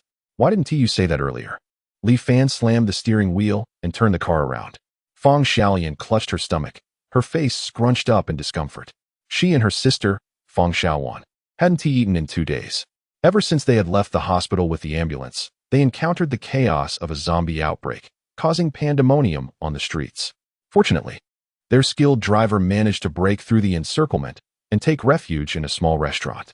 After a series of arduous survival efforts, they learned that a military unit was heading out of the city, prompting their hurried arrival. Fang Xiaowan, supporting her exhausted sister, turned to Wulan, her voice tinged with uncertainty. Sister Lan, what should we do next? Wulan bit her lip, momentarily at a loss for ideas. After a moment of contemplation, she tentatively suggested, let us find a place to rest and continue our journey out of the city tomorrow. Fang Xiaowan nodded despondently, wishing they could catch a ride on that departing vehicle. Having been pampered all their lives, the hardships they faced in the past month far outweighed anything they had endured in the previous 20 years. Vroom vroom. The sound of a car engine drew their attention. They looked up in surprise to see a sleek black car speeding towards them, coming to a steady stop beside them. Li Fan rolled down the window, scrutinizing the Fang sisters under the headlights. Both were clad in jackets and jeans, and upon closer inspection, their figures appeared quite appealing. Especially their faces, which bore an uncanny resemblance, exuding a delicate charm despite their disheveled appearance from the storm. Feeling parched, Li Fan grinned. Oh dear. I completely forgot to come pick you up. My apologies. Everyone, please hop in. The sisters' pallid faces brightened slightly. Riding in a car was undoubtedly more comfortable than walking. Yet they glanced at Wulan, uncertain of her relationship with the driver. Wulan, aware of her companions and Appo's exhaustion and hunger, forced a smile as she opened the car door. Let us get in. This is Li Fan, someone I met on the road today. Fang Xiaowan helped her nearly collapsing sister into the back seat, and Wulan climbed in, nudging Wulan into the front passenger seat. Li Fan produced a bounty of food and water, tossing it into the back seat, prompting the Fang sisters to gratefully exclaim, "Thank you, Brother Li Fan." Li Fan beamed widely, releasing the brake and calling out, "Hold on tight." With a roar, the Mercedes shot off once more. Though he remembered the planned route out of Jiacheng, unfamiliar with this part of the road and with darkness enveloping them, he was compelled to drive farther to evade any pursuing zombies. Eventually, he pulled over to the roadside, intending to wait until dawn to continue. Fearing he might stray off course, Li Fan stepped out of the car and conjured two spacious vehicles nearby. Turning to the girls in the back seat, he kindly suggested, "You're all soaked. Go change into something dry in the other car." Fang Xiaowan, patting her now full belly, expressed her heartfelt gratitude. "Thank you so much, Brother Li Fan." Yes, Brother Li Fan, we don't know how to repay you," Fang Xiaoyan added, her face filled with admiration. Having learned that Li Fan was like a real-life doryman, capable of producing anything, including impressive combat skills. In such a terrifying apocalypse, being able to accompany Li Fan felt like winning the lottery. Li Fan's gaze lingered on the two identical beauties, a knowing smile playing on his lips as he remarked, "There will be opportunities to repay me." Fang Xiaowan blinked her beautiful eyes. She and her sister had not come from privileged backgrounds, their academic achievements modest. Having only attended nursing school and worked as interns at the city hospital before the apocalypse struck. Individually, they might not be particularly enticing, but together, such an experience was rare, leading many to propose lucrative arrangements. However, Fang Xiaowan was wise, maintaining her integrity, waiting for the right opportunity to strike a substantial deal. But fate had other plans, as the apocalypse arrived unexpectedly. She took her sister Fang Xiaoyan's hand as they exited the car, and Li Fan gallantly held an umbrella over them. Fang Xiaowan extended her delicate hand, resting it on Li Fan's arm, as they both slid into the nearby parked BMW. Leaning against the car door, Li Fan grinned widely, "I have plenty of women's clothing. I just don't know your sizes." Nestled in the back seat, Fang Xiaowan gazed at him with sultry eyes, biting her lip. "Brother Fan, come a little closer. I'll tell you everything." Chapter 64. Encounter with the Lu father and son. After spending some time, Li Fan successfully assisted the Fang sisters in finding clean and suitable clothing to wear. Had it not been for Wulan knocking on the car window to inquire about the situation, Li Fan would have liked to chat with them further and comfort their fragile, wounded spirits. Thus, Li Fan slept in one car, while Wulan and the Fang sisters shared another, and Wuan occupied a separate vehicle. Exhausted, they all succumbed to slumber until dawn. Upon awakening, Li Fan stretched and yawned widely. Instinctively rubbing his brow, he suddenly sensed something amiss. Huh? He furrowed his brow in confusion. Why had the sound of rain ceased? He hurriedly rolled down the car window to peer outside. The torrential downpour that had once drenched the earth had now transformed into a gentle drizzle, lightly pattering against the ground. Li Fan was astonished. How could the rain stop so abruptly? His mind brimmed with questions and bewilderment. Yet a reduction in rainfall was, after all, a blessing. Otherwise, the entire Jiang city would have been washed away. At least a small portion remained intact. However, for Jiang city, it was already too late. Standing at the intersection, Li Fan gazed downward, witnessing vast expanses of the urban area submerged in water, with only a few towering buildings peeking above the surface. Shortly after, 3 women emerged from the car, pushing open the doors. Last night had provided them the most restful sleep they had experienced in a long while. Upon noticing the diminished rain, the girls giggled joyfully like children, running to Li Fan's side. However, when they beheld the flooded land below, their smiles faded, replaced by heavy expressions. With a population of over 1 million, how many of Jiang City's residents could possibly remain? From afar, various debris floated on the water's surface, along with the pale bodies of the deceased. Li Fan sighed, suddenly recalling Lu Ruyin. Where could she be now? Although his time spent with her was brief, he held her in high regard. It was hard to believe she had inexplicably turned into a murderer and vanished without a trace. After sharing a few pieces of bread with the group, They set off once more in a vehicle. Lacking navigation, Li Fan could only rely on instinct to head towards their destination. After more than 2 hours of travel, they reached the outskirts of the city, realizing that they were indeed heading in the right direction, with only a few kilometers remaining to their destination. Unfortunately, he had missed the provincial road and had to proceed on foot through a muddy village path. Once they alighted from the vehicle, Li Fan waved his hand, and the several tons of weight that was the car vanished without a sound. The Fong sisters stared, wide-eyed with astonishment, their eyes sparkling like stars. "Let us proceed," Li Fan declared gallantly, leading the way confidently. After walking a few hundred steps, they stumbled upon a corpse lying face down in the muddy water, appearing to have been dead for at least a week. Its skull was shattered, leaving it hollow, with numerous gnaw marks on its body. The gruesome sight drained the color from the 3 women and Apos' faces, prompting them to turn away and pinch their noses as they passed. As they continued walking, Li Fan suddenly felt a soft grip on his arm. He turned in surprise to find Fong Xiaowan clinging tightly to him, flashing a coy smile as she feigned vulnerability. "Li Fan Gidge, I and Apos, am so scared." "Hey," Li Fan said, gently stroking her delicate hand. "Do not fear. I and Apos, LL protect you." "Thank you. By the way, Li Gu, do you have a girlfriend?" Fong Xiaowan casually inquired. Li Fan furrowed his brow, mentally counting his romantic prospects. Seeing his hesitation, Fong Xiaowan assumed he was merely shy, and her heart swelled with delight. She pressed her body closer to Li Fan, showering him with various subtle signals of affection. Wu Lan, observing from behind, was taken aback. Previously, Fong Xiaowan had shown little interest in the director and Apos' son. Yet now she behaved like an easy girl. Wu Lan, whose injuries had mostly healed, followed at the rear, watching the scene with envy and jealousy. He had met the Fong sisters through his sister Wu Lan at the hospital and found himself drawn to their charming innocence. Alas, his circumstances were poor, and he lacked the courage to pursue them. Witnessing Fong Xiaowan's affection towards a man she had just met stung him more than he could articulate. Fong Xiaolian, the most naive of the trio, followed her sister without a thought, blissfully unaware, content to simply listen to her elder sibling.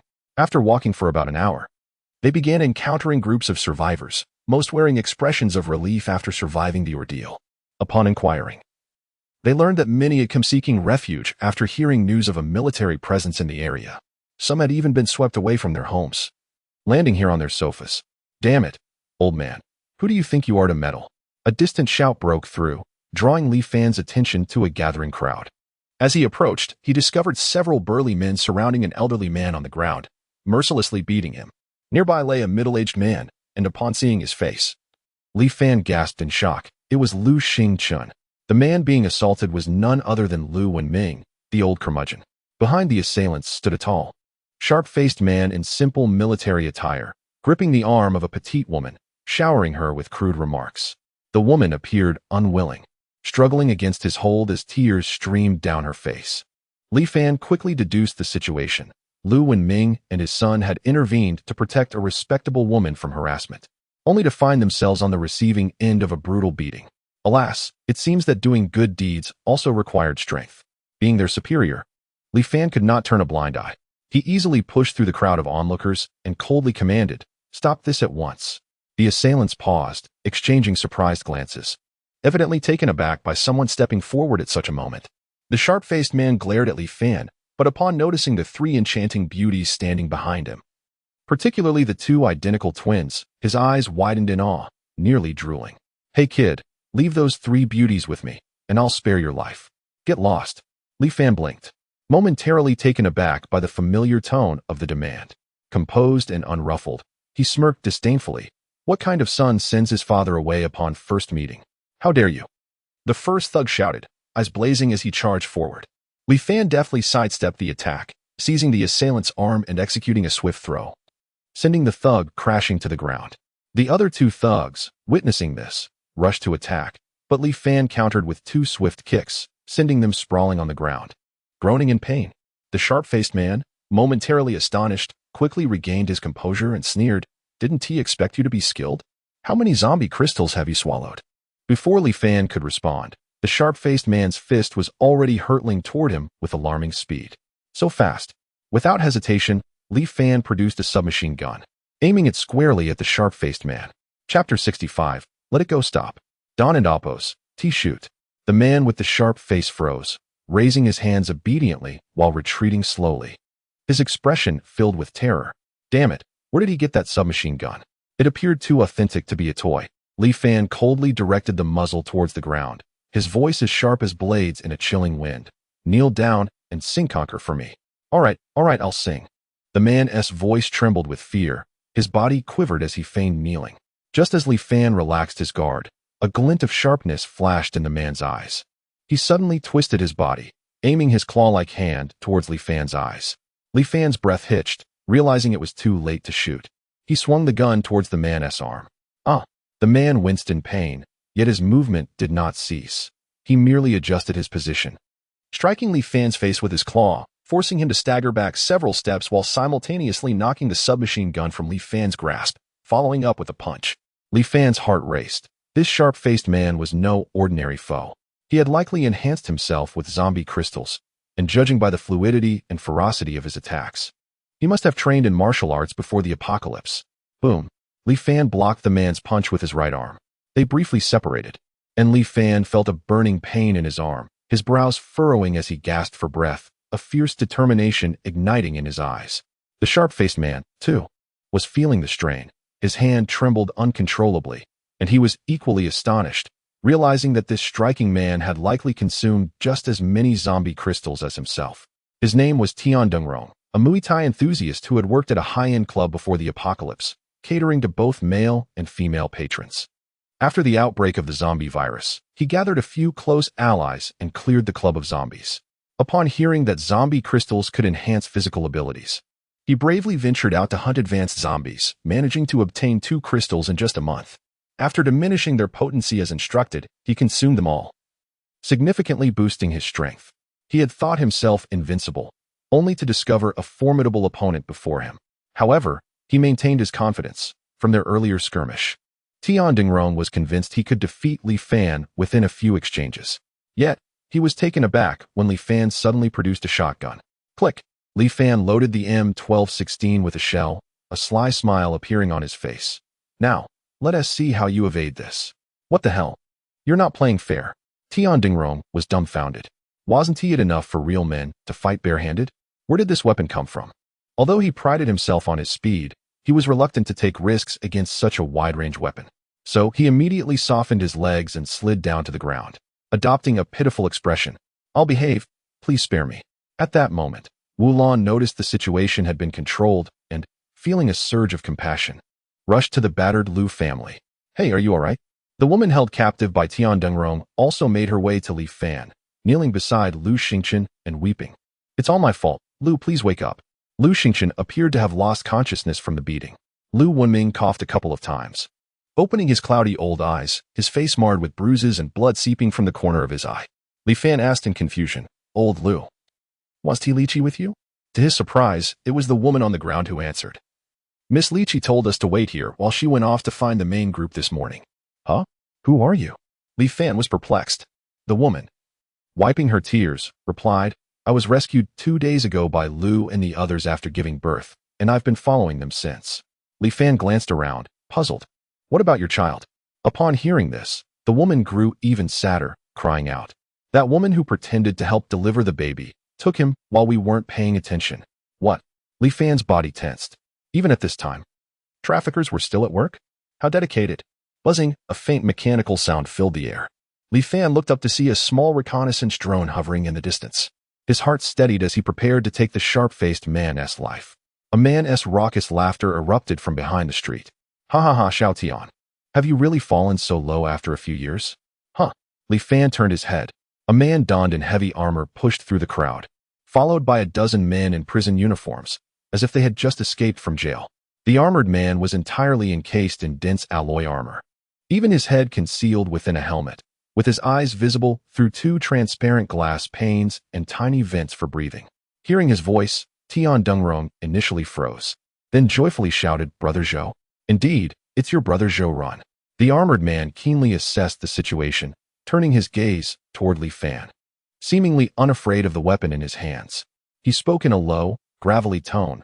Friend, let us just let this go, shall we? Let it go? Li Fan scoffed. What if you came home to find me leaving your mother's bedroom, and I told you to let it go? Would you? Zhou Run chuckled instead of getting angry, cracking his joints as he prepared for a fight. If someone was seeking death, he wouldn't mind sending them on their way. The joints of his body popped and crackled, exuding a potent aura even more intimidating than Tian Dengrong and Appo's. He had been fortunate in prison, acquiring armor from the warden and Appo's collection, rendering him impervious to zombie bites. With that advantage, he had obtained several zombie crystals. Do you really think that stick in your hand poses a threat to me? Zhou Run grinned menacingly, advancing towards Li Fan, his gaze inadvertently drifting towards the trembling Fang sisters huddled together. What a treasure! A flicker of desire ignited in his eyes. It had been years since he had savored the company of a woman, let alone such a charming pair of twin sisters. Li Fan remained calm as he faced Zhou Run and unhesitatingly pulled the trigger. Bang! Dozens of pellets erupted, striking Zhou Run and Appo's armor and leaving only shallow dents. The bullets may not have penetrated, but the force was still considerable. Zhou Run staggered back a few steps, seething with rage as he charged at Li Fan once more. Bang! Push back! Charge again! Bang! Push back! Charge again! After firing off several rounds, Li Fan pulled the trigger again, but the gun merely clicked empty. Zhou Run was jubilant. Finally, it was out of ammo. Li Fan despondently dropped the shotgun, raising his hands in surrender. I give up. Surrendering now is too late. Zhou Run had lost all patience and intended to approach and twist Li Fan and Appo's head off. Suddenly, Li Fan's eyes brightened as he pointed behind Zhou Run and shouted, "Look, a UFO! Who would believe such childish tricks?" Zhou Run remained unfazed, continuing his advance. The naive Fang sisters, however, believed him and turned to look, gasping in surprise. Huh? No way. Zhou Run halted, turning to look. Chapter 66. Return to the light of Jiancheng. Li Ji stood firmly atop the moving armored vehicle, cradling her AWM sniper rifle. She held the weapon poised, her body slightly leaning forward, her gaze intensely fixed on the target. The sniper rifle seemed an extension of her very being, unwavering and heavy. The crosshairs of the scope rested upon Zhou Run and Appo's head.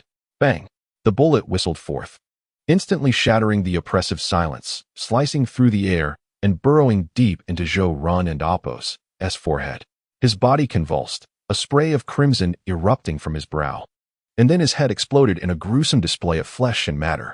The headless corpse collapsed with a thud.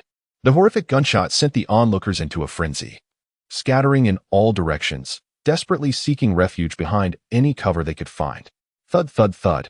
A squad of soldiers, clad in standard multifunctional helmets and black ballistic vests, swiftly approached from the sides of the armored vehicle, encircling the prisoners present. They silently raised their submachine guns, a palpable aura of iron and blood permeating the air. The small, dark muzzles aimed at the prisoners' heads, who instinctively crouched down, hands on their heads, their movements practiced and familiar. Tian Dengrong had scarcely reveled in the moment when his old friend lost his head.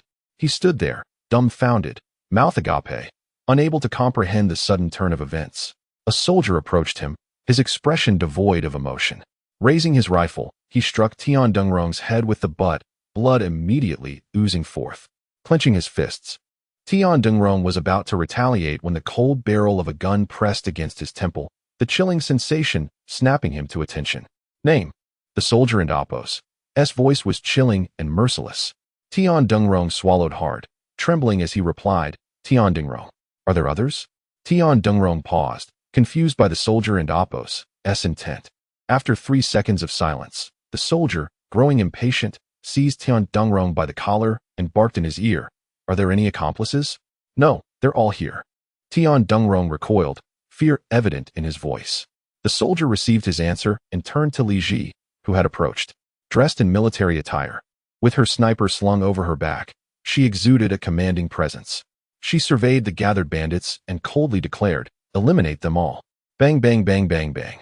A series of gunshots erupted. The acrid stench of blood quickly filled the air.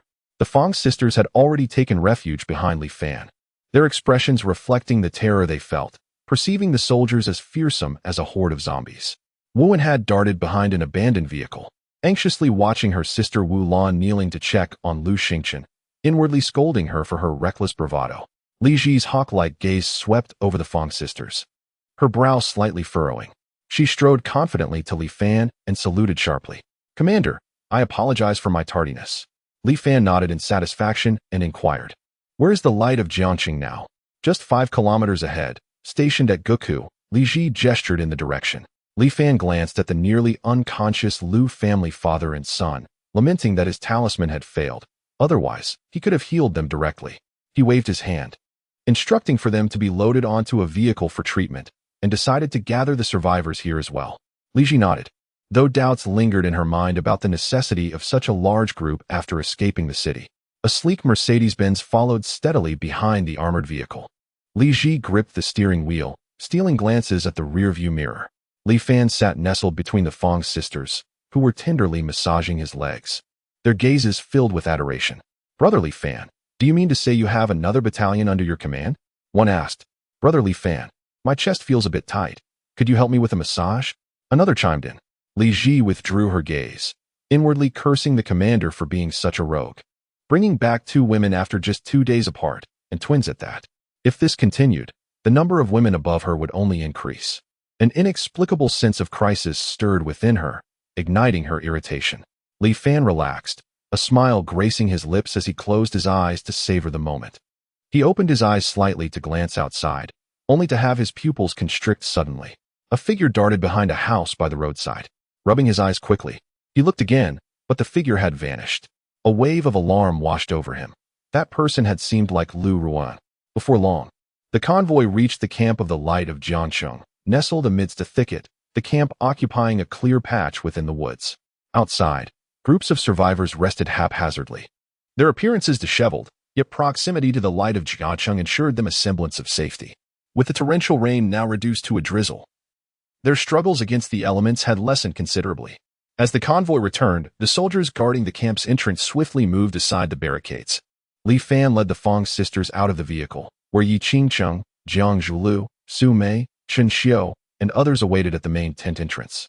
Having been informed of their return, ignoring the Fong sisters, they embraced Li Fan warmly, chiding him for placing himself in danger and worrying them. Yang Xinran stood to the side, umbrella in hand, having grown numb to Li Fan and Apos' miraculous survivals, her current concern being the powder in her pocket.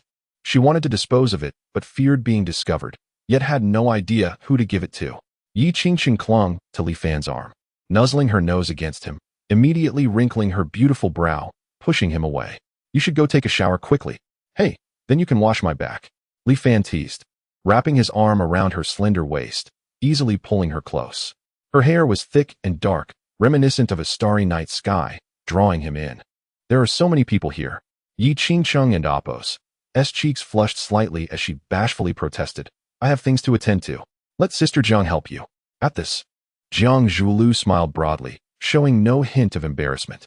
"How about Li Ji and I wash your back together?" Li Ji, standing nearby with her sniper, turned pale at the suggestion and hastily fled, exclaiming, "I have a stomachache. I need to go to the restroom." In the end, it was the reticent Su Mei who was chosen to assist. In the large tent, behind a windbreak, a spacious white bathtub awaited. Chen Xiu and the young women from the guard team poured in pot after pot of heated water, adjusting the temperature before inviting Li Fan and Su Mei inside. Su Mei kept her head down, exuding an air of shyness, unwilling to meet anyone in Apos' gaze. Once the others had exited, Li Fan glanced at her and chuckled. "What's the matter? Aren't you going to help your commander undress?" Su Mei hurriedly moved behind Li Fan, awkwardly helping him remove his outer garments. Her movements were stiff and erratic, a reflection of the turmoil within her. She had been agonizing over whether to reveal Lu Ruoyan and Apos' situation, leaving her unable to eat or sleep, her spirit wavering. "What's wrong?" Li Fan finally sensed something amiss. He gently asked, "Are you distracted?" Su Mei's body trembled slightly, forcing a strained smile. "It and Apos', it's nothing. I might have just worried about you last night and didn't and Apos' sleep well." Chapter 67. The beaten Jiangxiu and Huan Li Fan was deeply engulfed in guilt. After a round of conversation, he saw Su Mei off and settled down alone on the grand bed in his tent, hoping for a peaceful night's sleep. However, before dawn, a cacophony of noises erupted outside. Voices shouted and items were being moved. Glancing at the time, he noted it was merely 5 in the morning and let out a resigned sigh, lamenting the difficulty of attaining restful slumber. "Chen Xiu, along with the guards led by Li Yunqi, lifted the curtain and entered the tent. Her voice was heavy as she relayed through the windbreak. Leader, our drones have detected a massive horde of zombies approaching our position. What? Li Fan abruptly sat up, hastily dressing himself before stepping out of the inner chamber. How many are there? Chen Xiu shook her head. It is said to be limitless, likely no fewer than 100,000. What? Hearing this figure sent a shiver down Li Fan's spine. Will these unfortunate zombies not be drowned by the flood? Should we? Chen Xiu hesitated before suggesting. Perhaps we should abandon some burdens and make haste towards Dashing Mountain. I disapprove of your phrasing. It is the citizens who are fatigued to preserve our remaining strength. We must move on without them. Li Fan corrected her, striding purposefully out of the main tent. Outside the camp, soldiers were already orderly packing their belongings, preparing for evacuation. Numerous survivors gathered outside the camp, having sensed the urgency, clamoring to meet the leader. Jiang Zhulu, donned in a sharp black female combat uniform that accentuated her tall and slender figure, stood at the entrance with her arms crossed. Her gaze icy as if surveying the dead. Recognizing that these individuals still held some value, Jiang Zhulu refrained from issuing lethal orders, opting instead to have a few of the most unruly dissenters subdued with the butt of a rifle. This seemed to pacify the rest, who began pleading that they not be abandoned during the retreat. Li Fan approached Jiang Zhulu and whispered, "How much explosive material do we have left?" "Report, leader." "We have over 500 kilograms remaining," Li Qi answered promptly. "Is that all?" Li Fan sighed, scratching his head before signaling for a loudspeaker. He then leaped onto a nearby vehicle, clearing his throat to address the throng of citizens outside. "Everyone, please be quiet. I am the leader of this unit."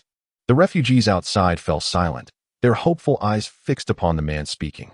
"As you may all be aware, a large number of zombies are advancing towards us, and we suspect they may possess a keen sensitivity to areas abundant with life. For everyone's safety, and given our military capacity is insufficient to confront such a vast number of zombies, I have decided we must split our forces. All vehicles should be filled to capacity and depart first. Those who need to walk will split into two groups, one following the vehicles and the other taking the forest trails to our destination, Dashing Mountain Park. To maximize survival, I implore you all to refrain from causing disturbances. You must comply with our arrangements, or you may leave at this moment." After delivering his orders, Li Fan jumped off the vehicle and conferred briefly with Jiang Zhulu and Yi Qingxing before instructing them to implement the plan immediately. He was uncertain how many survivors were currently aligned with Jiang Cheng's light, but he estimated it to be no fewer than 5,000. The distance to Dashing Mountain Park was still 20 kilometers, neither too far nor too close, and although there were paved roads, the slopes were steep and winding. The chaos, disorder, desperate attempts to flee, zombie pursuits, and shortages of food and medicine along the route left Li Fan questioning how many would actually make it. Amid the crowd outside, a man shouted, "Listen to me if you have no vehicle. Children, the elderly, and women should move to the front. Strong men should take positions at the rear. Bring whatever weapons you can find, stones, branches, anything is better than nothing.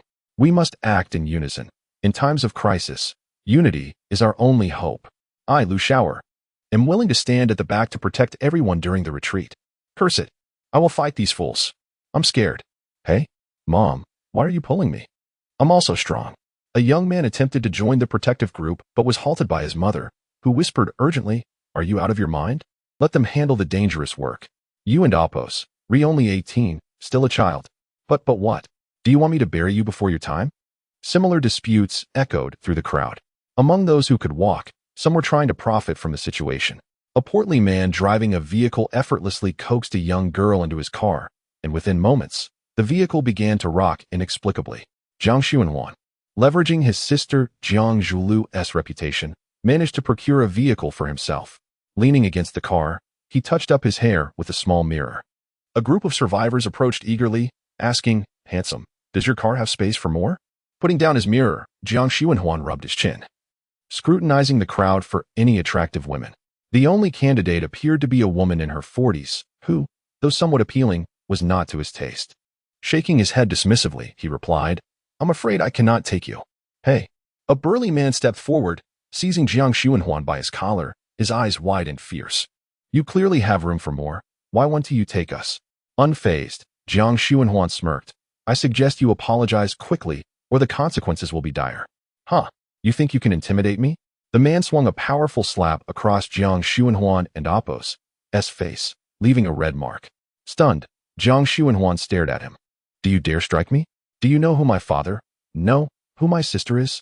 Another resounding slap echoed as Jiang Xuanhuan's eyes brimmed with tears. He cried out, help. Chapter 68. Departure. Daxinchen Park, what are you doing? Niu Taizhu, clutching a crackling baton, rushed over. Run.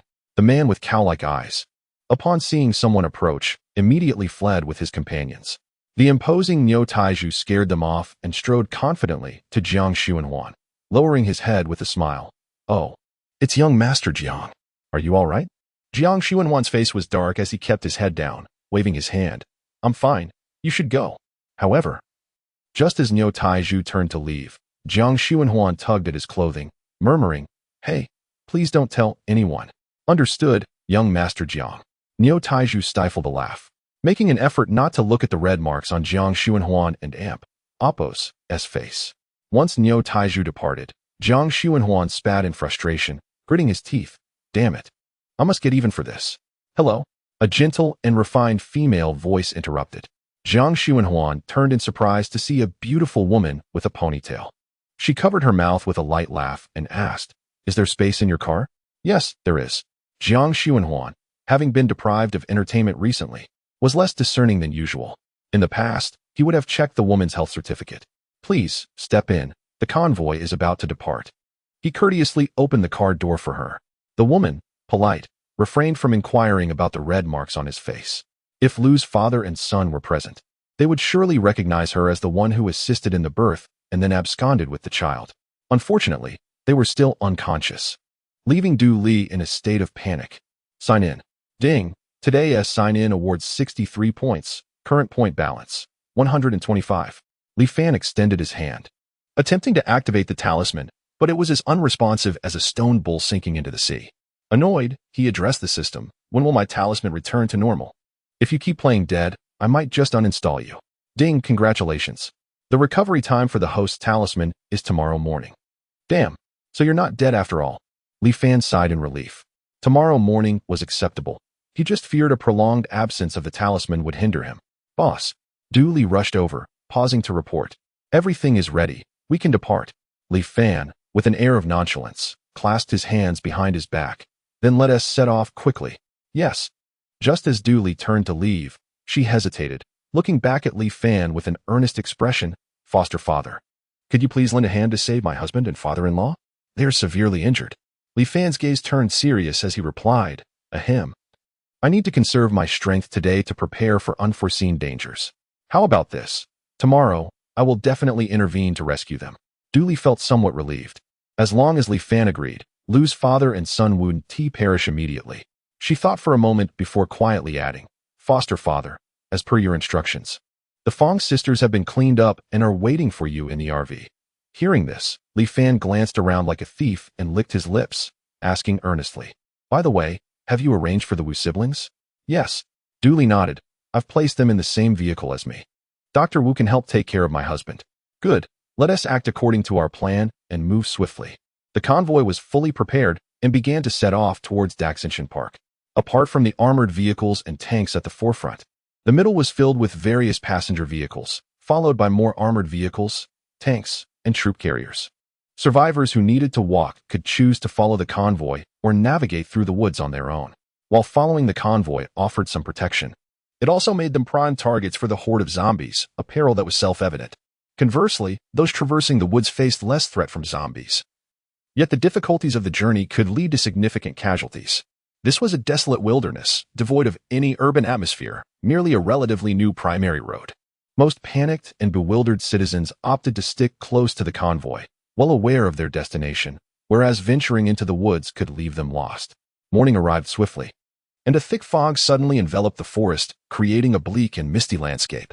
The damp chill obscured everything, akin to a veil, severely hindering visibility to a mere 30 or 40 meters, causing the convoy's speed to plummet.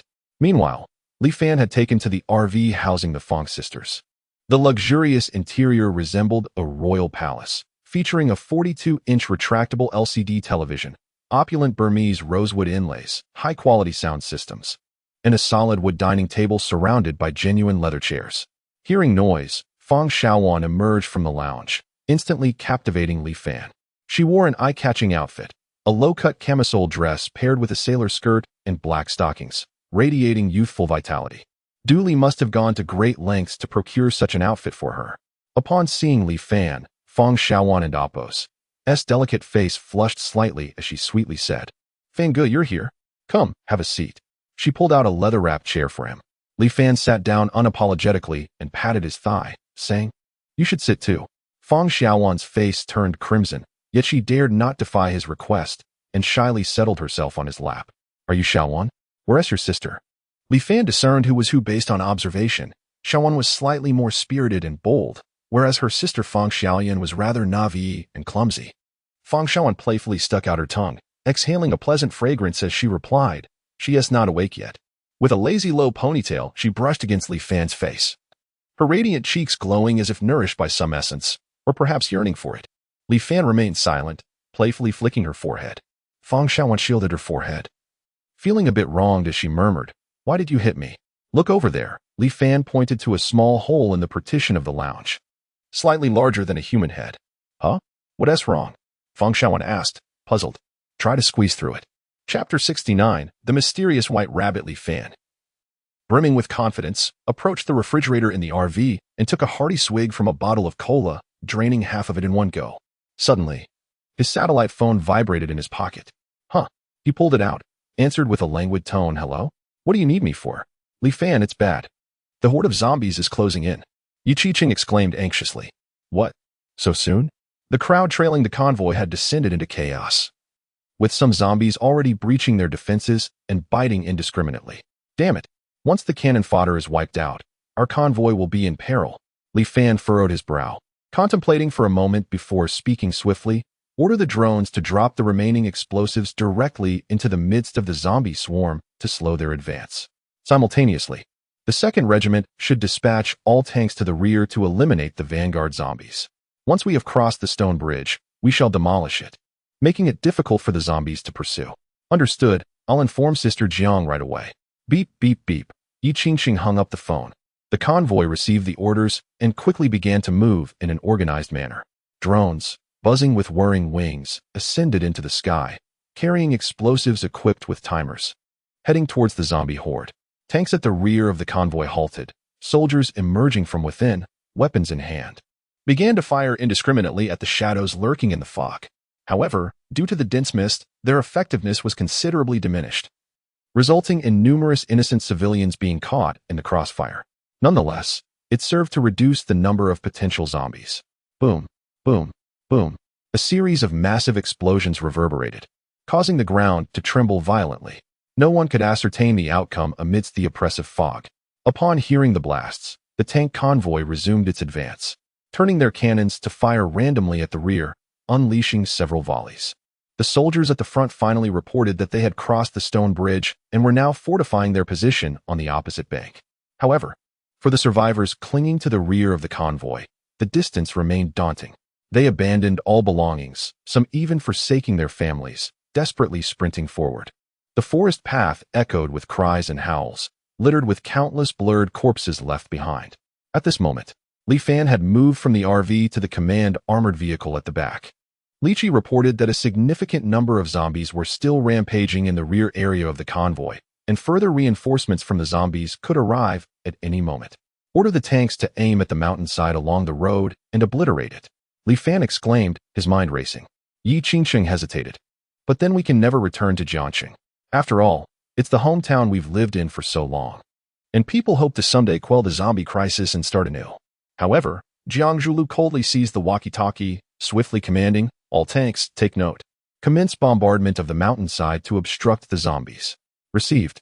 With a series of clicks, the cannon barrels slowly adjusted, heavy and cold, as a large caliber cannon fired a shell that soared through the fog, hitting the mountainside over 300 meters away. The explosion illuminated the darkness momentarily. Following that, more shells rained down upon the mountain. The entire mountainside began to quiver, loose rocks tumbling down, crushing countless zombies trailing behind and sealing off the road. Any attempt to pursue would force them to navigate through the dense and treacherous forest. Li Fan and his companions could only hear the commotion, uncertain of their success. He contemplated checking in person but recalled that his talismans had failed him. If he were captured by the zombies, the consequences would be dire. Better to play it safe. A tank reported back after a few minutes. The road has been completely blocked. Only then did everyone breathe a sigh of relief. A glimmer of hope shining through their ordeal. Li Fan pondered, the fog in the mountains will linger for quite some time. Let us not venture out. We will cross the bridge first and then begin to receive the escaping survivors, ensuring that everyone is checked for zombie bites. Jiang Zhilu nodded, but a flicker of annoyance danced in her eyes. Li Fan, that sly fellow, had secretly visited the Fong sisters' RV, thinking she was oblivious to it. The lingering scent of perfume on him was evident. She needed to devise a plan to deal with those vixens without creating a scene. In the survivor convoy, a black Mazda and Oppo's S-trunk thudded rhythmically. Thankfully, the thick fog obscured it from scrutiny. Minkai gripped the steering wheel, her gaze unfocused and distracted.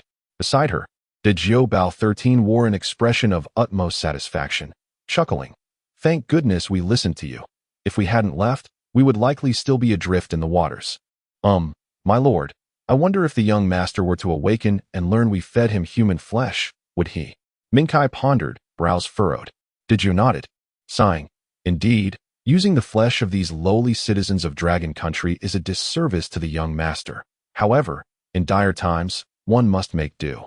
In the back seat sat two male ninjas, their faces wrapped in cloth, their eyes icy, emanating an aura of indifference towards life and death. They persistently inquired, Minkai, do you really believe that person can help rescue the young master? Is there any assurance? Minkai rolled her eyes, retorting, if you have a better plan, I'm all ears.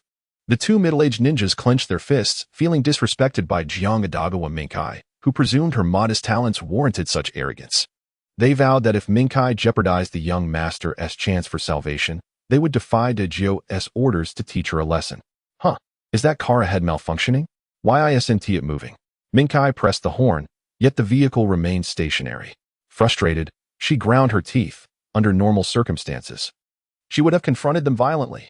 However, with the young master's safety paramount, it was wiser to avoid unnecessary conflicts. Thus, she maneuvered around the halted vehicle. As they watched her car recede into the distance, the white rabbit smiled faintly, her captivating gaze fixed on Jiang Xuanhuan, a sharp knife poised against his throat. Jiang Xuanhuan was drenched in cold sweat, tears streaming down his face as he begged, Sister, I haven't wronged you, have I? What is this all about? Humph. The white rabbit scoffed, her demeanor alluring yet menacing. You invite me into your vehicle, and it's not merely for a ride? And no, I didn't The icy blade pressed closer, almost drawing blood. He quickly amended, I was just thinking, is that not permissible? The white rabbit leaned closer, her breath fragrant as she whispered. Yes, even thinking is not allowed. Now, tell me everything you know about Li Fan. Chapter 70, Inspection. As the thick fog gradually dissipated, all citizens lined up in an orderly fashion to cross the bridge, submitting to our stringent checks. Any unusual movement would be deemed a potential threat, and all resulting consequences would be borne by the individual. How dare you cut in line? Do you not understand human language? A soldier, his eyes wide with fury, rushed towards an elderly man attempting to bypass the queue with his grandson, seizing the man by the collar, which reeked of sweat. The elderly man merely chuckled sheepishly, responding in his hometown dialect. I'm hard of hearing. Didn't he quite catch what you said? Can't hear, can you? Slap. A resounding slap nearly sent the old man flying, leaving him in shock, unable to utter a word. The soldier followed with a heavy punch to the elderly man's abdomen, causing him to spit out a mouthful of foam, his eyes bulging in disbelief as his body crumpled to the ground like a deflated balloon. His grandson, around 7 or 8 years old, witnessed the altercation and immediately burst into tears, angrily attempting to strike the soldier, repeatedly exclaiming, You're a bad man, I will hit you. Isn't this excessive? He was only trying to cut in line out of fear, a young woman in the queue whispered, her face reflecting her dismay.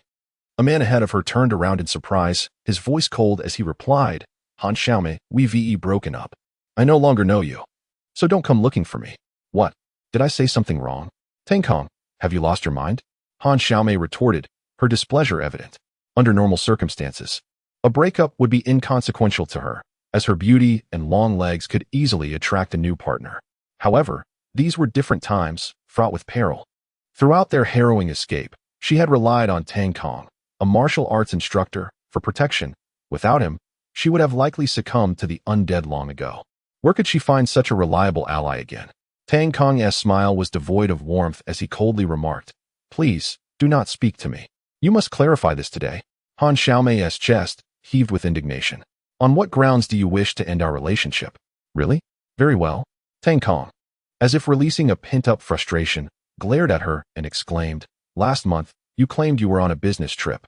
Yet my friend saw you at a resort in Haicheng. How do you explain that?" Han Xiaomei's expression shifted, her gaze faltering as she stammered, I was with the manager for work, and he invited me to enjoy a few days as a perk. What is wrong with that?" "Huh." Tang Kong let out a humorless laugh, his face stern. "You certainly know how to have fun." The girl who usually wears short skirts covered her bruises with long pants for an entire week. Han Xiaomei's face drained of color. Blinking in disbelief, she asked, "How did you know about my legs? I thought I had healed before." Tang Kong sighed in anguish. Catching sight of the soldiers dragging the elderly man's limp body away like a discarded rag doll, his grandson, too noisy for their liking, was unceremoniously tossed into the roaring waters below the bridge. He closed his eyes, unwilling to say anything further. Han Xiaomei, feeling as if she were plunged into an icy abyss, had naively believed her muscular yet simple-minded boyfriend was oblivious to her actions. She thought her schemes were foolproof. Little did she realize. Yet, she justified her actions, thinking of her ambitions for career advancement and the dream of saving enough for a home together. With this reasoning, her guilt evaporated, replaced by a sense of entitlement as she continued to tug at Tang Kong's shirt, insisting, "I am the master of my own body. I can sleep with whomever I choose. You pursued me, and if anyone should end this, it should be me." The thought of losing Tang Kang's protection terrified her. Who knew if she would soon find herself prey to the same fate as others? "Stop making a scene." Tang Kong turned to glare at her, issuing a warning before resuming his place in line. Han Xiaomei, emboldened by his reaction, pushed him, shouting, "Tang Kong, you heartless wretch. I even got a tattoo for you at the resort, and now you abandon me?" Their quarrel grew louder, drawing the attention of nearby survivors, who stifled laughter, observing Tang Kong as if he were a figure of ridicule. With a flash of anger in his eyes, Tang Kong grasped Han Xiaomei's wrist with force. "Ouch!" she yelped, finally silenced but still struggling, attempting to kick him. "Why must you push me?" Tang Kong's eyes betrayed confusion and resignation. "What?" Crack! A sharp sound echoed as Han Xiaomei's head twisted violently, her form collapsing lifelessly to the ground. Tang Kong kicked her body aside and returned to the queue. The soldiers in the distance merely squinted, offering no commentary as the inspection continued. More and more individuals passed through the checkpoint. Finding a moment of respite on the nearby ground, those with fresh wounds were either sent away or gently ushered into the river for a swim. As the leader, Li Fan could not remain idle, so he took it upon himself to oversee the inspection process. Originally, there were only 2 checkpoints, one for men and one for women, but with Li Fan's arrival, a third tent was erected. Duly stood at the entrance, flanked by the imposing figure of Niu Taizhu. "You to tent 1. You to tent 2. You to tent 3. Bai Tu paused, questioning. "I see the women ahead are all going to tent 2. Why am I sent to tent 3? Du Li, expressionless, replied, "Do I need to explain? If you want to follow orders, then leave." What a detestable woman. Bai Tu silently memorized Du Li's face, her expression dark as she walked towards tent 3 under the watchful eyes of armed soldiers. Anxious thoughts raced through her mind. Could it be that she had been discovered? She had already disposed of Jiang Xuanhuan's head, so logically, no one should know. Her steps faltered slightly as she approached tent 3, only to find 2 guards at the entrance. Both were strikingly beautiful women. One donned sunglasses, arms crossed over her generous bosom, while the other, dressed in combat attire, exuded an air of confidence with a sharp, intimidating gaze. Lowering her head, she resembled an innocuous little rabbit, casting a timid glance at them before stepping inside. Trembling with trepidation, inside, the modest space housed only a single table, behind which sat an unremarkable man who resembled an average Joe. It was none other than Li Fan. Bai Tu, with her excellent memory, recalled having seen this man the night she had stolen the infant. Cold sweat nearly broke out. Fortunately, Li Fan had never truly seen her face, leaving no impression. Upon the entrance of a woman who appeared somewhat decent, with an adorably styled bun, Li Fan smiled and gestured with his chin. "What are you waiting for? Undress." Chapter 71. The mysterious cult. The delicate face of the white rabbit flushed a vivid hue. akin to that of a monkey's backside, as she meticulously adjusted her attire while exiting the checkpoint, her gait slightly peculiar. A tremor passed through her lips, and a fierce blaze of fury ignited within her chest. She hurried to a designated area for ordinary individuals to rest, casting a glance around before taking her stand beneath a tree. A few men and women in the crowd noticed her, exchanging glances before rising to casually approach her side. "Messenger boy, why have you been gone for so long?" inquired a tall, unremarkable man with a concerned tone. Feigning a cough, the White Rabbit waved her hand dismissively. "It is of no consequence. Has the leader arrived?" The leader said she would come last, to hold off the zombies for us.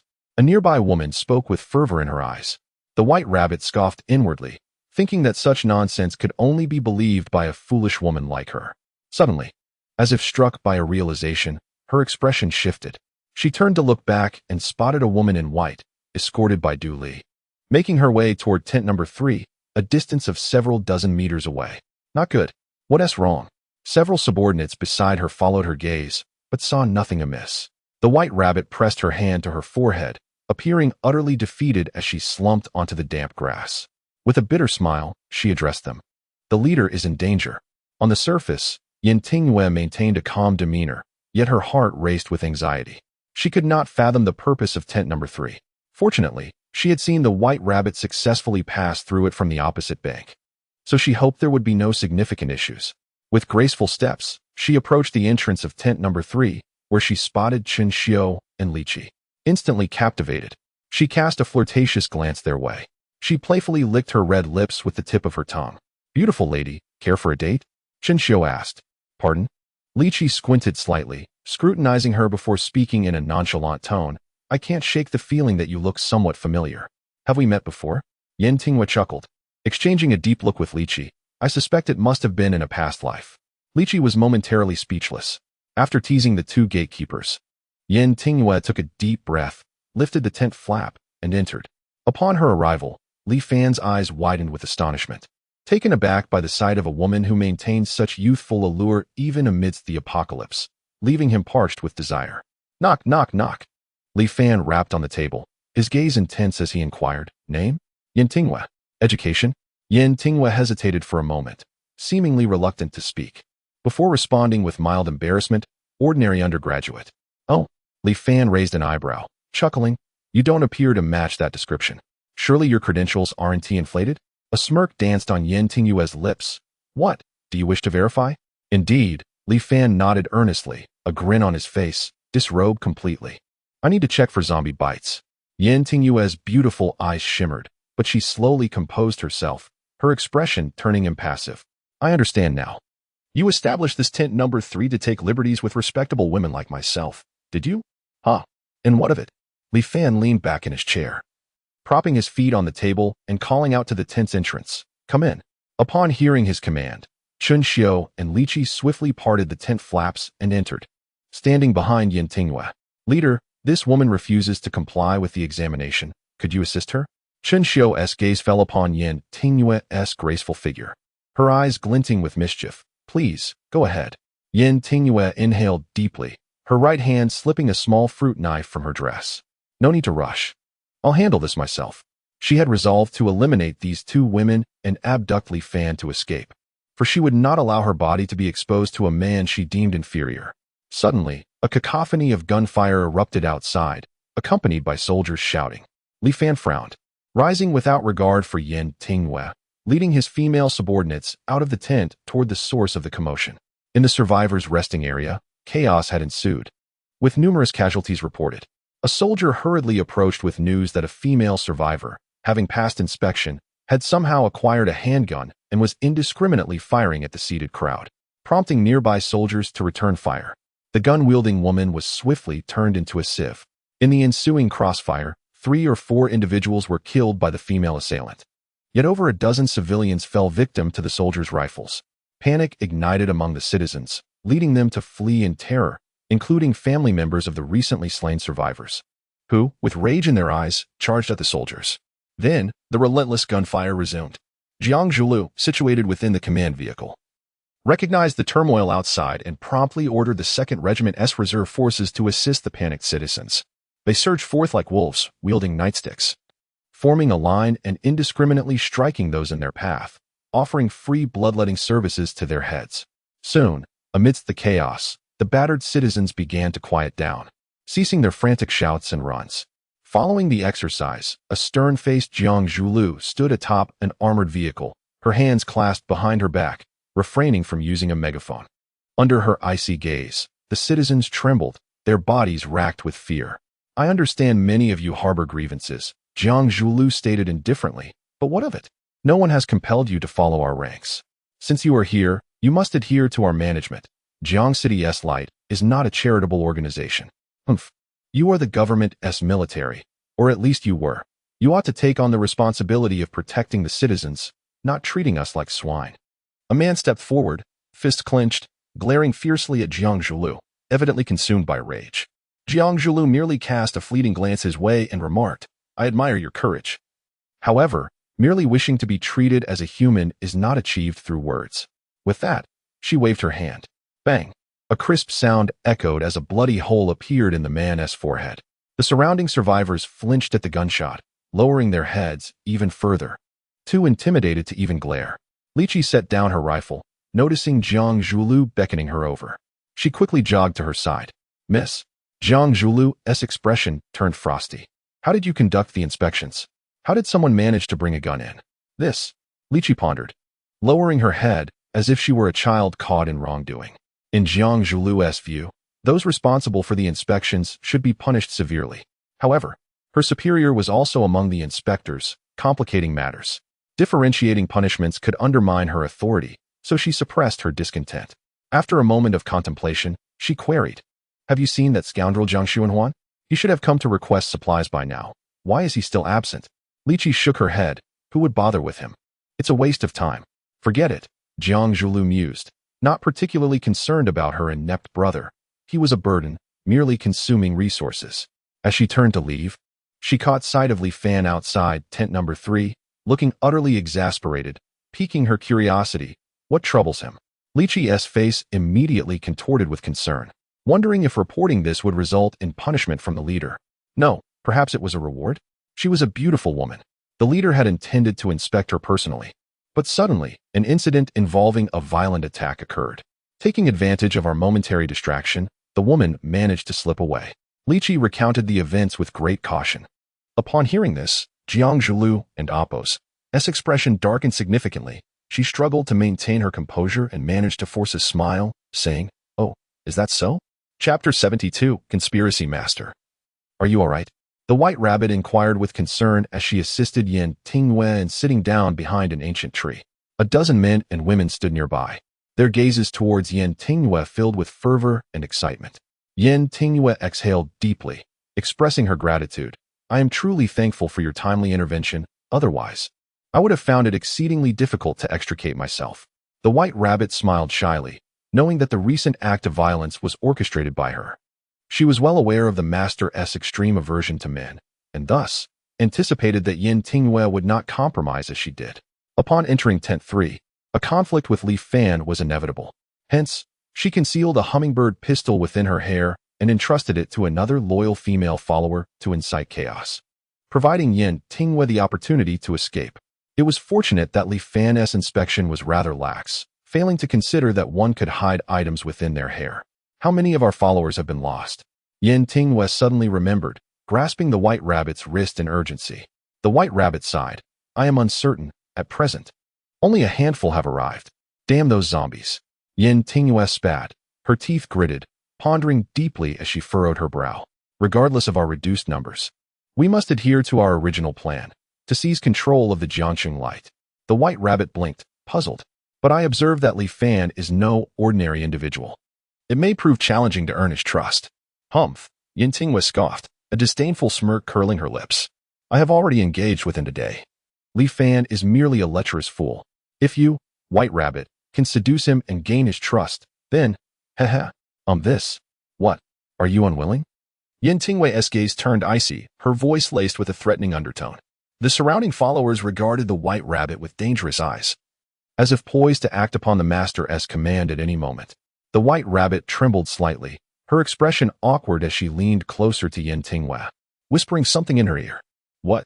Yin Tingwei stared at the white rabbit in shock, her mouth forming an shape, her fist clenched tightly. That damn Li Fan dares to cuckold me. After much contemplation, Yin Tingwei ultimately decided to bide her time, developing their forces discreetly while seeking an opportunity. However, unbeknownst to them, a woman in white attire observed them from behind a haystack, her expression inscrutable. Suddenly, the grass behind them rustled. Lu Rian turned around to reveal an exquisitely charming face. Minkai stood firm, accompanied by two middle-aged ninjas, all clad in ninja garb, their eyes dark and steady. It seems you are not faring well. Have you been cast out? Minkai remarked with a hint of mockery. Lu Rian appeared unfazed, a gentle smile gracing her lips as she replied, "What? Do you doubt my ability to assist you? Otherwise?" Minkai tilted her head inquisitively. Lu Rian smiled sweetly. "If that is the case, then let it be. I bid you farewell." Edo River, have you come to an agreement with her? One of the middle-ranking ninjas behind Minkai, named Yoshizawa Akira, could no longer contain his impatience and queried in a language he understood, growing increasingly anxious as he watched Minkai converse with Lu Rian. Minkai shot him an annoyed glance. What is the rush? This lady claims to have a method to rescue the young master. Another middle-ranking ninja, named Kamida Yashiru, perked up, urgently asking, how can we save him? Minkai turned her gaze to Lu Rian, asking sternly, what exactly are your intentions? Speak plainly, we do not have time for games. Despite her inquiry, Minkai held little hope, understanding that Lu Rian had no compelling reason to assist them. Yet, Lu Rian and Appo's appearance indicated that she merely sought to exploit them. Lu Rian twirled a lock of her hair, her eyes shimmering with an enigmatic light as she softly spoke. Li Fan's abilities are temporarily incapacitated. You may act tonight to capture him. How do you know this? You need not concern yourself with such details. Suffice it to say that tonight, The two parties whispered amongst themselves for a while before parting ways. The task of receiving survivors was nearing completion. Those unable to reach Shurban Bridge by now were likely lost. Surprisingly, the team that initially opted for the forest path encountered soldiers of Jiangqing Light, successfully traversing the depths of the old forest with a loss of less than 10%. Conversely, the refugees who followed the main road suffered losses exceeding 50%. Li Fan and the upper echelon convened, deciding to remain at Shurban Bridge for one more night before setting out for Daxing Mountain Park at dawn, estimating they would arrive within half a day.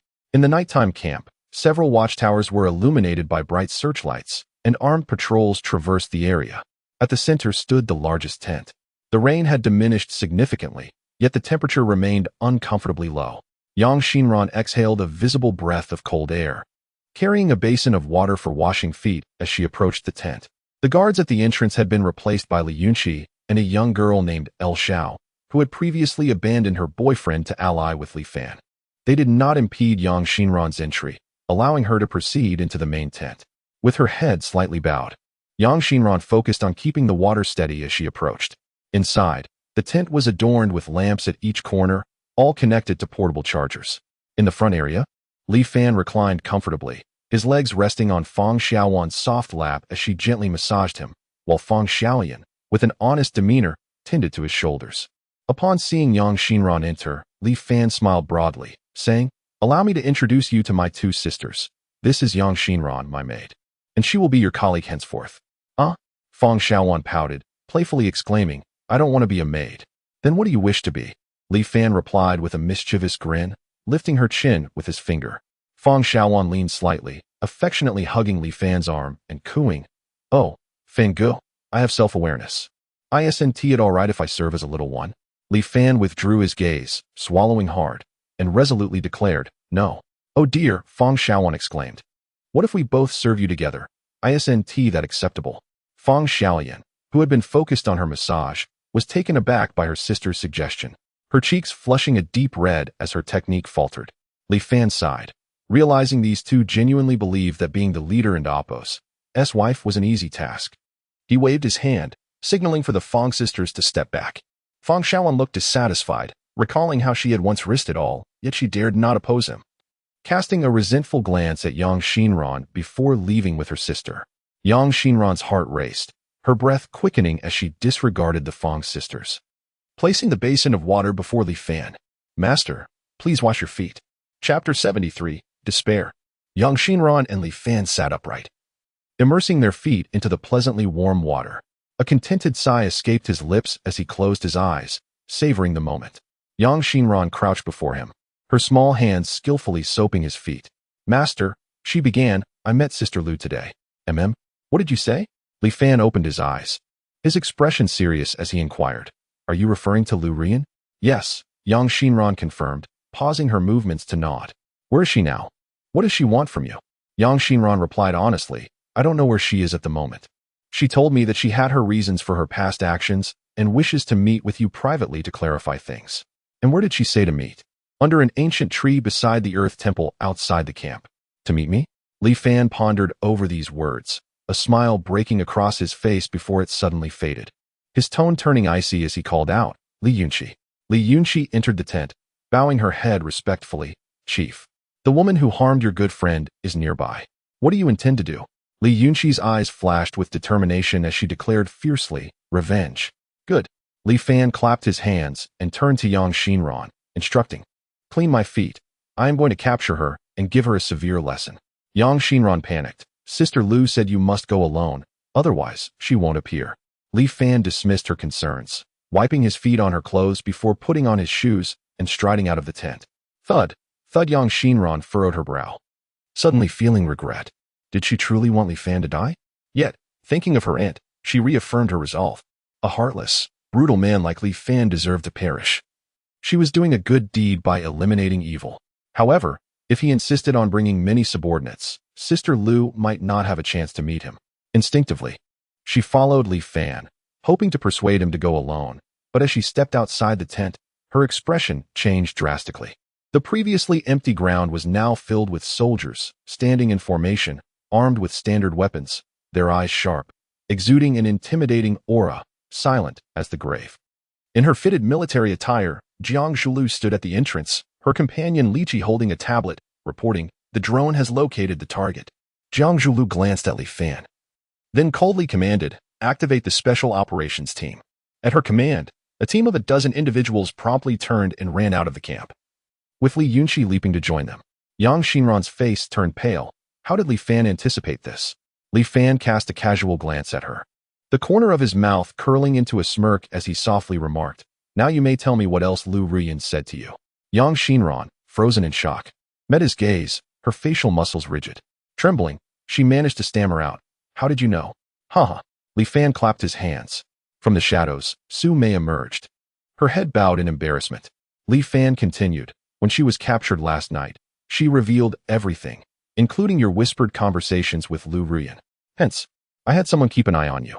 Ah, Yang Xinran, you truly disappoint me. I had been treating you well. The cold wind of the night sent chills through Yang Xinran. Her eyes gradually reddened as she erupted into frenzied laughter, pointing at Li Fan and cursing, treating me well? You dare say that? Your beastly actions led to my aunt's death, and yet you enslave me, making me serve you, wash your feet, and play the flute. Every night before I sleep, I wish for your demise. The last words were spat through gritted teeth. Li Fan chuckled derisively. Your aunt sought to steal my resources, which amounted to a death threat against me. Thus, is it wrong for me to retaliate? And you, if I hadn't taken you in, what fate would you have faced? Yang Xinran fell silent, suddenly at a loss for words. Li Fan waved his hand in annoyance, and Shen Xiu crossed her arms, coldly stating, take her away. Yes. Two female guards stepped forward, restraining Yang Xinran and dragging her away. Ouch. A sudden pain in Li Fan's side made him turn to see his sister-in-law, Tang Nana, who had appeared behind him, pinching him playfully. Tang Nana smiled mischievously. Let us have a detailed discussion about the flute. Li Yunqi led her special operations team swiftly through the pitch-black woods. Each wore an all-weather combat helmet, allowing them to navigate even in the dark. Following the drone's guidance, they drew closer to their destination. Wait, there are two more people, a soldier exclaimed, staring at the screen relaying images from the drone. Li Yunqi's expression turned icy as she crouched low among the bushes, speaking into her radio. They must be her accomplices. Listen, we only need Lu Rian, the rest can be eliminated.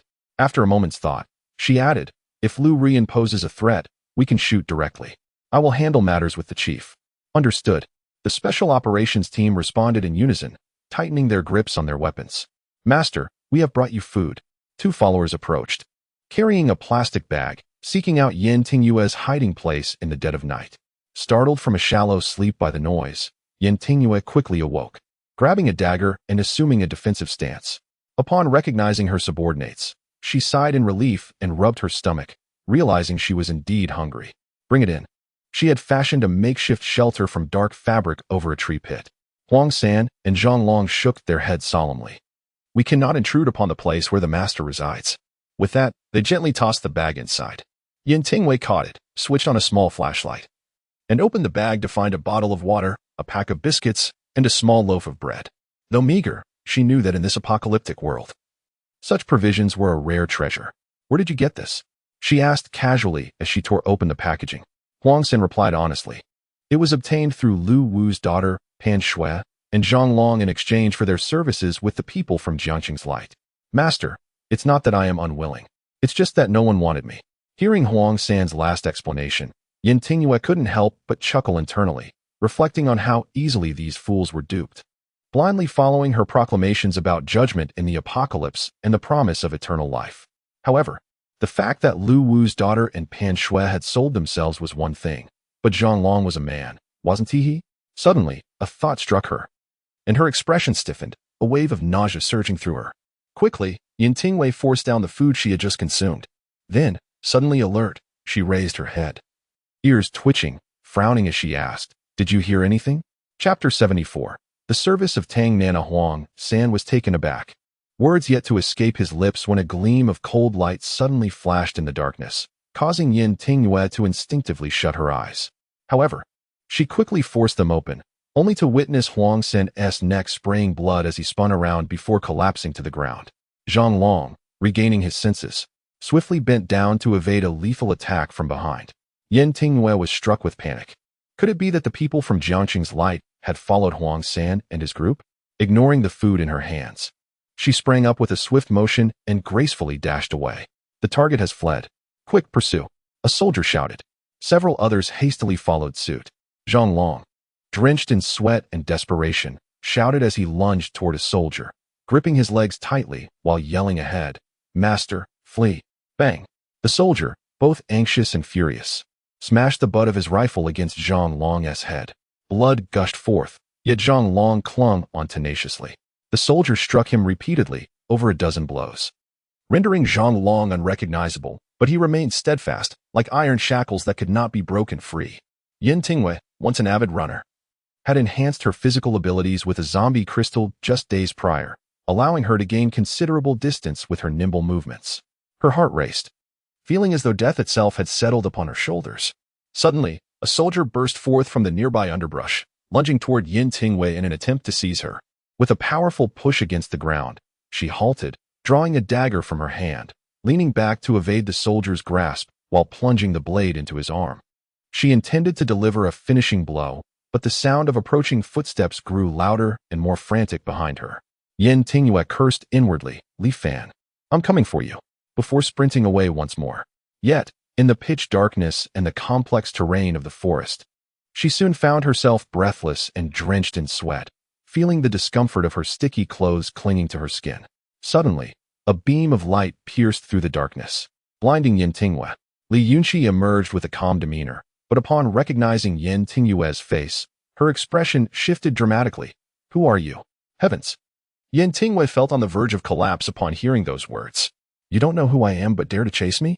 Li Yunqi stomped her boot against the ground, took a few steps forward, and leapt, pinning Yin Tingyue beneath her knee. The pain forced Yin Tingyue to grimace. "What do you want? I'm just a law-abiding citizen. Tell me, where is Lu Ruyan?" Li Yunqi demanded, pressing a small knife against Yin Tingyue's neck. "Lu who?" "Lu Ruyan. I don't know her." Yin Tingyue replied, her voice laced with despair. "Humph, it seems you won't cry until you see the coffin," Li Yunqi scoffed, producing handcuffs to restrain Yin Tingyue. With a swift motion, she removed Yin Tingyue's casual shoes, revealing her delicate feet. "What are you doing?" Yin Tingyue gasped, turning her head in fright. Li Yunqi smiled coldly, retrieving a steel brush and began to scrub Yin Tingyue's tender soles. The excruciating pain, coupled with an intense itching sensation, engulfed her entire being. She screamed, "No, please. I was wrong, stop." Li Yunqi maintained her grip, preventing any movement while continuing her torment. Yin Tingyue, overwhelmed by agony, felt as though she might perish right there, her struggles proving futile. Will you speak? Li Yunqi paused momentarily, her voice icy. Yen Tingyue lay limp on the ground, as if all strength had been drained from her body. In a feeble tone, she replied, I mean to say, is it possible that I truly do not know? Li Yunqi was momentarily taken aback, then chuckled derisively, if you do not know her, why were you found in her designated location? What? Yen Tingyue wailed, tears streaming down her face. Just grant me a swift end. Please, stop scratching me. I scrub, let us see if you yield. Li Yunqi unleashed her full strength, turning Yen Tingyue's soft feet into a bloody mess, causing her to faint from the pain. Breathing heavily, she stood up and instructed the soldiers who had arrived, take her back. Yes. Li Yunqi wiped the sweat from her brow, ready to turn away when she heard a rustling sound. She turned cautiously, scanning the surroundings with her powerful flashlight. Did I mishear?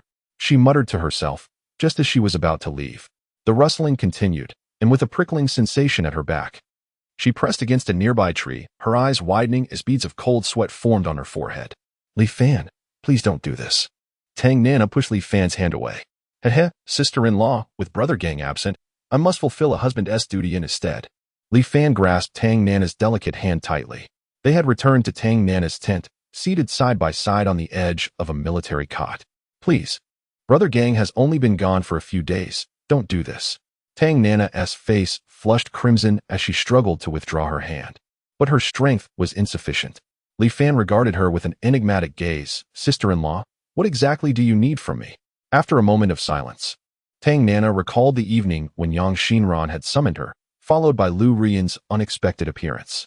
She had wanted to scream, but Lu Rian revealed a shocking truth. Her husband, Li Gang, was still alive.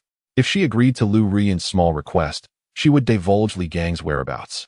To prove her knowledge, Lu Rian even presented Li Gang's phone. Tonight, you must seduce Li Fan and lead him to your tent. This was Lu Rian's demand. Tang Nana was uncertain of Lu Rian's intentions, but her love for her husband, Li Gang, was genuine. She would seize any opportunity to reunite with him. After a prolonged hesitation, Tang Nana finally stammered. Well, I feel bad taking advantage of you all the time. Coincidentally, I know a method of pushing hands. So I thought I'd offer you my service. Oh, Li Fan raised an eyebrow, grinning widely. Sister-in-law, you're quite charming. He then produced a bottle of essential oil along with a strapless t-shirt and a sailor skirt. Chapter 75. The Twilight of Tang Nana in the dimly lit room.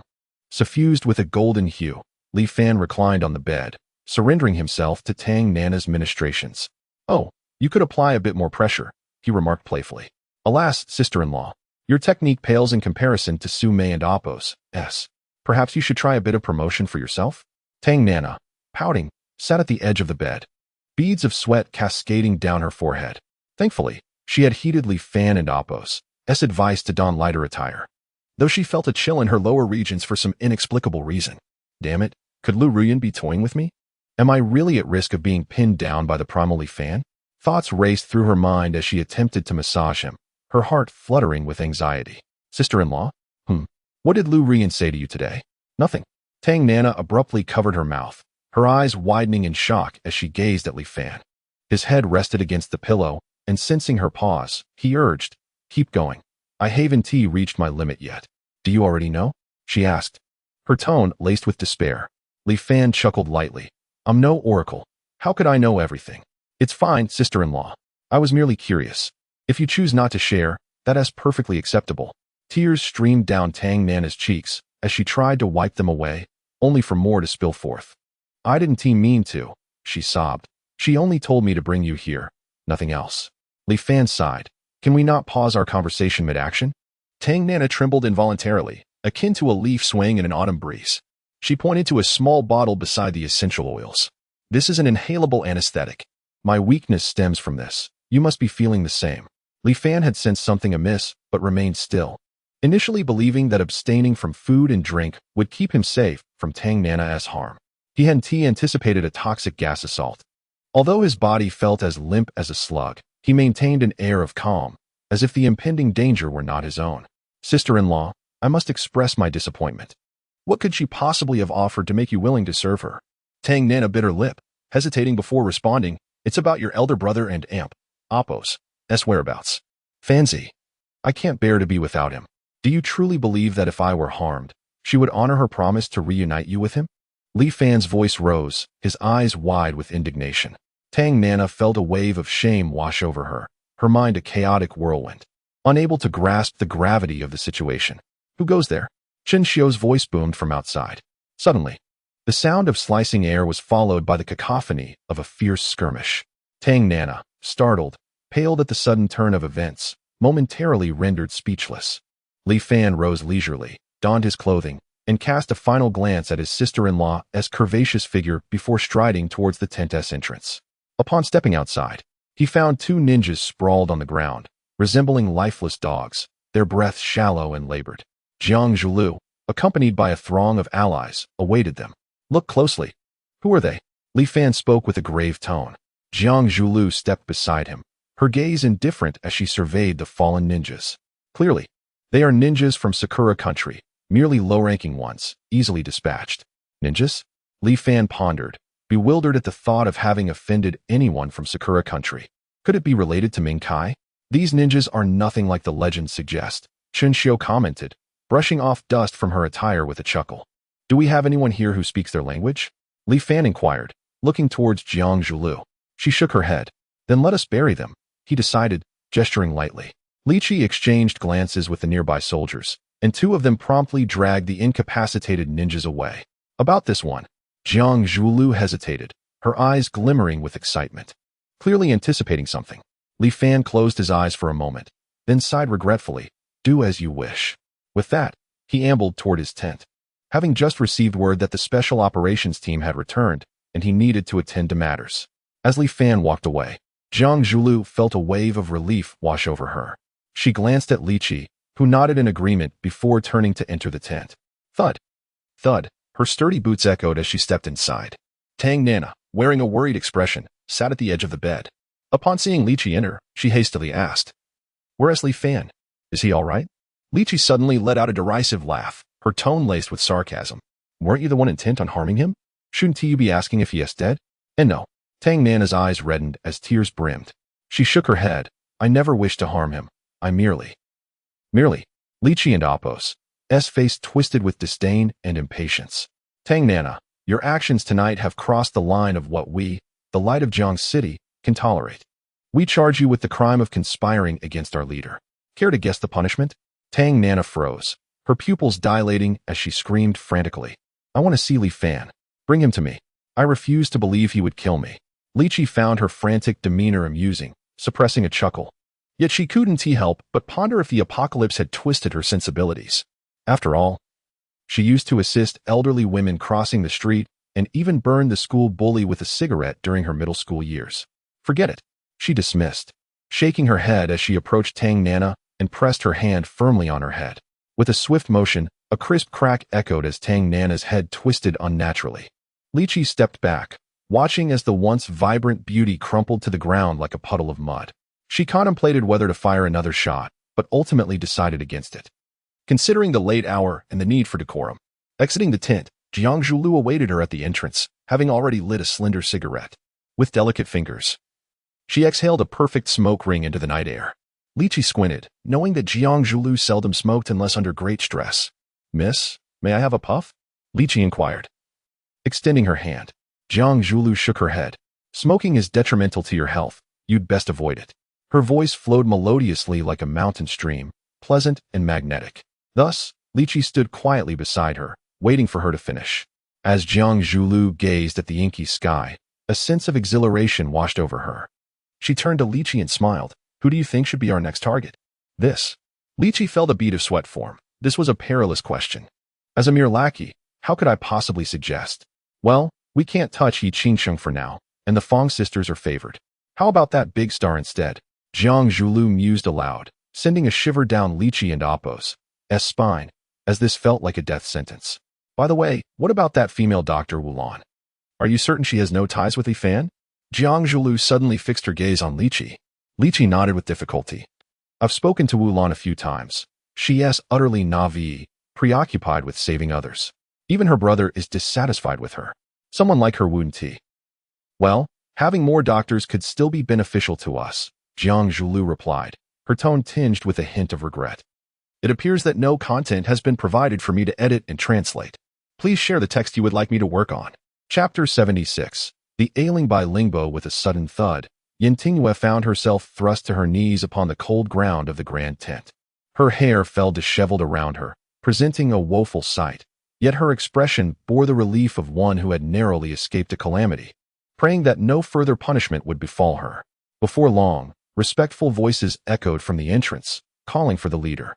A moment later, someone lifted the curtain for Li Fan, who immediately spotted Yin Tingyue and Amp Oppo's silhouette, strikingly different from Lu Ruyan and Amp Oppo's. He strode purposefully toward her, intent on discerning her features. A hint of confusion crossed his face as he inquired, "Why is it her? Where is Lu Ruyan?" A nearby special operations team member promptly responded, "Leader, she was the one we found. Additionally, she had 2 accomplices, who have been eliminated. Have you interrogated her?" Li Fan and Oppo's gaze fell upon Yin Tingyue and Oppo's exposed, pale feet, a faint scent of blood wafting toward him. "Indeed, but she refuses to divulge anything." Yin Tingyue interjected, "Could it be that I am not withholding information, but rather, I am utterly unaware?" Ignoring her protest, Li Fan pressed on, "By the way, where's Li Yunqi? I haven't and Oppo's seen her. It seems she got separated from us. We've dispatched half our team to search for her." Suddenly, a cacophony of footsteps and shouts erupted from outside. Li Fan stepped out of the tent to witness a soldier hurriedly carrying someone on his back. He placed the individual gently on the ground, and as Li Fan focused, his pupils dilated in shock.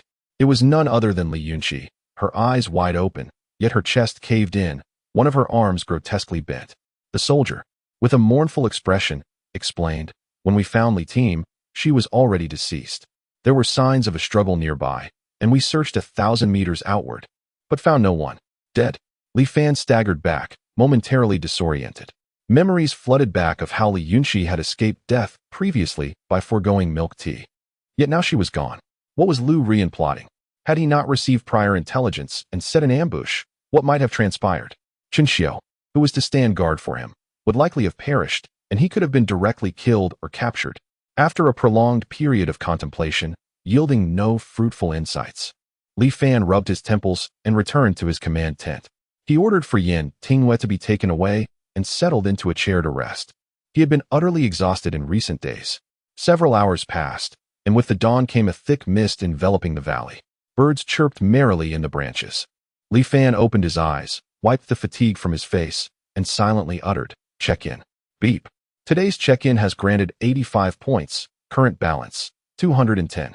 He raised his hand, channeling his thoughts, causing the sigils on his wrist to glow, revealing the faint outlines of a horse and a rabbit. Finally, restoration was at hand. A great weight lifted from Li Fan's heart, for with the power of the sigils came a sense of security.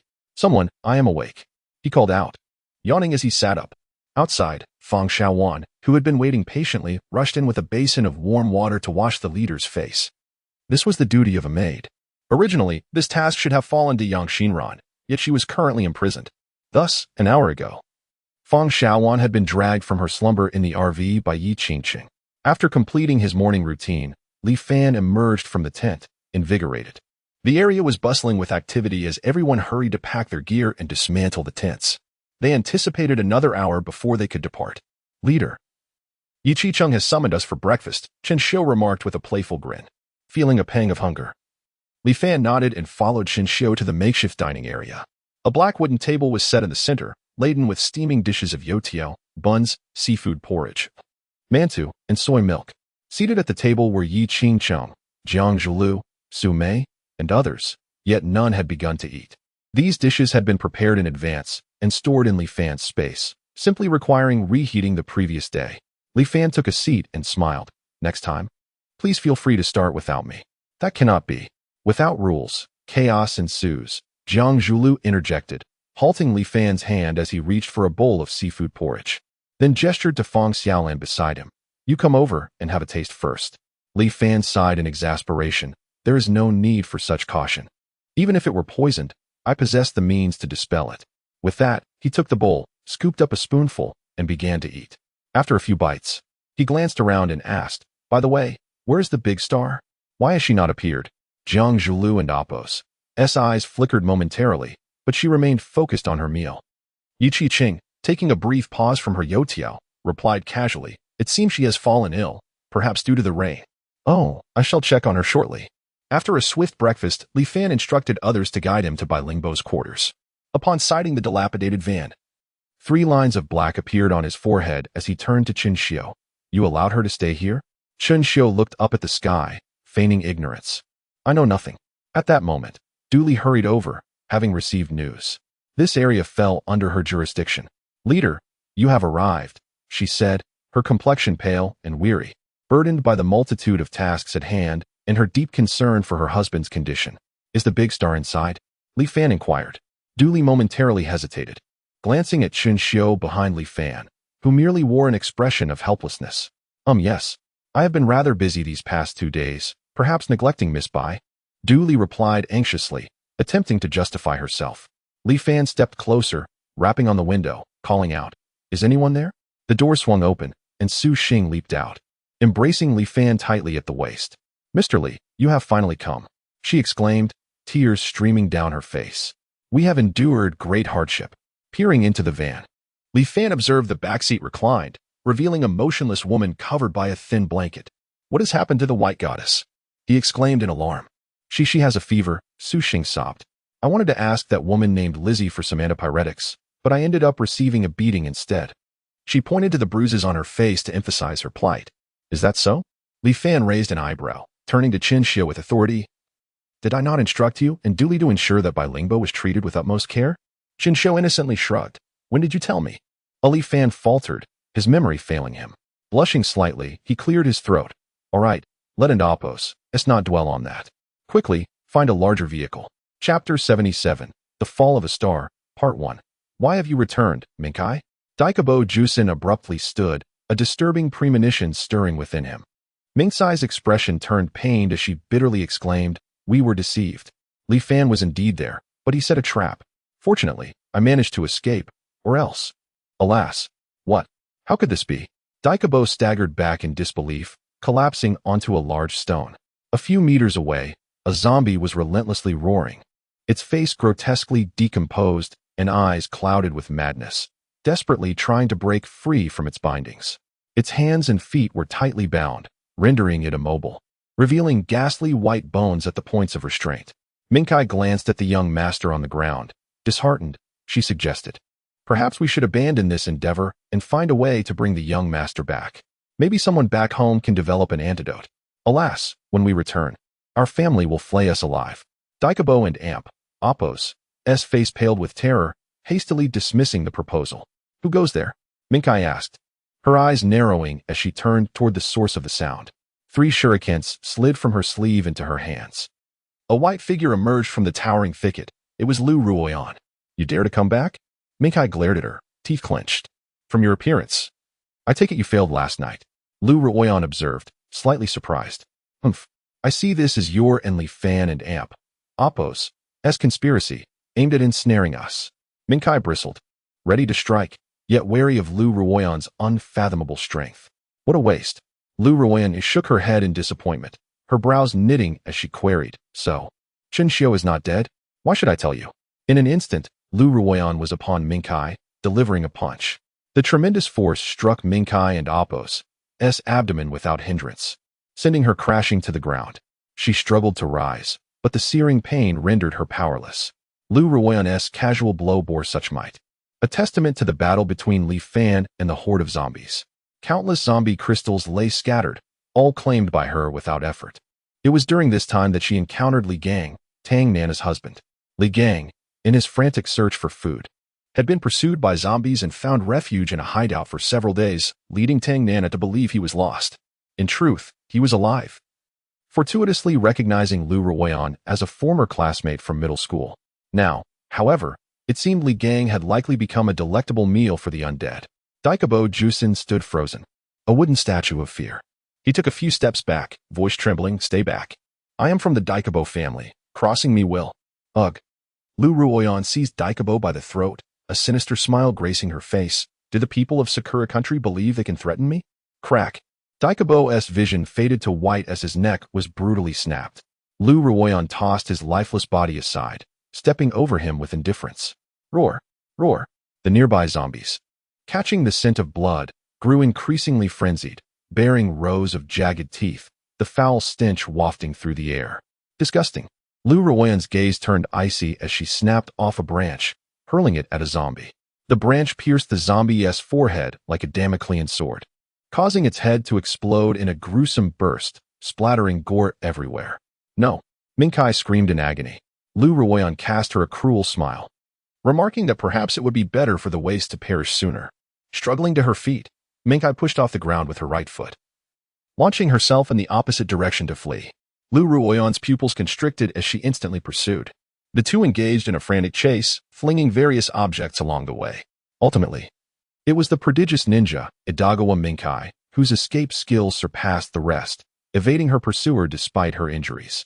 She concealed herself in a hidden hollow of a tree, holding her breath, waiting until the surroundings fell silent before finally exhaling. Yet, upon recalling the young master's demise, her complexion turned pallid. She could never return to her family. How infuriating. Suppressing the pain in her abdomen, she cut off a lock of her hair with a small knife, murmuring to herself, "Young master, Lord Daikabo, I, Idagawa Minkai, vow to avenge you." "Hey, Ayanami, have you awoken?" By Ayanami and Appo's eyelids fluttered open, immediately greeted by Xingjia's excited voice. She felt herself resting on a remarkably soft surface, entirely different from the dilapidated van. Different? By Ayanami sat up in shock, surveying her surroundings. She found herself lying on a narrow yet comfortable bed, enclosed in a rectangular space that swayed gently, reminiscent of a truck's cabin. "Xingjia, where are we?" Her voice, though soft, was filled with joy. Could it be that her father had sent someone to rescue her from the capital? Su Xing chuckled heartily. "This is a truck cabin specially arranged for us by Chief Li Fan. Look how spacious it is, devoid of any unpleasant odors. And we and Appo's VE been provided with plenty of food." As she spoke, she opened a can of 8 treasure porridge. "Come, Ayanami, you Haven Tea had a proper meal in days. Let us replenish your energy with some porridge." Hearing that she was still part of Li Fan and Appo's group, Bai Ayanami felt a tinge of disappointment. Yet her current situation had significantly improved. She forced a smile, nodding as Su Xing fed her the porridge. Su Xing chattered away. "I think Chief Li Fan is a decent person. Although he had someone beat me before, as the saying goes, hitting is a form of affection. He is far better than your fiancé, who has been untraceable since the apocalypse." "Enough, Xingjia. I do not wish to hear you speak ill of Guyang." Bai Ayanami snapped, her temper flaring. All right, I want to mention him. You're still quite weak, so don't get upset." Su Xing replied, slightly embarrassed, but still concerned as she tucked Bai Ayanami in. Bai Ayanami's eyes reddened. She knew Su Xing spoke the truth. Guyang was indeed the scion of the largest family in the Dragon Kingdom. No one would expect him to falter due to the zombie virus. Yet, when communications were still operational, she had tried countless times to reach him, all in vain. The reason Bai Ayanami was determined to return to the imperial capital was to confront Guyang and ascertain whether the words he once spoke during his courtship were genuine. Chapter 78. The Fall of the Superstar, Part 2. Around 2 in the afternoon, the vanguard finally arrived at the entrance of Dashin Mountain Park. Shortly thereafter, buses, vans, and trains carrying personnel began to arrive in succession. Armed personnel swiftly conducted a thorough sweep of the park, eliminating zombies on sight and detaining survivors for not torture, but rather a patient inquiry into the situation. According to the barely conscious survivors, there was a significant presence of zombies around the resort adjacent to Dashin Mountain Park. However, there was also good news. Beneath the officially operating hotel in the resort lay a large cold storage facility, stocked with ample supplies. Leading hundreds of soldiers, Jiang Zhulu drove a convoy of tanks and armored vehicles toward the resort, and just before nightfall, they had eradicated all the zombies. Following this, Dooley from the 1st Regiment organized a multitude of recruited civilians to handle the grim tasks of clearing and transporting the decaying corpses, tidying the rooms, and preparing a hearty meal for the weary survivors who had traveled from afar. The news of a temporary refuge brought tears of joy to thousands of survivors. It was a relief to finally be safe. "Yes, our family is unharmed. We owe it all to the wise leadership of Chief Li Fan." "Who is Chief Li Fan?" "Yudon and Amp, Appo's, Tino? Surely you can and Amp, Appo's, be a spy sent by the zombies. Chief Li Fan is renowned for his benevolence.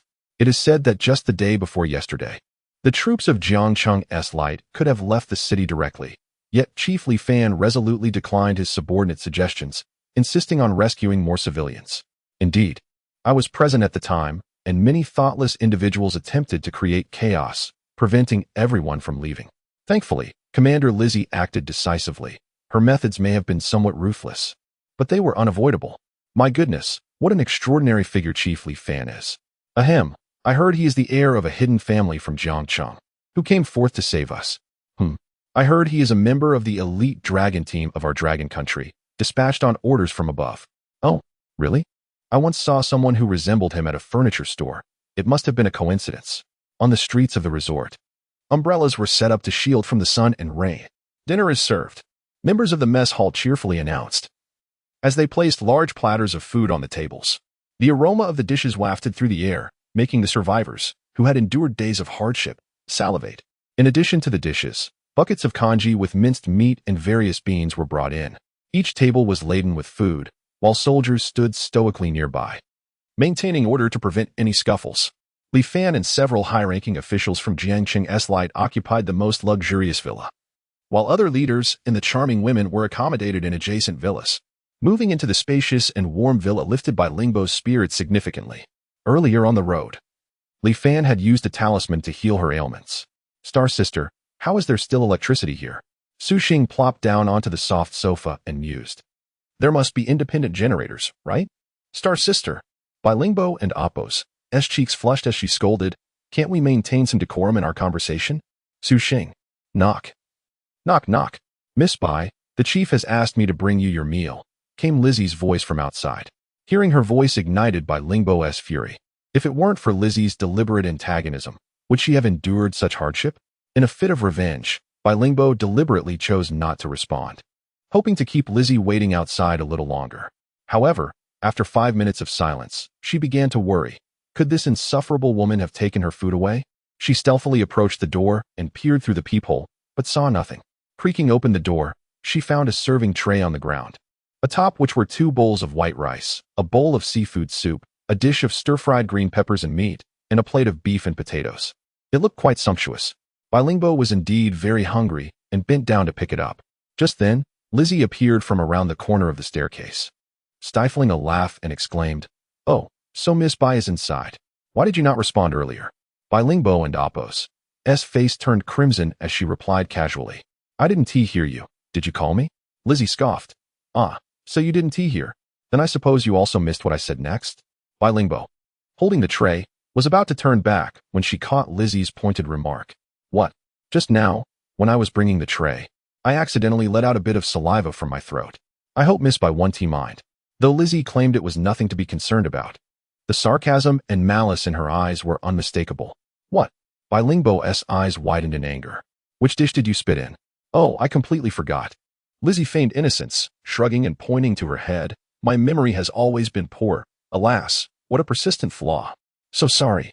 She laughed heartily and turned to leave, leaving Bai Lingbo seething with rage. Staring at the fragrant dishes, Bai Lingbo found herself in a dilemma. Neither discarding them nor eating them seemed appealing.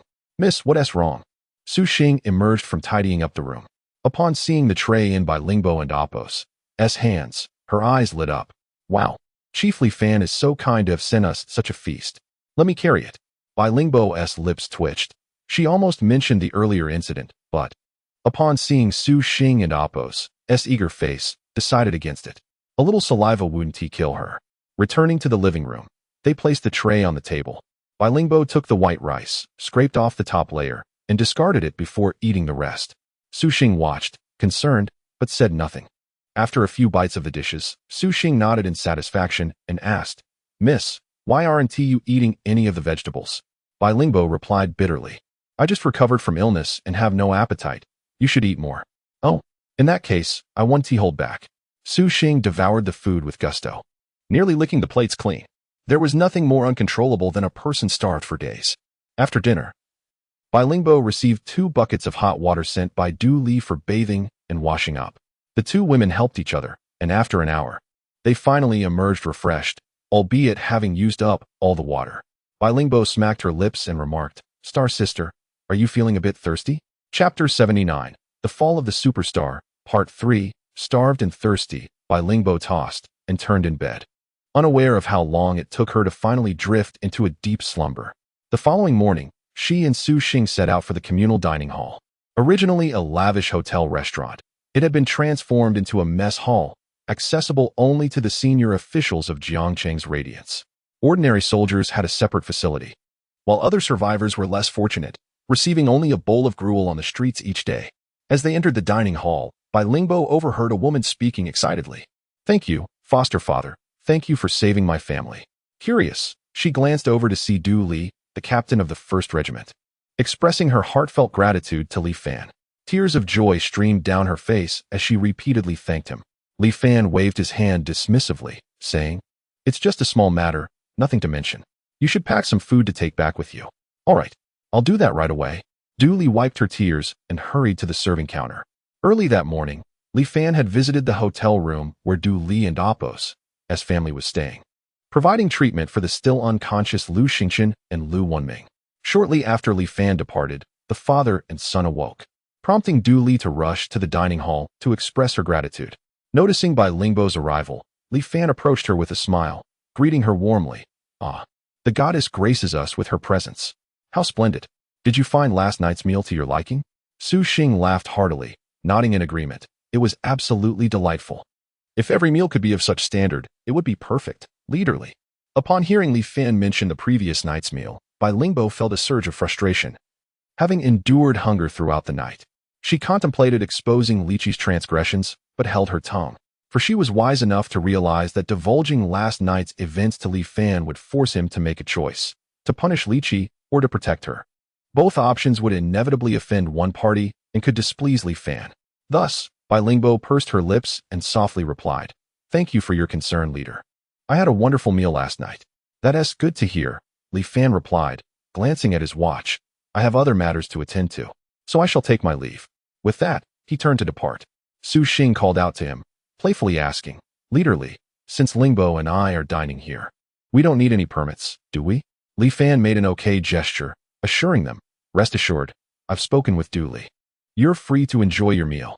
Watching Li Fan and Apos' retreating figure, Su Xing was overjoyed and pulled Bai Lingbo towards the serving counter, pointing eagerly. "2 of those flour rolls, 2 eggs, 2 cups of milk, 5 egg tarts." The staff inside regarded them with suspicion, uncertainly inquiring, "Do you have a qualification certificate?" Su Xing was taken aback. "What qualification certificate?" "To eat here, you need a qualification certificate. Without it, you cannot dine." "What?"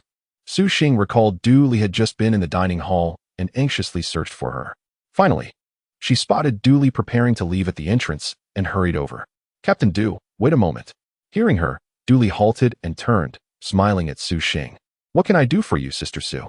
"Well, Lingbo and I want to have breakfast, but the staff says we need a qualification certificate." Su Xing's eyes were hopeful as she looked at Du Li. Du Li furrowed her brow, then suddenly slapped her forehead in realization. "Oh dear.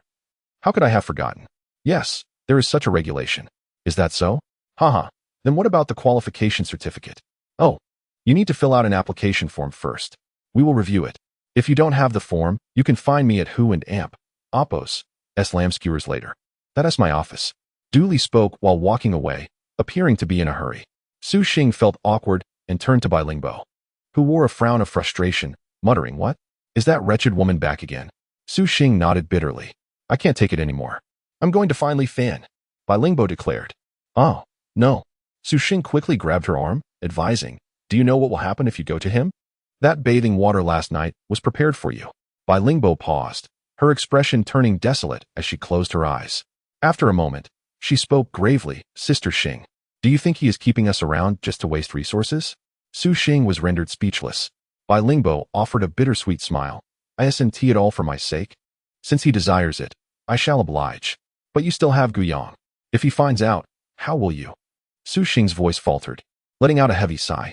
"Don't worry, Sister Xing. If I remain defiant, we would likely starve to death within days. And what chance would I have to see Guyang then?"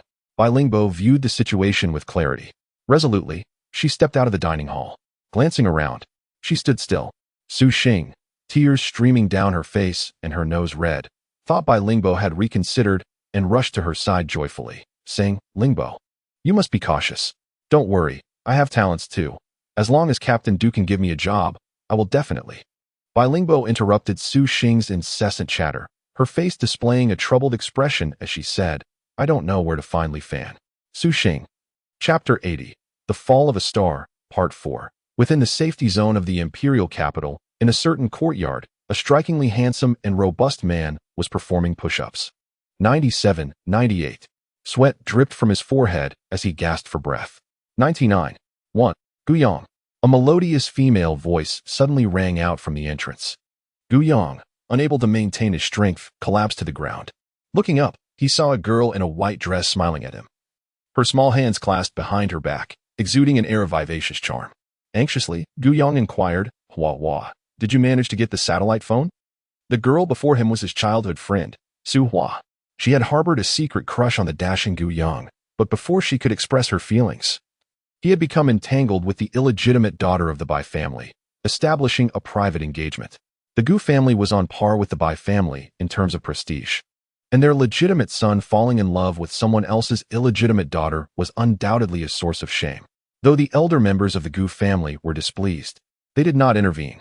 With the recent onset of the apocalypse, Guyang had been clamoring to go to Jiangcheng to find Bai Lingbo, inciting his father, Gu Hansheng, to confiscate his phone and confine him. Upon hearing Guyang's first concern was about his phone, Su Hua's expression dimmed, pondering what it was about that woman that captivated him so. Perhaps she was currently. Su Hua feigned remorse, saying, I'm sorry, your father still disapproves. Guyang sighed in disappointment and managed a wry smile. Regardless, thank you. You should head back now. Can't you just forget her? Su Hua couldn't help but interject. Guyang's expression hardened at her words as he pointed towards the door. Please leave. He would become furious at anyone who spoke ill of Bai Lingbo. With tears welling in her eyes, Su Hua blinked rapidly, her voice quivering. Guyang, you truly are a jerk. She pulled a black phone from her pocket and tossed it at Guyang before turning to flee. Guyang was taken aback, picking up the phone to discover it was indeed his. Overjoyed, he glanced at Su Hua's retreating figure, intending to apologize and chase after her. However, his muscles ached, rendering him unable to rise. Outside, Su Hua wiped her tears, waiting for several minutes without seeing Guyang, her heart sinking into despair. Unbeknownst to her, Gu Hansheng had appeared at her side, his warm voice whispering in her ear, I have fulfilled my promise. Now it's your turn. Su Hua felt a flush of warmth, snuggling against Gu Hansheng as she coldly declared, I want Bai Lingbo dead. Gu Hansheng laughed heartily. All right. If she returns to the imperial capital, I shall hand her over to you for your pleasure. Now, please change into your mother's favorite dress. The sound of running water echoed. Bai Lingbo stood at the sink in the restroom, gazing at her reflection in the mirror, adorned with bunny ears. Dressed in a sailor suit and black stockings, suddenly feeling a wave of nausea. But what did it matter? She smirked mockingly at her reflection. Once the darling of the heavens, a mesmerizing figure on stage, now, who still cared? To survive, one must trample their dignity underfoot and humbly offer themselves to the powerful. She considered herself fortunate. Had she possessed a less appealing appearance or lacked suitable skills, she might not have made it this far. Bai Lingbo tugged at the stockings on her legs, utterly perplexed as to why men were so enamored with such things. Shaking her head, she expressed her confusion. Are you done yet? If you don't come out soon, I'm coming in. A voice called from outside, urging her.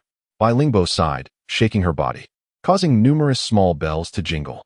She was utterly exhausted, having gone hungry for far too long, feeling as though she might faint from low blood sugar. Just as Li Fan was about to rise and shower, a sudden ringing sound filled the room. Whose phone is that? He walked over to the sofa and noticed a white phone peeking out from the coat of a white robe. Without a second thought, he retrieved it and found the contact was labeled fiancé. It was a direct satellite call. Surprised, he thought, I didn't realize Bai Lingbo had a fiancé. This could be advantageous. Feeling a surge of mischief, Li Fan answered the call. Hello? Finally, Lingbo, you've picked up. Are you all right? Hello? Why aren't you speaking? Li Fan yawned, responding, Bai Lingbo is tired, she is sleeping. If you have something to say, do it now. The caller on the other end remained silent for a long moment before coldly demanding, Who are you? Where did you find Lingbo's phone? Li Fan smirked. Returning to the bedroom, where Bai Lingbo lay sprawled on the bed, soundly asleep. He playfully slapped her, then quickly held the phone to her mouth. Bai Lingbo, eyes tightly shut and half asleep, irritably protested, What? I want to sleep. With that, She pulled the quilt over her head. Guillaume, hearing her voice, was left in stunned disbelief, feeling as if the world had collapsed around him. Li Fan chuckled. I told you Lingbo is sleeping. If you have something to say, talk to me first. I'll. The caller began, but was abruptly cut off by a busy signal. Li Fan hung up. Finding it pointless to exchange insults, it would be far more enjoyable to confront him directly. With a confident glance towards the direction of the imperial capital, he clenched his fist. A fiancé, is it? Just wait. I look forward to our meeting. Chapter 81. The calm before the storm bong. Beneath the towering Dixine mountain. At the landslide site before the slate bridge, a veil of morning mist enveloped the valley, gently caressing the earth like a delicate gossamer. This mist seemed to imbue the entire world with an aura of mystery and tranquility, yet this serenity was shattered by the relentless horde of zombies that roamed the mountains. These undead creatures, having advanced as far as they could, stood motionless, their vacant stares devoid of life, as if their very souls had been stripped away. Blocked by shattered rocks and soil, they were unable to proceed. A multitude of colossal zombies occupied the forefront of the throng, tirelessly clawing at the earth like relentless excavators. Their decaying throats emitting low, guttural roars that echoed far and wide, as if proclaiming, humans, we crave the flesh of the living. Countless zombies crushed trees and scaled hills, converging towards this location in a dark, ominous cloud. In stark contrast, the city of Jigancheng radiated an air of peace. However, piercing through this tranquility were the anguished cries of ah. Stop hitting me, I was wrong. The voice of Yang Xinran resonated as she dangled high above, suspended from an outdoor beam. Li Ji wielded a long bullwhip, striking Yang Xinran repeatedly, leaving her skin marred and her cries echoing in despair. Yet, a smile adorned her lips. This was her favorite task, for it was far more engaging than her previous role as a secretary to Jiang Zhulu. Speak. Crack. Another lash echoed through the air, drawing a long, thin line of crimson across Yang Xinran's rear. Ah, she groaned, gritting her teeth as she inquired. What do you want me to say after all this time? Li Ji paused for a moment before delivering another whip crack. Am I asking you, or are you asking me? Li Ji, how about you take a sip of water? A young girl from Li Fan's guard team, named Mushi, presented a bottle of water to Li Ji. She was the one who had abandoned her boyfriend to ally with Li Fan. Li Ji cast a sidelong glance at her, a glint of interest sparking in her eyes as she accepted the water, unscrewing the cap to take a sip. Then, leaning against Mushi and Apos' shoulder, she raised an eyebrow playfully and asked, Mushi, I heard the leader summoned you for a chat last night? And Mushi, blushing shyly, nodded and replied. The leader mentioned that superiors should engage in deeper communication with their subordinates. Oh, was the leader skilled? And Mushi hesitated, finding it challenging to delve into such a topic. Li Ji produced a blue voucher, waving it enticingly before Mushi. This is the leader and Apos' latest release of Fan currency, worth 1,000. Enough for you to purchase plenty of snacks and clothing at the temporary shop. And Mushi and Apos' eyes sparkled with excitement at the sight of the voucher. For someone in her position, the benefits were considerable, yet she only earned 500 fan currency weekly. With this 1,000, she could acquire several beautiful new outfits, stockings, and cosmetics, surely captivating the leader's attention. If she were to become the leader's official partner, would she ever lack for resources again? Swallowing hard, and Mushi quickly snatched the voucher from Li Ji's hand, tucking it into her pocket. She brushed her hair aside, pursing her lips as she reminisced. The leader is impressive. He certainly has more stamina than my ex-boyfriend, and he has many tricks up his sleeve. As she spoke, her voice dwindled to a whisper. I can barely keep up. Li Ji nodded knowingly, sporting a smirk of a seasoned veteran, and pressed further. Did he offer you a drink? And Mushi? And Mushi nodded lightly, her cheeks reddening as the blush crept down her neck. This was something her ex-boyfriend had pleaded for many times, but she had never acquiesced. Yet, times change. And so do people. Haha, how fortunate you are. When you become the leader and Apos' partner, don't forget to take care of me. Li Ji patted Mushi and Apos' shoulder affectionately. And Mushi resolutely replied, rest assured, Li Ji, I will always stand by your side. By the way, what time did the leader leave the starlet's place last night? Li Ji feigned casualness. Around 11, I think. And Mushi had no opportunity to charge her phone, thus unable to check the time. Huh. Remove this woman. There's another female in the dungeon. Bring her out and hang her up, Li Ji commanded nonchalantly as she took a seat on a wooden chair. Instructing the younger girls nearby. Understood. Two female soldiers acknowledged and promptly approached to retrieve the nearly lifeless Yang Xinran. And Mushi observed their actions closely, representing Li Fan to oversee proceedings, ensuring every prisoner was attended to in her presence. Is it starting? It has already concluded. Du Li rolled her eyes, pushing Lu Xingchen off her, rising to dress. Dear, listen to me. I might be injured, but I should recover soon. Lu Xingchen grasped Du Li and Appos, as hand anxiously. Unmoved. Du Li coldly retorted, how much stronger were you before the injury? Lu Xingchen fell silent, lamenting, wife, I feel you've changed. Ever since you became Li Fan's goddaughter. You've transformed so drastically that I hardly recognize you. Is that so? Du Li scoffed lightly. If I had not changed, would my family still be alive and well? Enough. I have duties to attend to, she declared, ignoring his pleas as she exited the bedroom.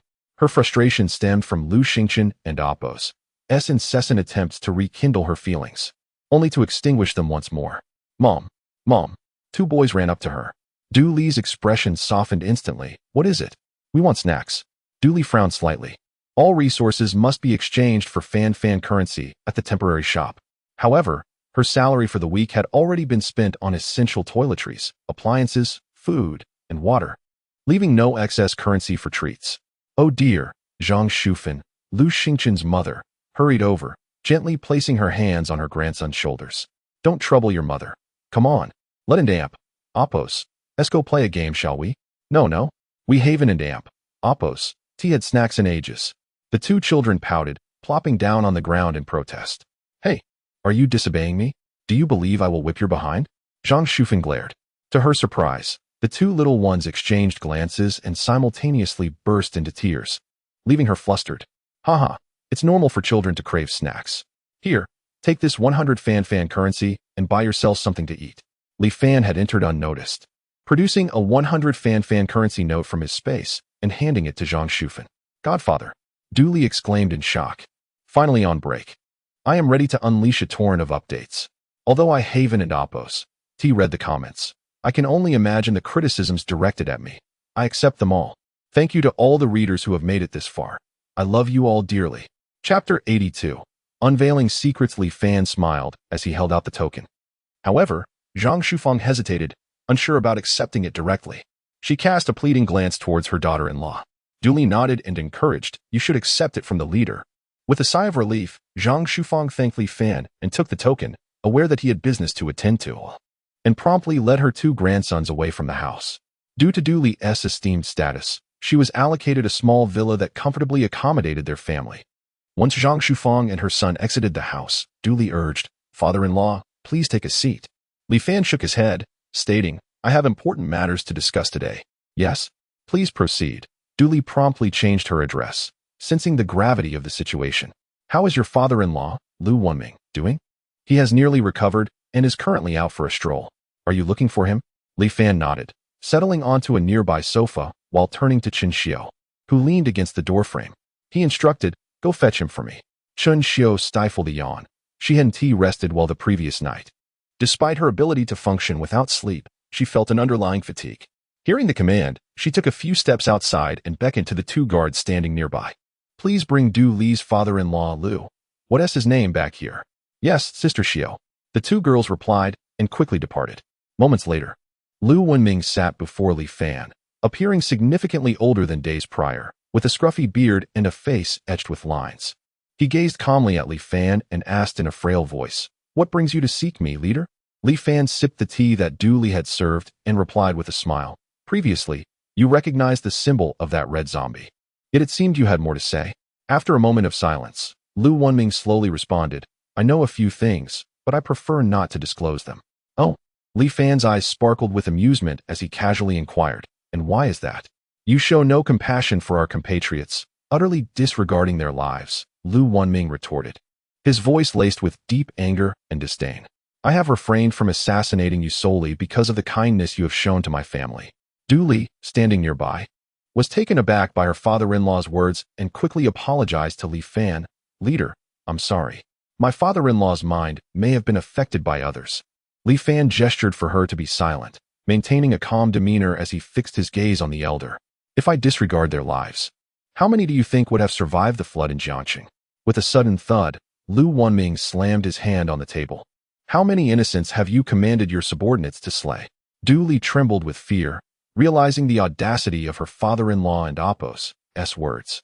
Who had dared to speak so to the leader? What would be the consequences of such defiance? Li Fan sighed, feeling weary from conversing with such a stubborn old man.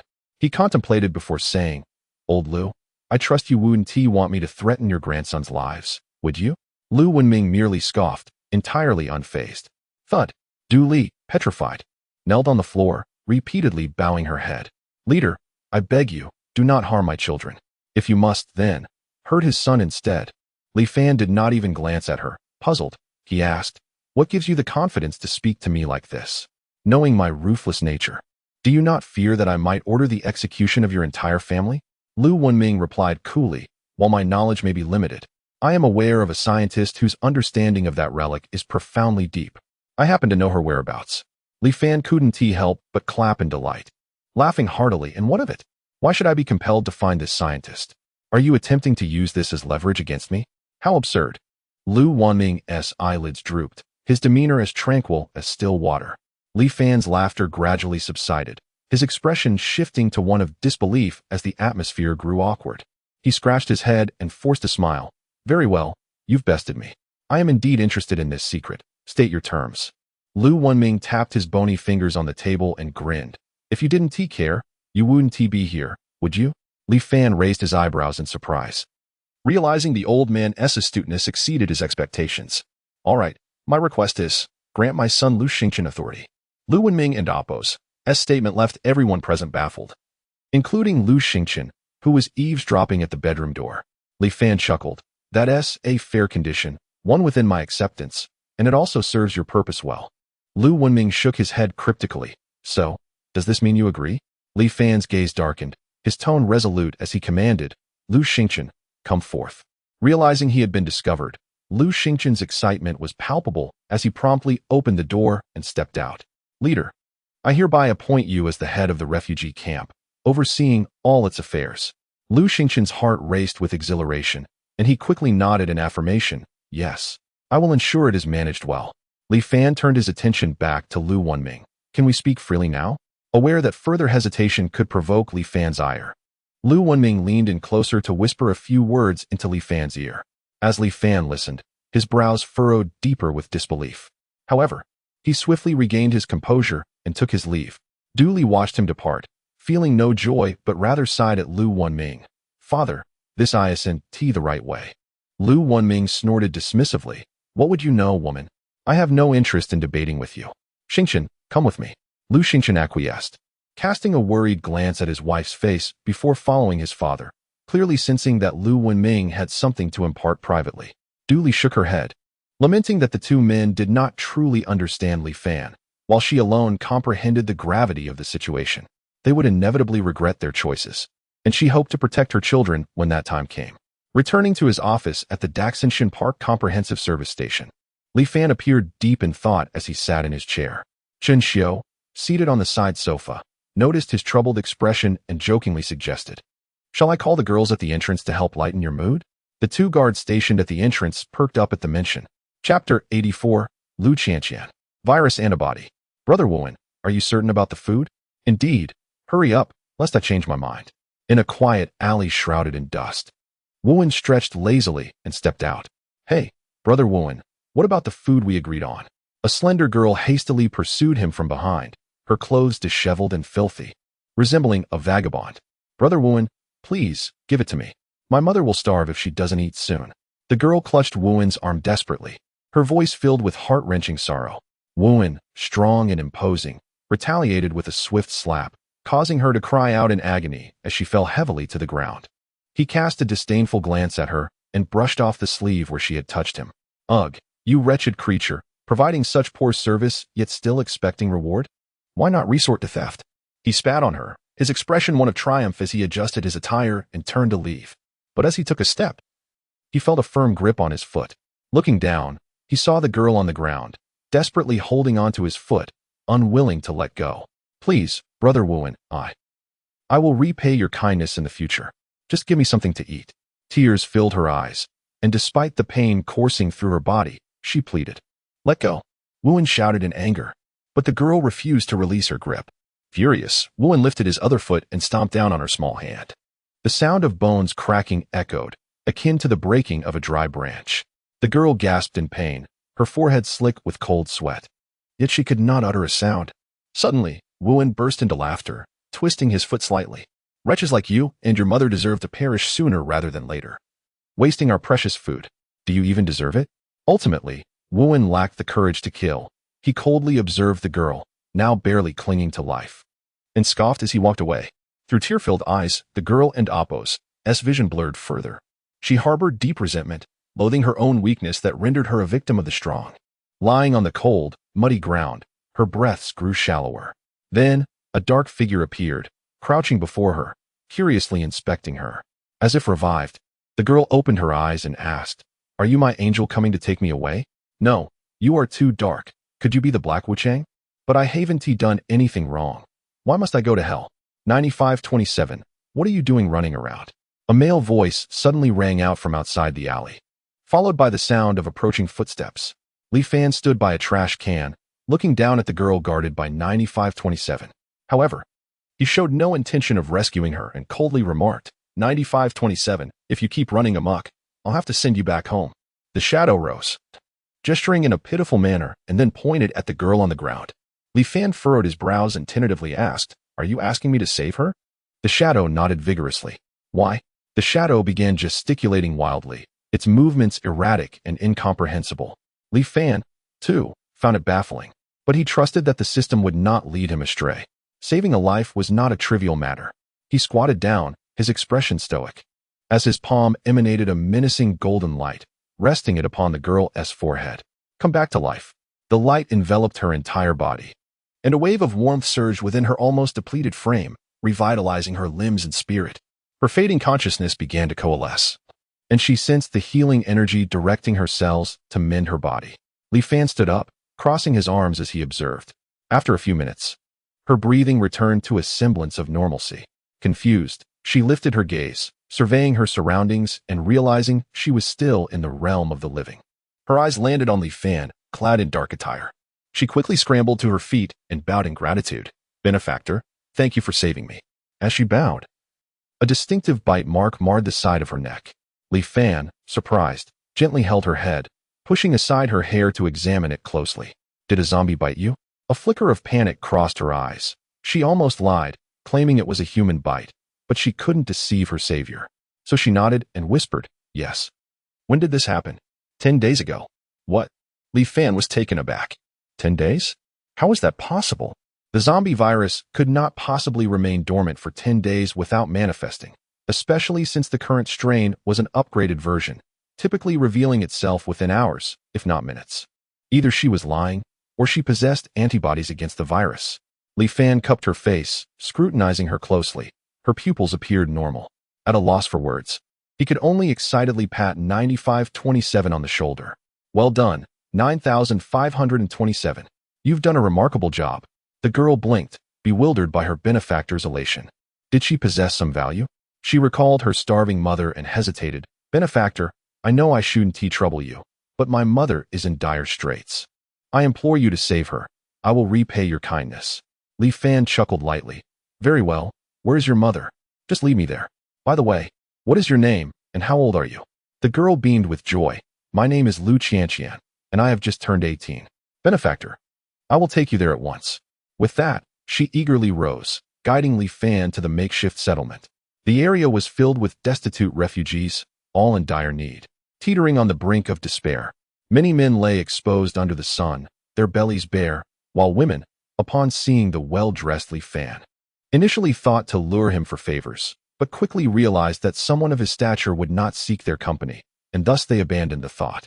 Li Fan shook his head in disapproval. At the very least, cleanliness should be maintained. The stench is unbearable. "Benefactor, it's just over here."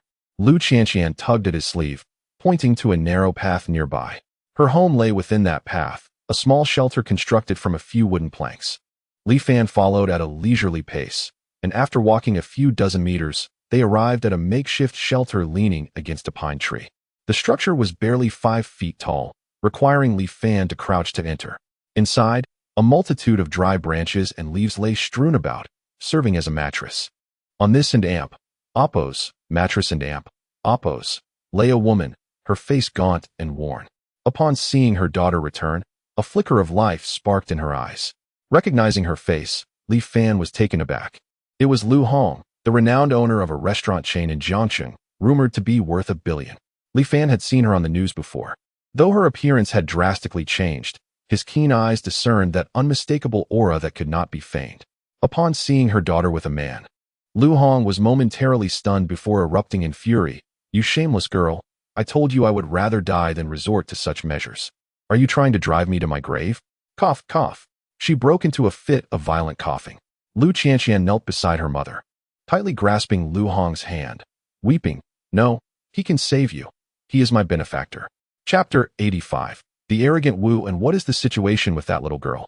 How did she end up with a small villa upon her arrival? I am as perplexed as you are. Judging by her appearance, she seems less impressive than myself. Ha ha, you would undoubtedly outshine her. Two female warriors from the guard huddled together, whispering. Li Ji, striding in her leather boots, overheard their conversation as she rounded the corner and frowned. Another one has arrived? And Mushi emerged from within, peeking out to see Li Ji, and promptly waved. Sister Li Ji, come quickly. The leader is waiting rather impatiently. Oh, all right. Li Ji was somewhat bewildered, quickening her pace to enter Li Fan and Oppos' office. Yang Xinran, adorned with a little dog headpiece, sat listlessly on the floor, playing with a small ball. Meanwhile, a timid-looking girl perched on the sofa, surrounded by an array of snacks on the table. Leader, you called for me? Li Fan stood up and introduced. This is my newly adopted younger sister, Lu Qianqian. Please, get acquainted. Younger sister? Li Ji and Oppos' expression turned peculiar. The leader and Oppos' behavior seemed akin to that of an overly dramatic youth, arbitrarily recognizing a goddaughter or sister. Nevertheless, she refrained from voicing her thoughts. Instead, she addressed the flustered Lu Qianqian. Hello, I am Li Ji, the vice captain of the 2nd Brigade of Jiangcheng and Amp, Oppos' Light. Hello, I am Lu Qianqian, the girl responded shyly. By the way, Li Fan seemed to recall something and, with an arm around Li Ji's neck, whispered. Do you know the location of the nearest virus research facility to Jiangcheng? This was the first time Li Ji felt so close to the leader. A faint blush crept onto her sun-kissed cheeks as she pondered. It should be in Haicheng, about 200 kilometers away. Haicheng. A flicker of light sparkled in Li Fan and Amp, Oppos' eyes. Haicheng again. Previously, Lu Wenming had mentioned that the scientist and Amp, Oppos' whereabouts were also in Haicheng. It appears I must pay a visit. After a moment of contemplation, he waved his hand towards Lu Qianqian, saying, Qianqian, didn't you mention someone was bullying you? Go ahead. Let Sister Li Ji avenge you. Li Ji was momentarily taken aback, then clenched her fists, declaring her loyalty. Who dares to bully our Qianqian? I shall ensure they meet a gruesome end. In the management center of the refugee camp, the infirmary, Wu Lan had been appointed as the head of the infirmary, providing free medical care for the refugees. However, due to limited supplies, she could only treat minor ailments like fevers and colds. Sitting in her spacious and tidy office, she often felt a nagging discomfort, acutely aware of the refugee struggles outside. In stark contrast, her own situation was quite privileged. Not only did she have a private dormitory, but she also received regular distributions of fan coins, which could be used to procure various necessities. Initially, she intended to persuade her younger brother to find work at the center, but Wuan was unwilling. In his words, it and Oppos' the apocalypse. Why would I work? Thus, Wulan had to allocate a portion of her earnings to her brother, leaving her with scant resources after covering her basic living expenses. She often dug into her own pockets to purchase additional medical supplies and food, as most patients who came to her were suffering from hunger-related illnesses. Sister, I have found you a great opportunity. Wuan burst into the office, exclaiming with a laugh. Wulan furrowed her brows. What good opportunity could you possibly have? I have no fan coins left. Oh, I and Amp, Oppos, am not here to ask you for money.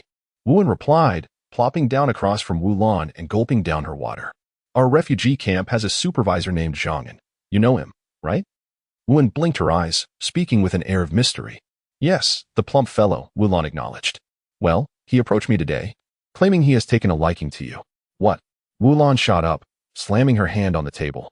Wuan, are you out of your mind? Wuan, unfazed. knew well that beneath her sister's fierce exterior lay a gentle heart. Sister, don't you often criticize the management for their incompetence? The citizens are suffering outside. If you marry him, not only would he offer us 3,000 fan coins as a bride price, which is trivial, but more importantly, you could leverage your position as his wife to influence how he treats the refugees. Wouldn't that be beneficial? Wulon scoffed. I believe you have been bribed and are trying to sell your sister off. Heh, perhaps it is you who speaks one way and acts another, Wuan retorted coldly. Wu Lan's eyes narrowed. On what grounds do you say that? Wuan argued. You constantly express concern for our fellow compatriots. Yet when asked to marry someone for their sake, you hesitate. Fool, this is an entirely different matter. Wu Lan banged the table again, her chest tightening in frustration. What is happening? A bearded man peeked through the door. Wuan dismissively threw back. You should think it over yourself. With that, she got up and left. The man watched Wuan depart, puzzled as to why Dr. Wu was arguing with her brother. He was Yuan, the one who had saved Lu Xingchen and was fortunate enough to assist in the infirmary because of it. Zhuan entered the office, noticing Wu Lan's reddened eyes, and spoke gently. Dr. Wu, please don't be upset. You know how your brother is. It's not worth getting angry over him. Wu Lan wiped away her tears and forced a smile. It's nothing. I just never expected him to misunderstand me so deeply. Sigh. Perhaps it's the sudden onset of the apocalypse. Everyone is under immense pressure, and many have lost their minds. Zhuan sighed deeply. Wuan stormed out of the management center, feeling dissatisfied despite having received benefits without achieving his goal. What should he do next? As he pondered his strategy while walking, he suddenly stumbled, nearly falling to the ground. Turning around, he discovered a frail man lying by the roadside, his legs extended too far, obstructing the path. Damn it! Wuan, infuriated, kicked the man and Oppo's leg. Ouch! The man fell to the ground, clutching his leg and wailing. Soon, a crowd gathered, their expressions cold and devoid of sympathy for the beaten man. Wuan, still unsatisfied with merely kicking, unleashed a barrage of punches and kicks while cursing, You wretched scoundrel. Daring to block my path? Are you tired of living? Stop, big brother. I was wrong. The man curled up, protecting his head.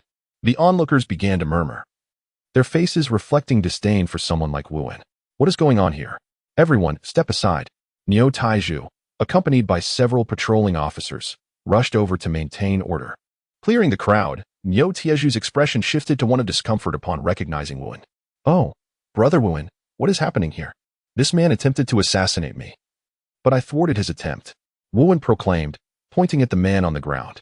What? Chapter 86. The demise of Wu, and what are you all waiting for? Quickly apprehend him.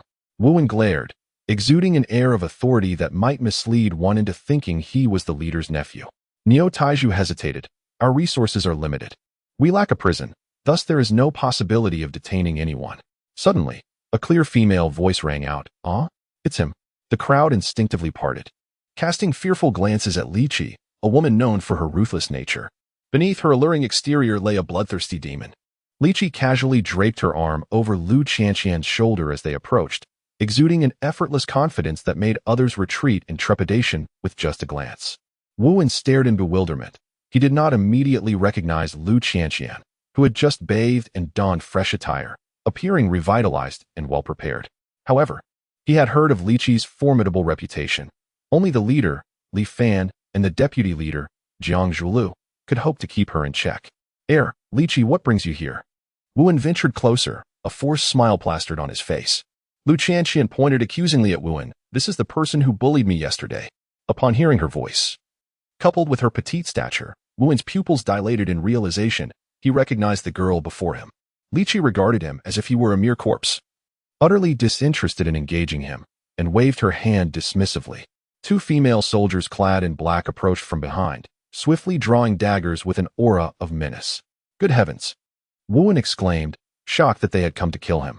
He turned to flee but stumbled, tripping over the very person he had previously beaten, landing face first into a muddy puddle.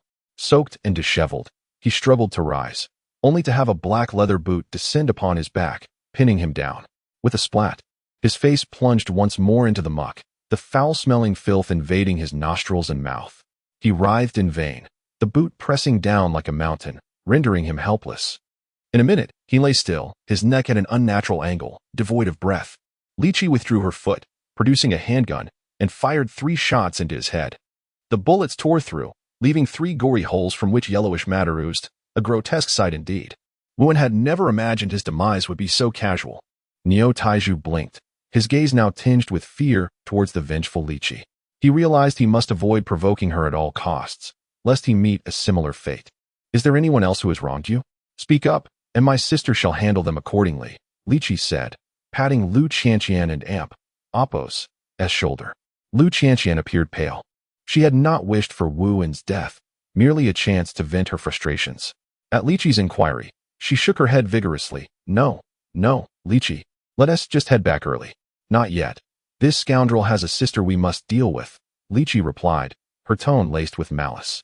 Although Wu Lan appeared disinterested in vying for favor, she held a debt of gratitude towards Li Fan, giving her an advantage over others. That cannot be allowed. What if she decides to leverage that debt one day? As a competent sycophant, Li Qi sought to eliminate threats at their inception. Niu Taiju was taken aback, instinctively warning. Perhaps we should reconsider. Dr. Wu is quite good, our only general practitioner. Without her, the clinic cannot function. Li Qi shot him a glare, causing Niu Taiju to wilt under her gaze. He glanced at the clear sky, smacking his forehead. Looks like rain is coming. I should head home to gather the laundry. Brother, where and Apos' the rain coming from? Stop talking so much. Niu Taiju dragged several underlings away by their necks. Li Qi ordered the body to be removed and turned to Lu Qianqian with a reassuring smile. Don't be afraid. I assure you I don't kill indiscriminately. Let us investigate Wu Lan to see if she is as good as they say. Lu Qianqian nodded, not daring to voice any dissent. The duo then proceeded to the clinic. The clinic, located near the slum's exit, was relatively clean and devoid of unpleasant odors, boasting decent conditions. Upon entering, they found Wu Lan rummaging through files at her desk. Hearing the commotion, she turned, surprised to see Li Qi accompanied by a frail girl. Curiously, she gathered 2 file boxes and returned to her desk. Li Qi, what brings you here? Li Qi, embracing Lu Qianqian and Apos' shoulders, sat down with a knowing smile. This little sister has a minor ailment and wishes to consult Dr. Wu. Is that acceptable? Of course. What's your name, little sister, and what seems to be the problem? Wu Lan inquired. Her name is Lu Qianqian. Yesterday, she was insulted by a scoundrel and seeks Dr. Wu's examination for any injuries. Wu Lan's expression remained unchanged. She had encountered similar cases in recent days. Standing, she gestured to a nearby bed. Come lay down. We lack the medication for inflammation here. That's not urgent. Li Qi lightly tapped her fair hand against the table, her lips curving upwards. By the way, the man who insulted her is known to Dr. Wu as well. Wu Lan paused in surprise. I know him? Her expression shifted to one of realization as her pupils constricted. Are you referring to Wu Wen? Li Qi nodded lightly, observing Wu Lan's reaction with keen interest. Wu Lan's face tightened as she struggled to maintain her composure, quietly asking, Where's Wu Wen now? I killed him. His body has likely been discarded down the mountain by now. Wu Lan's mouth opened in disbelief, her gaze shifting to the silent Lu Qianqian, who hung her head, twisting her hands nervously, trembling slightly without uttering a word, yet conveying everything. Wu Lan stepped back, closing her eyes as tears streamed down her cheeks. She wiped them away, bitterly addressing Lu Qianqian. I'm sorry. I failed to keep him in check and caused you harm. Li Qi watched Lu Qianqian with a probing gaze. Lu Qianqian remained silent, shaking her head as she stood and walked towards the exit. With a smile, Li Qi remarked, Dr. Wu, do your best. I have high hopes for you. She then unlocked the safety on her handgun, stowed it away, and departed without a backward glance. Chapter 87, The Zombie Tide, Part 1. After an exquisite initial experience. Jiang Zhulu lay fatigued beside Li Fan, her delicate hand tracing small circles on his chest. Li Fan, with a triumphant smile, embraced her alabaster shoulder, exclaiming, How about that? Am I impressive? Jiang Zhulu, though internally satisfied, instinctively retorted, I haven't tried it with any other man, so how would I know if you're remarkable? It seems the little lady is still unconvinced. Li Fan teased. Suddenly, loud knocks interrupted their banter. Chief, Miss, we have a problem. There are zombies. Li Qi's anxious voice echoed from outside the door.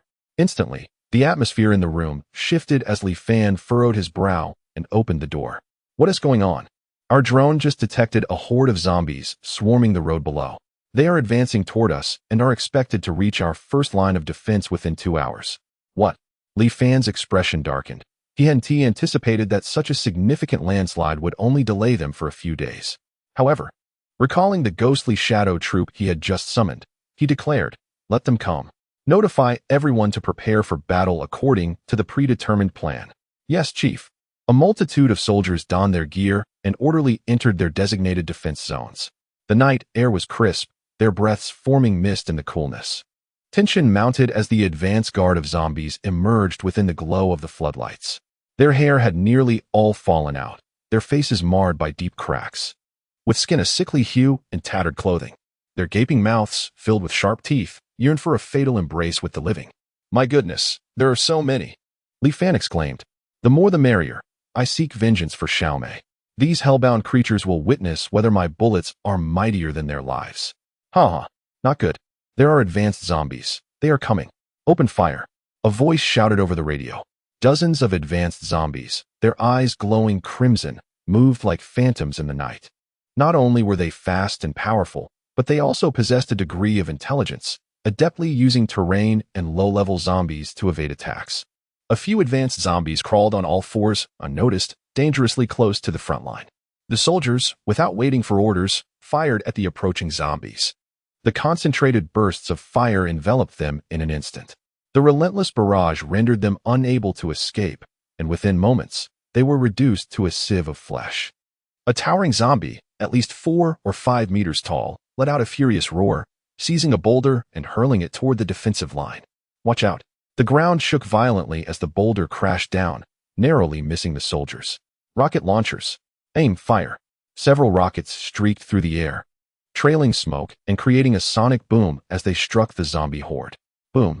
The rockets exploded within the mass of zombies, unleashing a colossal fireball and thick smoke. Those caught in the blast were scattered, blood and flesh flying.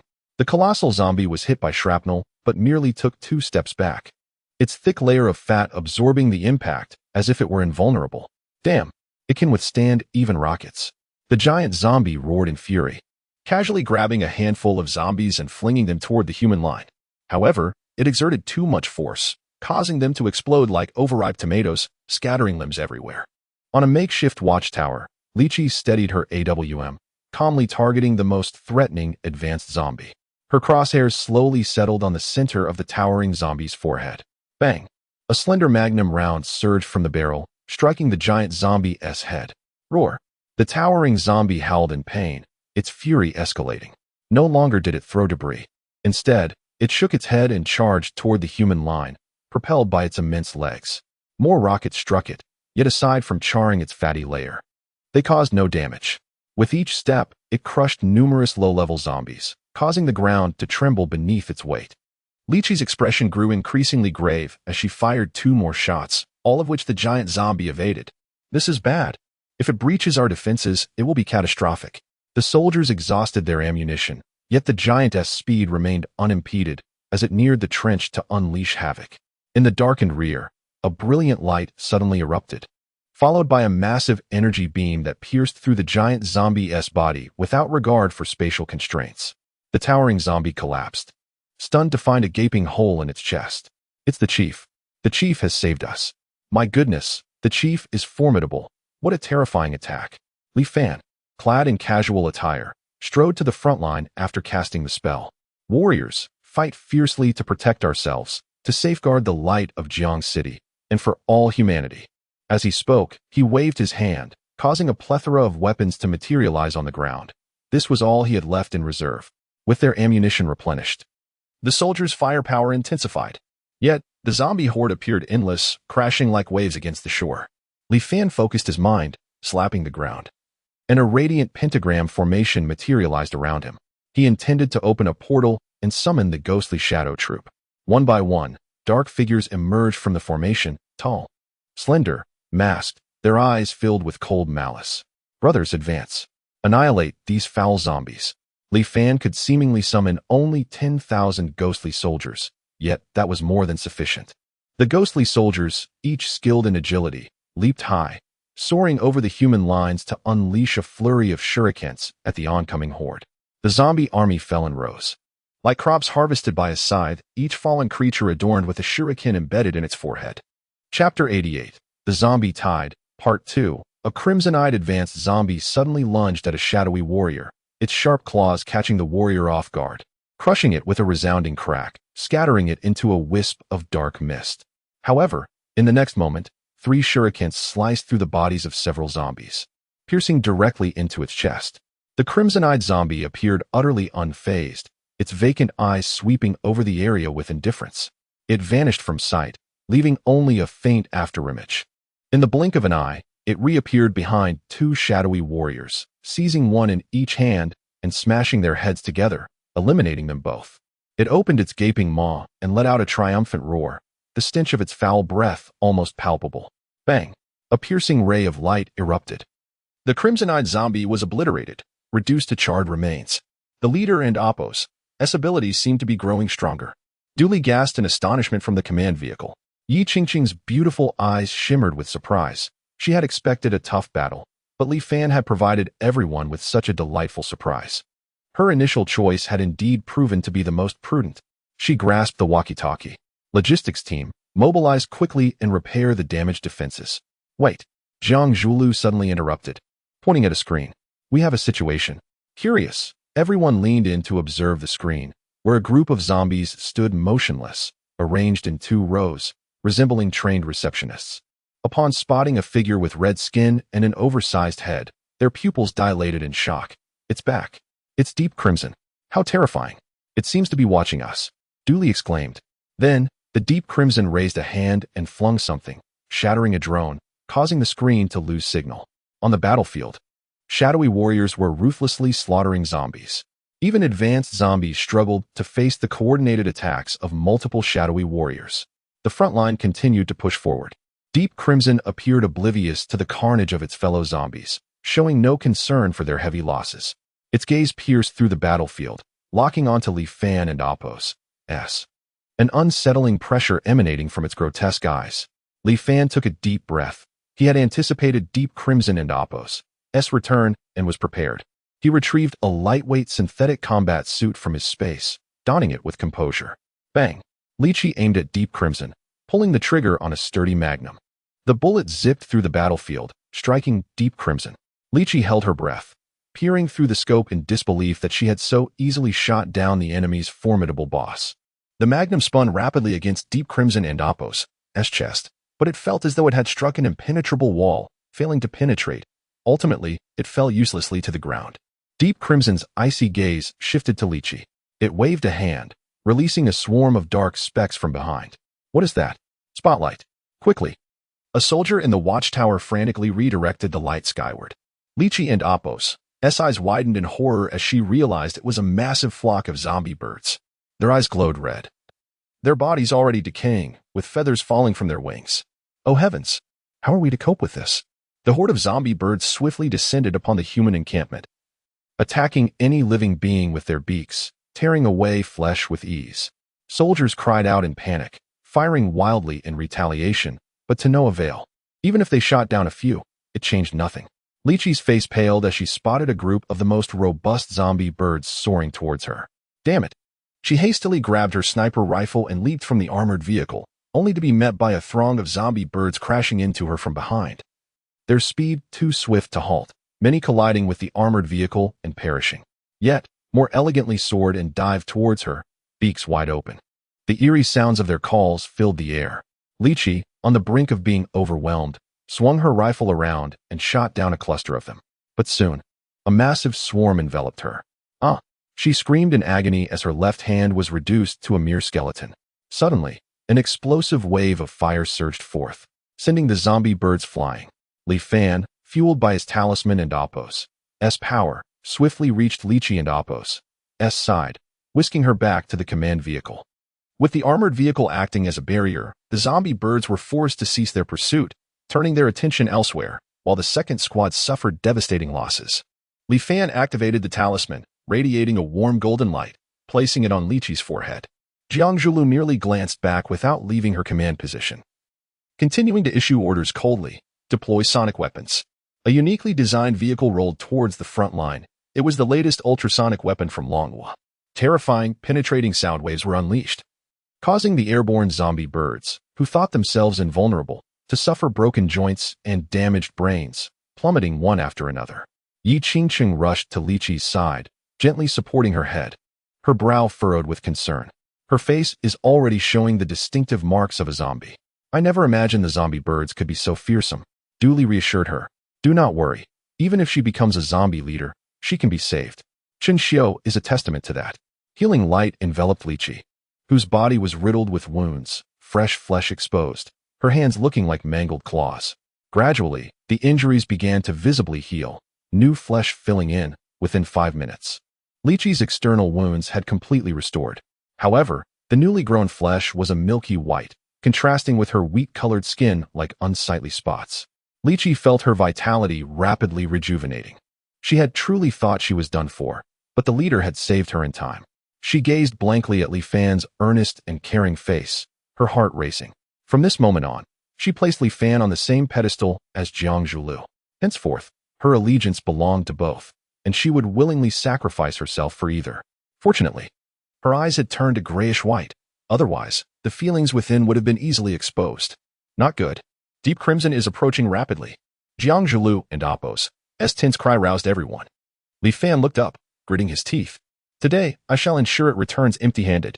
With a swift motion, he dashed forward, leaving behind only an afterimage. Chapter 89. The system upgrades again. 3 days have elapsed since the Great Battle, and all the remaining survivors feel immensely fortunate. Had it not been for the brutal leader and Appo's extraordinary efforts, the last embers of Jiang City would have surely extinguished. Currently, the local zombies in Jiang City have been largely eradicated, and any outsiders attempting to enter are blocked by the mighty river, rendering Dashin Mountain a sanctuary of safety. The light of Jiang City not only amassed a considerable collection of zombie crystals after the conflict, but also welcomed numerous survivor teams seeking refuge, replenishing its diminished forces. Yi Qingqing and her companions began to organize individuals with specialized skills into various departments to restart agriculture and production, as the resources within Li Fan and Appo's space are not infinite. They would scarcely sustain the needs of nearly 10,000 people for several years. Due to overexertion during the battle, Li Fan fell into a coma and only gradually awoke 3 days later, feeling utterly fatigued, with his accumulated points depleted. However, to his pleasant surprise, the system had undergone another upgrade during his slumber, adding a marketplace for redeemable living supplies and enabling a function to earn points by slaying zombies. Update reward: 10,000 points. Click to claim. The most delightful aspect was this reward of 10,000 points, prompting a near laughter from Li Fan as he lay on the hospital bed. He promptly opened the lottery interface. Give me a grand draw, he exclaimed, licking his parched lips, uncertain whether luck would favor him this time. If he were to receive a couple of talismans, he genuinely believed he could not lose. The reward will begin to spin with a rhythmic clatter, its silver pointer adorned with the engraving of an ancient, majestic dragon. Soon, a flash of golden light erupted. Congratulations, host, you have received a golden item, Chicken Talisman. Li Fan's facial muscles twitched. What a lackluster reward. Chicken Talisman, levitation power, allowing the holder to control floating objects. When used in conjunction with the Rabbit Talisman, it enables flight. Side effect: incontinence. This side effect, if the author ran out of ideas, they should refrain from writing. He silently complained before clicking to view the next reward, and once more, a dazzling golden light appeared. Goodness, another one. Congratulations, host. You have received a golden item, Pig Talisman. Pig Talisman, laser power, allowing the holder and Appo's eyes to emit electrical beams capable of destruction. Side effect: gluttony. Destruction of all. It seemed slightly more potent than the Dragon Talisman. While the latter had a broader range, its damage might not guarantee instant annihilation of foes. Now armed with 2 offensive talismans, Li Fan was overjoyed. If the Crimson figure were to resurrect and challenge him now, he was confident he could defeat it in mere moments. Li Fan continued to scroll through the rewards. 100 packs of toilet paper, 10 bags of rice, 10 rolls of garbage bags, 100 boxes of shampoo, 10 Canon cameras, 1 pound of air, 1 piece of lingerie worn by Lu Sweki, 100 boxes of assault rifle ammunition. The subsequent rewards were fairly decent, notably more practical than those of the previous draw. But seriously, air? Li Fan claimed the 2 talismans and gently held them in his palm, each weighing approximately 2 taels. With a mere thought, the talismans swiftly merged into his body, and a spark of electricity flickered in his eyes. The electric gleam resembled a small dragon, shimmering with an ethereal blue light, swirling enchantingly within his gaze. Gazing at the remaining 5,000 points in his balance, Li Fan felt a surge of eagerness to draw more remarkable items. Yet, after much contemplation, he refrained, recognizing the wisdom in saving points for emergencies. He contentedly stretched on the bed. The sound stirred Su Mei, who had been resting beside him. She looked up in bewilderment, and, upon seeing Li Fan awake, her face brightened with joy.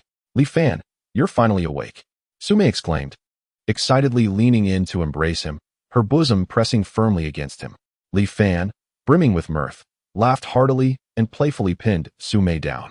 After their playful antics, Li Fan exited the bedroom, where the two little maids, having heard the commotion, waited obediently in the living room, hesitant to intrude. Upon seeing Li Fan emerge, they eagerly approached, their eyes filled with affection and admiration. "Master, are you feeling better now?" they inquired. Li Fan chuckled mischievously, wrapping an arm around each maid. "What? Do you want to inspect me?" This." Feng Xiaowan's face flushed crimson, her legs modestly tightening beneath her maid outfit. "Hee, you too. Prepare a warm bath for me tonight, and be ready to scrub my back," Li Fan declared, striding out of his villa, eager to see how the light of Jiang City was faring. Chen Xiu stood in the courtyard, glancing back with a radiant smile. Has the esteemed leader finally decided to awaken? Li Fan placed his hands on his hips, adopting a commanding stance. "Oh, little girl, wearing sunglasses in broad daylight to look cool? Do you think you're all that?" "I have some bad news," Chen Xiu replied, her smile fading as she approached Li Fan. Li Fan's brows furrowed slightly. "What is it?" "During our battle 3 days ago, Yin Tingyue seems to have seized the opportunity to escape," Chen Xiu reported. Li Fan scoffed dismissively. "Let her escape then. By the way, what about Yang Xinran?" "She fled alongside her. One of my subordinates was guarding them, but he unexpectedly succumbed to poison." Chen Xiu's eyes, though pale, burned with an unquenchable fury. Losing a subordinate was an affront that could not be overlooked. No matter the means, she was determined to capture and execute the poisoner. Li Fan nodded calmly. "Have you sent anyone to search for them?" "We have been searching for several days, yet there are still no leads. Where else could they possibly go? Jiang City has turned into a vast ocean, not to mention the lingering presence of numerous zombies posing a significant threat to ordinary people. Perhaps they never left, but are hiding among us," Li Fan speculated, narrowing his eyes. "I share your thoughts, but without a thorough house-to-house search, we may not find them." "I could only issue that command once you awakened," Chen Xiu replied earnestly. Li Fan shook his head slightly, tilting his face toward the azure sky, a smile playing on his lips. "That would be rather uninteresting." Chapter 90. Distributing Cakes. Moon Sister, are we truly safe hiding here? Yang Xinran stood by the window on the second floor, gazing anxiously at the bustling crowd below, her face etched with unease, fearful of being discovered at any moment. They were concealed within the management center of the refugee camp. Yin Tingyue reclined on the plush sofa, not from desire for comfort, but due to the excruciating pain inflicted by Li Fan, who showed no regard for her delicate nature. She spoke with an air of calm. "Do not worry, there is no place safer than here." Sighing, Yang Xinran's expression remained grim. In her desperate bid for survival, she had surreptitiously added the poison given to her by Lu Ruyan to her water cup while the guard was distracted. It was her first act of taking a life, and the weight of it burdened her heart. Sleep had eluded her these past few nights. Each time she closed her eyes, the image of the suffocated guard's tormented face haunted her. Creaking open, the door revealed White Rabbit, who entered bearing 2 boxes of rice and a dish of pickled vegetables. "Time to eat," she exclaimed cheerfully as she set the meal on the table. Yin Tingyue glanced at it, her dissatisfaction evident. "Why is there no meat?" With a sigh, White Rabbit lamented. "Oh, leader, being able to eat plain rice is already a blessing. I've been subsisting on cornmeal buns every day." "Humph. Haven and Amp. Oppos, you already subdued the steward? Surely he can't be without meat? The cafeteria only provides us with a weekly pork quota of 5 pounds. And you all consumed it yesterday." As the trio conversed, a jubilant shout rose from downstairs. "Our leader has finally awakened. The cafeteria manager has announced that, in celebration, everyone can receive a small cake at the square." "Is it true?" "Absolutely. Would I lie to you?" "Wonderful. I must rush home and gather my family." "Is it certain that everyone will receive one?" Yes, hurry. Don't be late, or it might run out." "Everyone, let us go." The streets erupted in excitement as people hurried toward the square. Hearing about the small cakes, Yin Tingyue swallowed hard. "White Rabbit, Take our loyal followers and gather more. Everyone can have half a piece, and the rest should be brought to me. White Rabbit rolled her eyes slightly, thinking how greedy her leader was. Hadn't she feasted enough at the villa? Yin Tingwei remarked, those who serve as pets eat what their masters eat, and sometimes even more. All right, leader. I shall see to it. White Rabbit stood and swayed her curvaceous figure toward the exit, her high heels clicking on the floor, the sound diminishing as she departed. Upon reaching the square, it was already teeming with people, forming 10 long, unending lines, everyone pressed closely together, fearful of queue jumpers. This led to unfortunate circumstances where unlucky women found themselves at the mercy of men behind them, unable to resist their advances. Conversely, some women were fortunate. Sandwiched between eager men, who took every opportunity to indulge themselves, while soldiers tasked with maintaining order looked on, indifferent. White Rabbit furrowed her brow as she observed, noting several women reduced to tears from the harassment, yet reluctant to leave the queue. After all, obtaining the cake was of utmost importance. Wooden and Oppos. I also faced such indignities if I joined the line? She pondered, contemplating the prospect of being taken advantage of by nameless strangers. Oh, it's Secretary Bai from the management center. A warm voice called from behind. Turning, White Rabbit recognized Du Li, which reminded her of Lu Xingchen. That foolish bird who remained oblivious to his own sidelining, constantly entwined with the Amazonian figure. Ah, Captain Du, are you here for the cake as well? Du Li nodded. With 2 children at home, the pressure is immense. Why not enjoy some free snacks? Let us queue together. A smile blossomed in White Rabbit's eyes. With Du Li beside her, she felt less apprehensive. Du Li hesitated briefly before agreeing. All right. Though she had initially considered cutting in line, White Rabbit and Oppos' invitation made her feel somewhat embarrassed. They proceeded to the end of one line and began their wait. 2 hours later, the line had finally dwindled, and in front of them stood Radar, along with Niu Taiju and others, who were astonished to see their captain queuing. Captain, why are you in line too? The surrounding survivors turned their gazes toward her. Du Li cleared her throat. Following the rules is important. I arrived late, so what is wrong with waiting? Our authority is not meant for personal gain. The survivors in line could not help but cheer, seemingly touched by the presence of such a virtuous leader. However, Du Li wisely refrained from voicing her true intentions. She was merely executing Li Fan's will and protecting his interests. As for the ragged refugees before her, am I acquainted with you? Radar rubbed his nose, pondering that they had already prepared a portion for their captain, and those in subordinate roles understood such small matters well. The individuals ahead, using temporary identity badges, collected their cakes, and soon it was White Rabbit and Oppos' turn. She pulled out a handful of badges for the staff to register. Clearing her throat, she tapped the table lightly, murmuring, I'm from the management center. The staff are busy, and I'm helping them by collecting some as well. I forgot my badge. Please make an exception. Radar and Oppos' eyes flickered momentarily before he lowered his head and replied, All right, how many do you wish to take? How about 10? After a brief hesitation, Radar finally resolved. Fine, I'll pack them up for you, but you mustn't let anyone else know. Rest assured, I understand. In no time, a plastic bag filled with cakes was handed over to White Rabbit. The smoothness of the process made her exhale in relief as she bid farewell to Du Li and strode back toward the management center. Radar watched her retreating figure, a knowing smile creeping across his face. He picked up a walkie-talkie from beneath the table, calling someone to replace him in distributing the cakes, while he moved to the back to report on something. Chapter 91. The Capture the White Rabbit, leisurely walking while indulging in a series of delectable pastries, was oblivious to the silent ascent of a drone that trailed her from a distance. It followed her until she entered the management center. Moments later, 3 vehicles sped out from the leader's residential area. At this time, Du Li had returned home, calling out to her 2 sons, Darling, come quickly and see what delicious treats Mommy has brought you. Zhang Shufang emerged from the bathroom, her face etched with worry, hesitantly saying, Li, there is something I must tell you. Mom, just speak your mind, Du Li urged. You should see for yourself, Zhang Shufang replied, gesturing toward the bathroom. Confused, Du Li placed the bag of cakes on the dining table and stepped inside. Upon entering, she scanned the room but saw nothing particularly alarming. Mom, what exactly do you want me to see? She asked. Look at the clothes in the laundry basket, Zhang Shufang said, her voice heavy with shame and distress.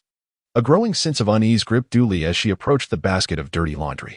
Grabbing a suit from the top, she gasped, her pupils dilating in shock. This was unmistakably her husband Lu Xingchen and Oppos' suit. adorned with several strands of golden hair and faint traces of perfume. Infidelity? The two characters flashed through her mind like a thunderclap, leaving Du Li bewildered.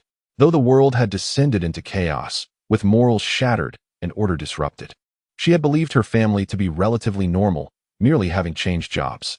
Despite the diminished living conditions compared to the pre-apocalyptic era, they were far happier than most.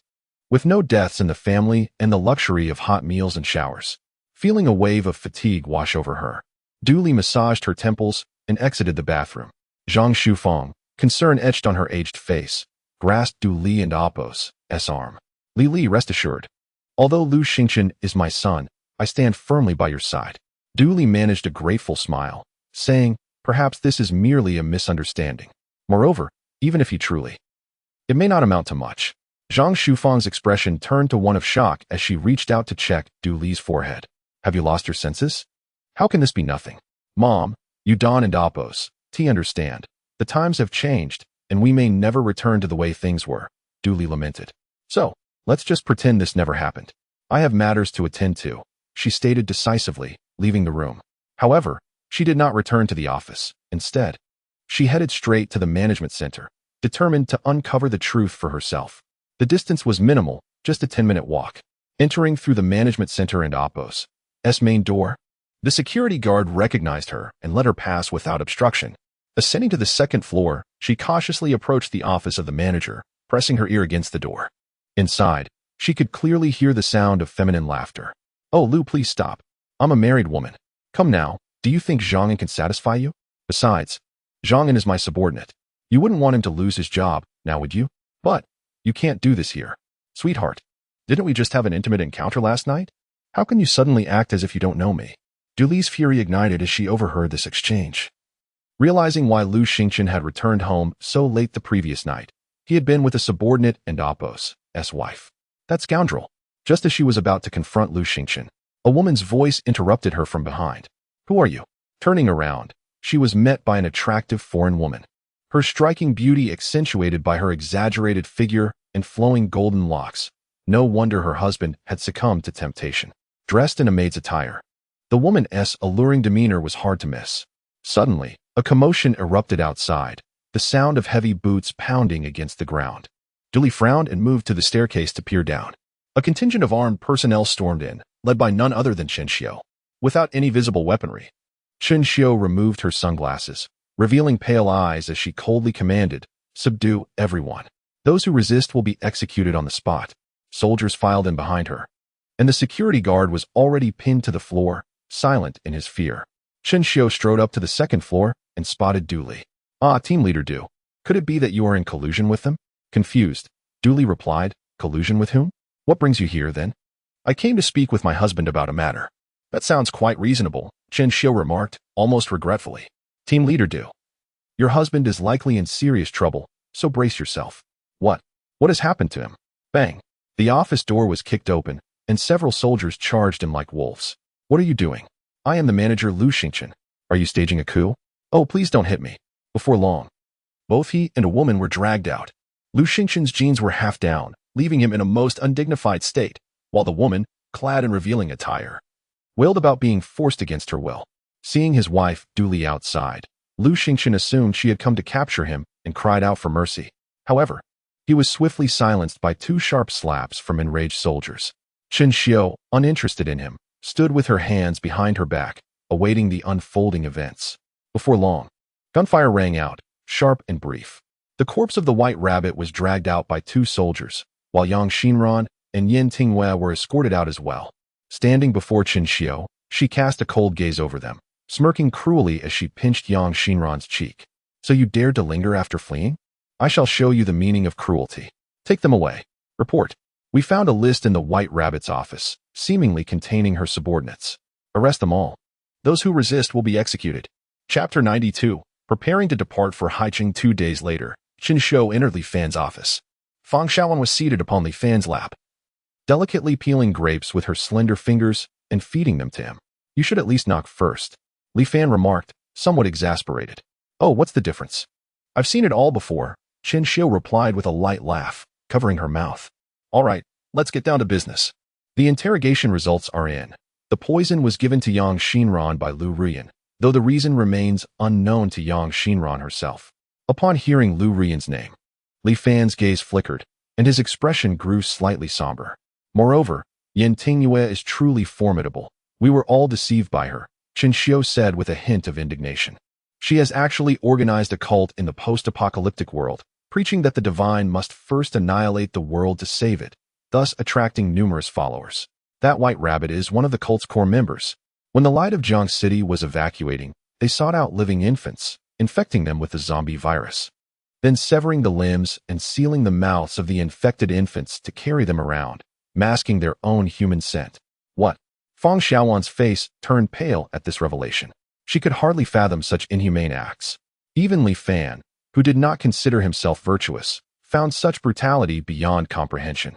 He closed his eyes, pondering for a moment before stating, "We shall hang all those who have committed such atrocities and publicly recount their misdeeds to others. This way, we can punish them while allowing the refugees to vent their pent-up frustrations with soft whips." Chen Xiu couldn't help but give a thumbs up, praising, "Our leader is truly remarkable. I shall see to it at once."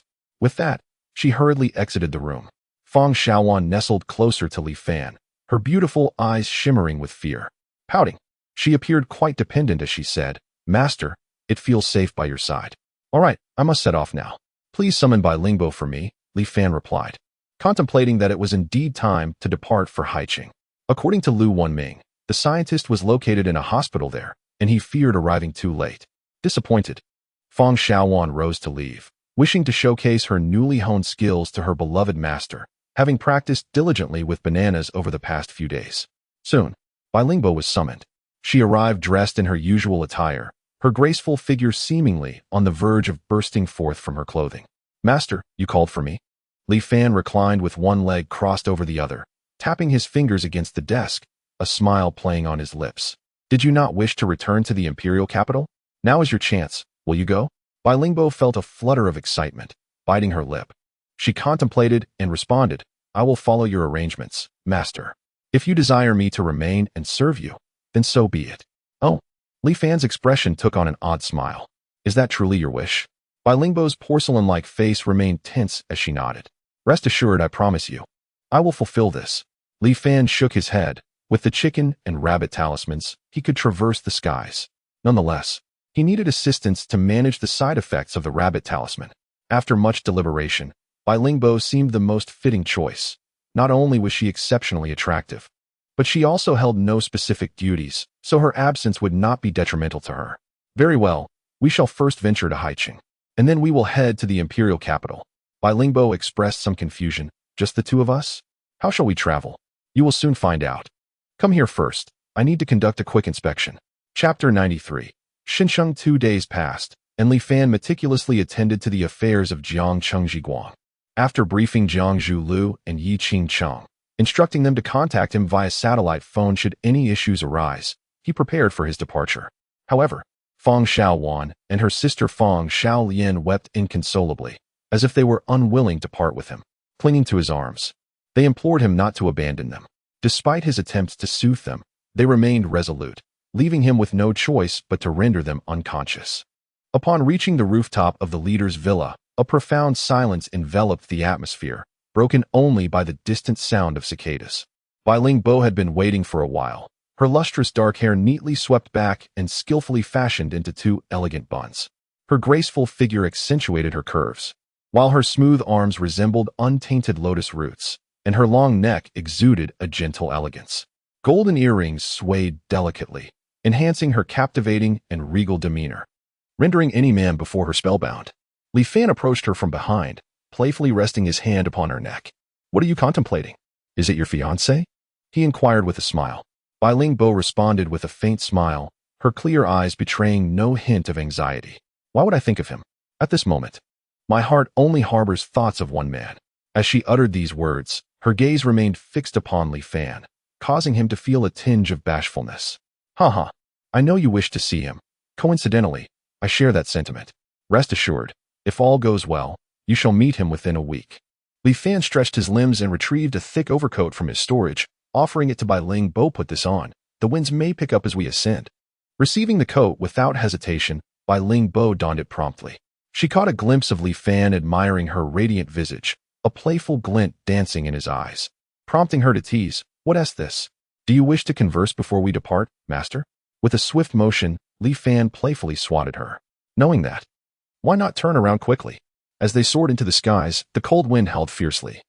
And even though Li Fan's physique had been greatly enhanced by the primary zombie crystal, he felt the chill. He had yet to utilize the deep crimson crystal, storing it cautiously in his space, uncertain of the potential dangers it might pose. Over the past 2 days, Li Fan had attempted to fly numerous times. Based on his estimates, a direct flight to Haicheng would require approximately 12 hours, assuming he could maintain a continuous trajectory. However, that was unrealistic. He would need to pause several times to counter the effects of the rabbit and chicken talismans, warm up, and then continue. Thus, he calculated that the journey would take him a full day. Ahead lay Shenzhen, and according to plan, they would rest here for a while. Bai Ling Bo, nestled comfortably against his back, reminded him softly. The fierce winds whipped around them, scattering her words. Fortunately, they were close enough for Li Fan's keen hearing to catch her message. He nodded in agreement and bellowed, "All right, we are preparing to descend. To our esteemed passengers, please fasten your seatbelts." Bai Ling Bo, secured to Li Fan and Apos' back, felt a rosy flush on her cheeks as she sensed their rapid descent. Unable to contain her curiosity, she peered downwards. The city below, once a blurred white mass, gradually revealed its intricate patterns and structures.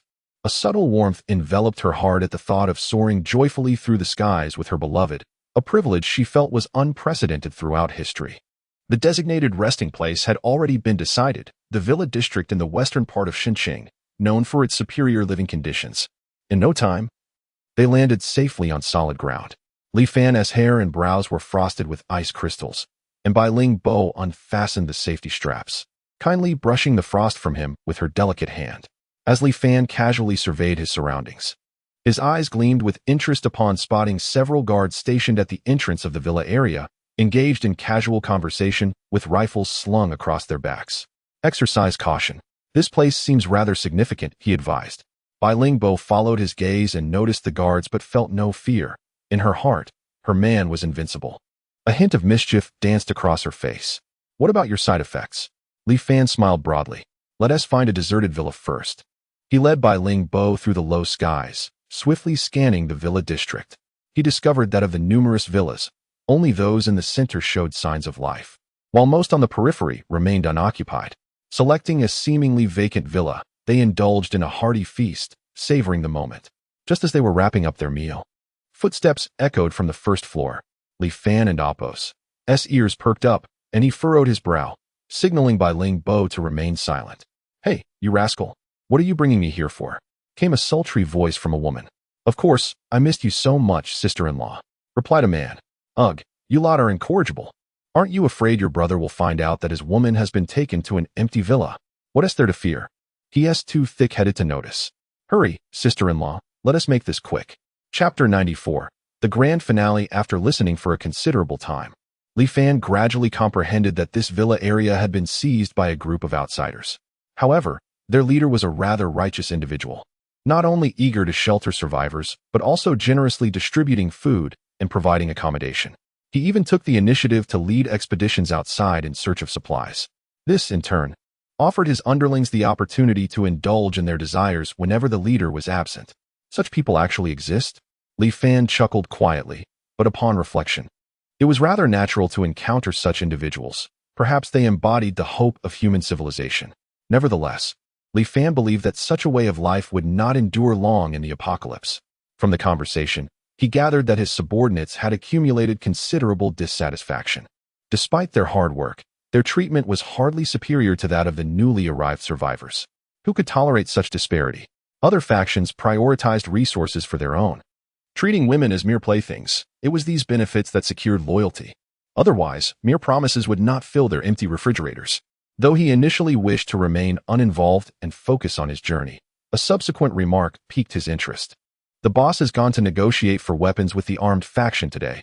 I wonder if he will return safely." The woman, seemingly unconcerned, giggled. "If something happens to him, then it would be your turn to be the boss, Wooden and Apos. Tiet?" Foolish woman, her long hair belied her short-sightedness. "If the leader fell outside, Would the surrounding factions still fear us? Weapons. Li Fan's faction, the Light of Jiangcheng, was desperately in need of armaments, having nearly depleted their resources through repeated engagements. Hearing this, a glint of cunning sparkled in his eyes as a sly smile crept upon his face. He patted Bai Lingbo. It seems we may have to linger here for a while longer. Bai Lingbo, wrapped in a cooling blanket, her eyes languid and her cheeks flushed, lazily turned over. Whatever. I'm indifferent. Nightfall arrived swiftly. Several vehicles, their headlights blazing, approached the entrance of the community, vans, trucks, and more. They honked in a prearranged rhythm. The guards at the gate, upon spotting them from a distance, quickly opened the doors. Welcome back, boss. They mockingly stood at attention as the convoy entered the central area of the estate. A man with a square face and a bushy beard was the first to push the door open and step out. The remaining subordinates and survivors within the villa, alerted by the commotion, rushed out, their faces alight with joy. Boss Zhang, did you manage to secure the weapons? Heh, does it even need to be asked? Just look at Boss Zhang's expression, he's positively beaming. Zhang Long proudly pointed at the truck behind him. We've traded for a truckload of weapons and ammunition. From now on, we shall be the most formidable force in this region, unafraid of both zombies and survivor factions. Applause erupted from the crowd. Darling, you're amazing. A graceful woman in a fitted nightgown excitedly dashed from the crowd and enveloped Zhang Long in an embrace. Zhang Long's lips curled into a sinister smile as he thrust his hand into the woman's chest, crushing her still-beating heart. Huh, Boss Zhang, what are you doing? A flash of red light flickered in Zhang Long's eyes, revealing a distinct bite mark on his neck. The soldiers who had returned with him turned pallid. When had their leader been bitten by a zombie? Massacre. The crowd screamed in panic, scattering in all directions. Yet Zhang Long's movements were akin to a hellish demon, effortlessly tearing apart several living beings in mere seconds. Suddenly, he paused and turned his gaze toward a specific direction. He is watching us. Li Fan felt a chill run down his spine. Bai Lingbo's eyes rolled back, and she fainted in fright. Boom. Li Fan leaped into the air, narrowly avoiding the violent explosion that ensued. However, the building he had just occupied, along with Bai Lingbo, was obliterated into fragments. You shall pay for this. Li Fan's eyes brimmed with fury as he raised his hand to unleash a dragon talisman with all his might. Bang! A surge of light struck the ground, fracturing the earth like a spider's web. As the dust settled, Zhang Long stood unharmed at the epicenter of the explosion, grinning as if mocking Li Fan's impotence. Li Fan's eyes blazed with golden light as a laser beam shot toward Zhang Long's sizzle. In an instant, Zhang Long was cleaved in two, reduced to a cloud of ash. Later, upon arriving in Haiqing, Li Fan uncovered a staggering secret. It turned out that the virus had originally been unearthed by their archaeological team, only to be accidentally released by the laboratory. Furthermore, the virus was continuously evolving. Li Fan felt his heart seize. He had been infected by the virus long ago, with no time to employ the talisman for healing. Blood trickled from the corner of his mouth as he addressed the readers. Until we meet again in the next book.